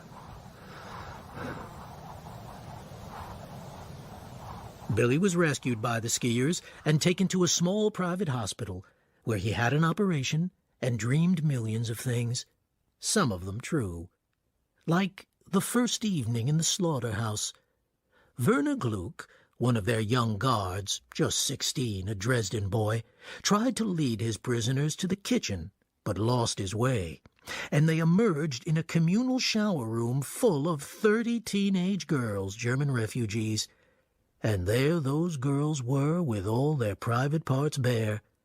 And in the doorway was Gluck and Edgar Darby and Billy Pilgrim, the child soldier, the high school teacher, and the clown in his toga and silver. The girls screamed. They covered themselves with their hands and turned their backs and so on, and made themselves utterly beautiful. Werner Gluck, who had never seen a naked girl before, closed the door. Billy had never seen one either. It was nothing new to Darby. The Americans in the slaughterhouse had a very interesting visitor 2 days before Dresden was destroyed. Howard W. Campbell, Jr. was the Nazi sympathizer who had written the monograph about the shabby behavior of American prisoners of war. He had a broad armband, which was red with a blue swastika in a circle of white. See here, you guys. Blue is for the American sky. White is for the race that pioneered the continent, drained the swamp and cleared the forests and built the roads and bridges. Red is for the blood of American patriots. Now see here, fellas. I want you to join the Free American Corps. And once we defeat the Russians, you will be repatriated through Switzerland. Okay? You hearing me? You're going to have to fight the commies sooner or later. Why not get it over with now, You know what you are, Campbell? A snake. It was poor old Edgar Darby, on his feet for what was probably the finest moment of his life. Worse, a rat, a blood-filled tick. Our government, our Constitution, the USA, offers freedom, justice, and opportunity. There isn't a man in this room who wouldn't gladly die for these ideas.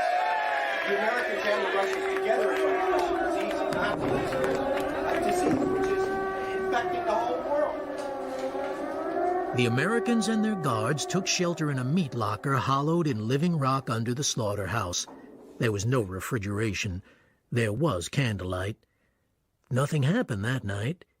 It was the next night that about 130,000 people in Dresden would die. So it goes. Tell me a story, Billy boy. Please. In the zoo on Tralfamadore one time, with the privacy canopy down, and Montana Wildtack, 6 months pregnant, and millions of light years away from strawberries and cream, which she craved badly, asked only this one little favor from Billy Pilgrim, a story. Dresden was destroyed on the night of February 13, 1945. We came out of our shelter the next day. All the stockyards with their fence posts were gone. The roofs and windows of houses all gone. And there were these hundreds and hundreds of little logs lying around. Logs? Yeah. People. Montana. People who had been caught in the firestorm.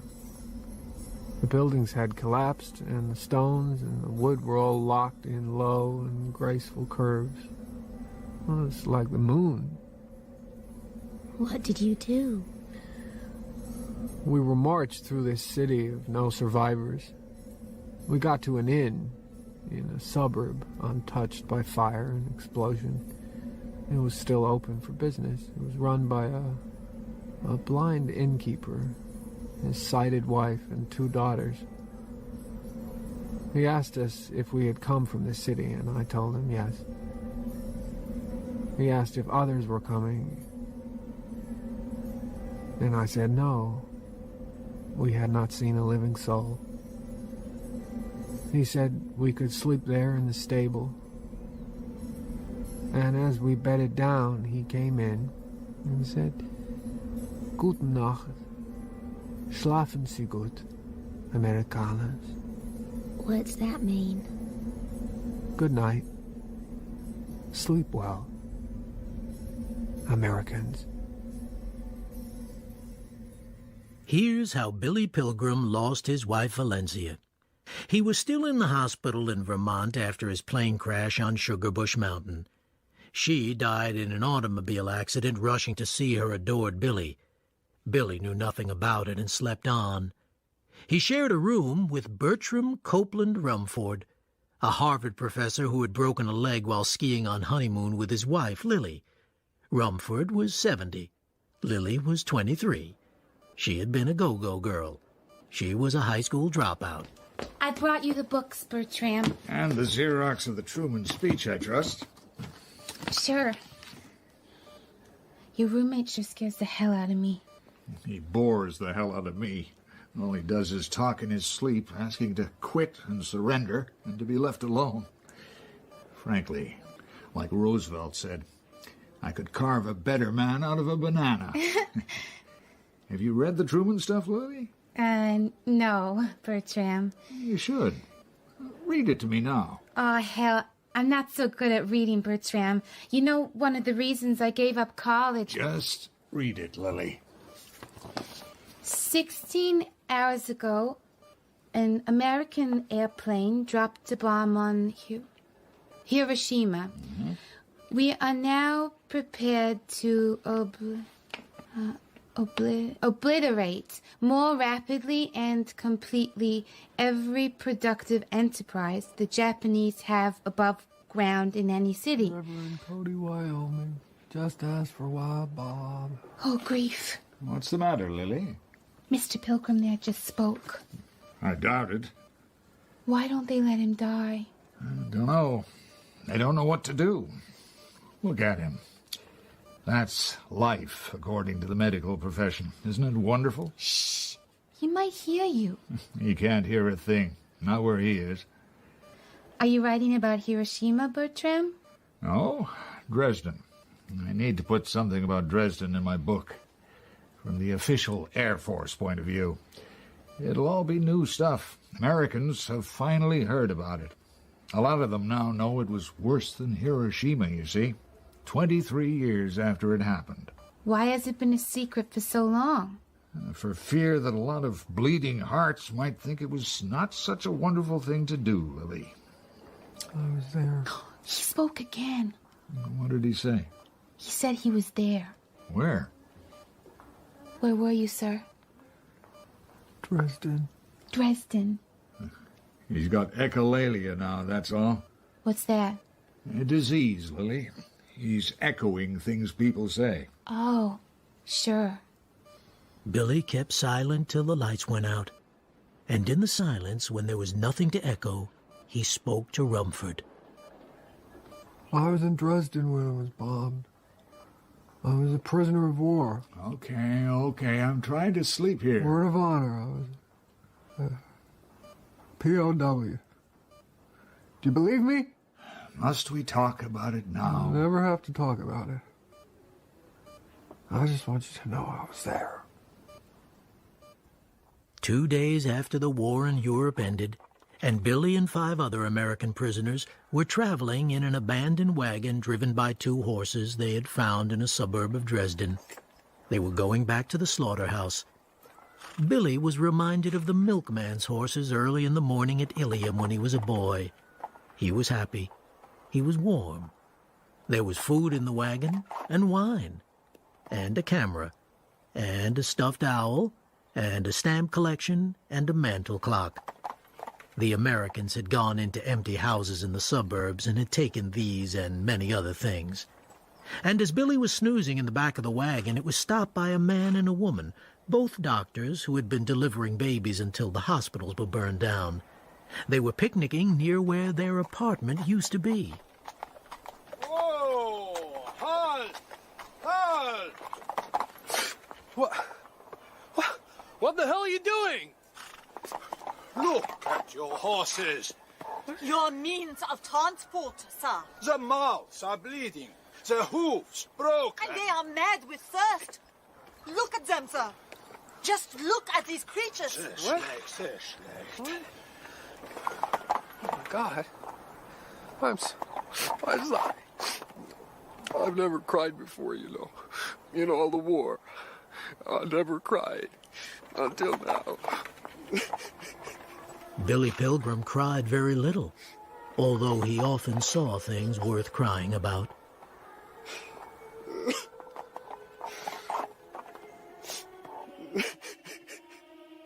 Two days after the horses, Billy was turned over to the Americans, who shipped him home on a freighter called the Lucretia A. Mott.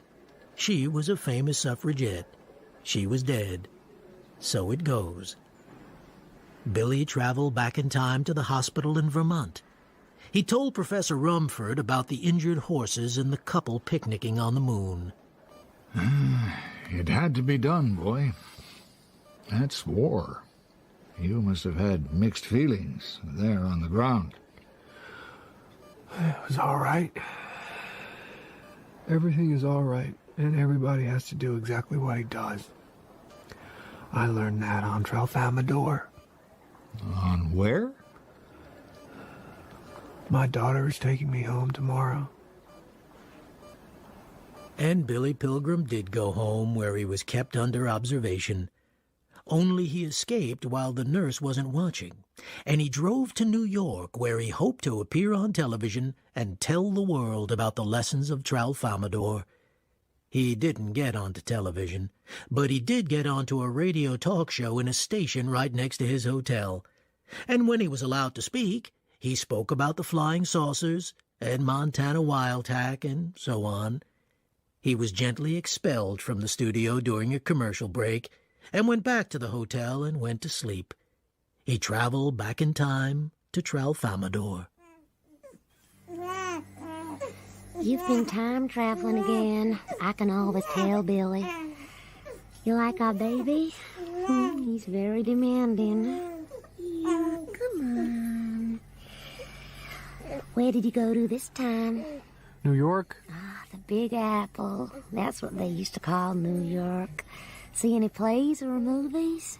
No, I just walked around Times Square. Bought a book by Kilgore Trout in a bookstore. Lucky you. I also saw part of a blue movie in which you starred. It was that kind of a bookstore, was it? Well, I've heard about you in the war and what a clown you were. And I heard about your high school teacher who was shot. Made a blue movie with a firing squad. There now. There. Our keepers are playing with the clocks again, Billy. So, they're still watching. Oh, yes. Always watching. That locket around your neck, Montana. What about it? What's in it? A photo of my mother. Although you can hardly tell, it's so old and faded. Have a look. There's an engraving here? Yeah. God grant me the serenity, to accept the things I cannot change, courage to change the things I can, and wisdom to know the difference.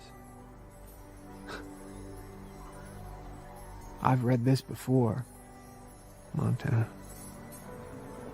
2 days after the city of Dresden was destroyed, after the 2 nights spent in the blind innkeeper's stable, the guards marched Billy and the rest into the ruins, where, with POWs from many lands, they were given shovels, picks, crowbars, and wheelbarrows, and began to dig for bodies under the rubble. Many holes were dug, but nobody knew yet what there was to find. Billy found himself paired with a Maori, who had been captured at Tobruk. He had whirlpools tattooed on his forehead and cheeks. And they came at last to a membrane of timbers laced over rocks which formed a dome. They made a hole in the membrane, and a German soldier went down with a flashlight and found hundreds of bodies sitting on benches, all unmarked. This was the first corpse mine in Dresden. There were hundreds by and by. They didn't smell bad at first, but then the bodies rotted and the stink was like mustard gas and roses. So it goes. The Maori died of the dry heaves after being ordered to go down in the stink and work. Tore himself to pieces. Later still, the bodies weren't brought up but simply set fire to, cremated by soldiers with flamethrowers right where they were. Somewhere in there, poor old Edgar Darby was caught with a teapot he had taken from the catacombs. He was arrested for plundering, tried, and shot. So it goes. Billy and the rest of the group were locked up in the stable in the suburbs, and one morning they woke up to find the door unlocked and that World War II in Europe was over. And Billy and the rest wandered out into the shady street where there was nothing going on, and trees were leafing out, and the birds were talking. One bird said to Billy Pilgrim, "Poot-weet." All this happened more or less. I've changed all the names. I really did go back to Dresden in 1967. It looked a bit like Dayton, Ohio. I went back with an old war buddy, Bernard V. O'Hare, and we made friends with a cab driver, Gerhard Muller, to whom, along with Mary O'Hare, I dedicate this story. I was prisoner of Americans, but after we live here under communism, and it's terrible first. No food, no shelter, nothing. But now much better. I have pleasant apartment, and my girl is getting good education. You know, fellows, my mother died in that firestorm. So it goes, eh? Gerhard later sent us a Christmas card. It said, I wish you and your family Merry Christmas and Happy New Year. And I hope we will meet again in a world of peace and freedom in the taxi cab. If the accident will. I like that very much. If the accident will.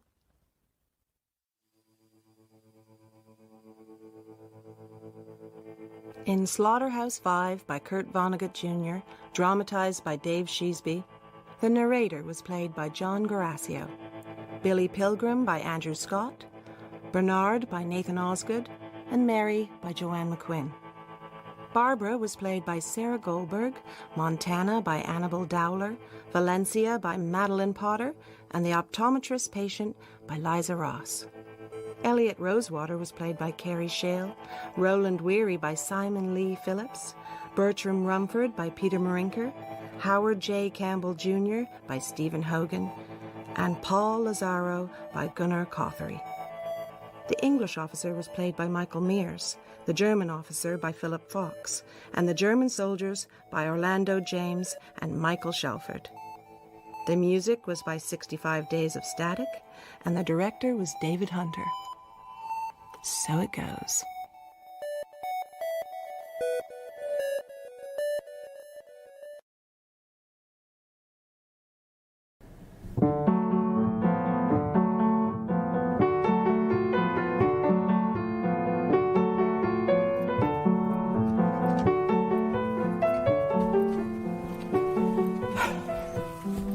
Henry! Breakfast! Yes, won't be a minute, dear. 12th of March, 1872. Dear Mr. Coxwell, we thank you for your letter regarding your idea for a theatrical spectacle entitled The Balloonists. It is indeed a most exciting story. It's going cold! One moment, dear. A most exciting story. However, it is with regret that we have to say that we do not believe it would be to the tastes of our audience. We feel that balloons no longer capture public attention as they once did. We wish you luck.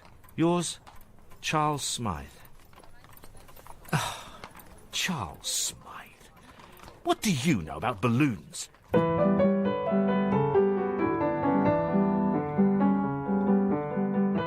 The Balloonists by Craig Stevens.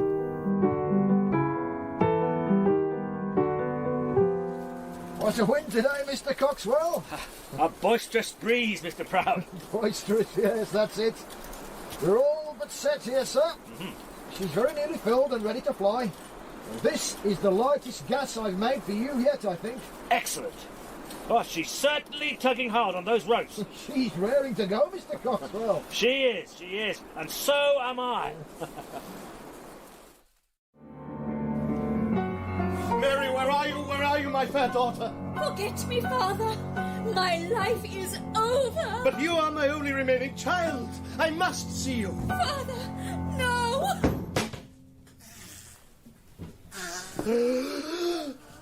What? Hung? My child? No. Father, come not here. I will take the rope from your neck.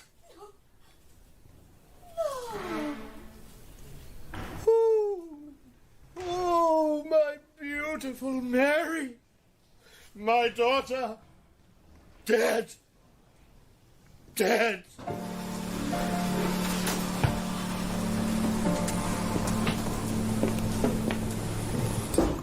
Come on, clap. Thank you. Thank you. The swines. Drop the curtain. Drop the curtain.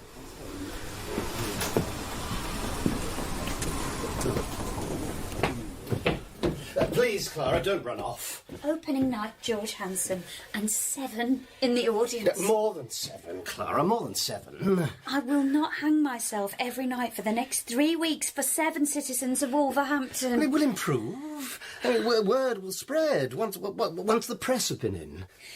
You promised me all the greatest roles. You promised me hit show after hit show. And we will have... With this nonsense? No, this is a fine play. It's 1872, George. People don't want to pay to sit through that. Yes, well, it's not easy. There are only so many stories out there. There are stories everywhere. Here, I have one for you. Talented actress leaves failing Wolverhampton Theatre to join the company of the Birmingham Hippodrome. Put that on your stage. No, you cannot go. We belong together. On this stage. Good night, George. Clara, please. Clara. Oh, dear George. True love not running smoothly. What do you want, Fry? Simply to see how you and my sister are getting along. I was in the audience tonight. One of the loneliest experiences of my life. I thought you hated theatre. Only yours, George. Look at it. Look at you. How can you help to marry Clara? How can you expect to join my family? How can I allow that? People will think I've lost my judgment. I won't be joining your family. Clara will be leaving it. You will never be able to give her what she wants. How do you know what she wants? She's my sister. Well, she's in there if you want to see her. Oh, but I have some business to attend to. Oh, late-night evictions. Your father would be very proud. He would. I'm watching you, George. I'm almost the only person who is.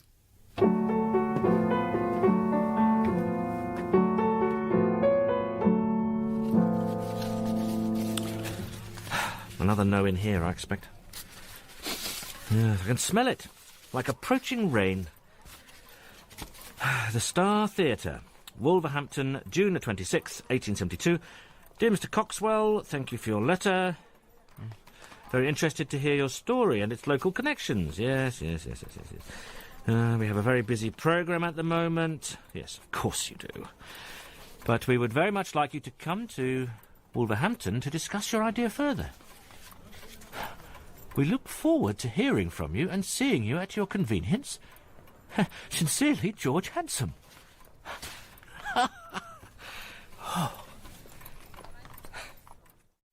Now, clip that line straight. Dry and wet bulb thermometers, mercurial barometer, blackened bulb thermometer, anaerobic barometer, small Hey, you got it, Fred. bottle of water, compass, chronometer, Daniel's hygrometer, aspirator, now. magnet. Quite a crowd for us, Mr. Glacier.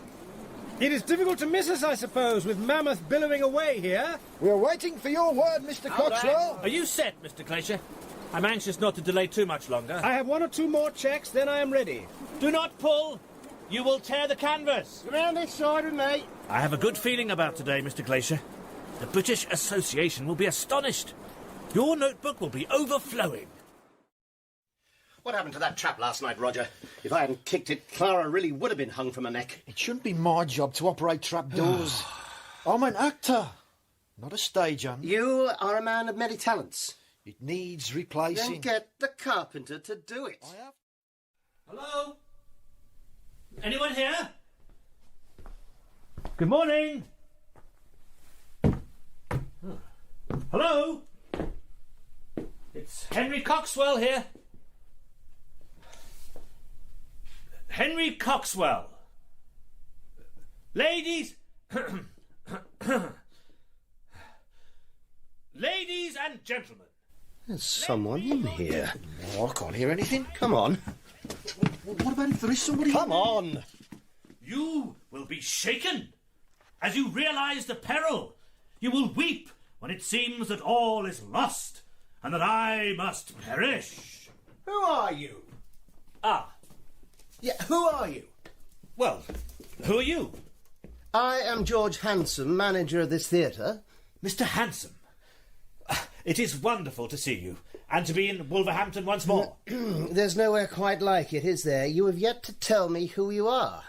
I am Henry Coxwell. The balloonist? I wrote to you, You invited me to come. You were soon here, only sent the letter last week. Did you travel by balloon? By train, I'm afraid. My good wife is not keen on me ballooning. So, you remember my letter, Mr. Hanson? Yes, indeed I do, Mr. Coxwell, and found it very interesting indeed. Would you care to come through into my office? Yes, by all means. We're waiting for your word, Mr. Coxwell. It could be a rather bumpy start, Mr. Glacier. You may break a few pencils. I will keep a firm hold then. Excellent. Gentlemen, release the ropes. We're away. Hold on, Mr. Glacier. Farewell, Wolverhampton. September the 5th, 1862. Wind towards the east. Myself, James Glacier, and Mr. Henry Coxwell on board his balloon, Mammoth. 1 hour, 3 minutes p.m. We leave the ground. Air temperature is 59 degrees Fahrenheit, ascending into mist. Not the best day for it, Mr. Glacier, I'm afraid. Dew point temperature 50 degrees. There is still much to observe. Of course. It is 10 years, Mr. Handsome, since I took off, but yards from here, in pursuit of scientific knowledge and adventure. We went up and up in my balloon to a height never before or since reached by man. 6 miles high, Mr. Handsome. 6 miles. I remember, yes. The wind was strong that day, and the gas very potent. And so as we rose, we began to spin, rising faster and faster. The rope controlling the gas valve became entangled due to the spinning motion of the balloon. Do you follow? But the gas valve... to release the gas. The rope was tangled. I could not free it, and so we continued up and up. The air was becoming thinner, so thin that even pigeons feared to fly. I could see that Mr. Glacier was losing consciousness. I knew that I must act fast, or our trip would end in death and disaster. Excellent. But still, the rope would not yield. I climbed atop the balloon. It is still spinning, remember? It was so cold that my hands were rendered useless. Black with frostbite. Black, yes. So I took hold of the rope in my teeth.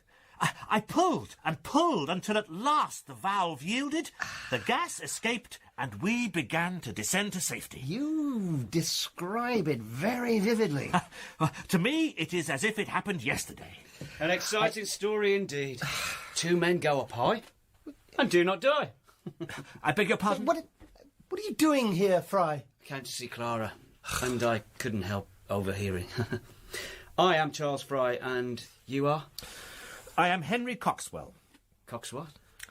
Coxwell, the balloonist. If you don't mind, we were in a meeting. Oh, please, carry on.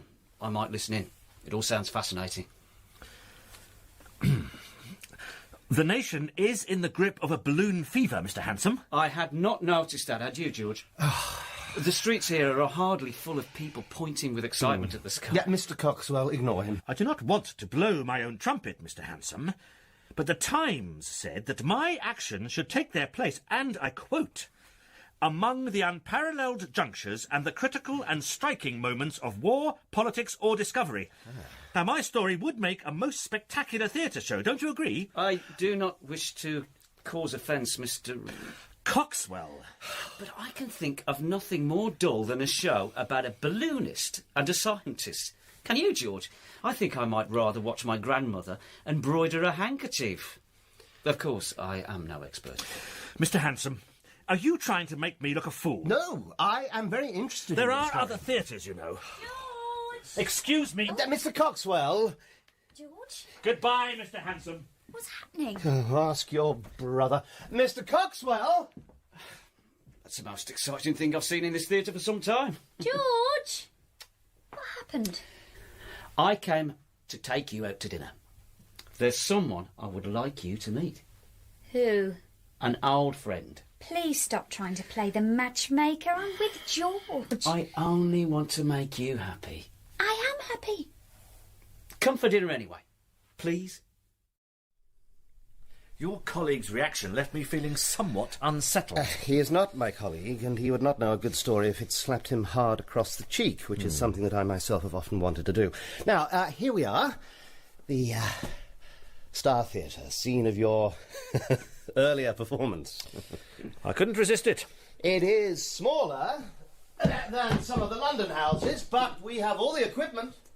We have flats and traps, revolves and drops. We have treadmills and bridges. We have fabric and gauze, wire and rope. We can travel to the top of the highest mountain or down into the depths of the seas. We can give you chariot races and train crashes, shipwrecks and battles, thunderstorms and beautiful summer's days. Everything is possible. Come up, Mr. Coxwell.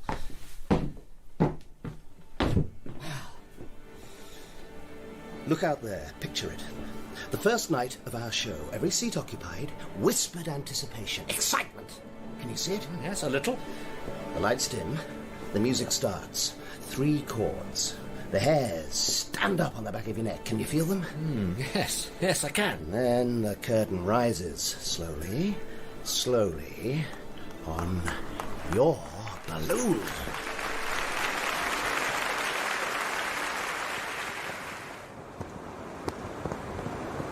One hour, 15 minutes p.m. Height 6,000 feet. Ascending into a dense mass of cloud. The air temperature has fallen to 36.5 degrees. Dew point temperature is also 36.5 degrees. The air is saturated with moisture. How are you getting along, Mr. Glacier? I can barely see you.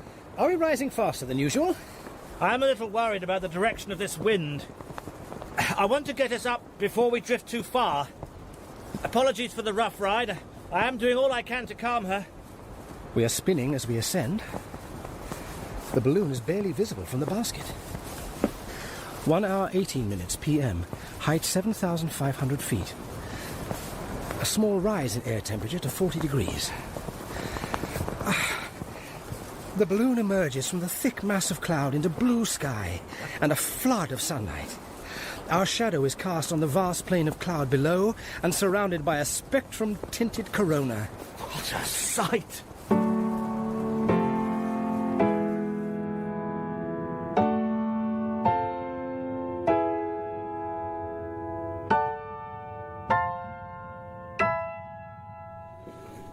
I would just like you to meet him. This is the worst idea for a show you've ever had, George. You wanted a new story. I found you one, a true one. About a balloon. Oh, it's about adventure and courage. Look at him. Hard to believe, isn't it, that he's travelled higher into the sky than any other man? Why is no other theatre doing a show about balloons if it's all so exciting? This is your brother, isn't it, making you think like this? I'm able to think for myself, thank you very much. And I do not want to argue yet again about my brother. Well, can't you see what he's trying to do to me, to us? He's trying to help. He understands business. Why do you always listen to him and not me? Why do you say that? Don't. I want us to be married, Clara. I want this to be our theatre for years to come. I want that too. Very much. Good morning, Mr. Hanson. Good morning. This show will work, Clara. I wish you would trust me and not your brother. Shh, he's coming over. Mr. Coxwell, I do not believe that we were properly introduced. Delighted. Mr. Coxwell, the acclaimed actress Miss Clara Fry. My apologies for our encounter earlier. My head was lost in storm clouds. I hope they have cleared. Oh, the sun has broken through, Miss Fry. I have always been a great admirer of yours, Mr. Coxwell. Really? To venture into the clouds as you have done, to float into the blue. I can only imagine how that must feel. Well, I'm afraid I do not have the words to describe it, but I do know that there is no feeling like it in the world. 1 hour, 28 minutes p.m. Height 3 miles, 16,000 feet. Barometer reading is 16.7 inches. Pressure is dropping with height as expected. Air temperature is 18 degrees. Dew point 13 degrees. there is a fine blue sky, dotted with cirri. They look like meringues, Mr. Glacier, making me feel quite peckish. I admire your ability to think of food with all this spinning. Difficult to control, I'm afraid. Both the spinning and my appetite. Feel that air, Mr. Glacier. Oh, we will fly high today, you know. You may observe things that no man has observed before. We both will, I hope. Mr. Handsome! Mr. Handsome! I'm down here! Where? Under the stage! Fixing the trap! Ow! Oh. I was wondering if you'd had time to read my list. Oh, come on! Pardon? Not you, Mr. Coxwell. There is the basket, of course, and the balloon, which will need a team of the best local seamstresses. And we do need 6 pigeons. Yes, well, there are probably some in my office now. Excellent. Now, have you begun to recruit the crowd? There were at least 400 people watching that day. Now, that would be a spectacular sight on stage, don't you think? Yes, it would. We will hire some supernumeraries. The rest will be made of wood. Wood? Not people? Yes. Could you jump up and down on the trapdoor, please? Now? Now. Yes, they look more real than anyone we could bring in off the street. Oh, and I haven't thought about the basket. Do you still have the original? You can stop jumping now.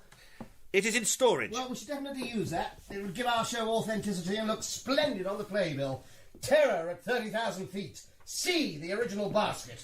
I see. Oh, Mr. Coxwell, I'm glad I found you. Is George here? Down there, fixing the trap. I'm sorry if I was a little rude the other day. Misunderstanding. I thought the balloon idea was George's. He has a very bad reputation for good ideas. Does he? You still there? Yes, I am. And what of your colleague, Mr. Glacier, the famous scientist? Oh, he's in London, I believe. He's not involved in this project. Mr. Coxwell, can you oblige me again with the trap? Righto.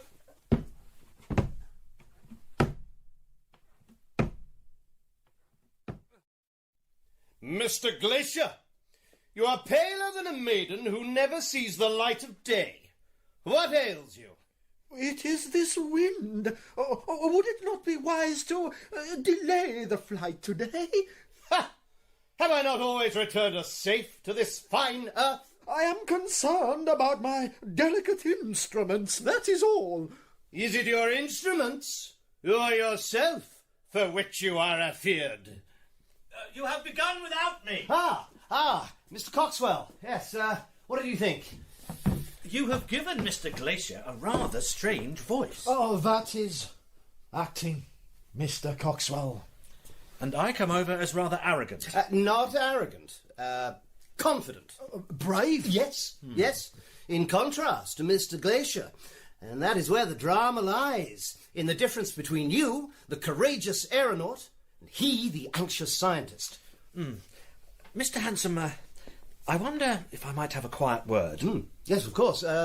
Roger, would you... Yeah, I'll check the amp.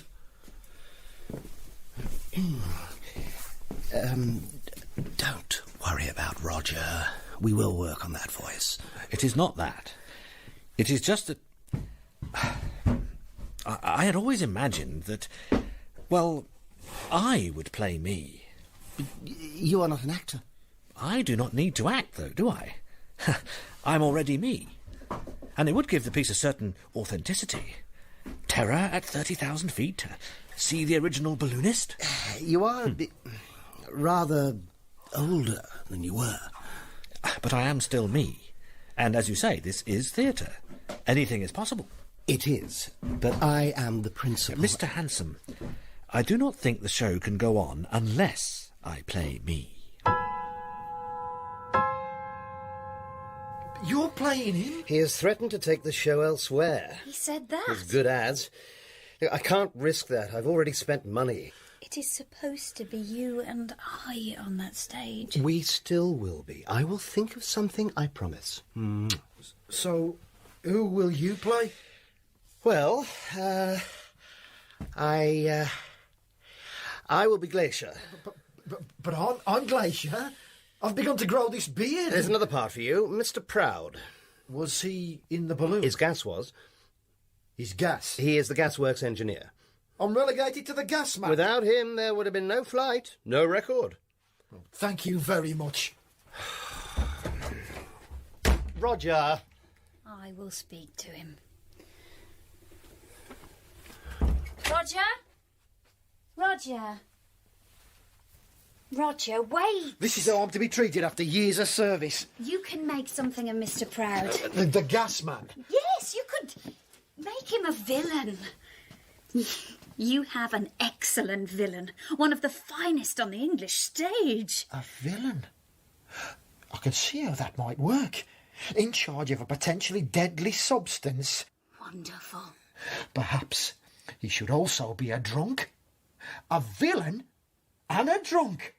Yes. Better to play than a boring old scientist. 1 hour 40 minutes p.m. Elevation 4 miles. 21,000 feet.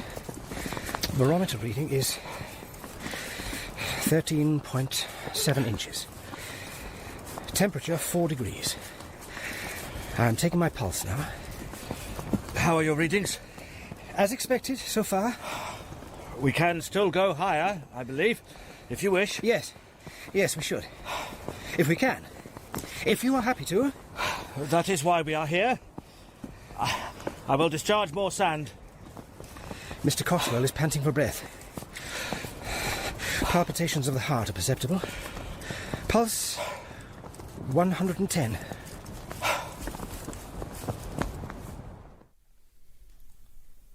Where have you been, dear? I see a glint in your eye, Henry Coxwell. That is not a glint. That is dust. Relax, Mr. Coxwell. You're doing well. Yes. Sorry. That is not a glint. It is dust. You have been ballooning, have you not? Of course not. You are a balloonatic, Henry Coxwell. Very well. I have been to Wolverhampton. Wolverhampton? I am to fly from there in the cause of science for the British Association. I have a mind to call the doctor to examine your head. He will find it full of gas. I must make a new balloon, the largest England has seen, to fly higher than man has flown before. I cannot do it without your support, my dear. Then we shall work together. I will supervise the sewing of the balloon. We will call it Mammoth. There. I hope I've done Mrs. Coxwell justice. Oh, you were very like her. When she was younger, of course. She must be a very understanding lady. She thinks I am an old fool, which is probably what you think too. I think you should do whatever makes you happy. And from the little I know of Mrs. Coxwell, I'm sure she thinks the same. Yes, I'm sure.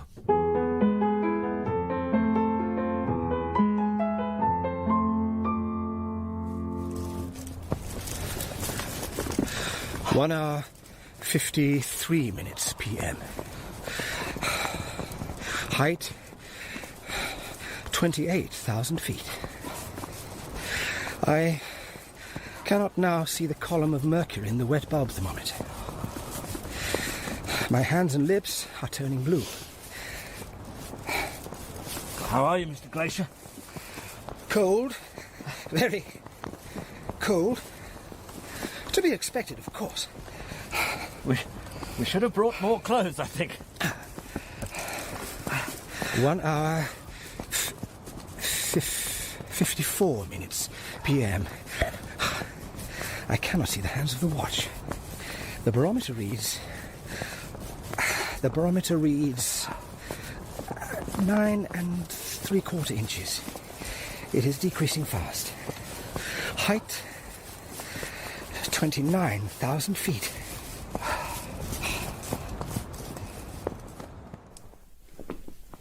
Here you are. Ah, here I am. Oh, my, look at you, George. Making your wedding dress. Where have you been? We went to dinner. Is this the balloon? Oh, we had a lovely time. Met a friend of mine, in fact. Wealthy banker. Done very well for himself. You and he hit it off right away, didn't you, Clara? This will take you forever, George. There are yards left. Oh, well, never mind. Why don't we get someone to do it? I'd rather do it myself. It's not a question of finance, is it, George? If it is, you only need ask. Yes, of course. It makes sense, George. I have money and you do not. I have money. I do not need yours. This is silly. If you change your mind, you know where to find me. I'm going home. Are you coming, Clara? I will stay a little longer. Then I will wait. No, go. George will see me home. Do not be late. Good night, George. Enjoy your needlepoint. Huh. Perhaps it could be an alternative career. Why won't you borrow a little money from him?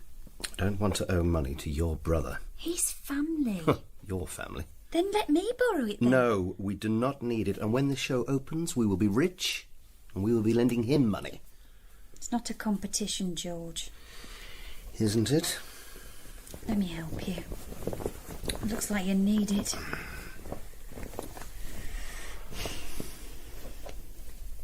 I've written a new scene. For you and I. I felt a little jealous, so now you must play two parts. One with Mr. Coxwell and one with me.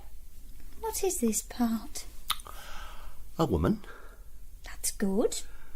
With the deepest brown eyes you could ever hope to see yourself in. With soft lips and a warm smile. She sounds beautiful. Oh, she is. She's also patient and kind and tender. Ow! Oh, come here. You'll have no fingers left. There. They will be able to sew all night. Oh, they may have to.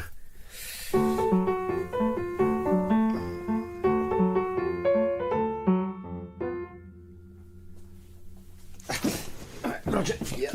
Bring him out. Mr. Hanson! Mr. Hanson, I've been thinking about how we will affect the launch. It is vital that we get that right. Yes, I realise that. I have been looking at your equipment and think that we could remount the panorama. Panorama, yes, so that it runs vertically rather than horizontally. Oh, that would be a very big job. I'm not sure that could be done. And if we paint it with clouds, it will suggest the rise of the balloon, you see? Yes, I see, yes. And if we lowered the gasworks there... I made them. I am the gasworks engineer. They are excellent, Roger. If we lowered them at the same time as the balloon is raised... The same time? Yes, that would exaggerate the effect of the balloon rising, would it not? And then, this is very exciting, we could use one of those gauze affairs to obscure the balloon temporarily. We replace it with a smaller one to suggest to the audience that it is moving away. A second balloon. Now, hold on there, Mr. Yes. We then return to the large one to suggest a close-up view as if the audience are travelling next to us. What do you think? Wonderful. Yes.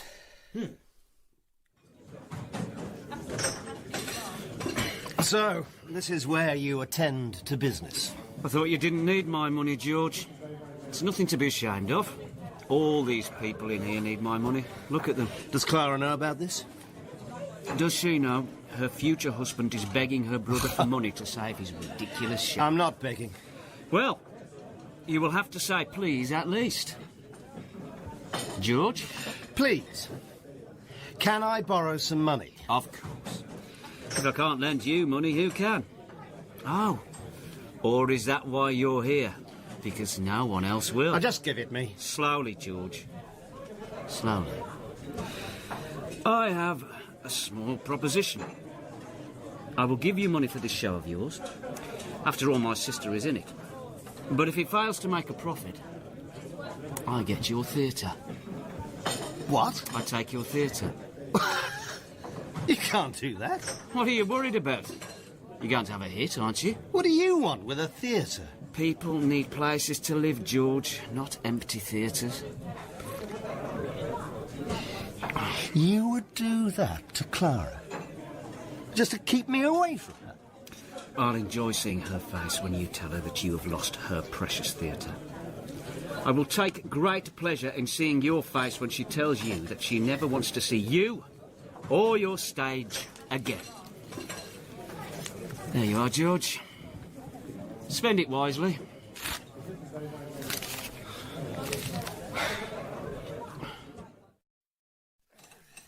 She looks absolutely splendid, Mr. Hanson. Yeah. Beautiful stitching. Ready, Roger? Hold on. We're in the basket, and up we go. Roger! I've only got one pair of hands. Well, it needs to be faster, much faster. Roger! I'm doing it. We rise fast. The balloon begins to spin. And what am I doing? Recording observations. Is that all? Yes. Mammoth keeps rising faster. I cannot release the gas valve.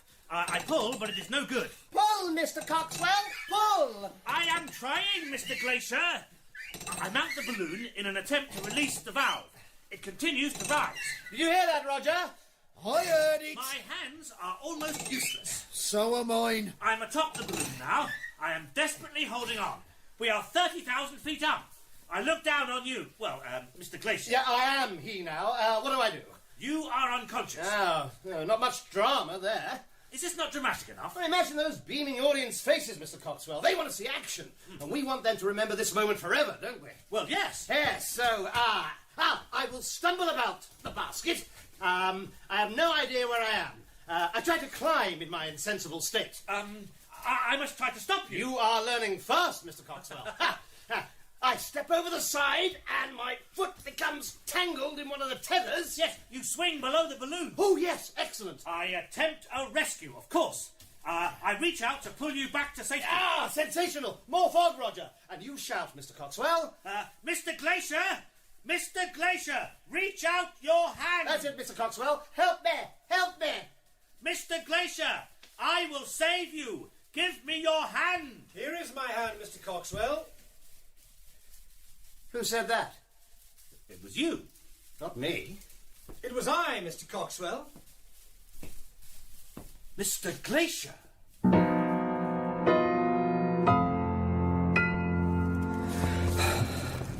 1 hour, 57 minutes p.m. I cannot see the fine divisions of the scales on the instruments. My sight is clouded. I cannot see the hands of the watch. Mr. Glacier? The barometer reads 9 3/4 inches. It is decreasing fast. Mr. Glacier? Height 29,000 feet. Look at this. Terror at 30,000 feet. How could you allow our achievement to be used like this? It is only a little dramatic license. Like the scene I witnessed there? I simply want to bring what we did to public attention once more. This seemed the best way. It was a serious endeavour.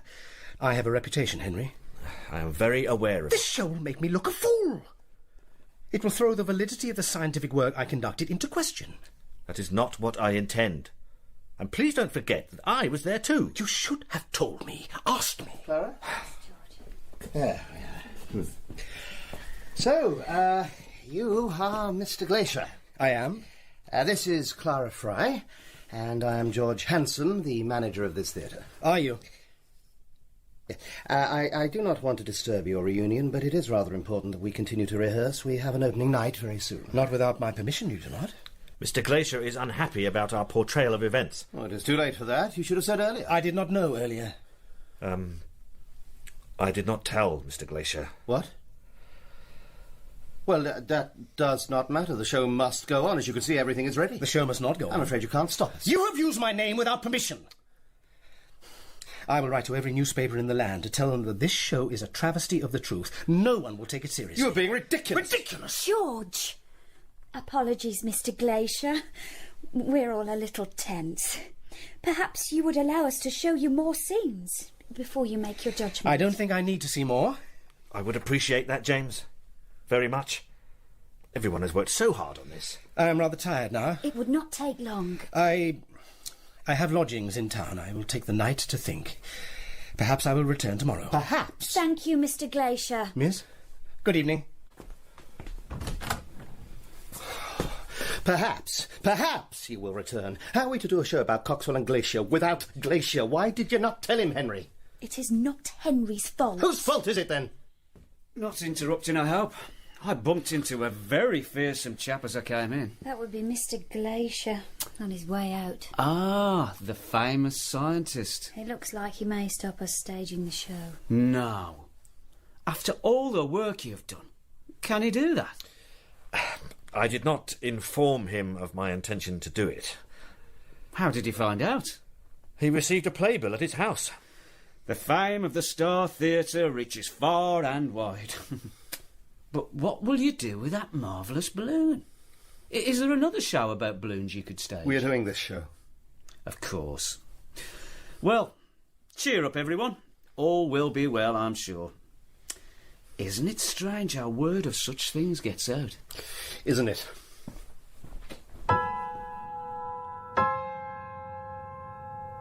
Thank you for showing me around. Thank you for coming back to see us. It must take some courage to stand up here in front of all those people. Not as much as it must to travel in a balloon into the unknown. Oh, it is less unknown now. I have been there and recorded it. Everyone can know something of it. But that is not the same as seeing it. I can only imagine how that must feel. I have always loved being enveloped in cloud. They are like other worlds with vast continents and oceans, sometimes black, sometimes shining white, tinted with a splash of sunlight. I hope Clara has been looking after you. She has. Thank you. Yes. If you're ready, we will show you some scenes. Well, as I am here. This will be a little rough and ready, not the finished product. Right, we will start with the Mr. Proud scene. Mr. Glacier, if you would like to take your seat down there. The scene is the morning of the launch. Roger is Mr. Proud, the gasworks engineer. I know who Mr. Proud is. We have changed his name to Pride, for effect. Anyway, Roger? Morning, Mr. C. Morning. Is the balloon filled, Mr. Proud? Pride. Oh, sorry. Mr. Pride? Oh, yes. It is full. Full, full, full. Could not be fuller. And how is it, Mr. Pride? Gassy, sir. Most gassy. He will soon discover just how gassy. It will shoot him up to the sky like shot from a gun barrel. Should you be smoking so close to the gas, Mr. Pride? I will smoke where I wish, Mr. Coxwell. It is my tobacco, and it is my gas. Have you been drinking, Mr. Pride? Oh, yes, by Jove. Brandy, sir. And hurrah for it.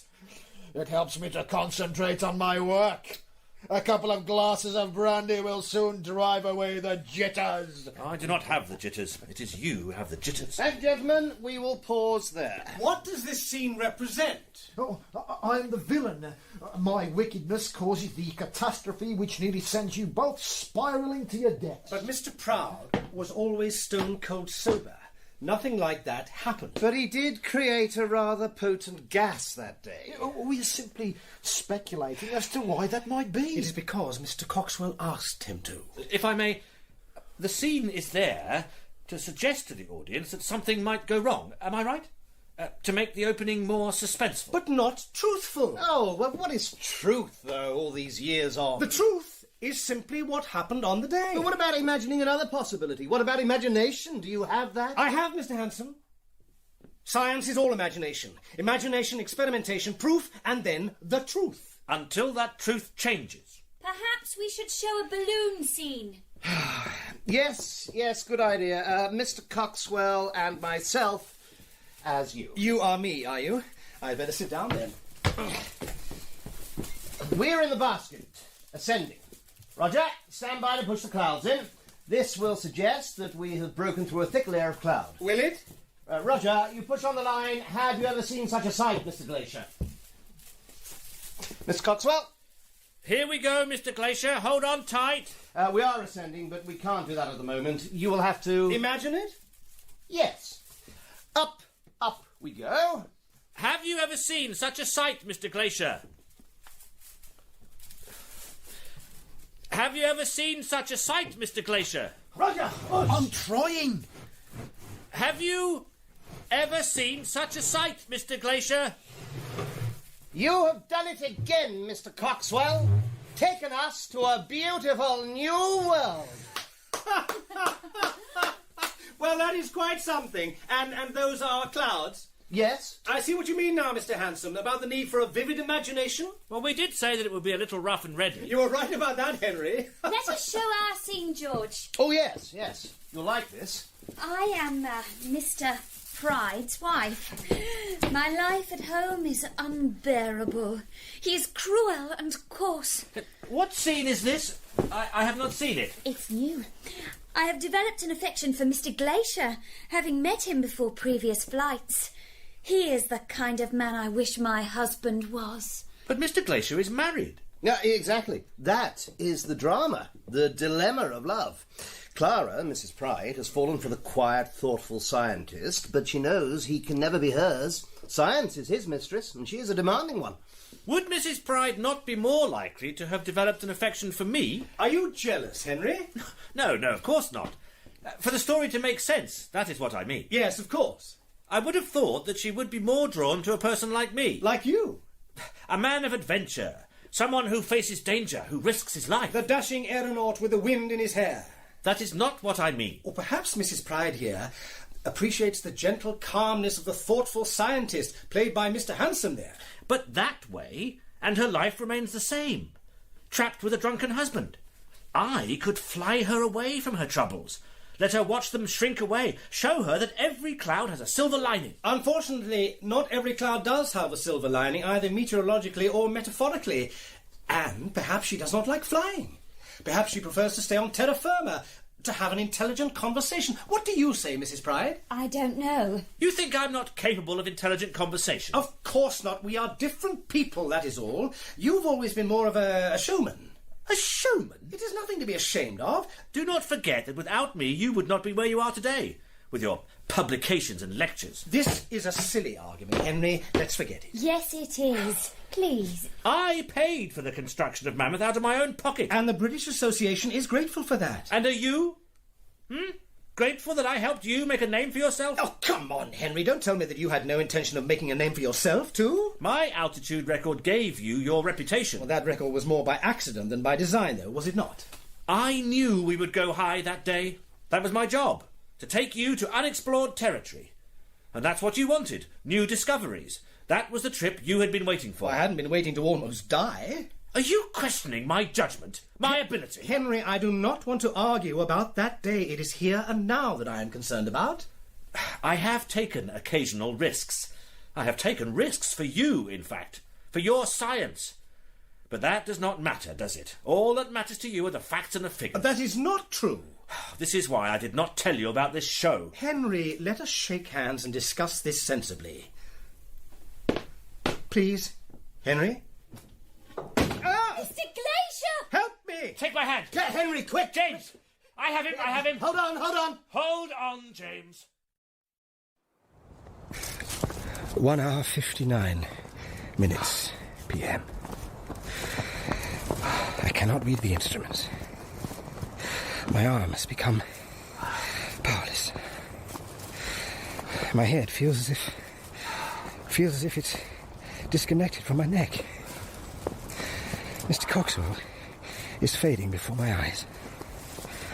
I cannot feel my pulse. There is a perfect darkness. A perfect stillness. Has there been an accident? Oh, dear. This is your work, isn't it? Don't know what you mean. He could have been killed. You should have your equipment checked, George. Always trying to cut corners. Why did you do it? How's Mr. Glacier? He must be very upset. He will hardly allow the show to continue now, will he? What a shame. You would do this to separate me and Clara, to take this theatre. Charles, is that you? Hello? Yes, helping George. What do you mean? Separate us. Charles? Separate you? No. I heard him, Charles. Will you tell her or will I? There is nothing to tell. There is much to tell. Your beloved brother did this. What? You have no idea what he will do to see me fail. He tampered with the trap. He told Glacier about the show. I don't understand. He wants you to leave me and run back home with him. Charles? I have been trying to help. I even lent George money to make this show a success. I didn't tell you because I didn't want to embarrass him. He didn't tell you because he only gave me the money in exchange for the theatre. What?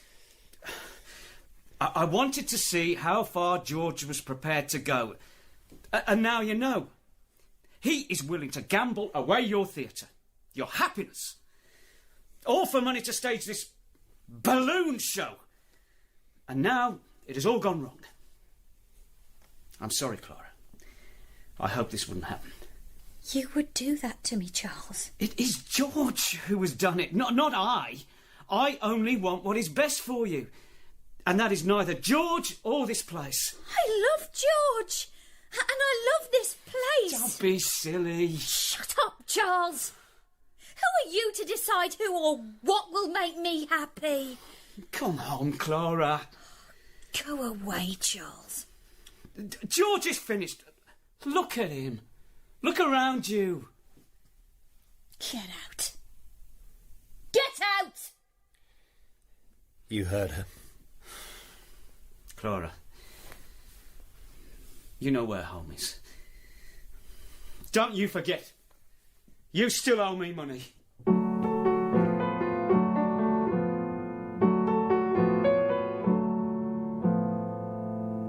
So you saved me again, Mr. Coxwell. If it had not been for me, you would not have needed saving. I never thank you for saving my life that first time. I am grateful for that and for all our flights together. You were always a brave flyer. Because I trusted you. All I hoped to do with this show was to remind people of what we achieved. Such things are easily forgotten in these times. Everything moves on so quickly. The past seems much further away than it used to. You need not fear that those flights will be forgotten, or your part in them. They will certainly not be forgotten by me. How are you? Look, I'm very sorry. It had been fixed. It was just an accident. You are all right, aren't you? I wouldn't want I that to am be... fine, Mr. Handsome, thanks to Henry. Good. So, have you had any thoughts about the show? Many, yes. Perhaps this isn't the time, George? I have risked a lot for this. I have borrowed money, almost lost my fiancée, my staff, even the theatre. I'm so sorry, George. I didn't know. I think that perhaps I have been a little harsh. Does that mean that you will allow us to continue? There will have to be changes. There has been no mention of science in what I have seen. Well, people do not go to the theatre for a scientific lecture. Mr. Handsome, there is much drama in exploration and discovery. There is poetry and beauty in mathematics and arithmetic, in science and fact. It is too late to make changes Not now. for a man of your skill and imagination. I also have a thought for a new scene. I'm not sure we need a new... Perhaps, Mr. Handsome, you will find it interesting. It is a part of the story that only I know. My few moments dangling in the darkness back there gave me an opportunity to reflect and remember. I have told no one of it before. I thought people would think me mad. But having spent some time with people with such vivid imaginations, now might be the time to share it. What is it, James? I thought it was a symptom of air sickness. Perhaps it was. But as I drifted into unconsciousness, I had a most remarkable vision. It will not be easy to stage, but it will certainly be spectacular.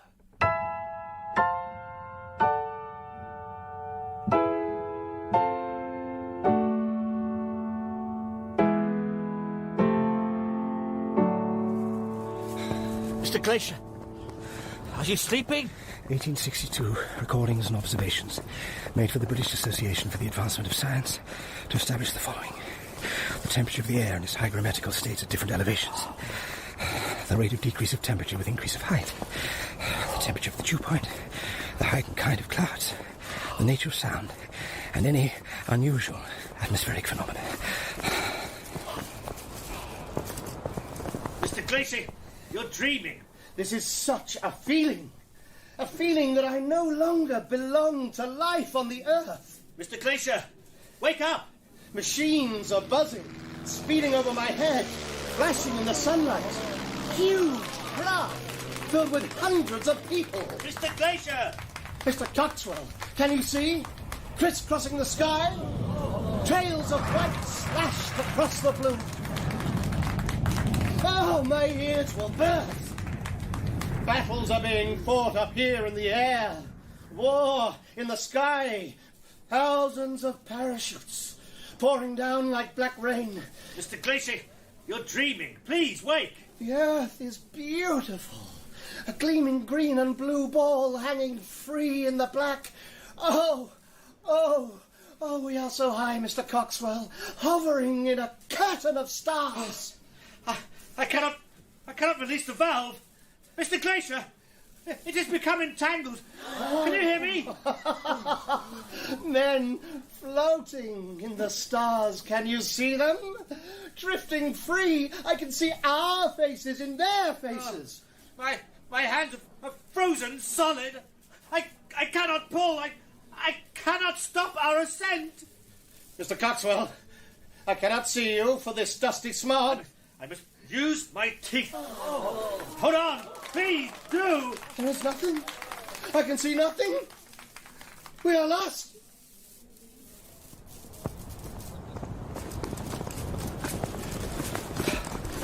Mr. Glacier. Mr. Glacier. Temperature. Observation. 2 hours, 3 minutes p.m. Observe. Record. Now, do try now. 2 hours, 3 minutes p.m. I have been insensible. And I too, almost. Barometer reads 11.53 inches. Height 35,000 feet. Temperature minus 2 degrees. We are going down, Mr. Glacier. We are going home. 2 hours, 16 minutes p.m. 16 minutes. Height 10,000 feet. 10,000 feet. 2 hours, 30 minutes p.m. Height 5,000 feet. 2 hours, 39 minutes p.m. Solid Earth. Solid. Hold on. Are you hurt, Mr. Glacier? I am fine.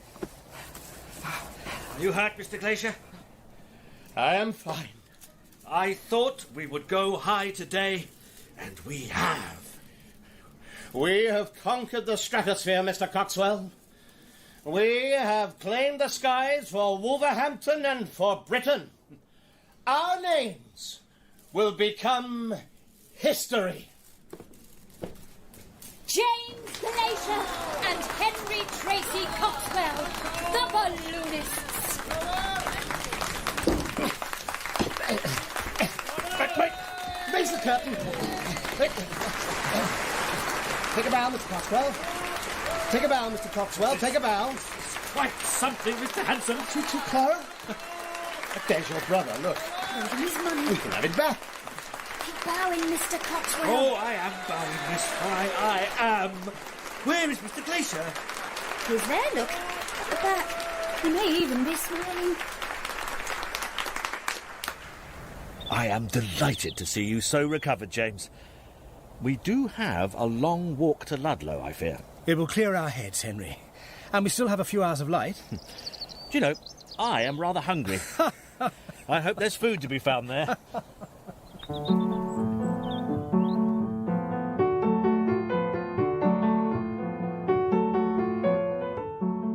In The Balloonists by Craig Stevens, Patrick Driver played Henry Coxwell and Sam Dale, James Glacier. Kim Wall was George Handsome and Alex Kelly, Clara Fry. Charles Fry was played by Alex Jones and Roger Barrington by Greg Hobbs. The music was composed and performed by Derek Nisbet. The Balloonists was directed in Birmingham by Kate Chapman.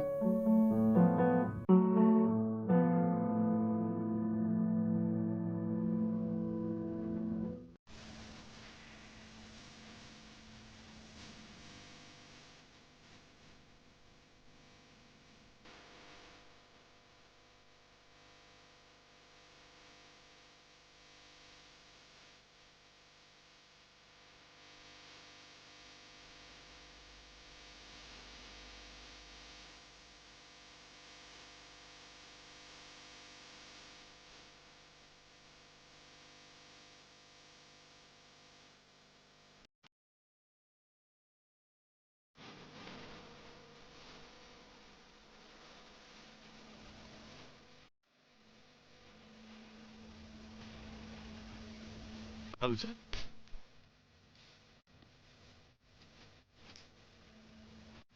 Copy.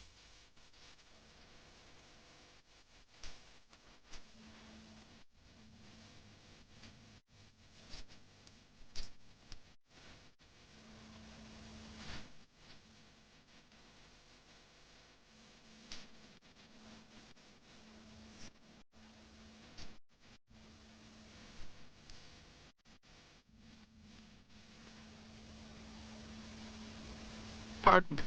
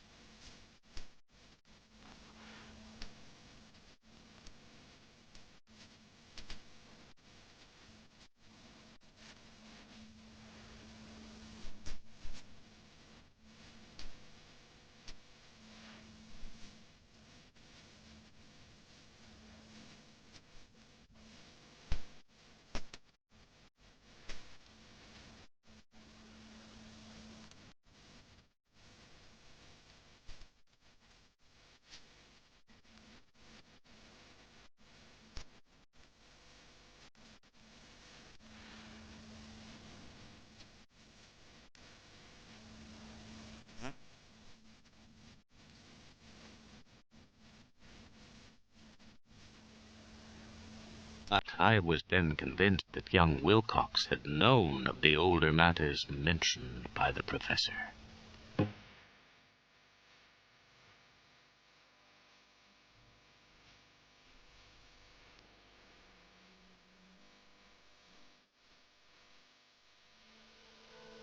Part 2. The Tale of Inspector Legrasse. The old matters which had made the sculptor's dream and bas-relief so significant to my uncle formed the subject of the second half of his long manuscript.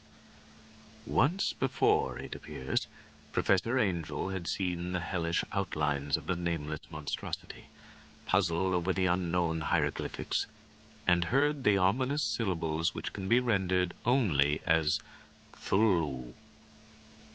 And all this in so stirring and horrible a connection that it is small wonder he pursued young Wilcox with queries and demands for data.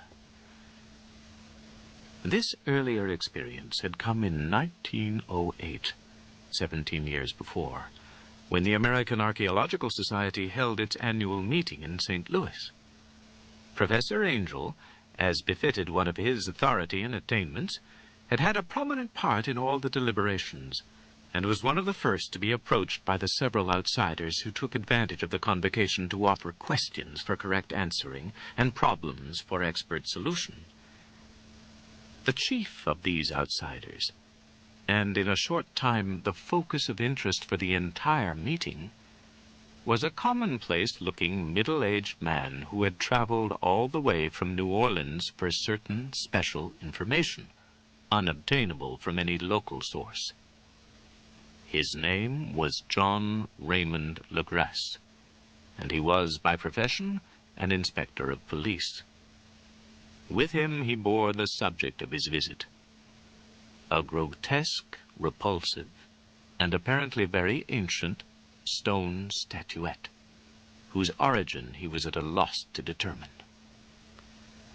It must not be fancied that Inspector Legrasse had the least interest in archaeology. On the contrary, his wish for enlightenment was prompted by purely professional considerations. The statuette, idol, fetish, or whatever it was, had been captured some months before in the wooded swamps south of New Orleans during a raid on a supposed voodoo meeting. And so singular and hideous were the rites connected with it, that the police could not but realize that they had stumbled on a dark cult totally unknown to them, and infinitely more diabolic than even the blackest of the African voodoo circles. Of its origin, apart from the erratic and unbelievable tales extorted from the captured members, absolutely nothing was to be discovered. Hence the anxiety of the police for any antiquarian lore which might help them to place the frightful symbol, and through it track down the cult to its fountainhead. Inspector Legrasse was scarcely prepared for the sensation which his offering created. One sight of the thing had been enough to throw the assembled men of science into a state of tense excitement, and they lost no time in crowding around him to gaze at the diminutive figure, whose utter strangeness and air of genuinely abysmal antiquity hinted so potently at unopened and archaic vistas. No recognized school of sculpture had animated this terrible object. Yet centuries and even thousands of years seemed recorded in its dim and greenish surface of unplaceable stone. The figure, which was finally passed slowly from man to man for close and careful study, was between 7 and 8 inches in height, and of exquisitely artistic workmanship. It represented a monster of vaguely anthropoid outline, but with an octopus-like head whose face was a mass of feelers, a scaly, rubbery-looking body, prodigious claws on hind and forefeet, and long, narrow wings behind. This thing, which seemed instinct with a fearsome and unnatural malignancy, was of a somewhat bloated corpulence, and squatted evilly on a rectangular block or pedestal covered with undecipherable characters. The tips of the wings touched the back edge of the block. The seat occupied the center, whilst the long, curved claws of the doubled-up, crouching hind legs gripped the front edge and extended a quarter of the way down towards the bottom of the pedestal. The cephalopod head was bent forward, so that the ends of the facial feelers brushed the backs of huge forepaws, which clasped the croucher's elevated knees. The aspect of the whole was abnormally lifelike, and the more subtly fearful because its source was so totally unknown. Its vast, awesome, and incalculable age was unmistakable, yet not one link did it show with any known type of art belonging to civilization's youth, or indeed to any other time. Totally separate and apart, its very material was a mystery. For the soapy, greenish-black stone, with its golden or iridescent flecks and striations, resembled nothing familiar to geology or mineralogy. The characters along the base were equally baffling, and no member present, despite a representation of half the world's expert learning in this field, could form the least notion of even their remotest linguistic kinship. They, like the subject and material, belonged to something horribly remote and distinct from mankind as we know it, something frightfully suggestive of old and unhallowed cycles of life in which our world and our conceptions have no part. And yet, as the members severally shook their heads and confessed defeat at the inspector's problem, there was one man in that gathering who suspected a touch of bizarre familiarity in the monstrous shape and writing, and who presently told with some diffidence of the odd trifle he knew. This person was the late William Channing Webb, professor of anthropology in Princeton University, and an explorer of no slight note. Professor Webb had been engaged in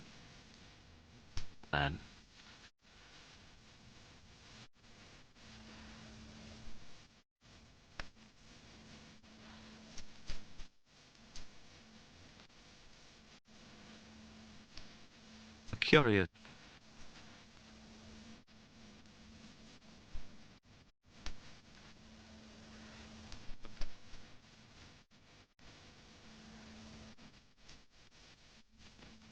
saying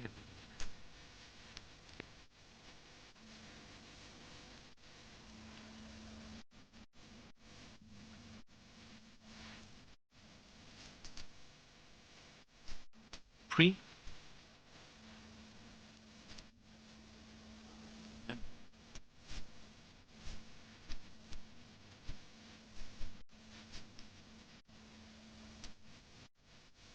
is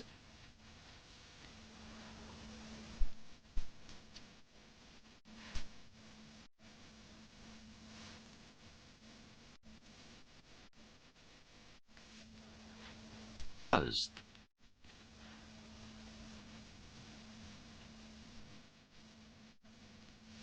it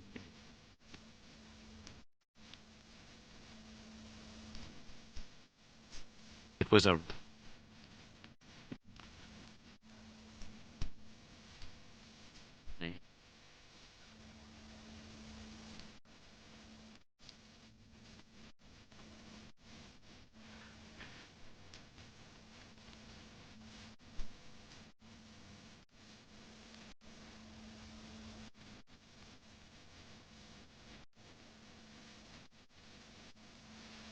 what the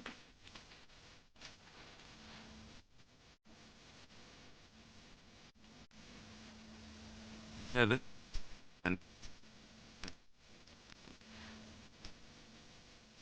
silent when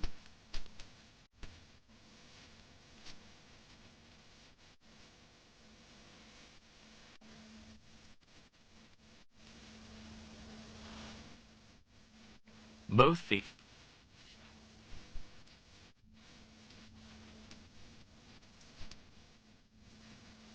Hurry.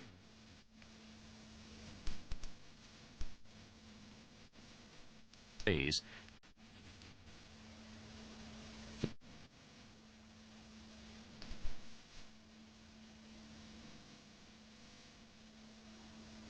Up.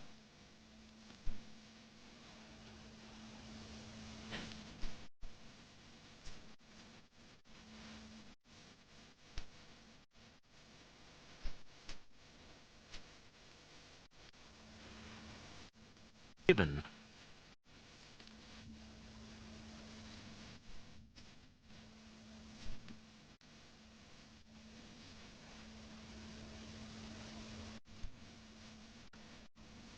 Argentum.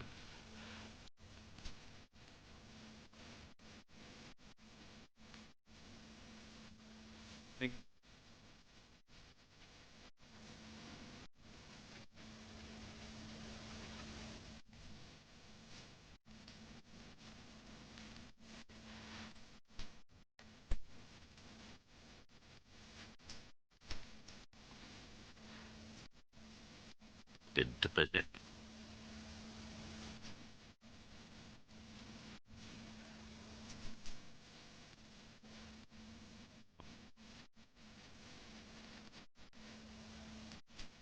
Mostly.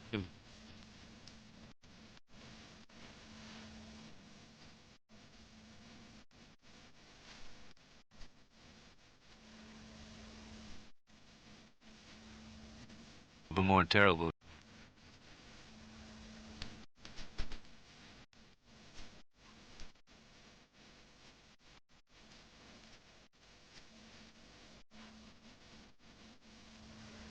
There were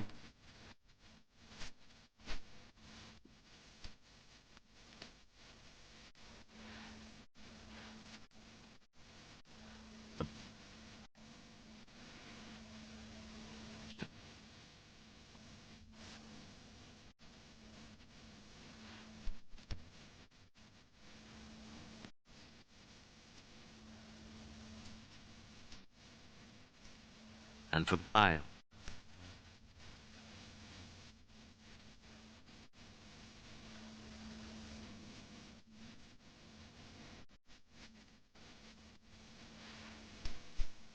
Dank stone.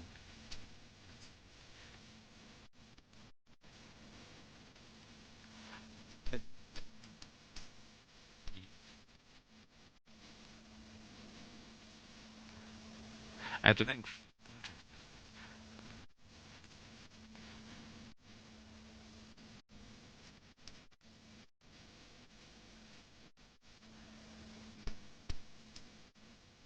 faintly audible.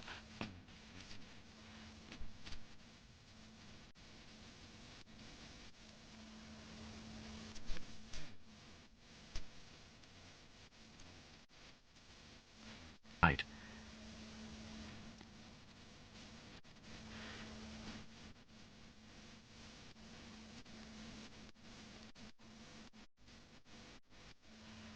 When teen college.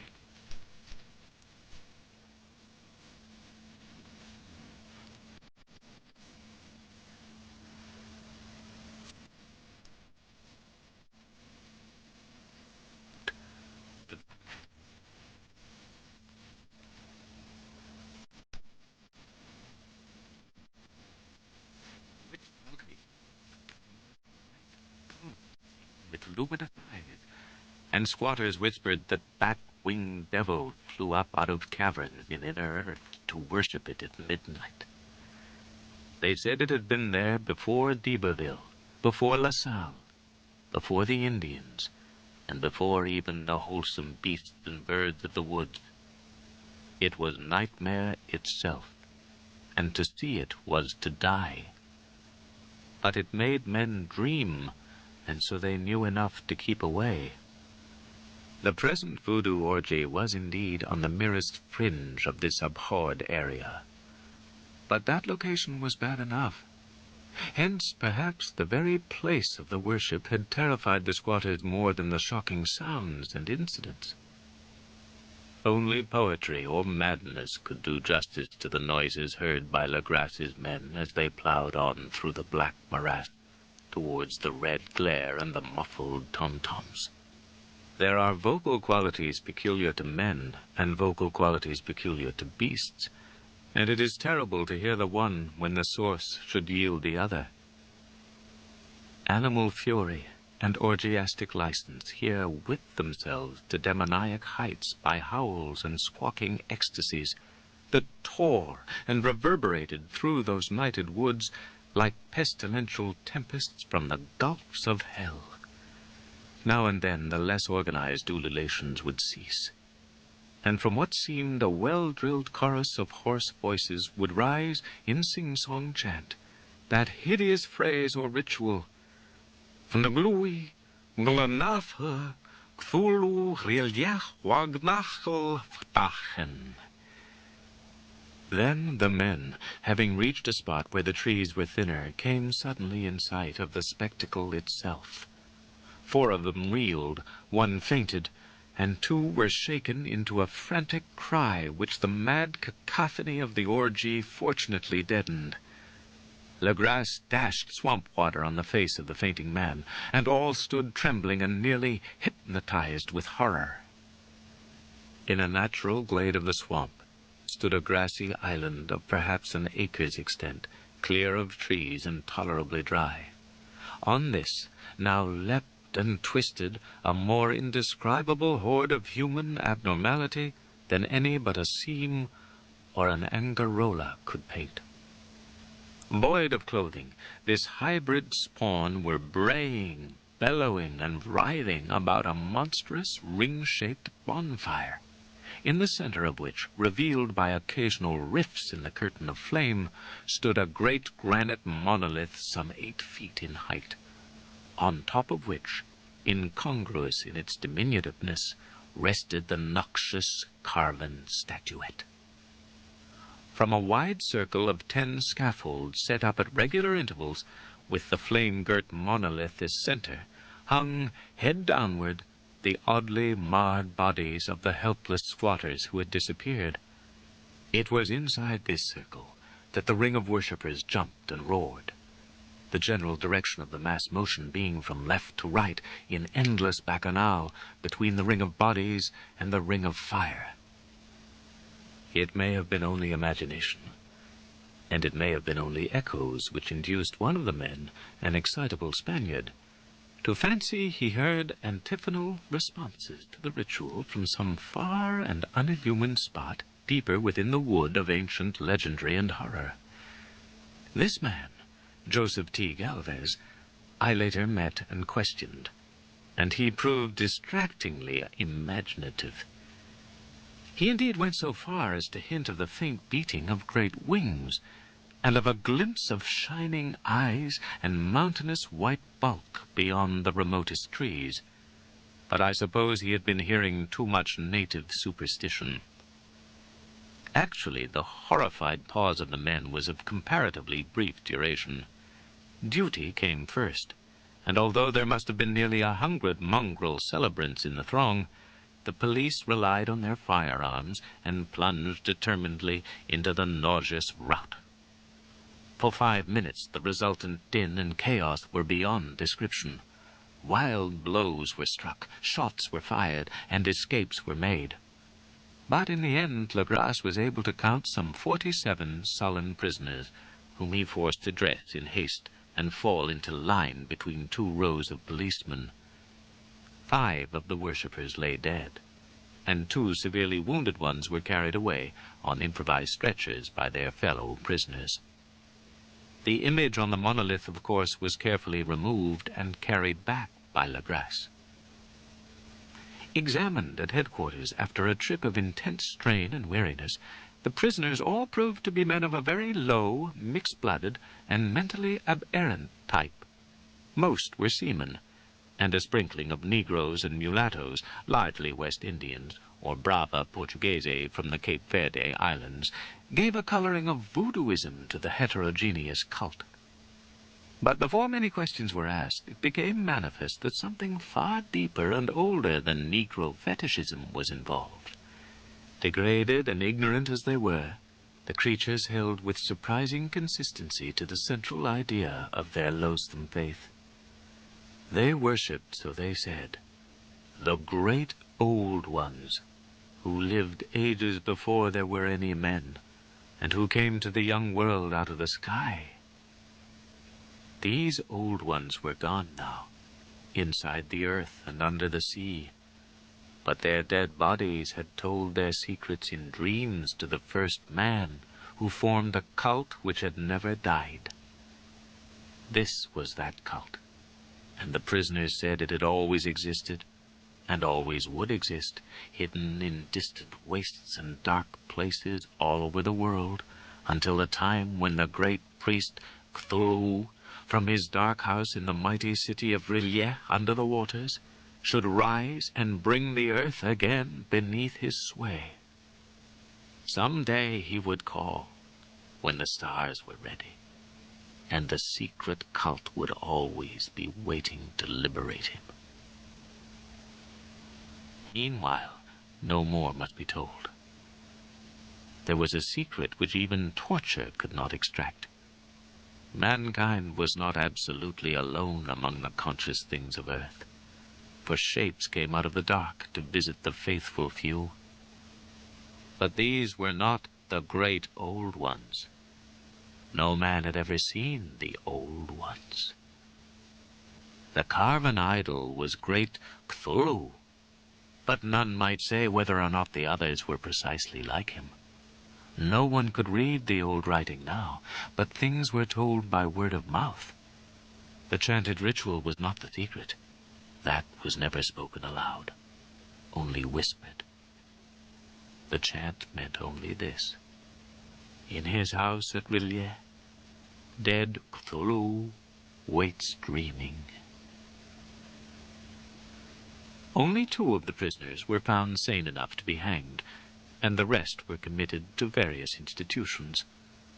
All denied a part in the ritual murders, and averred that the killing had been done by black-winged ones which had come to them from their immemorial meeting-place in the haunted wood. But of those mysterious allies no coherent account could ever be gained. What the police did extract came mainly from an immensely aged mestizo named Castro, who claimed to have sailed to strange ports and talked with undying leaders of the cult in the mountains of China. Old Castro remembered bits of hideous legend that paled the speculations of theosophists and made man and the world seem recent and transient indeed. There had been eons when other things ruled on the earth, and they had great cities. Remains of them, he said the deathless Chinaman had told him, were still to be found as cyclopean stones on islands in the Pacific. They all died vast epochs of time before man came, but there were arts which could revive them when the stars had come round again to the right positions in the cycle of eternity. They had, indeed, come themselves from the stars, and brought their images with them.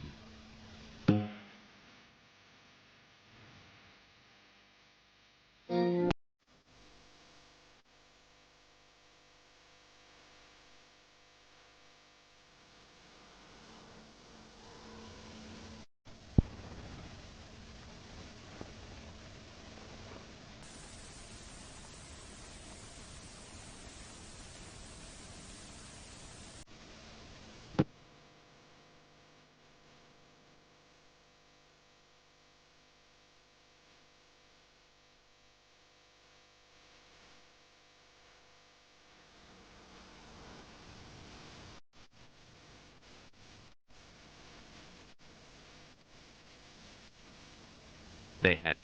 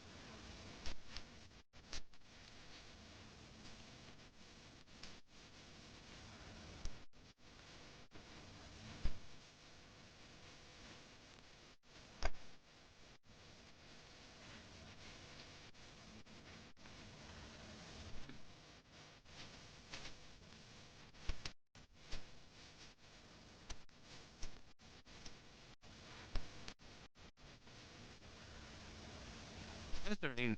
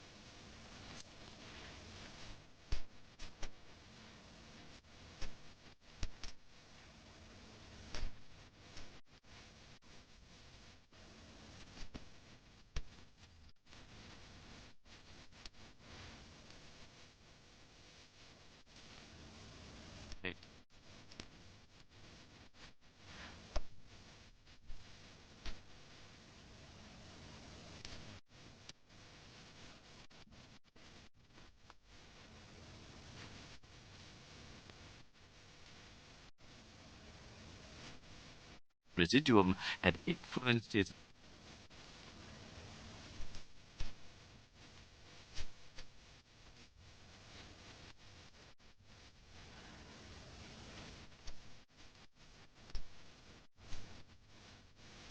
relief, but the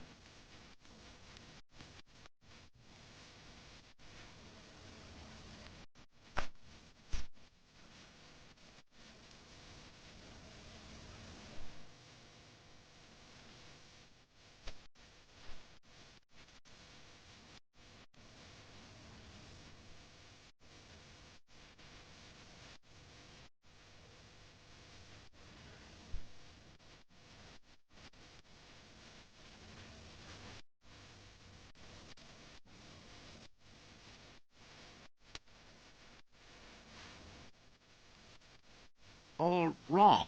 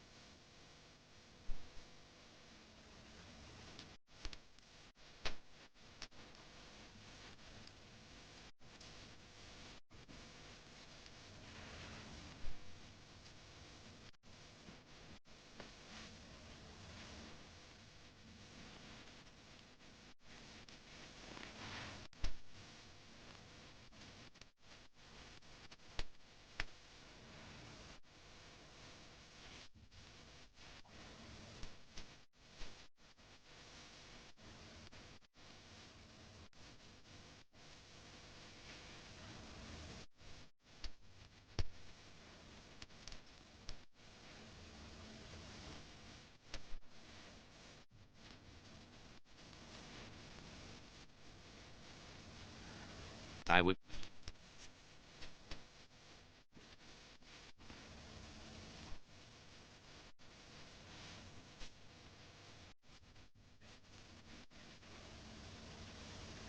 That.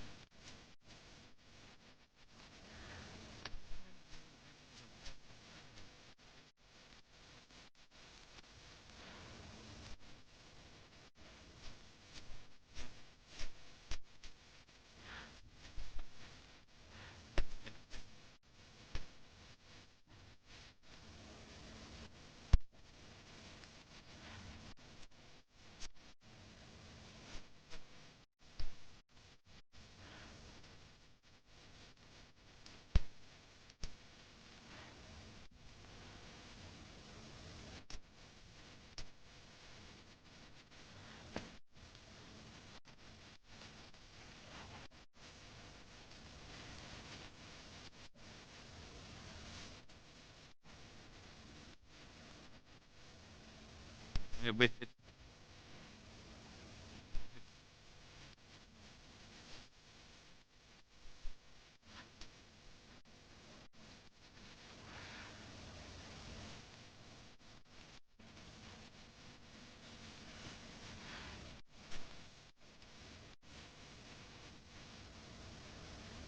Yeah.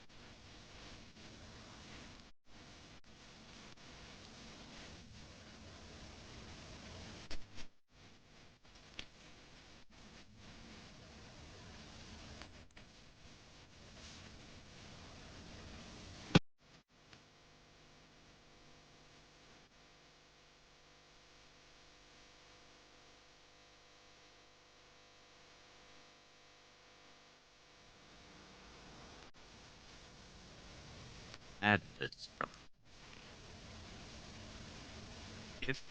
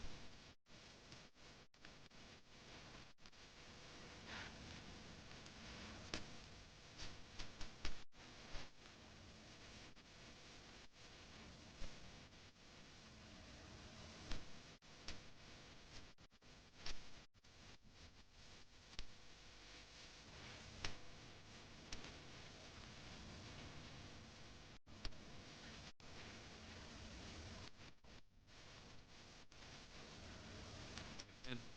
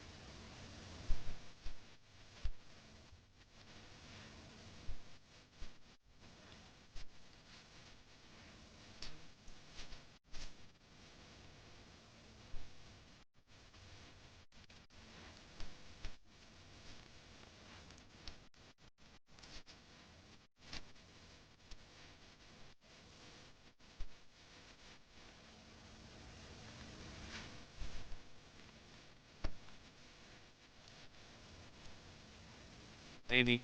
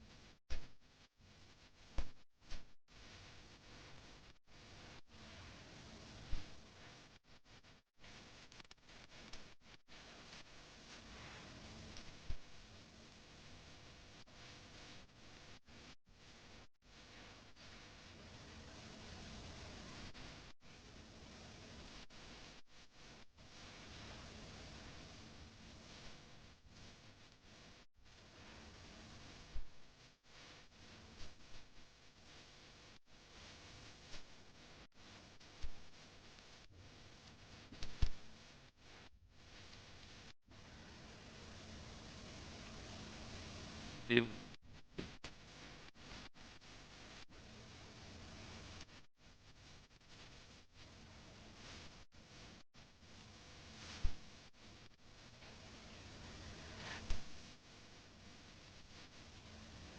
It...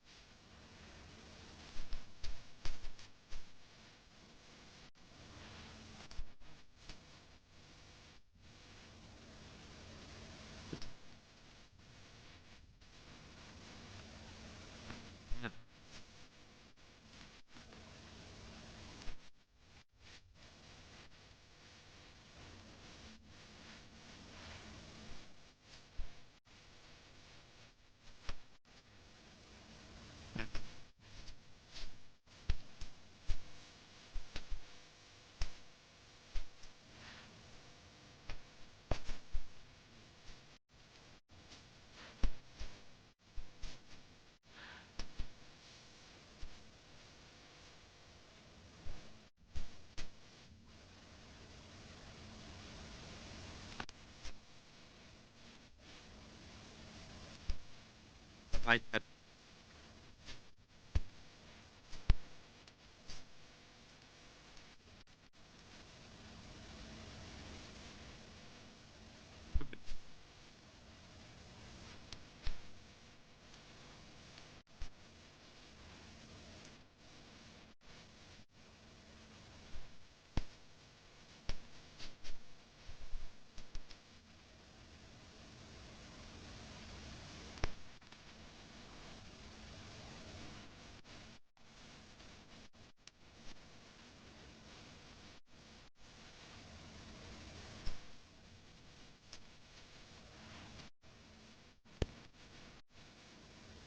In.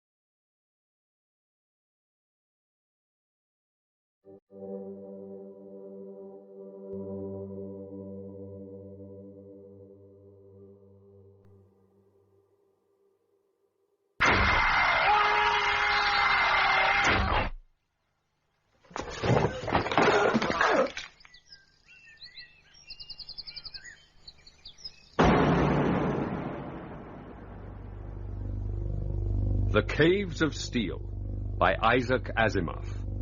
Dramatized by Bert Coules. With Ed Bishop and Sam Dastor.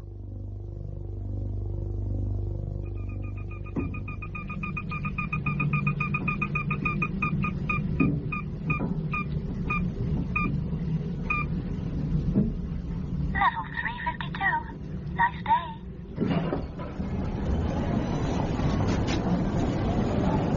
New York, the second deepest city on Earth. Listen to it. That's the sound of 200 million people. It's a good sound. Mayor Clark wishes all citizens a nice day. Thank you.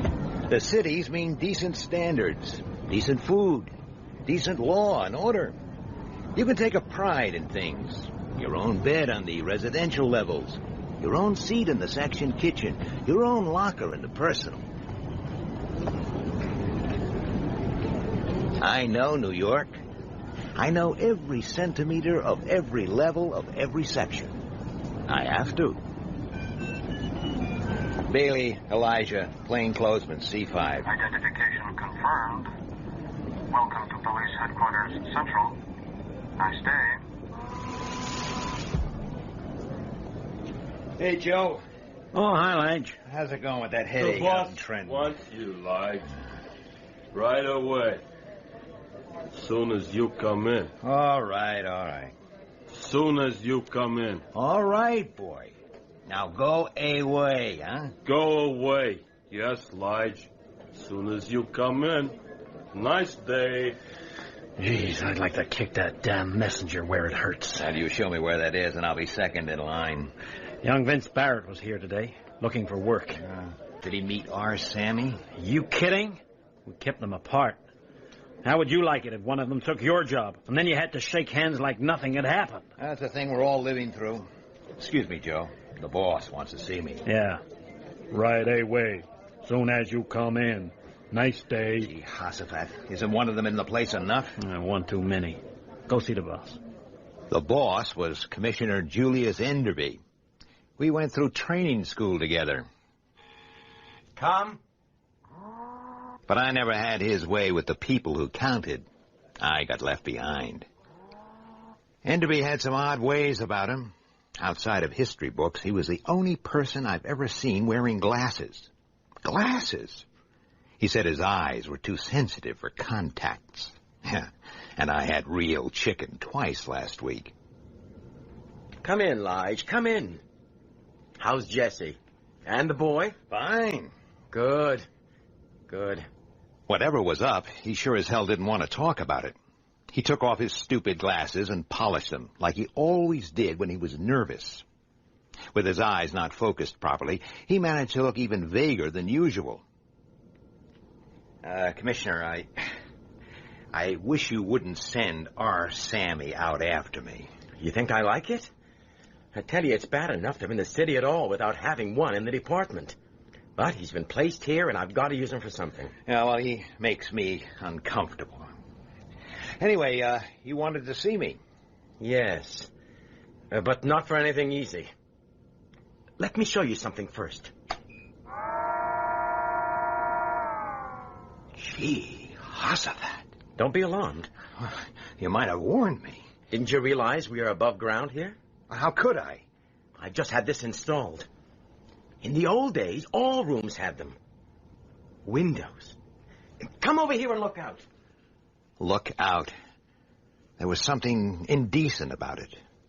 Besides, what was there to see? Just the skin of the city, the outer shells of human hives.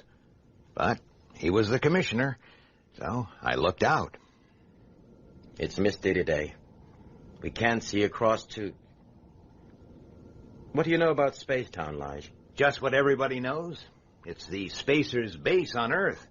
It's where they keep their prying eyes on us and make sure we don't get ideas above our place in life. All right.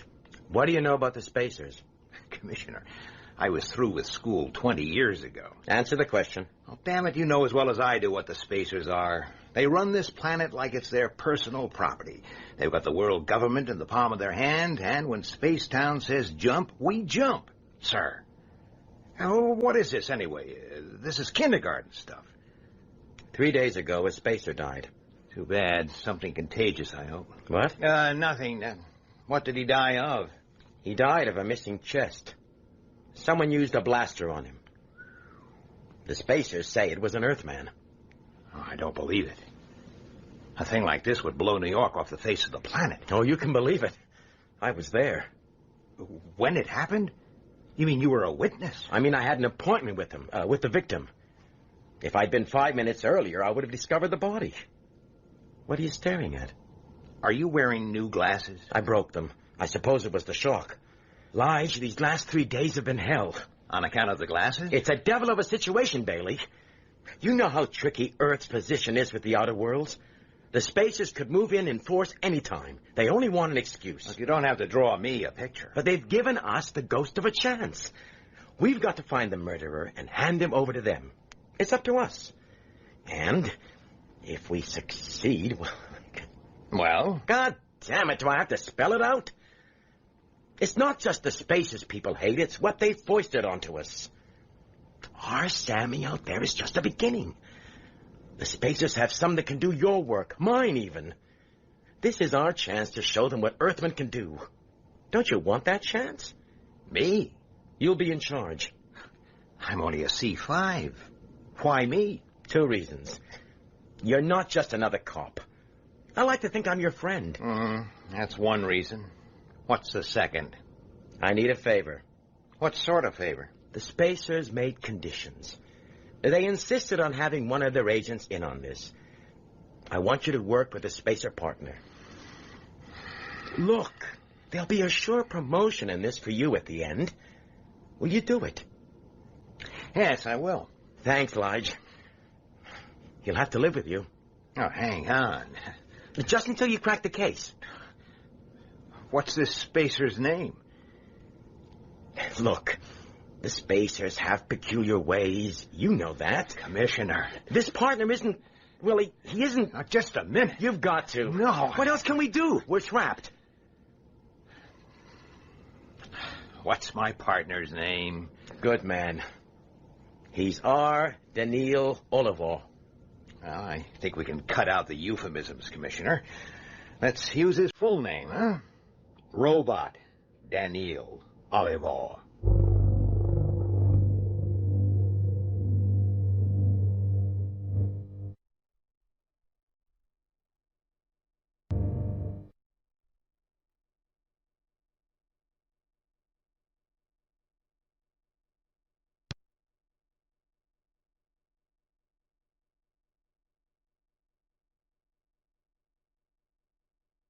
Robots. I thought about robots as I rode the expressway strip out to Spacetown. Over the past few years, the damn things have been appearing everywhere, taking work that men used to do. Like I said, when Spacetown said jump, we jumped. People said the spacers had 50 robots for every man. They never needed to lift a finger. Me, I wanted to keep my job. Well, I had to pick up my new partner and bring him back to the city. I also had to stop the good citizens of New York from bashing his nice, shiny body into scrap metal. Spacetown. Low domes, spread out, open to the air. The only connection to the city was a covered approachway. They guarded their end, we guarded ours. Hold it. Let's see your ID. Open up. Official business. You going right across? No, just to the approachway. You can close up behind me.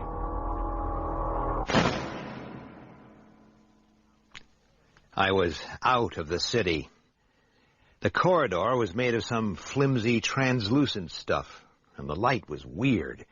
The air moved. I felt sick. Then I saw a spacer.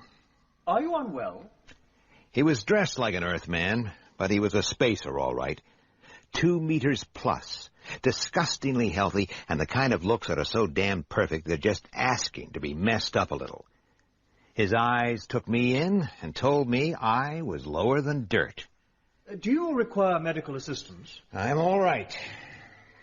You seem to be under stress. I am plainclothesman Elijah Bailey, City of New York Police Department, rating C5. I have been instructed to meet R. Daniil Oliver. Please tell him that I have arrived. And that will not be necessary. I'm here. You? I am R. Daniil Oliver. Have I made some mistake? I thought the first initial... Quite so. I am a robot.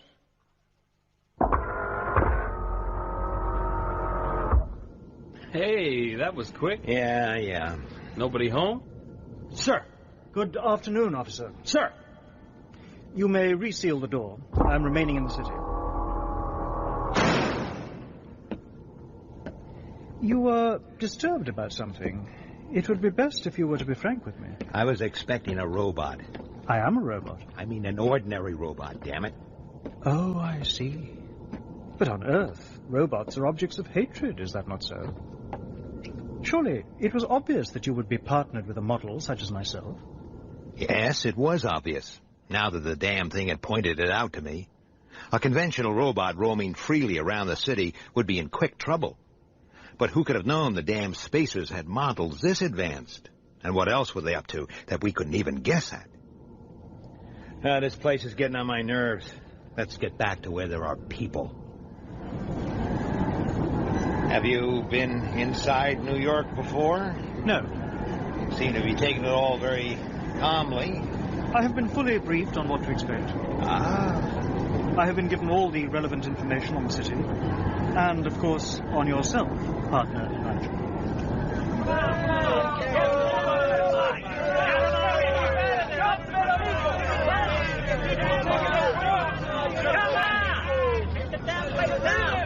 Is such behavior usual? Of course it isn't usual. Hey, let us through here. What's happening here? You, what is all this? Damned if I know. They just throw those lousy robots. Smash them! Jobs are for people! Quiet, police. Please let us through there. Get back from that door. Now my partner and I are going inside. Nobody else, understood? Daniel, take my neutralizer. I have one of my own. Right. Kill the door on my signal. Now. Get in there! Okay, police. What's going on here? Officers, thank goodness. Hey, look, my assistants have been assigned me by the city. Is that them? Yes. They are distressingly primitive models. Well, we like our robots that look like robots, okay? What the hell's that? Okay. What sparked all this off, huh? A customer wouldn't let one of my men save her. She ran out into the street screaming about dirty, greasy robots and how they were taking away jobs. I get the picture. I'm calling the riot squad. Open the door, please. What? I order you to open the door. Hey, they'll pull us apart. I'll let your buddy send for some help here. It is not necessary. Please do as I say. I'm holding the city responsible for any damage. Open the door. You're the boss. Right, let's get in there! Stop. Come on, let's get in there! The next person who moves will be shot. You are thinking this man is holding a neuronic whip or a tickler. We can rush him and only one or two of us will be hurt, and that very mildly. Get in! You are mistaken. This is a blaster, and it is very deadly. I will use it, and I will kill many of you before you can seize me. I will now walk to the door. I will shoot anyone who touches me. When I reach the door, I will shoot any man or woman who is not moving about their business.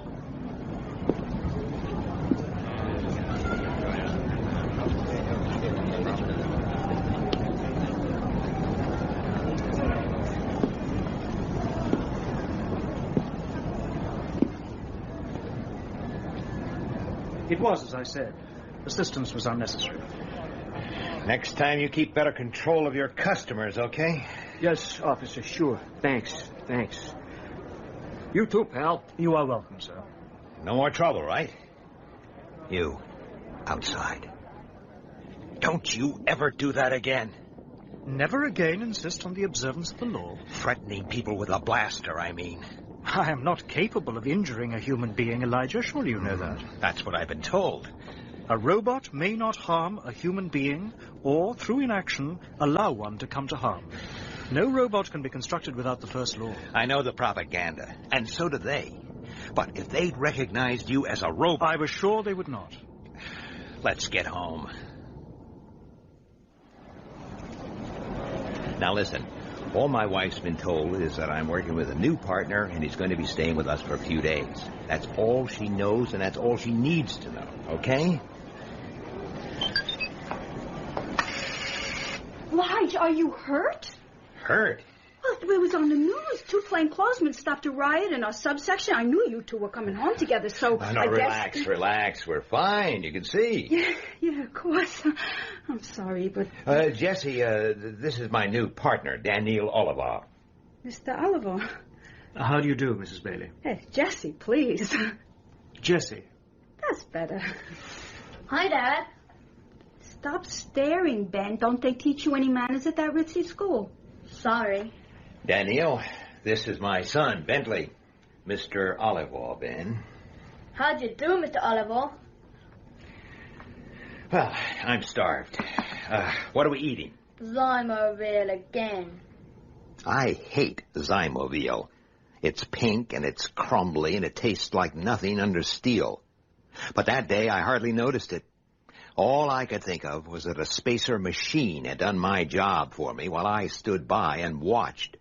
Okay, maybe no robot can harm a human being, but there's harm and there's harm. Are you sure you won't join us, Daniel? Quite sure, thank you, Jesse. Well, I wish all our guests were that polite. That Joe Simpson, you know him, no? Well, anyway, he sat right there last time he was here and ate his way through 2 days' quota. 2 days! Jesse. Mr. Oliver. Yes, Bentley. Are you interested in robots? Chew it slow, Elijah. You'll lose the flavor.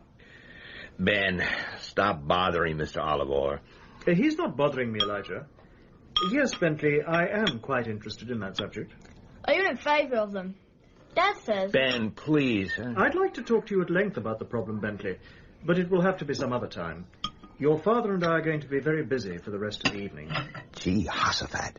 I'd been so wrapped up in my own damn troubles that I'd completely forgotten the corpse with the missing chest. I'd forgotten the murder. Are you certain that we will not be disturbed? I've told you. Ben's staying with some friends, and it's Jessie's regular night out. She never gets home much before midnight. Now, let's get on with it. All I've been told is that the murdered man was a Dr. Raj Numanu Sartan, a robotics expert from the planet Aurora. That is correct. This is a picture of Dr. Sartan. But that's you. No, Elijah. That is Dr. Sartan, my designer. Your designer? And you're an exact duplicate. Reasonably close. You were made in your maker's image. I have just said so. Okay, switch it off and give me some more details. What about suspects? Did he have any enemies in Spacetown? The crime was not committed by a resident of Spacetown. Surely you can't... The killer was an Earthman. Okay. But how? There are guards at both ends of that approachway, 24 hours a day. Spacetown is freely open to the countryside. The countryside? Are you saying that someone from the city crossed over to Sartan's dome through the open air? It is the only explanation. Impossible. There isn't a man alive who could do it. That is exactly what your commissioner said. He was even more disturbed at the idea than you. The cities have been enclosed for centuries. I don't know a single individual who could even think of going out into the open. We do not believe that this crime was committed by an individual. What? Our theory is that it was the work of a well-organized terrorist group. Terrorists? We think that anti-spacer feeling is being deliberately fostered by a secret underground movement, possibly planet-wide in its influence. Oh, that's ridiculous. Commissioner Enderby does not think so. Well, I do. Look, most Earth people like to live in the past to a certain extent. Maybe some take it to extremes. They call themselves medievalists and harp on about the good old days. They don't go around organizing riots and killing spacers. My orders are to locate the leaders of this movement. And a robot always obeys orders, right? Of course. Except where they would conflict with the first law. Okay. Just for the moment, let's assume that you're right, and the medievalists are not just harmless cranks, but a fully armed, unregistered militant organization. We still don't have a motive. Why was Sartan killed? Because he was one of the leaders of the pro-Earth movement. And he had... Wait a minute. What do you mean, the pro-Earth movement? Not all the spacers share the views of my people, partner Elijah. But I thought... Go on. The residents of Spacetown and their supporters on the outer worlds believed that a healthy and modernized Earth would be of great benefit to the whole galaxy. The galaxy. But there are powerful elements opposed to this view. They hold that a modernized Earth would be warmongering and destructive. Well, I can tell you both sides are wasting their time.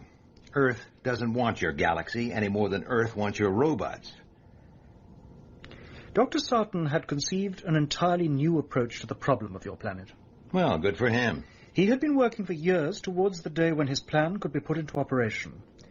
And virtually on the eve of that day, Dr. Sarton was brutally killed. Well, what was it? What exactly was Sarton's master plan? He said that we were failing because of a lack of knowledge of ordinary Earth people and their attitudes. To rectify that, he proposed the secret infiltration into your cities of completely undetectable humanoid robots such as myself. Good God. Be quiet. What? There is someone approaching the door. What are you doing back?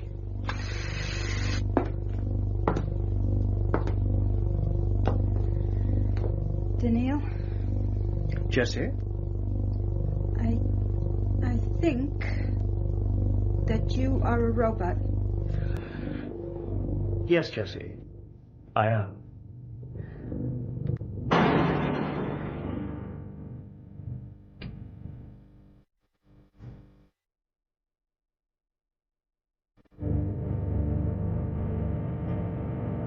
City Hall respectfully reminds all citizens that level 782 and above are officially restricted.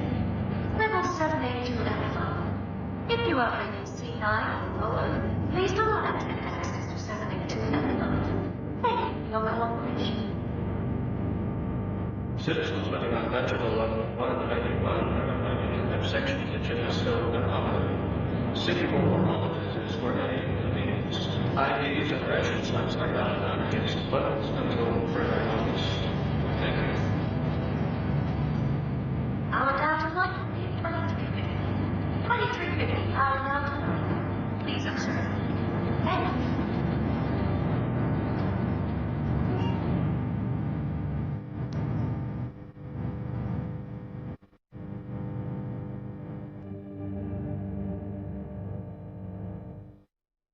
What? Blood, you awake? What do you think? You should have told me. How could I? Can't you get rid of it? Why won't you tell me how you found out? Why did it have to be you? An assignment is an assignment. And there could be a lot in this for us. In what? You know better than that. What? Why don't you resign? What? Why not? Just walk in tomorrow, tell him to be you through.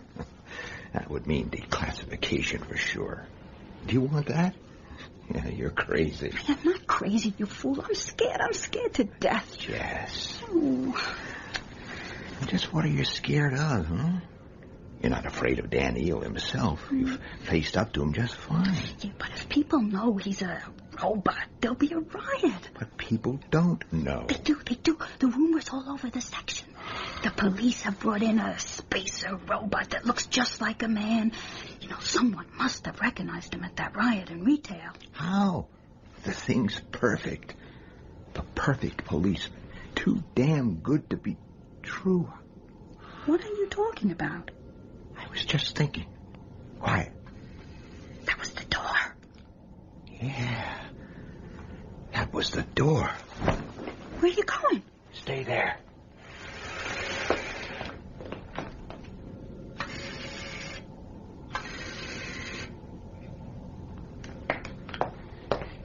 It was Daniil. Daniil? But what... But he'll be back in a minute. Now listen, and don't say a word. Everything's fine. We'll be rid of him in the morning, for good. And there won't be any riot. The case is over. I've solved it.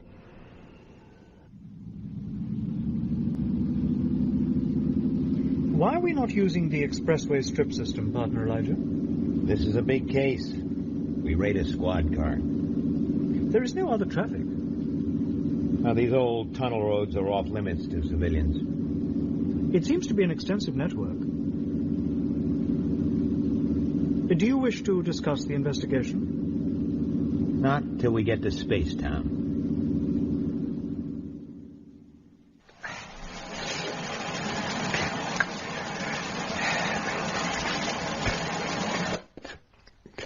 Please remain in exactly the same position. Please remain in exactly the same position. I heard, damn it, I heard.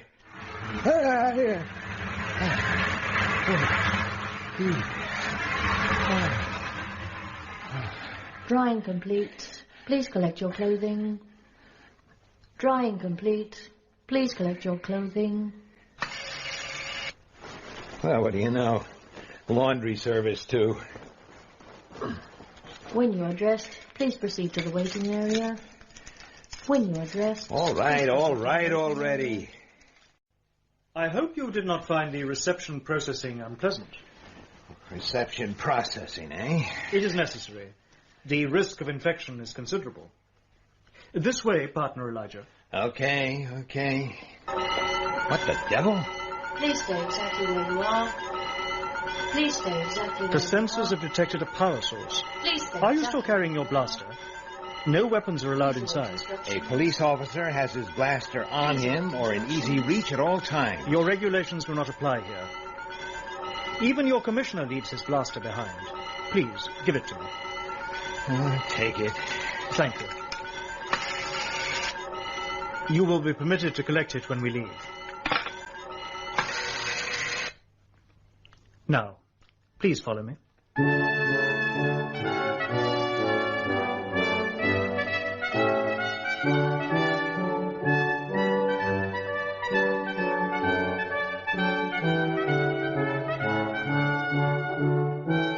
He took me to a room that was too large and too high.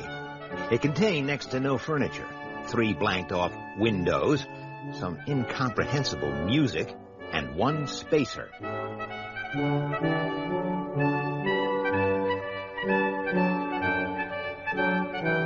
Come in, Mr. Bailey. Come in. Music off. I'm Dr. Han Fastoff, and I'm in charge of the murder investigation at this end. If I can help you in any way, I stand ready to do so. You can help me by allowing Commissioner Enderby to join us by trimensional. By all means. Daniil, please make the connection. I was having trouble taking in this Fastoff. Damn it, he was all wrong. His hair was thinning, his face was flabby, and his ears were ridiculous. The link is complete. What's this about, Lige? Oh, good day, Dr. Fastoff. You're looking well. Thank you, Commissioner. Mr. Bailey. Gentlemen, I believe I have solved the case. What? You mean you know who the murderer is? No. I mean there's been no murder committed. Bailey. Commissioner, please.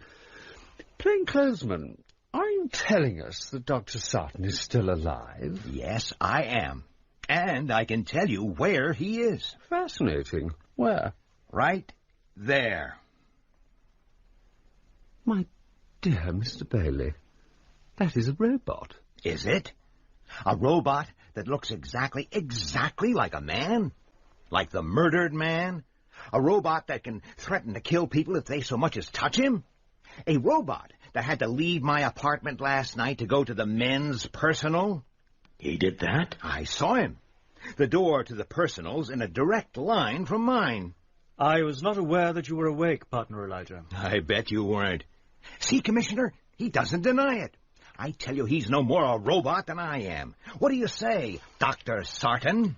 I am not Dr. Sarton. I went to the personal because I was looking for a focused beam projector. What? A listening device. I know what it is. Elijah's wife left the apartment last night, convinced that I was a man. Damn it, you are... She returned, knowing that I was a robot. It is logical to assume that my conversation with Elijah on the subject was overheard. The personal is the only accessible area within range. Did you find anything? No.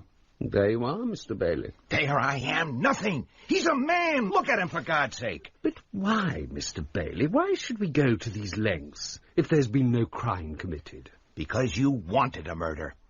You want to provoke riots, perhaps even an assault on Spacetown.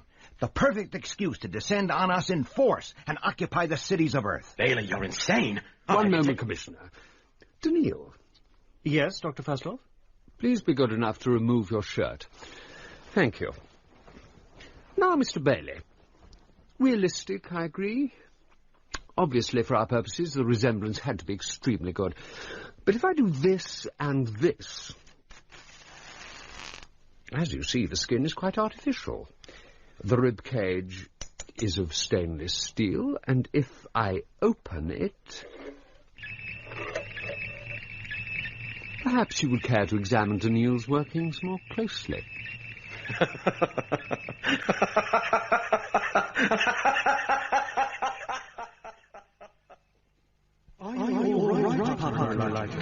Yes, Mr. Bailey? Mr. Bailey, do not be alarmed. Make no sudden movements. What happened? You collapsed. Collapsed? But why? Oh. I'm afraid I was the cause of your shock. Yeah, but it collapsed. Do not be alarmed. This environment is quite alien to you. Your reaction was not that unexpected. Where's the commissioner? I encouraged him to break the connection. Oh. I assured him that we would take care of you. You've taken care of me very nicely. I haven't heard Enderby laugh like that for years. You bust me down to C1 for this? No, partner Elijah. We are to continue the investigation. What? I insisted on it, and I believe Commissioner Enderby will agree to my request. Request? Daniil, give Mr. Bailey a drink. Now, plainclothesman, listen to me. By and large, I've met only one sort of Earthman, politicians. Thank you. They're useful to us, but they're still politicians. They tell us only what they think we want to hear. No kidding. But now you come here and boldly accuse us of tremendous crimes. I enjoyed that tremendously. It's an enormously hopeful development. You're clearly a man I can deal with, frankly. Well? Let me tell you about my people, Mr. Bailey. On our worlds, the air is pure and the food is fresh. Nobody is forced to undertake any labour that they do not wish to do. We enjoy unblemished health. Life is as near perfect as centuries of social and genetic control can make it. But... Ah, I'm impressed. Yes, there is a but. We are dying. Dying? Of stability and stagnation. I am 163 years old, Mr. Bailey. What? And I can expect to live to at least double that. But luxury and longevity are insidious partners. Initiative, creativity, and the willingness to take risks. All of these are disappearing from the outer world. That's incredible. It is true, Elijah. In just a few more centuries, the Spacers will be no more. Well, I don't think you'll get much sympathy from Earth. We don't want your sympathy. That's not why we're here. Then why are you here, huh? Why don't you just go away and die and leave us alone? We cannot. You need us. You need our help. Your help? We don't need any help from you. I'm afraid you do, Mr. Bailey. For you see, your civilization is also dying. I don't believe you. It is true. You live and work under appalling conditions. Now, just a minute. Your population is greater than that of all 50 outer worlds combined, and it continues to grow. We get along. Not for much longer. You eat synthesized food and breathe artificial air. Your general health is very poor and getting worse. You are totally dependent on power sources that are practically exhausted. Well, we'll find something new. Your cities exist on a knife edge. All your customs and taboos and politenesses are just a thin veneer over a mass of primitive repression and violence. Your beloved cities are simply caves of steel. That's ridiculous. We do not think so. So... what are you going to do, huh? Sell us food? Give us new power sources? Kill our children the way you kill your own if they're anything less than perfect, huh? You're right to be cynical. Our efforts so far have been totally unsuccessful. What efforts, for goodness sake? The introduction of robot labor, of course. Is that your idea of help? Throwing men out of work? Yes. We want to create a growing group of displaced and declassified people. For God's sake, why? Because it is exactly these Earth people who will colonize new planets. New planets? You're insane. Why not? It's happened in the past. What are the Spacers but the descendants of those original pioneers? That was centuries ago.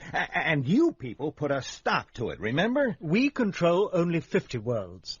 There are billions in the galaxy. New planet. It'll never happen. It must. The future of mankind itself depends on it.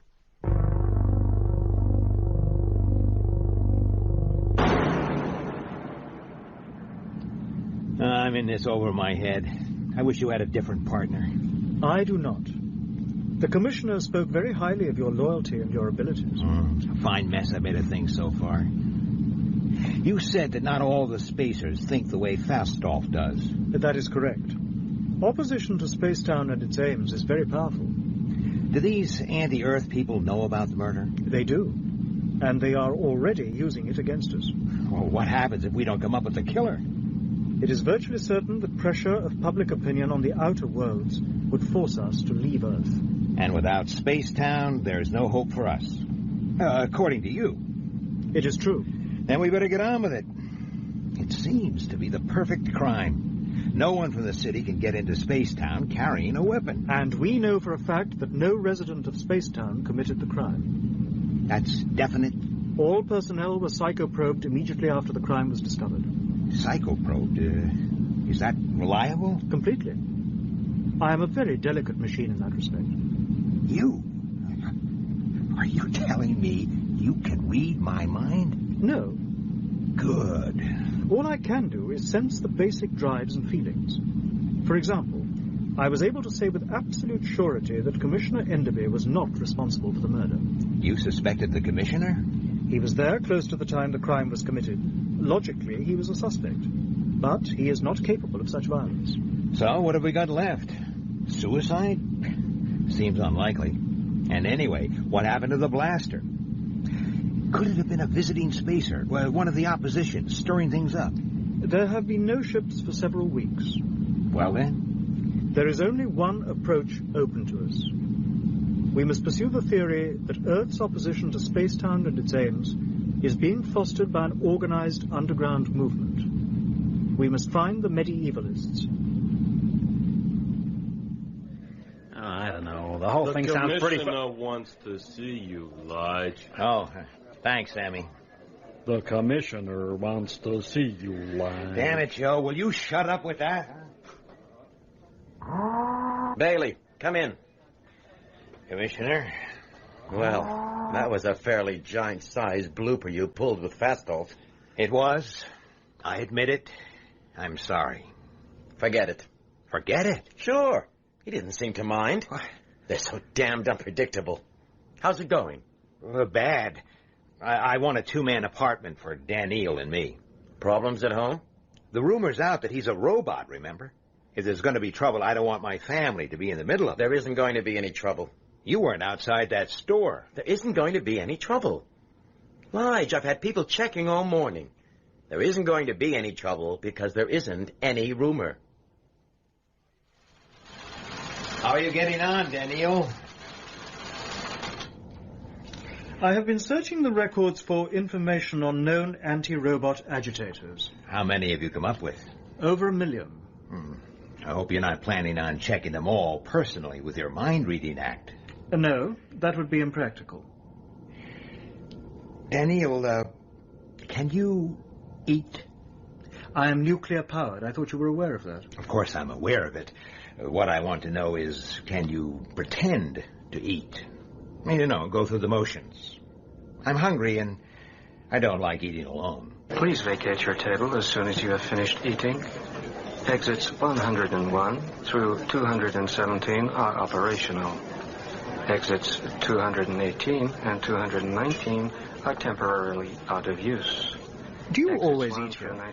Sure. Section kitchens are the same all over the world. I had to go to Calcutta once on a case. I had lunch in a place exactly like this one. Don't you like it? Do you? Sure. How do we obtain our food? Hold your ID up to the table screen. No free choice. What does that mean? Just what it says. Oh, watch your hand. The plate comes up just there.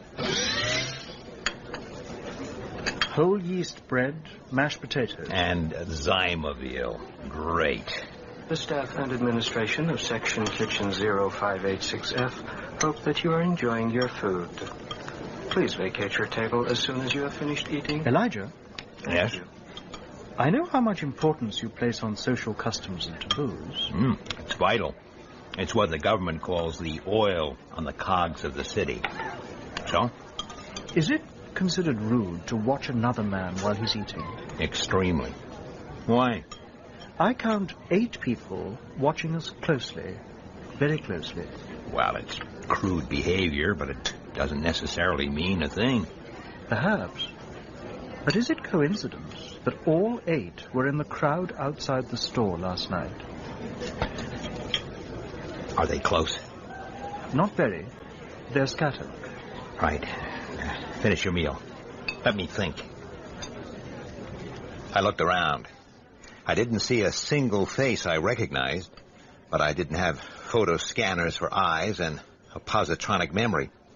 All I saw was what I'd always seen, and this time I didn't like it. There were too many people in too small a space.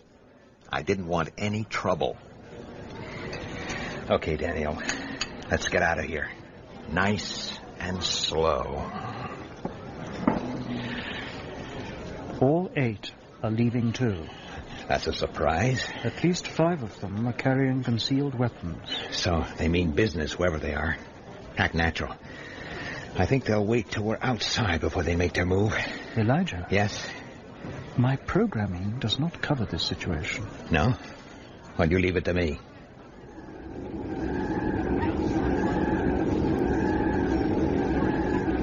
Riding the strips is like breathing.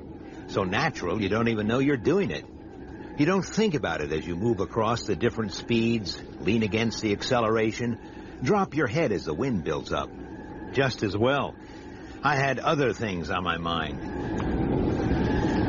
As long as we stay among crowds, we're safe. Are they still following? Yes. We cannot ride the strips forever. We're not going to. We're going to do the one thing that the city isn't designed for. What is that? The unexpected. We're going to break a few rules. Rule number 1. No running on the strips. The next strip's emptier. Come on. Put your mind on it. Go on, Chad. Run.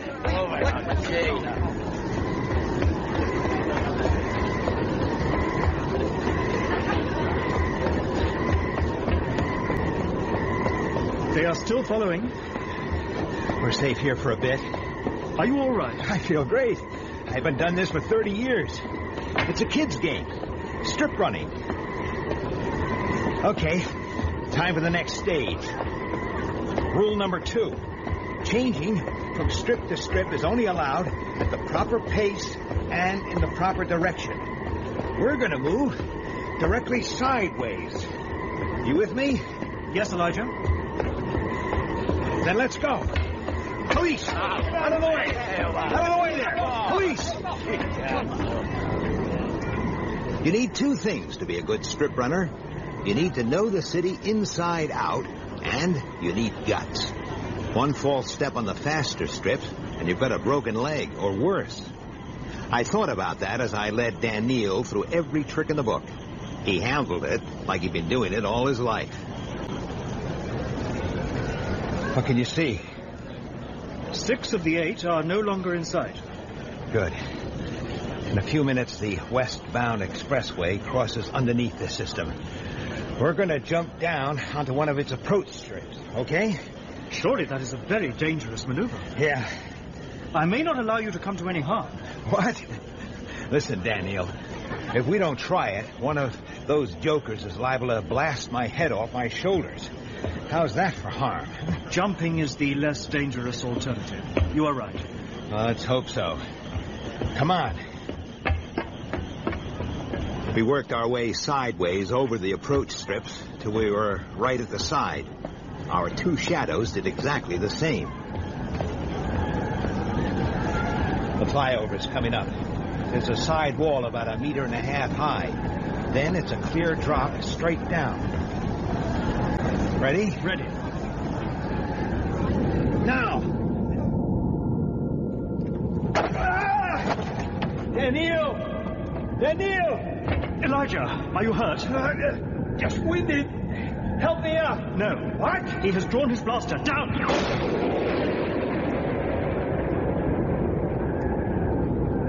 Gee, I trust I did not injure you unduly. Oh, I'm fine, thanks.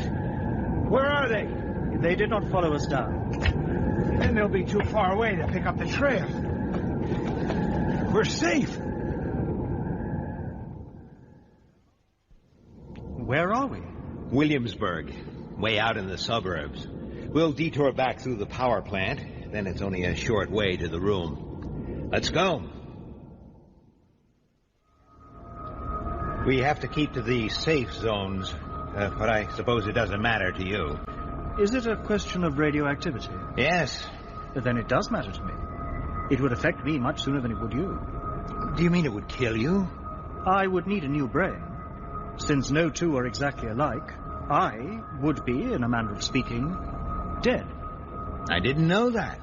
Naturally, the weaknesses of such as myself are not stressed. Then why are you telling me? We are partners, Elijah. It is well that you know my limitations. This way. The apartment the commissioner had fixed up for us was rough. 1 room, 2 beds, and a trash tube. And a view screen with no controls. When the government wanted you to watch, you watched. Well, I guess we can stand it. Hey, what are you up to? I am getting rid of the food I ingested before it putrefies and I become an object of distaste. The sight may disturb you, Elijah. Please turn away. I can take it. Very well. I do not salivate or chew. This food is perfectly clean and edible.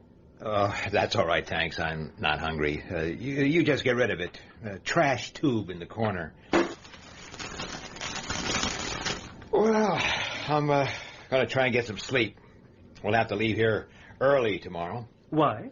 Well, at the moment, nobody outside of headquarters knows where we are, but they'll be looking. With luck, we can slip out before they know it. Presumably, we can now be certain that some sort of organized underground movement does exist. It's a step forward, at least. But how big is it? Who's behind it? And what's the tie-in with Sarton's murder? To answer those questions will be our task for tomorrow. Yeah, sure. Night, Daniel. Good night. Partner Elijah. What? Stay back and cover me. I'll open the door on 3. 1, 2. Get in here, you come. Dad, take it easy. Ben!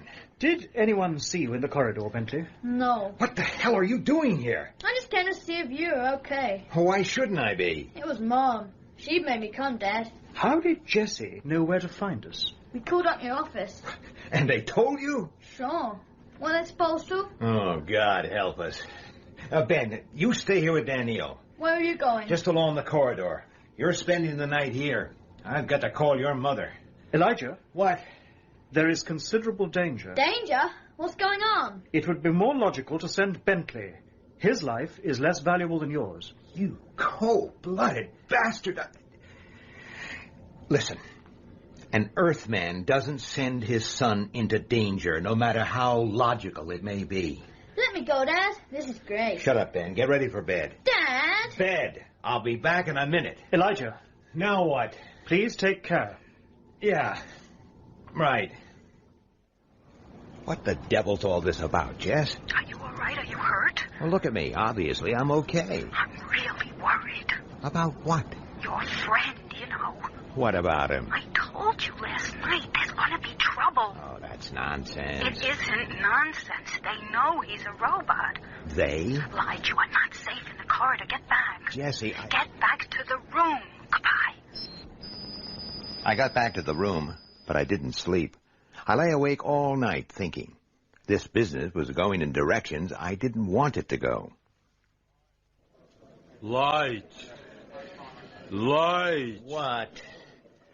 Next day, there had been no sign of a tail as we made our way back to headquarters. After I got Ben away, Danielle went back to the record files, and I went back to my thinking. I checked out some facts and put in an out-of-city call. If I was right, I was a lot closer to the killer than I thought. Light. Yes, damn it, what is it? Light. The commissioner wants to see me, right? Right. Nice day. Sit down, Lige. Sit down. Commissioner, hey, you okay? Where is he? Daniel, down in records. Right. Why did you call Washington, Lige? Are you checking up on me? The call was insulated. Who did you speak to? Dr. Anthony Garrick. Oh, he's a roboticist, isn't he? Mm-hmm. Head of the Institute. Why speak to him? Well, I was after some background information. What kind of information? Just general stuff. The fewer people who know about this affair, the better. I know my job, Commissioner. I don't like this business. Any of it. You think I do? Are you getting anywhere? Yeah. I think I am.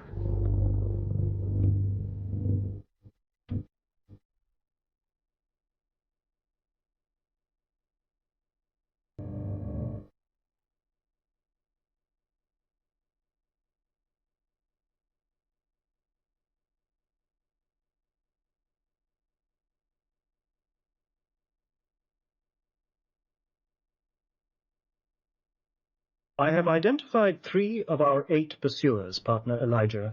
Here are the details.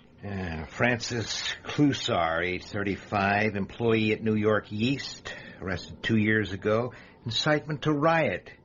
Gerhard Paul, age 52, transport engineer. I shall continue to search for the others. This stuff is no use.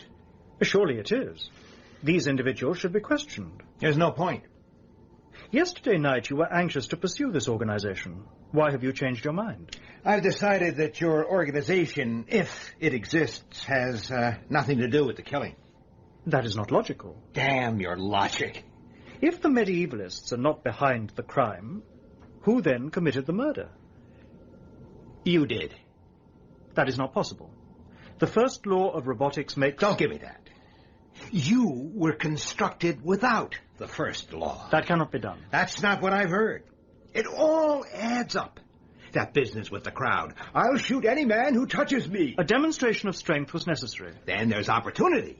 You can come and go freely in Spacetown. No questions asked. Not carrying a weapon. That had me fooled for a time. You were clever. And then you gave yourself away. That neat little system of yours for pretending to eat. What about it? That artificial stomach of yours. It's just big enough to take a blaster. And that's how you smuggled it in. Don't try anything. That was an impressively fast draw, Elijah, for a human being. But if I were a robot which lacked the first law, I could have killed you before your hand ever reached your weapon. Put your blaster on the table, Daniel. Nice and slow. In truth, even to talk of harming a man causes me considerable distress. Quiet. Let me think. This theory of yours is born of desperation, partner Elijah. You do not even truly believe it yourself. What possible motive... Shut up! If you will examine my blaster... What? I think you will see that you are completely wrong. Get away from the table. Against the wall. Certainly. Look at it closely. Fake. It's a damn fake. Of course it is. If I had been given a genuine weapon, I might easily have accidentally harmed someone. That is unthinkable. You switched it. You had another one, a real one, hidden somewhere. No, Elijah, you are wrong. You know that you are wrong. It is my belief that something has occurred which has affected your thinking on this case. Do you wish to talk about it? Keep your damn psycho-probing to yourself. Very well. Let us follow another line. Let us discuss your wife. No. Leave Jessie out of this. How did she find out that I was a robot? Oh, not that again. The rumor was... There is no rumor. If there were, the city would be alive with unrest today. What are you trying to say, huh? What you yourself already suspect. That Jessie is a member of the secret anti-spacer organization. Well, she isn't. And we won't discuss it any further. It is not like you, Elijah, to deny the facts in this way. There isn't a single shred of proof.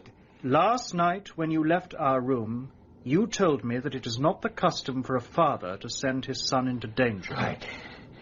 Is it then the custom for a mother to do so? No, of course. You see my point. She did not come herself to warn you, because she knew she would be recognized by other members of the organization. But Bentley, who is presumably unknown to them, would be in no danger.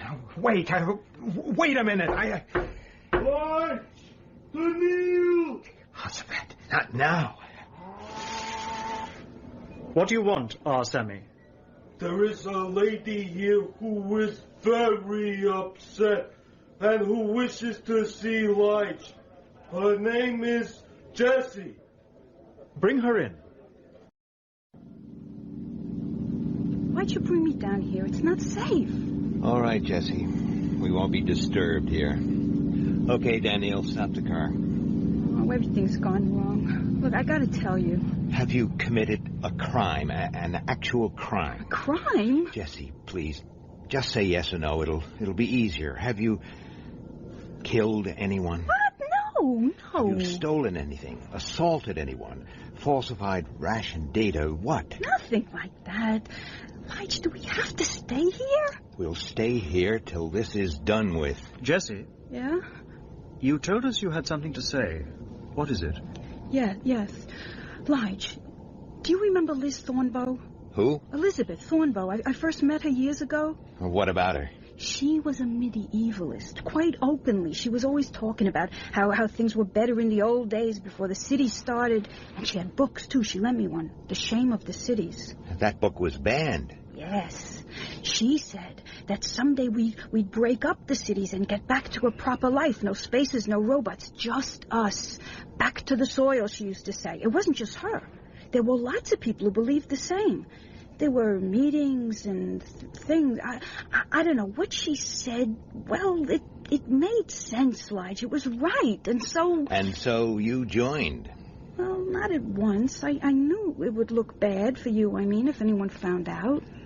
But? Then we had that awful fight, you remember, about Jezebel. Who is Jezebel? I am. Yeah, it's her real name. She doesn't like it and never uses it. And after that, I went to Liz and I... And joined the organization? Yes. And I went to the meetings, and I've been going ever since. And you never told me? I'm sorry. Being sorry won't help. I want to know about these meetings. Where are they held? Down here. In these tunnels? Yes, that's why... The police and emergency services use these tunnels. Were you never disturbed? No, never. How many people, Jessie? 60, 70. It was just a sort of local branch, but they were always boasting about how there were groups like ours in every city all over the world, and one day... What exactly do you get up to, huh?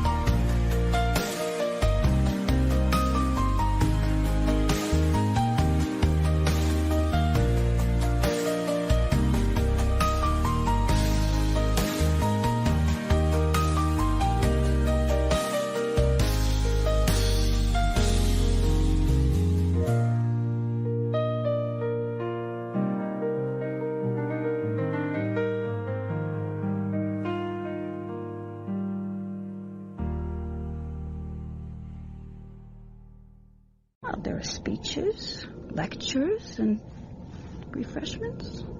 Jehoshaphat, if it was so harmless, why have you been in such a terrible state? I thought they would hurt you.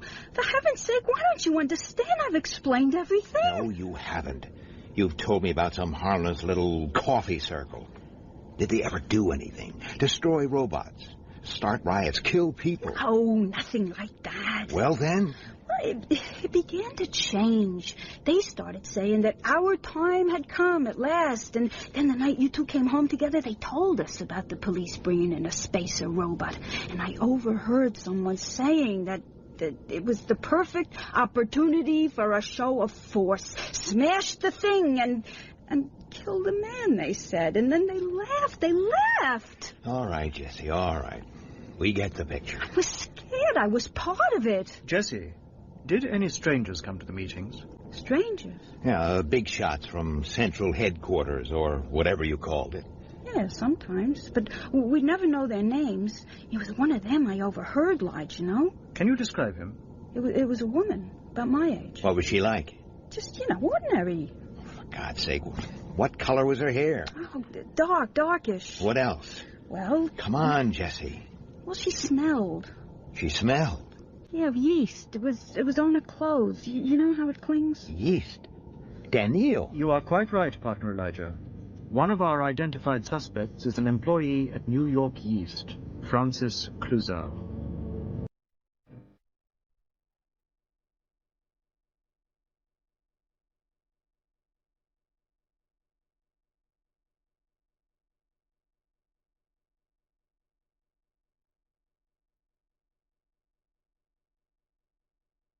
So what we've got is an organization on two levels. The mass-level support groups and the ones who are really running the show. Partner Elijah. Yes? I do not understand how the simple matter of a name could cause someone to act as Jesse did. Well, it's kind of hard to explain. Jezebel's a rare name. It belonged once to a woman with a very bad reputation. Jesse treasured that. It gave her life a little corner of wickedness. Why should a law-abiding woman wish to feel wicked? Well, that's human nature, Daniel. Anyway, I did a very stupid thing. I told Jesse that people always misunderstood the Bible story, and the original Jezebel wasn't a particularly bad woman at all. I was a fool. I made her desperately unhappy. I destroyed something that could never be replaced. We had a hell of a fight about it. She's never used her full name again, or even mentioned it. What is the Bible? Well, it's a sacred book. Sacred? God. Sacred means looked up to, highly regarded. It gives codes of behavior. Laws? Higher than laws. How can anything be higher than the law? Well, let me quote you something from the Bible. A woman was caught committing adultery, and she was... What is adultery? It doesn't matter. It was a crime, okay? And she was brought before Jesus. He was a wise man. And the people said, the law commands us to stone such offenders to death. What do you say we should do? And Jesus said, he that is without sin amongst you, let him cast the first stone. And the people all went away. Jesus said to the woman, has no one condemned you? Neither do I condemn you. Go now and sin no more. There's a human impulse known as mercy, a human act known as forgiveness. The woman was guilty? Yes, she was. Then she should have been punished according to the law.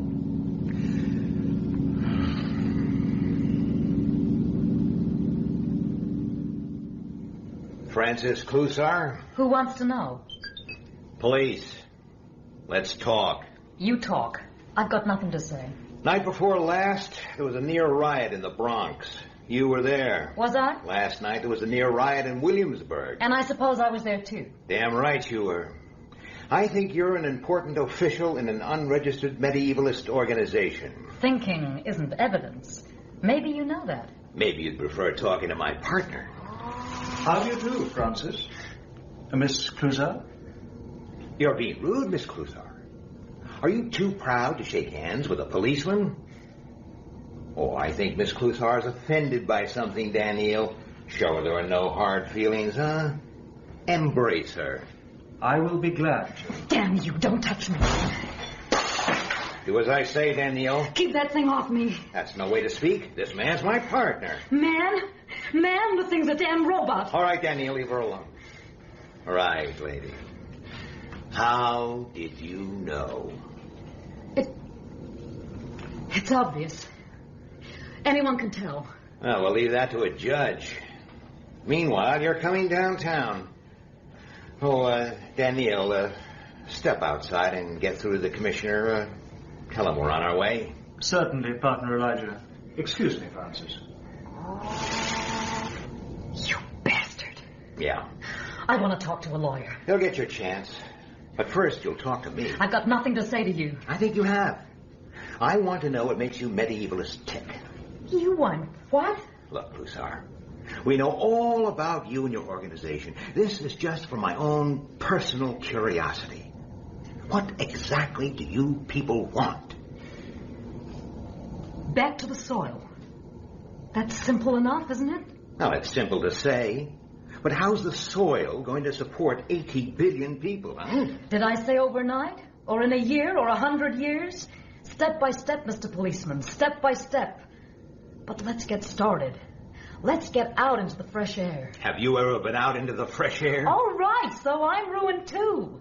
But the children aren't ruined. We have to get them out. Ah, you're dreaming. It'll never work that way. Why not move forward? What are you talking about? I'm talking about new soil, new planets. Move out. Colonize. Colonize?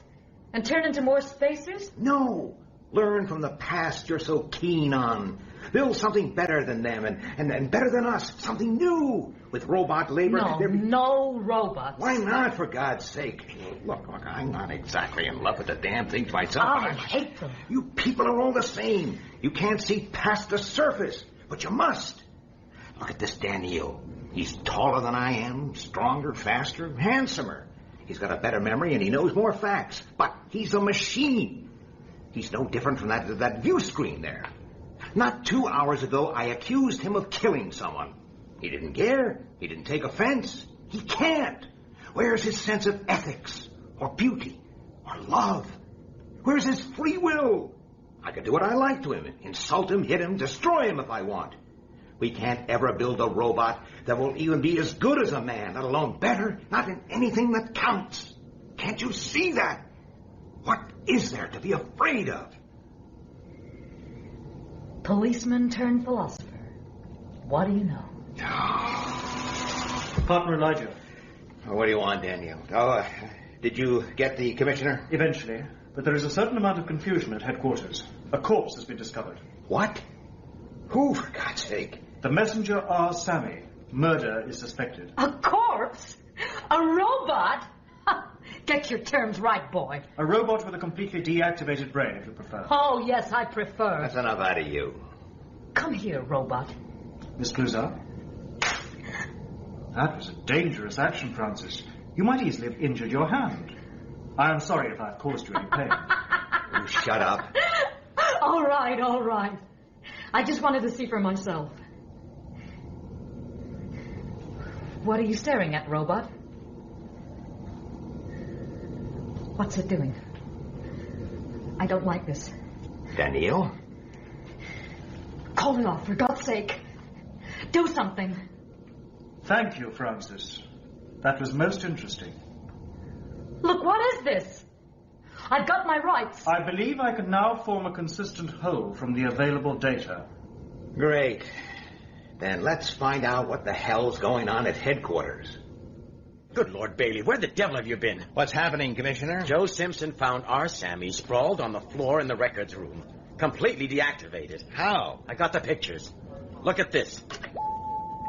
There is no sign of a struggle. And he doesn't look damaged. Wait. I'll zoom in on his right hand. There. What is that? An alpha sprayer. Yes. The damn thing wiped a whole stack of files before we got to it. Not to mention our Sammy's brain. So it was murder or suicide. What are you saying? Let's keep this in perspective. It's property damage, that's all. They'll want you two downstairs for statements. And I want a complete report on what you've been up to this afternoon. He's in a hell of a state. What is an alpha sprayer? It's a small capsule that releases hard radiation in a controlled stream. Where would the murderer obtain such a dangerous device? God knows. They're only used in power plants. Jehoshaphat. What is wrong? Everything. Ask yourself about the motive for this. Who'd want to get rid of our Sammy? I do not know. No? Well, maybe it takes a human to see it. There's one person with a motive that glares out. Who is this person, Elijah?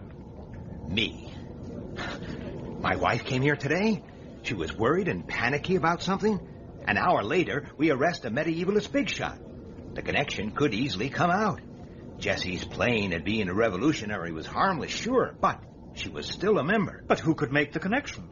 No one spoke to Jessie but you and I. And our Sammy. You saw the state she was in by the time you brought her down to us. This is very flimsy reasoning. It's the way they'll think, believe me. The murder was deliberately set up to throw suspicion on me. Why use an alpha sprayer?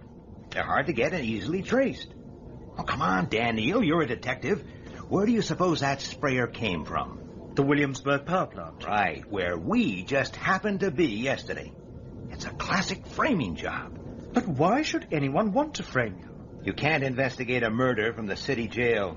If someone wants me out of the way, it means we're getting too close for comfort. I cannot identify Dr. Sarton's killer from the information we have so far. And neither can I. But we must be close. Very close. I looked at my watch. 21:45. I'd been on my feet since 5 in the morning, and my brain felt as useless as the dead robots. The only way to prove I wasn't responsible for that little bit of property damage was to find the real criminal. I was sure that whoever murdered Sarton had also finished off our Sammy. After a useless hour of going over everything, that was still the only thing I was sure of. Partner Elijah? I've got all the facts. I know I have. Why can't I see the pattern? Why can't I think it through? Do you know about declassification, Daniel? Do you know about conditions on the lower levels? Did you know the family of a convicted criminal lose all their status rights too? I'm sorry, Elijah. Thanks. But I did not anticipate this. I may have acted in a way that will harm you. What are you talking about? Of course, the general good demanded that I do what I did. What, for God's sake? What have you done? You will have to clear yourself of the destruction of our Sammy by some other means than solving Dr. Sarton's murder. Huh? I have been in communication with Dr. Fastolf. As a result of what I told him, our people at Spacetown have decided to bring that investigation to an end. We are leaving Earth. In heaven's name, why? If you care so much about our future, why abandon us now? Because our project is concluded. We have achieved our aim.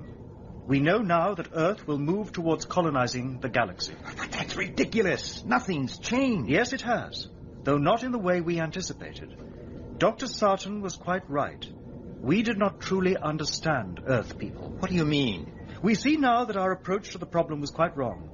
We have always regarded the medievalists as a force to be tracked down and destroyed. Well, what's wrong with that? Everything. It was you who showed us our error. Me? How? You spoke to Francis Cluzar, the medievalist leader. You spoke fervently, I judge. And Cluzar's brainwave patterns changed. Very subtly, but they changed. You mean I convinced her that I was right? I don't believe you. No. Conviction does not come that easily. But the changes indicated quite clearly that the medievalist mind is open to that sort of conviction. That was something that we would never have suspected. Know thine enemy, Daniel. They are the perfect raw material for our purpose, but we never realized it until now. We will institute a program of persuasion and education designed specifically to appeal to the romantic medievalist mind. Their goal will be turned from Earth itself to much wider horizons. And now that we know what must be done, we no longer need to maintain a base on Earth. And you don't give a damn about finding Sarton's killer? It is no longer necessary. Necessary? Damn it to hell, Daniel. Don't you have any curiosity programmed into you at all? Don't you want to know? I am programmed to extend my knowledge. Well, come on, then. Use that brain of yours. Show me you're better than poor old R. Sammy. Show me that a robot can do more than just fetch and carry for the commissioner. I'm sorry. The investigation is ended as of today. Elijah? I got it. The trigger I'd been looking for to snap all the other pieces into place. And now I knew the whole story. All I had to do was prove it, if my partner would let me. So, the project is over, is it? The case is closed as of today? This is so. As of today. But today isn't over yet. It's 23:48. There's still 12 minutes to midnight. Until midnight, the investigation continues. Those were your orders. What you say is correct. Today is not yet over. I had not thought of that, Partner Elijah. I was Partner Elijah again, for just under 12 minutes. If I was wrong, there wasn't going to be any second chance. Lige, get in my office. Bring him. The commissioner does not like me. Yeah. Come on, partner. We're nearly there. You were in the Williamsburg power plant yesterday. Yes, I was. We both were. You've had my report. The sprayer that was used on the robot came from there. What are you saying? Why was your wife here this afternoon? Family business. Private family business. I've been interrogating Frances Cluzar. She's given us certain information. What kind of information? She claims that a Jezebel Bailey is a member of an illegal medievalist organization dedicated to overthrowing the government by force. She used that name, did she? I heard her say it, Lige. All right. My wife was a member of a harmless lunatic fringe organization. She never did anything but attend meetings and feel devilish about it. It won't look that way to an inquiry board. Are you suspending me? Everyone here knows you didn't like our Sammy. Your wife was seen talking to him yesterday, and she was in tears. You obviously felt the robot was too dangerous to have around. So, 18 hours beforehand, I steal an alpha sprayer. Am I being accused of clairvoyance, too? That's a good point. I'll do my best for you. Do you believe I did it, Commissioner? I don't know what to think. Then I'll tell you. This whole thing is a careful and elaborate frame. You won't get any sympathy with that line. Well, I'm not after sympathy. I'm after the truth. I'm being taken out of circulation to prevent me learning the facts of the Sarton murder. Unfortunately for my framing pal, it's too late for that. What? You heard me. I know who's framing me. And I know how Dr. Sarton was killed and why. And I have 7 minutes to tell you everything. Catch the killer and end the investigation. I don't want another stunt like yesterday's, Lige. I was wrong yesterday. And today? Let's talk about Frances Cluzar. Go on. You say she came right out and named Jezebel Bailey. Right. Well, that's a very funny thing. Jessie hasn't used that name for 20 years. Not once. I know that for a fact. And she joined the medievalists after she dropped it. I know that for sure, too. Well, what are you saying? That Cluzar couldn't possibly have used Jessie's full name. Hardly anybody knows it. Apart from me, I can only think of one other person. You. You're off your head. Am I?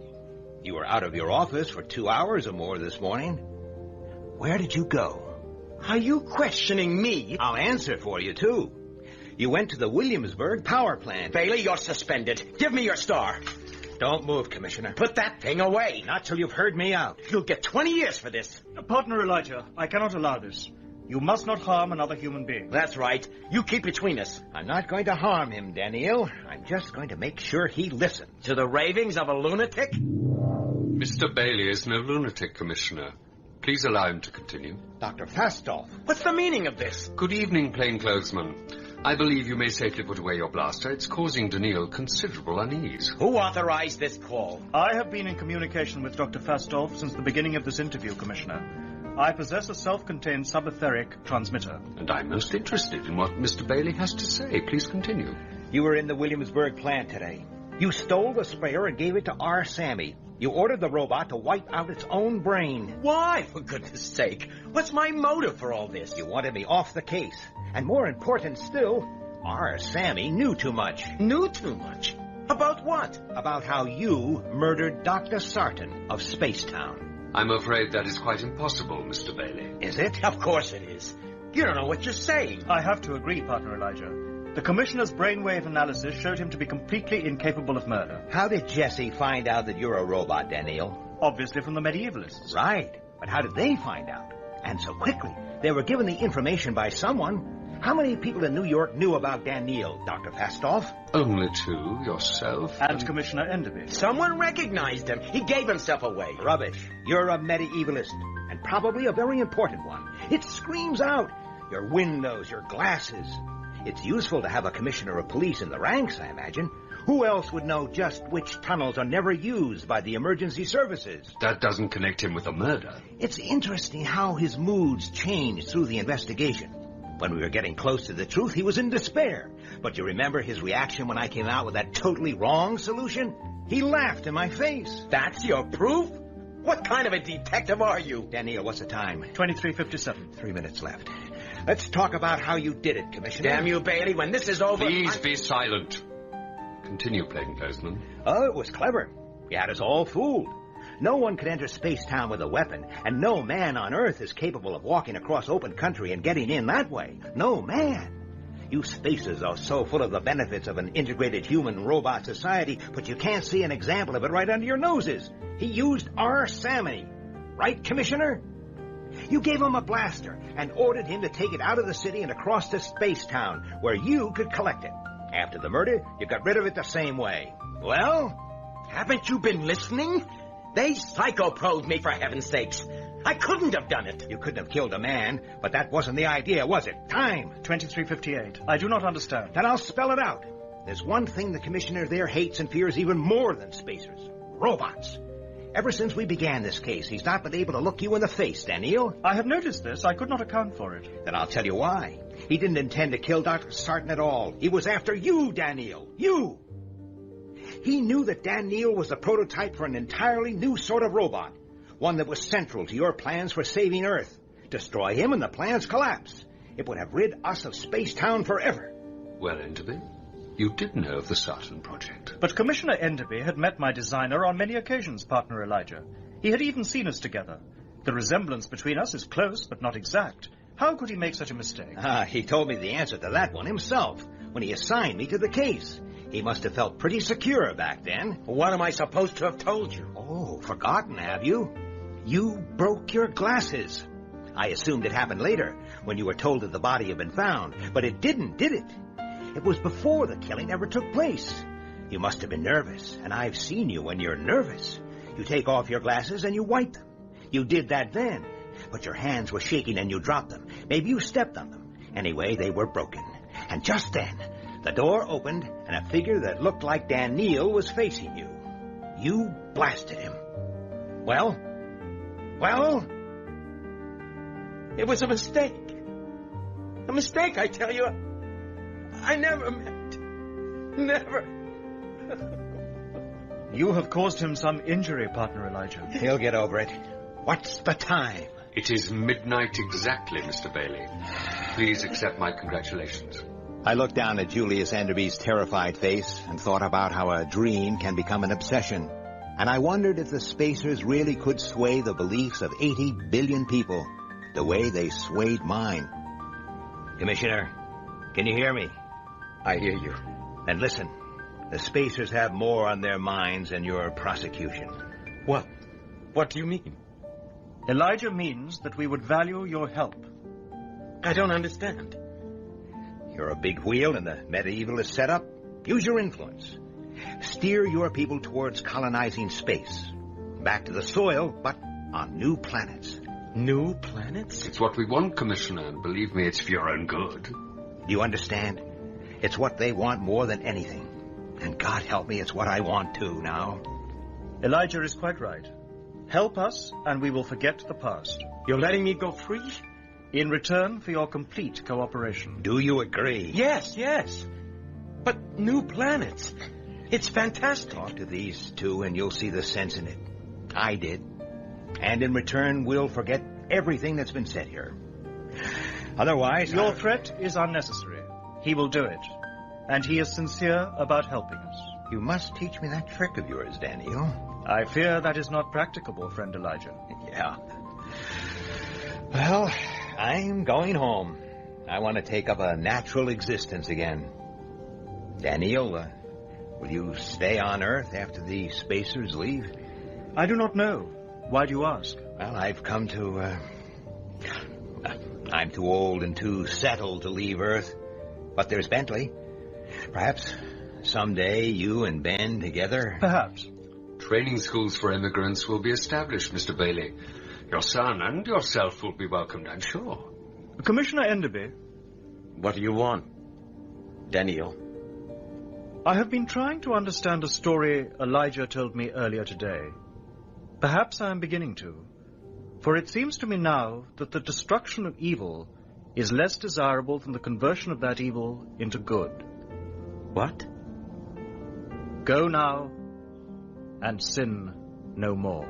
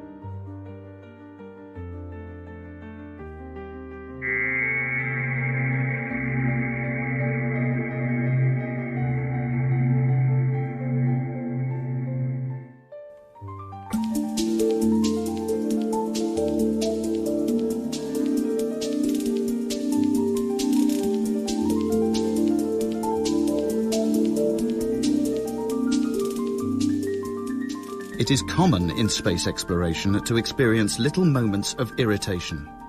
The Mir space station was notorious for it, so there's a well-documented historical precedent. By the end of that mission, the cosmonauts were tired, stinking, cooped up in a noisy, ailing ship, and the tiniest annoyance became exaggerated beyond all reasonable proportion. A disagreement about a Dostoevsky plot, a dirty look, a row about whose little gobbet of urine was floating round the capsule. Petty stuff, really. Well, not that petty, the urine thing's horrible. Point is, it's well known that such irritation is commonplace, even when the Earth is in view.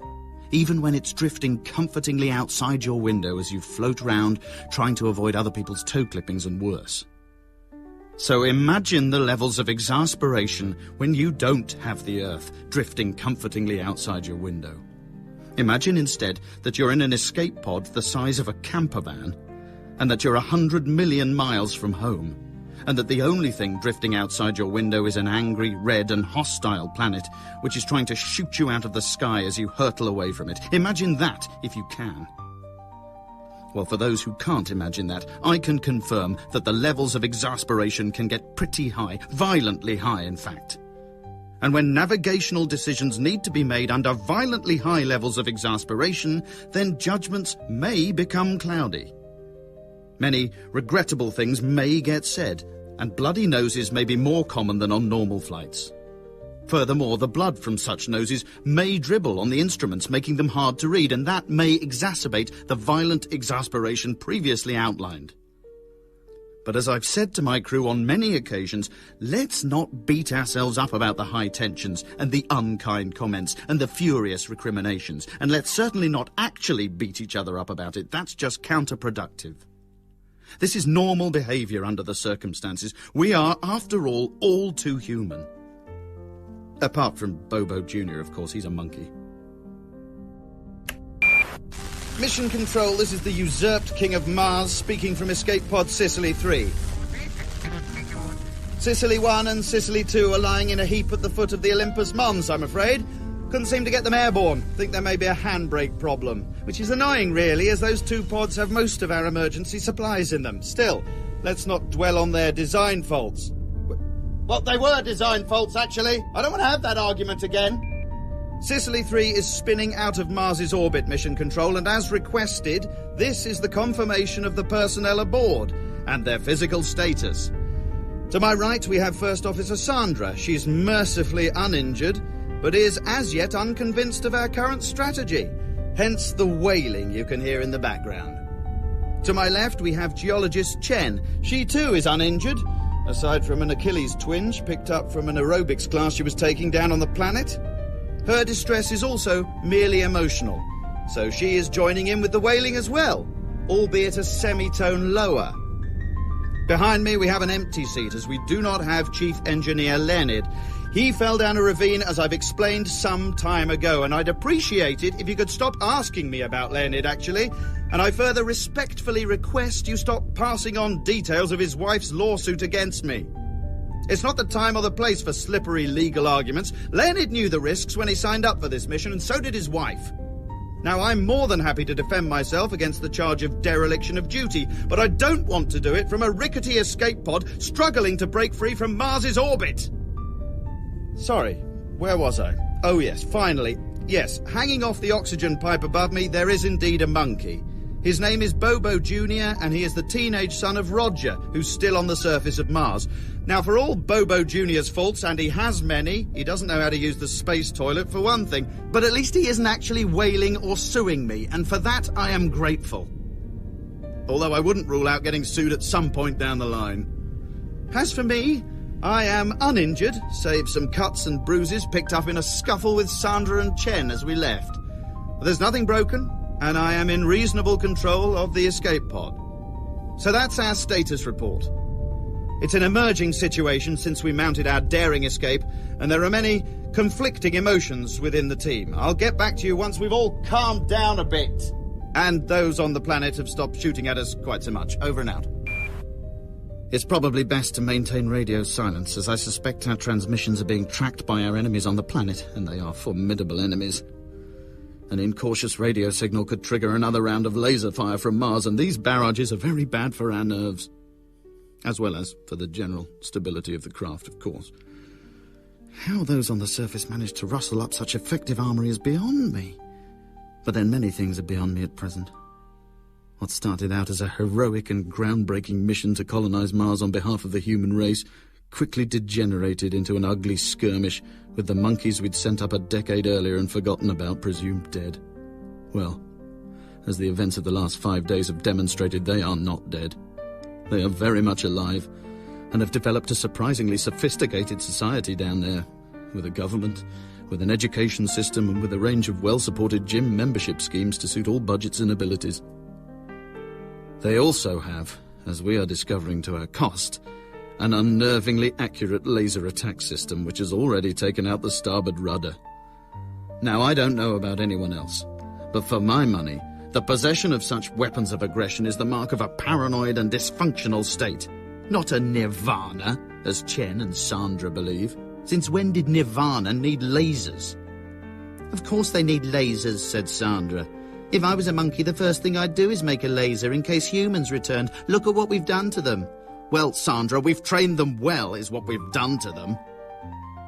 And given the impressive strides they've made since we put them on exploratory spaceships to Mars, then I'd argue that banana pellets as motivation need to be introduced into human space training as a matter of urgency.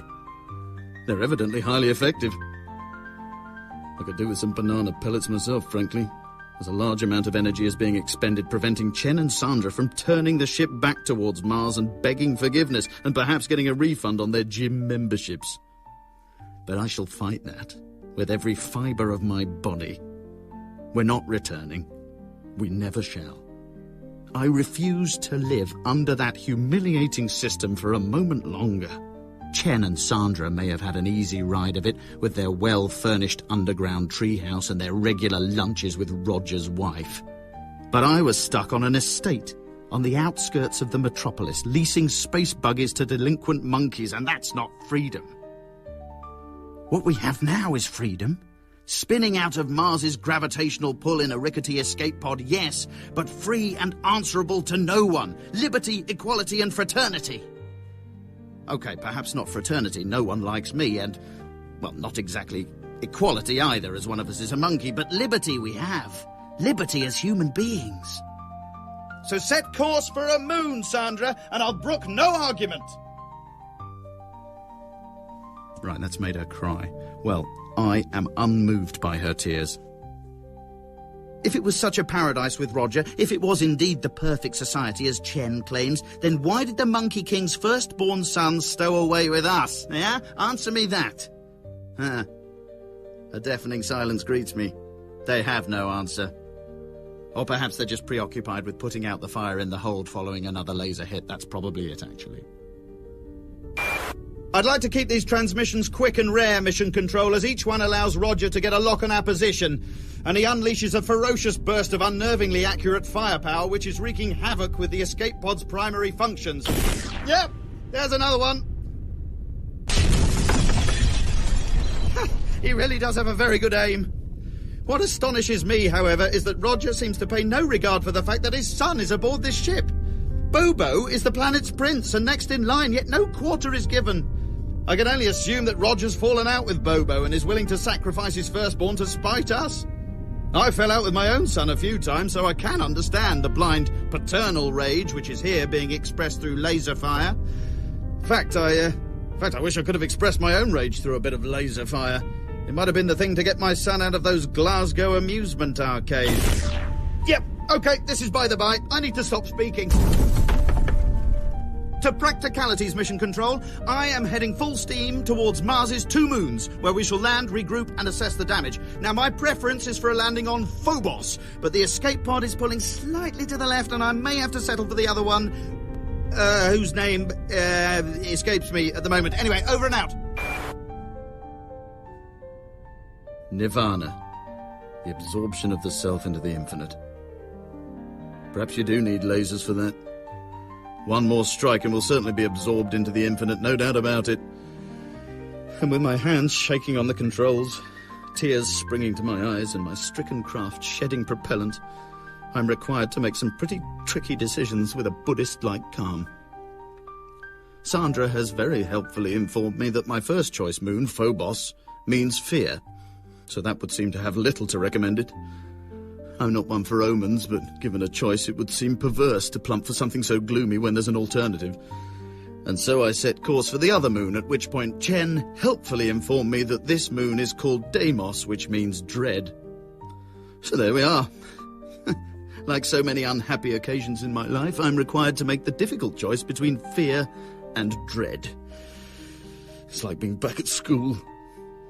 At this point, I would be happy with merely a choice between a rock and a hard place. At least you can land on a hard place. Knowing our luck, the moon I choose will be neither a rock nor a hard place, but a ball of toxic gas, and will dissolve as soon as we touch down. Mission Control? Can you confirm if the planet Phobos is a ball of toxic gas? Come in, Mission Control? Silence. And this is the curse of those who push themselves forward for leadership. No one said escaping from an unexpectedly occupied planet of monkeys would be easy, and it turns out it isn't. Ironically, I feel a certain kinship with Roger here. Burdened with making the difficult decision. In his case, to laser his own sun out of the sky. In mine, to pick a moon to land on. Fear or dread. And because both are awful, it gives me a kind of calm. For the first time in months.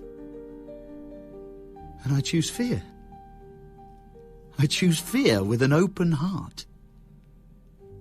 And I see fear below me, and it's grey and it's cratered, and it has a grim and dusty ambiguity, but this is what fear looks like.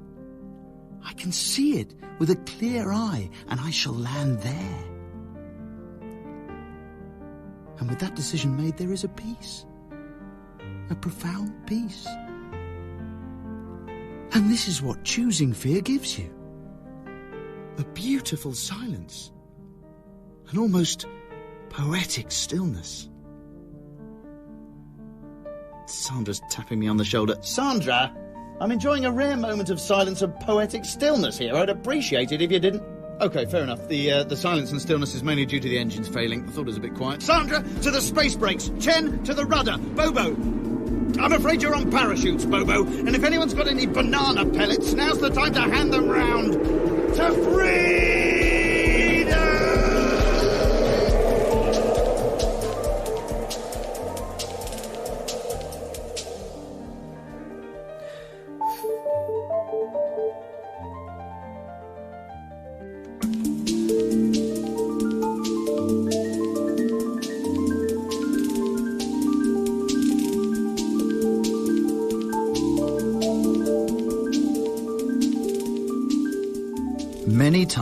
Many times, my flying skills have been called into question on this mission. During our original landing on Mars less than a week ago, we missed our spot by several miles and were faced with something of a hike to our habitation modules. This time, however, as the dust settles round our escape pod, well, quite a lot of dust, actually. Well, this moon appears to be very dusty indeed. But as it settles, I notice that criticism of my flying ability is not, on this occasion, forthcoming. From no quarter comes there a scoff, or a sniff, or a barrage of insults. There is simply what can only be described as an awed silence. This moon of Mars, this Phobos with its pointy head and strange porous surface, is our bit of flotsam in these dangerous skies. And to find it, land on it, bounce alarmingly off it, land on it again, spin nauseatingly, then slam down, skid, and finally come to rest on it, shaken, but out of range of Mars's brutal laser beams, has generated for this crew's king a kind of profound respect and quiet gratitude that I haven't experienced since we took off from Earth 5 years ago. Every leader has his moment. It's been a very long time coming in my case, but this is mine, I believe. And I experience a moment of rare unity with my crew, perhaps even love. And I smile kindly upon them. No words are necessary, my people, my subjects. and with deep understanding, none are given back to me. Admittedly, there was a team effort at play in getting us to the surface safely. Sandra's manipulation of the space brakes was exemplary. Chen's wrestling with the one remaining rudder was a lesson in gritty determination.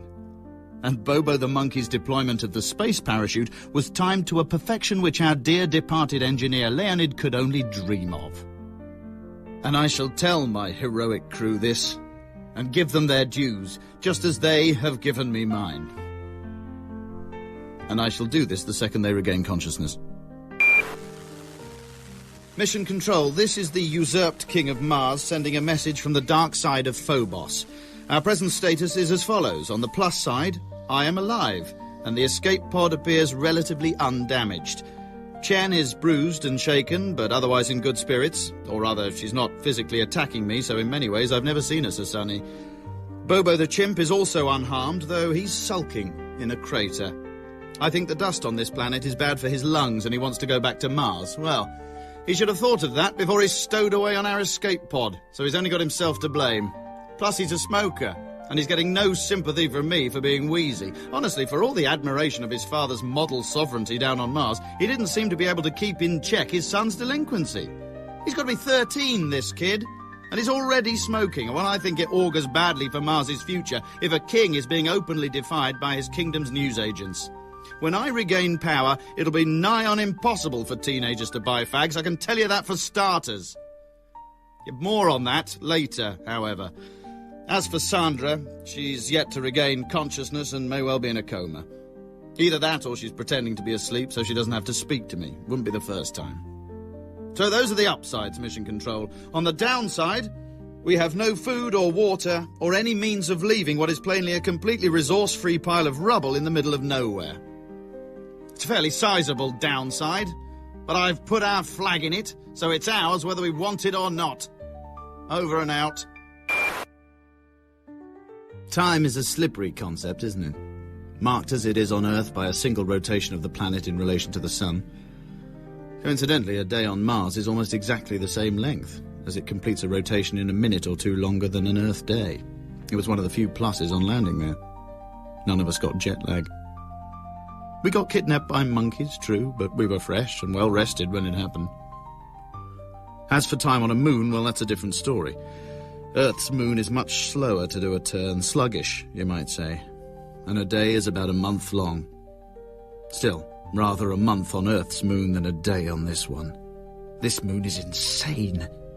This moon moves round Mars faster than Mars itself rotates. It rises in the east and sets 4 hours later in the west. And because it's so deformed, it spins waywardly and rather queasily. So from my slightly dizzy calculations, a week has passed since we crash-landed, when in reality I would think it's only been a day. Either way, it's been enough time for Bobo the chimp to decide that hanging out with the daring human rebels wasn't as much fun as he thought, especially as there weren't any of his home comforts up here, his ciggies or his computer games. And consequently, he's hopped back into our escape pod and, showing a virtuoso command of the controls, has taken off and is currently hot-footing it back to his home on Mars. I can see the craft now, drifting serenely back to the red planet, and even showing the audacity of a victory roll as it goes. Sandra's probably with him as well. I haven't seen her slumped over the dusty rocks here. I couldn't say for sure if she was a willing passenger or not, but she probably was. She had a tanning session booked in on Mars, which I know she was furious to miss when I mounted our audacious escape. So there we are. Bobo was kind enough to tie up Chen and myself, and has dumped us out of the wind, in what I believe is Gulliver's Crater. And that's that. In the ongoing battle to regain Mars for the humans, I have to say that's probably round 2 to the monkeys. If not an out-and-out knockout. Mission Control, I don't know where we are with the lawsuit brought against me by Leonid's wife, but we might want to get ready for one from Sandra's family too. I've just witnessed the escape pod containing her and Bobo being zapped out of the sky by a laser beam from the planet Mars. I can only assume that Roger ordered the hit, assuming I was still aboard. It's probably the mark of his self-obsessed and sulky teenage son that he was too indolent to have rigged up the neutral flag of peace, and that's done for him. And the ship. And, tragically, Sandra too. All completely obliterated, I'm afraid. Now, technically, this isn't my fault, as if she'd shown more loyalty to my team, then currently she'd be tied up with Chen and I in a crater on a hostile moon running out of oxygen, not exploded in the skies. Swings and roundabouts, obviously, but if it's going to get legal, then I'd like to get the facts straight from the off. She threw in her lot with a chimp whose voice was breaking, and her epic adventure is over. That said, I'd like to pay personal tribute to Sandra, who, despite being a little bit whiny from time to time, was a good team player, and the person I was most looking forward to procreating with, should my repopulation plan have ever gotten underway. It was a thought which filled her with horror, let's not shy away from that, and may have been part of her decision to flee with Bobo back to Mars, but she never saw my caring and sensitive side, and now she never will. Because she's been blown up into a billion pieces. Over and out.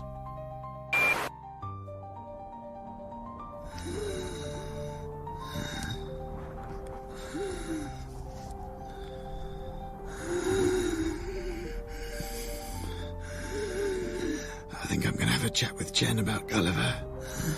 I know she's an educated woman and will appreciate a literary discussion as we run out of oxygen.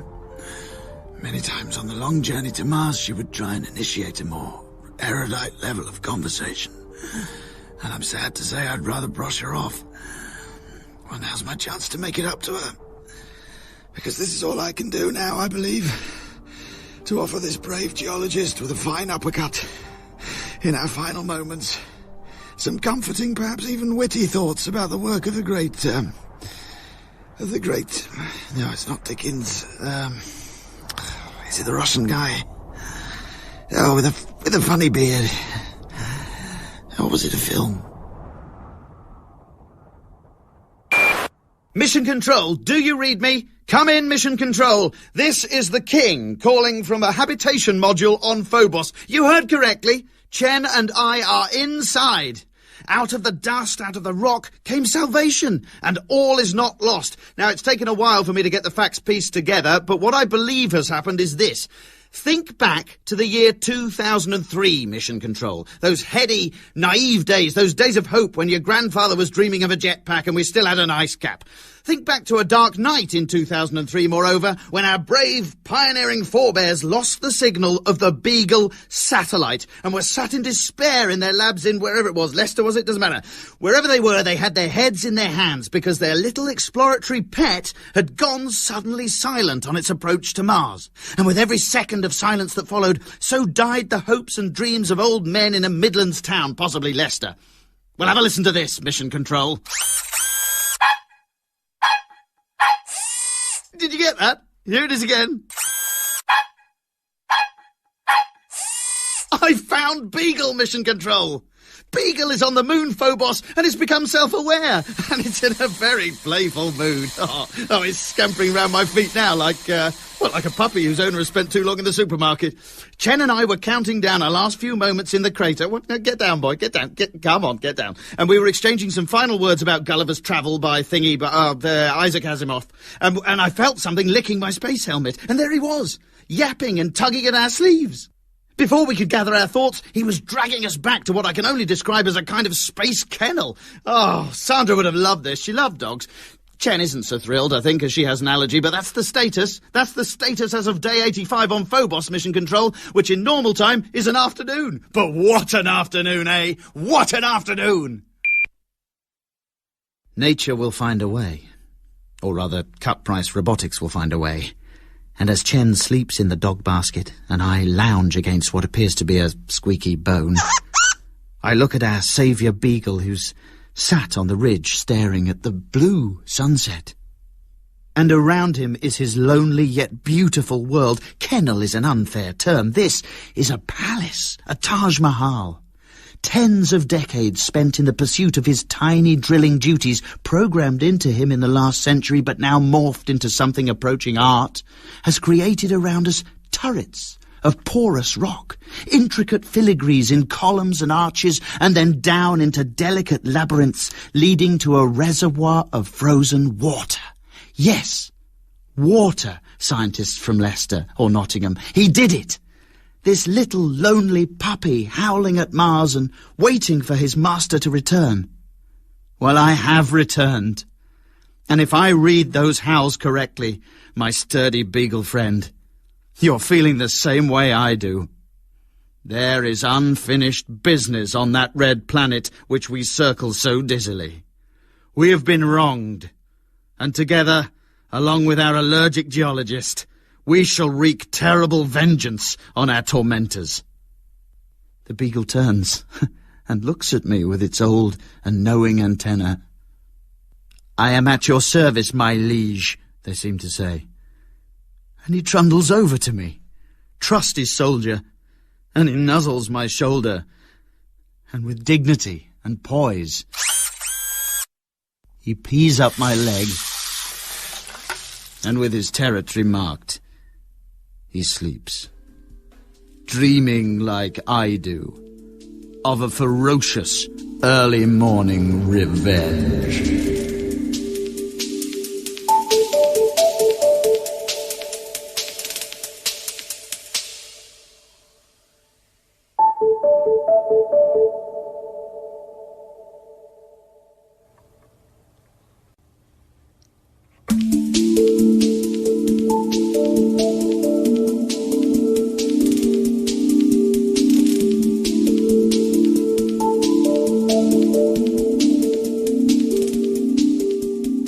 Phobos is a brittle rock.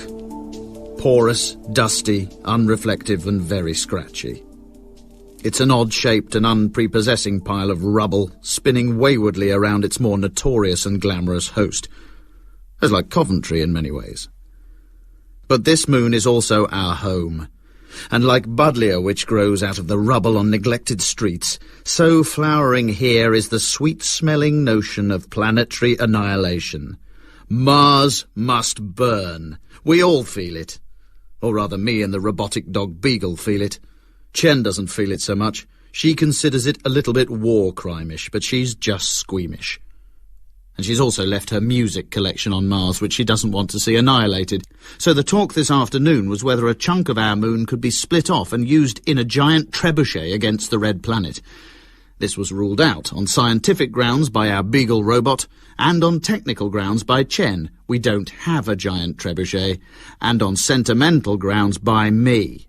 Rough and unattractive though this moon is, I don't want to break a bit of it off as a missile. It has offered us refuge, this ugly rock, and for that I'm grateful. I expect the people of Coventry would object to the north of their city being hacked off and hurled at Birmingham to teach it a lesson. Or maybe they wouldn't. I'm not sure the idea's ever been seriously mooted. That aside, so to Plan B. We have identified a disturbance in the orbit of our fellow moon Deimos. Deimos is much smaller than us, and is subject to the blustery atmospheric which just about keeps Phobos on track, but which spins Deimos about like a bit of polystyrene in the sea. Our theory is that a small, strategically placed explosion on that scrawny little moon will knock it out of its delicate orbit and send it hurtling into the planet Mars, causing total devastation and a massive cathartic release for those who have been banished by the arrogant monkeys who live there. I say banished. I had a reasonable, though menial, job down there and left of my own free will, and Chen didn't want to leave at all, and the dog didn't even get there. It just got lost and ended up on a nearby moon through bad navigation. So technically none of us were banished per se, but we all carry our failures with us as raw wounds, and we need redress. To this end, the Beagle has constructed an incendiary probe fashioned from pieces of space junk which have gravitated over time towards this moon. There are boosters from some of the original Mars modules, even a cockpit from Mars 6 which was hit by an asteroid on its approach. The Beagle's sniffed out quite a collection, actually, haven't you, boy, eh? And the detonation will be provided by our last oxygen tank, and if the dog's calculations are correct, Mars will suffer an extinction event sometime tomorrow afternoon. Or within the next 40 minutes. I'm still not entirely sure how time works on this woozily spinning planet. It's not a war crime, Mission Control. It's the exact opposite. It's a preventative measure that will save humanity. Check with The Hague. They'll tell you. They'll put your mind at rest. Besides, I don't think you fully appreciate how advanced these monkeys have become. And they've not just set their sights on Mars. They've got their eyes on us, too. I mean, sure, they live a contented existence on the planet at present, but it's plainly not enough for a chimp as ambitious as Roger, or as angry, either. I mean, do you not think he burns with the notion of returning to Earth and calling to account those who gave him electric shocks every time he pressed the wrong buttons in the simulation machine? Do you not think he yearns for the liberation of generations of monkey relatives who are even now being strapped into centrifuge machines and put through 6 Gs of pressure for little more than a banana pellet? Do you not think he holds a deep and violent loathing of all we have done to the animal kingdom in the name of science? I would, Mission Control. I understand this monkey king. I'd even go so far as to say that in my quieter moments, I would concede he had a point. But this is war now, Mission Control, and I know what I'd be plotting if I were him. A full and complete revenge attack, and that is why we need to obliterate him as soon as possible. So when the observatories on Earth spot a new luminescence in the sky tonight, or next month, or in 10 minutes' time, I'm still not that sure how time works here, let it be known that the brightness is the afterglow of a dying aggressor. Over and out. Mars was a Roman god. A god of war, of course, so the planet may well be prepared for what's coming. Possibly with some advanced defence system at play. Who knows how deep the military paranoia runs in those monkeys? And even if they are inadequately prepared with technology, mentally, a conflict to the death is in this planet's blood, in its DNA. So I'm sure they'll bear the coming moments with a kind of grim inevitability. They may even smile in the face of death. Well, the older ones might smile, the younger ones, the babies. I don't want to think about the babies. And there again are those little moments of doubt. Chen reminds me that before Mars was a god of war, he was a god of vegetation, and only turned into a god of war when violently provoked. Up until that point, he was happy growing carrots and green leaves, something the monkeys were doing as we left, as it happens, not designing missile defence systems. And if only a god of vegetation could be left to get on with the sowing and watering and ploughing, then the ancient world might have had a very different future. I can't deny her argument has some force. And I might have felt more sympathetic to them if she hadn't kicked me in the shins as she was outlining it. As it is, her style of debate got my back up. And I ordered the countdown. Citizens of Phobos, it is with a steadfast yet heavy heart that I launch today our Galaxy Correction Solution, or Doomsday Machine, as Chen insists on calling it. Bit bleak, but I guess it does what it says on the tin. And it is tin, I believe, isn't it, Beagle? Yep, mostly tin. And although it is the difficult path to take, I am convinced it is the right one, the just one, and that our world will be a safer place as a result.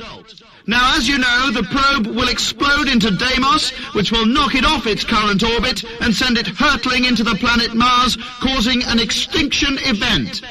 It's a big day, there's no doubting that. And so I am a little disappointed that Chen hasn't come to hear the speech and see the liftoff. She's climbed into the probe? Well, get her out then, I don't want her holding it up. The probe's already lifted off? When did that happen? I was supposed to give the countdown. I had it all planned out. Okay, well, if it's gone, it's gone. But I've got to say, Beagle, you know how to ruin a moment. So the tally runs thus. Leonid, my engineer, lost down a ravine. Sandra, my first officer and biochemist, blown out of the sky in an attempt to return to Mars with Bobo the chimp. And now Chen, my geologist, and, when Sandra disintegrated, my new front-runner to be my queen, hurtling towards Deimos in a suicide probe made by my robotic Beagle.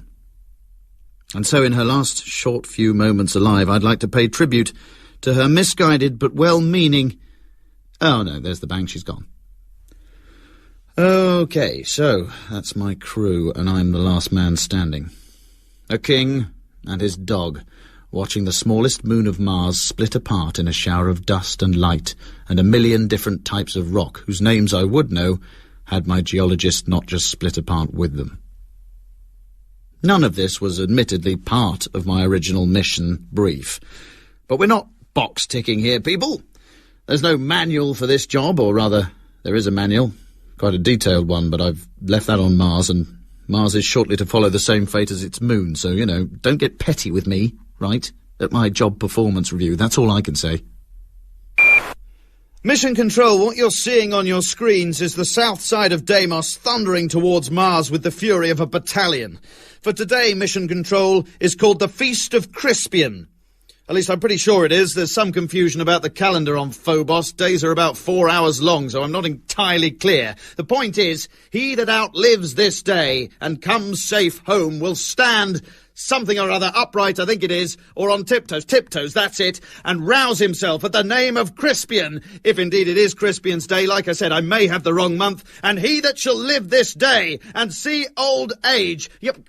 Can you not interrupt, Mission Control? I've got a Henry V thing going on here. Well. Startling news from Mission Control, but not wholly unexpected.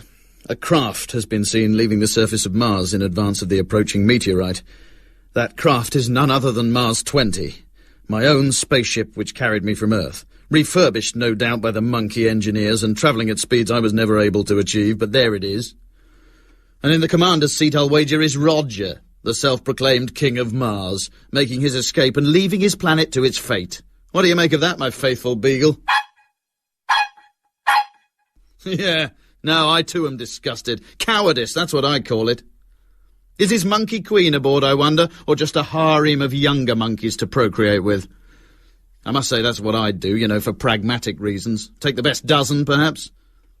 And where is he headed, I wonder? Which part of the solar system? Venus, perhaps? Mercury? Well, it's possible. Bit hot, perhaps. Not a bad choice. Certainly a manageable size. What new diabolical land will he build there? Now, there's no way he'll go to Saturn. That's just gas. Not even Roger could make that work. What?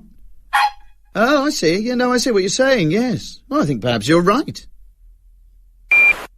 Mission Control, shortly there will be a massive explosion on Mars, so, you know, get ready for that one.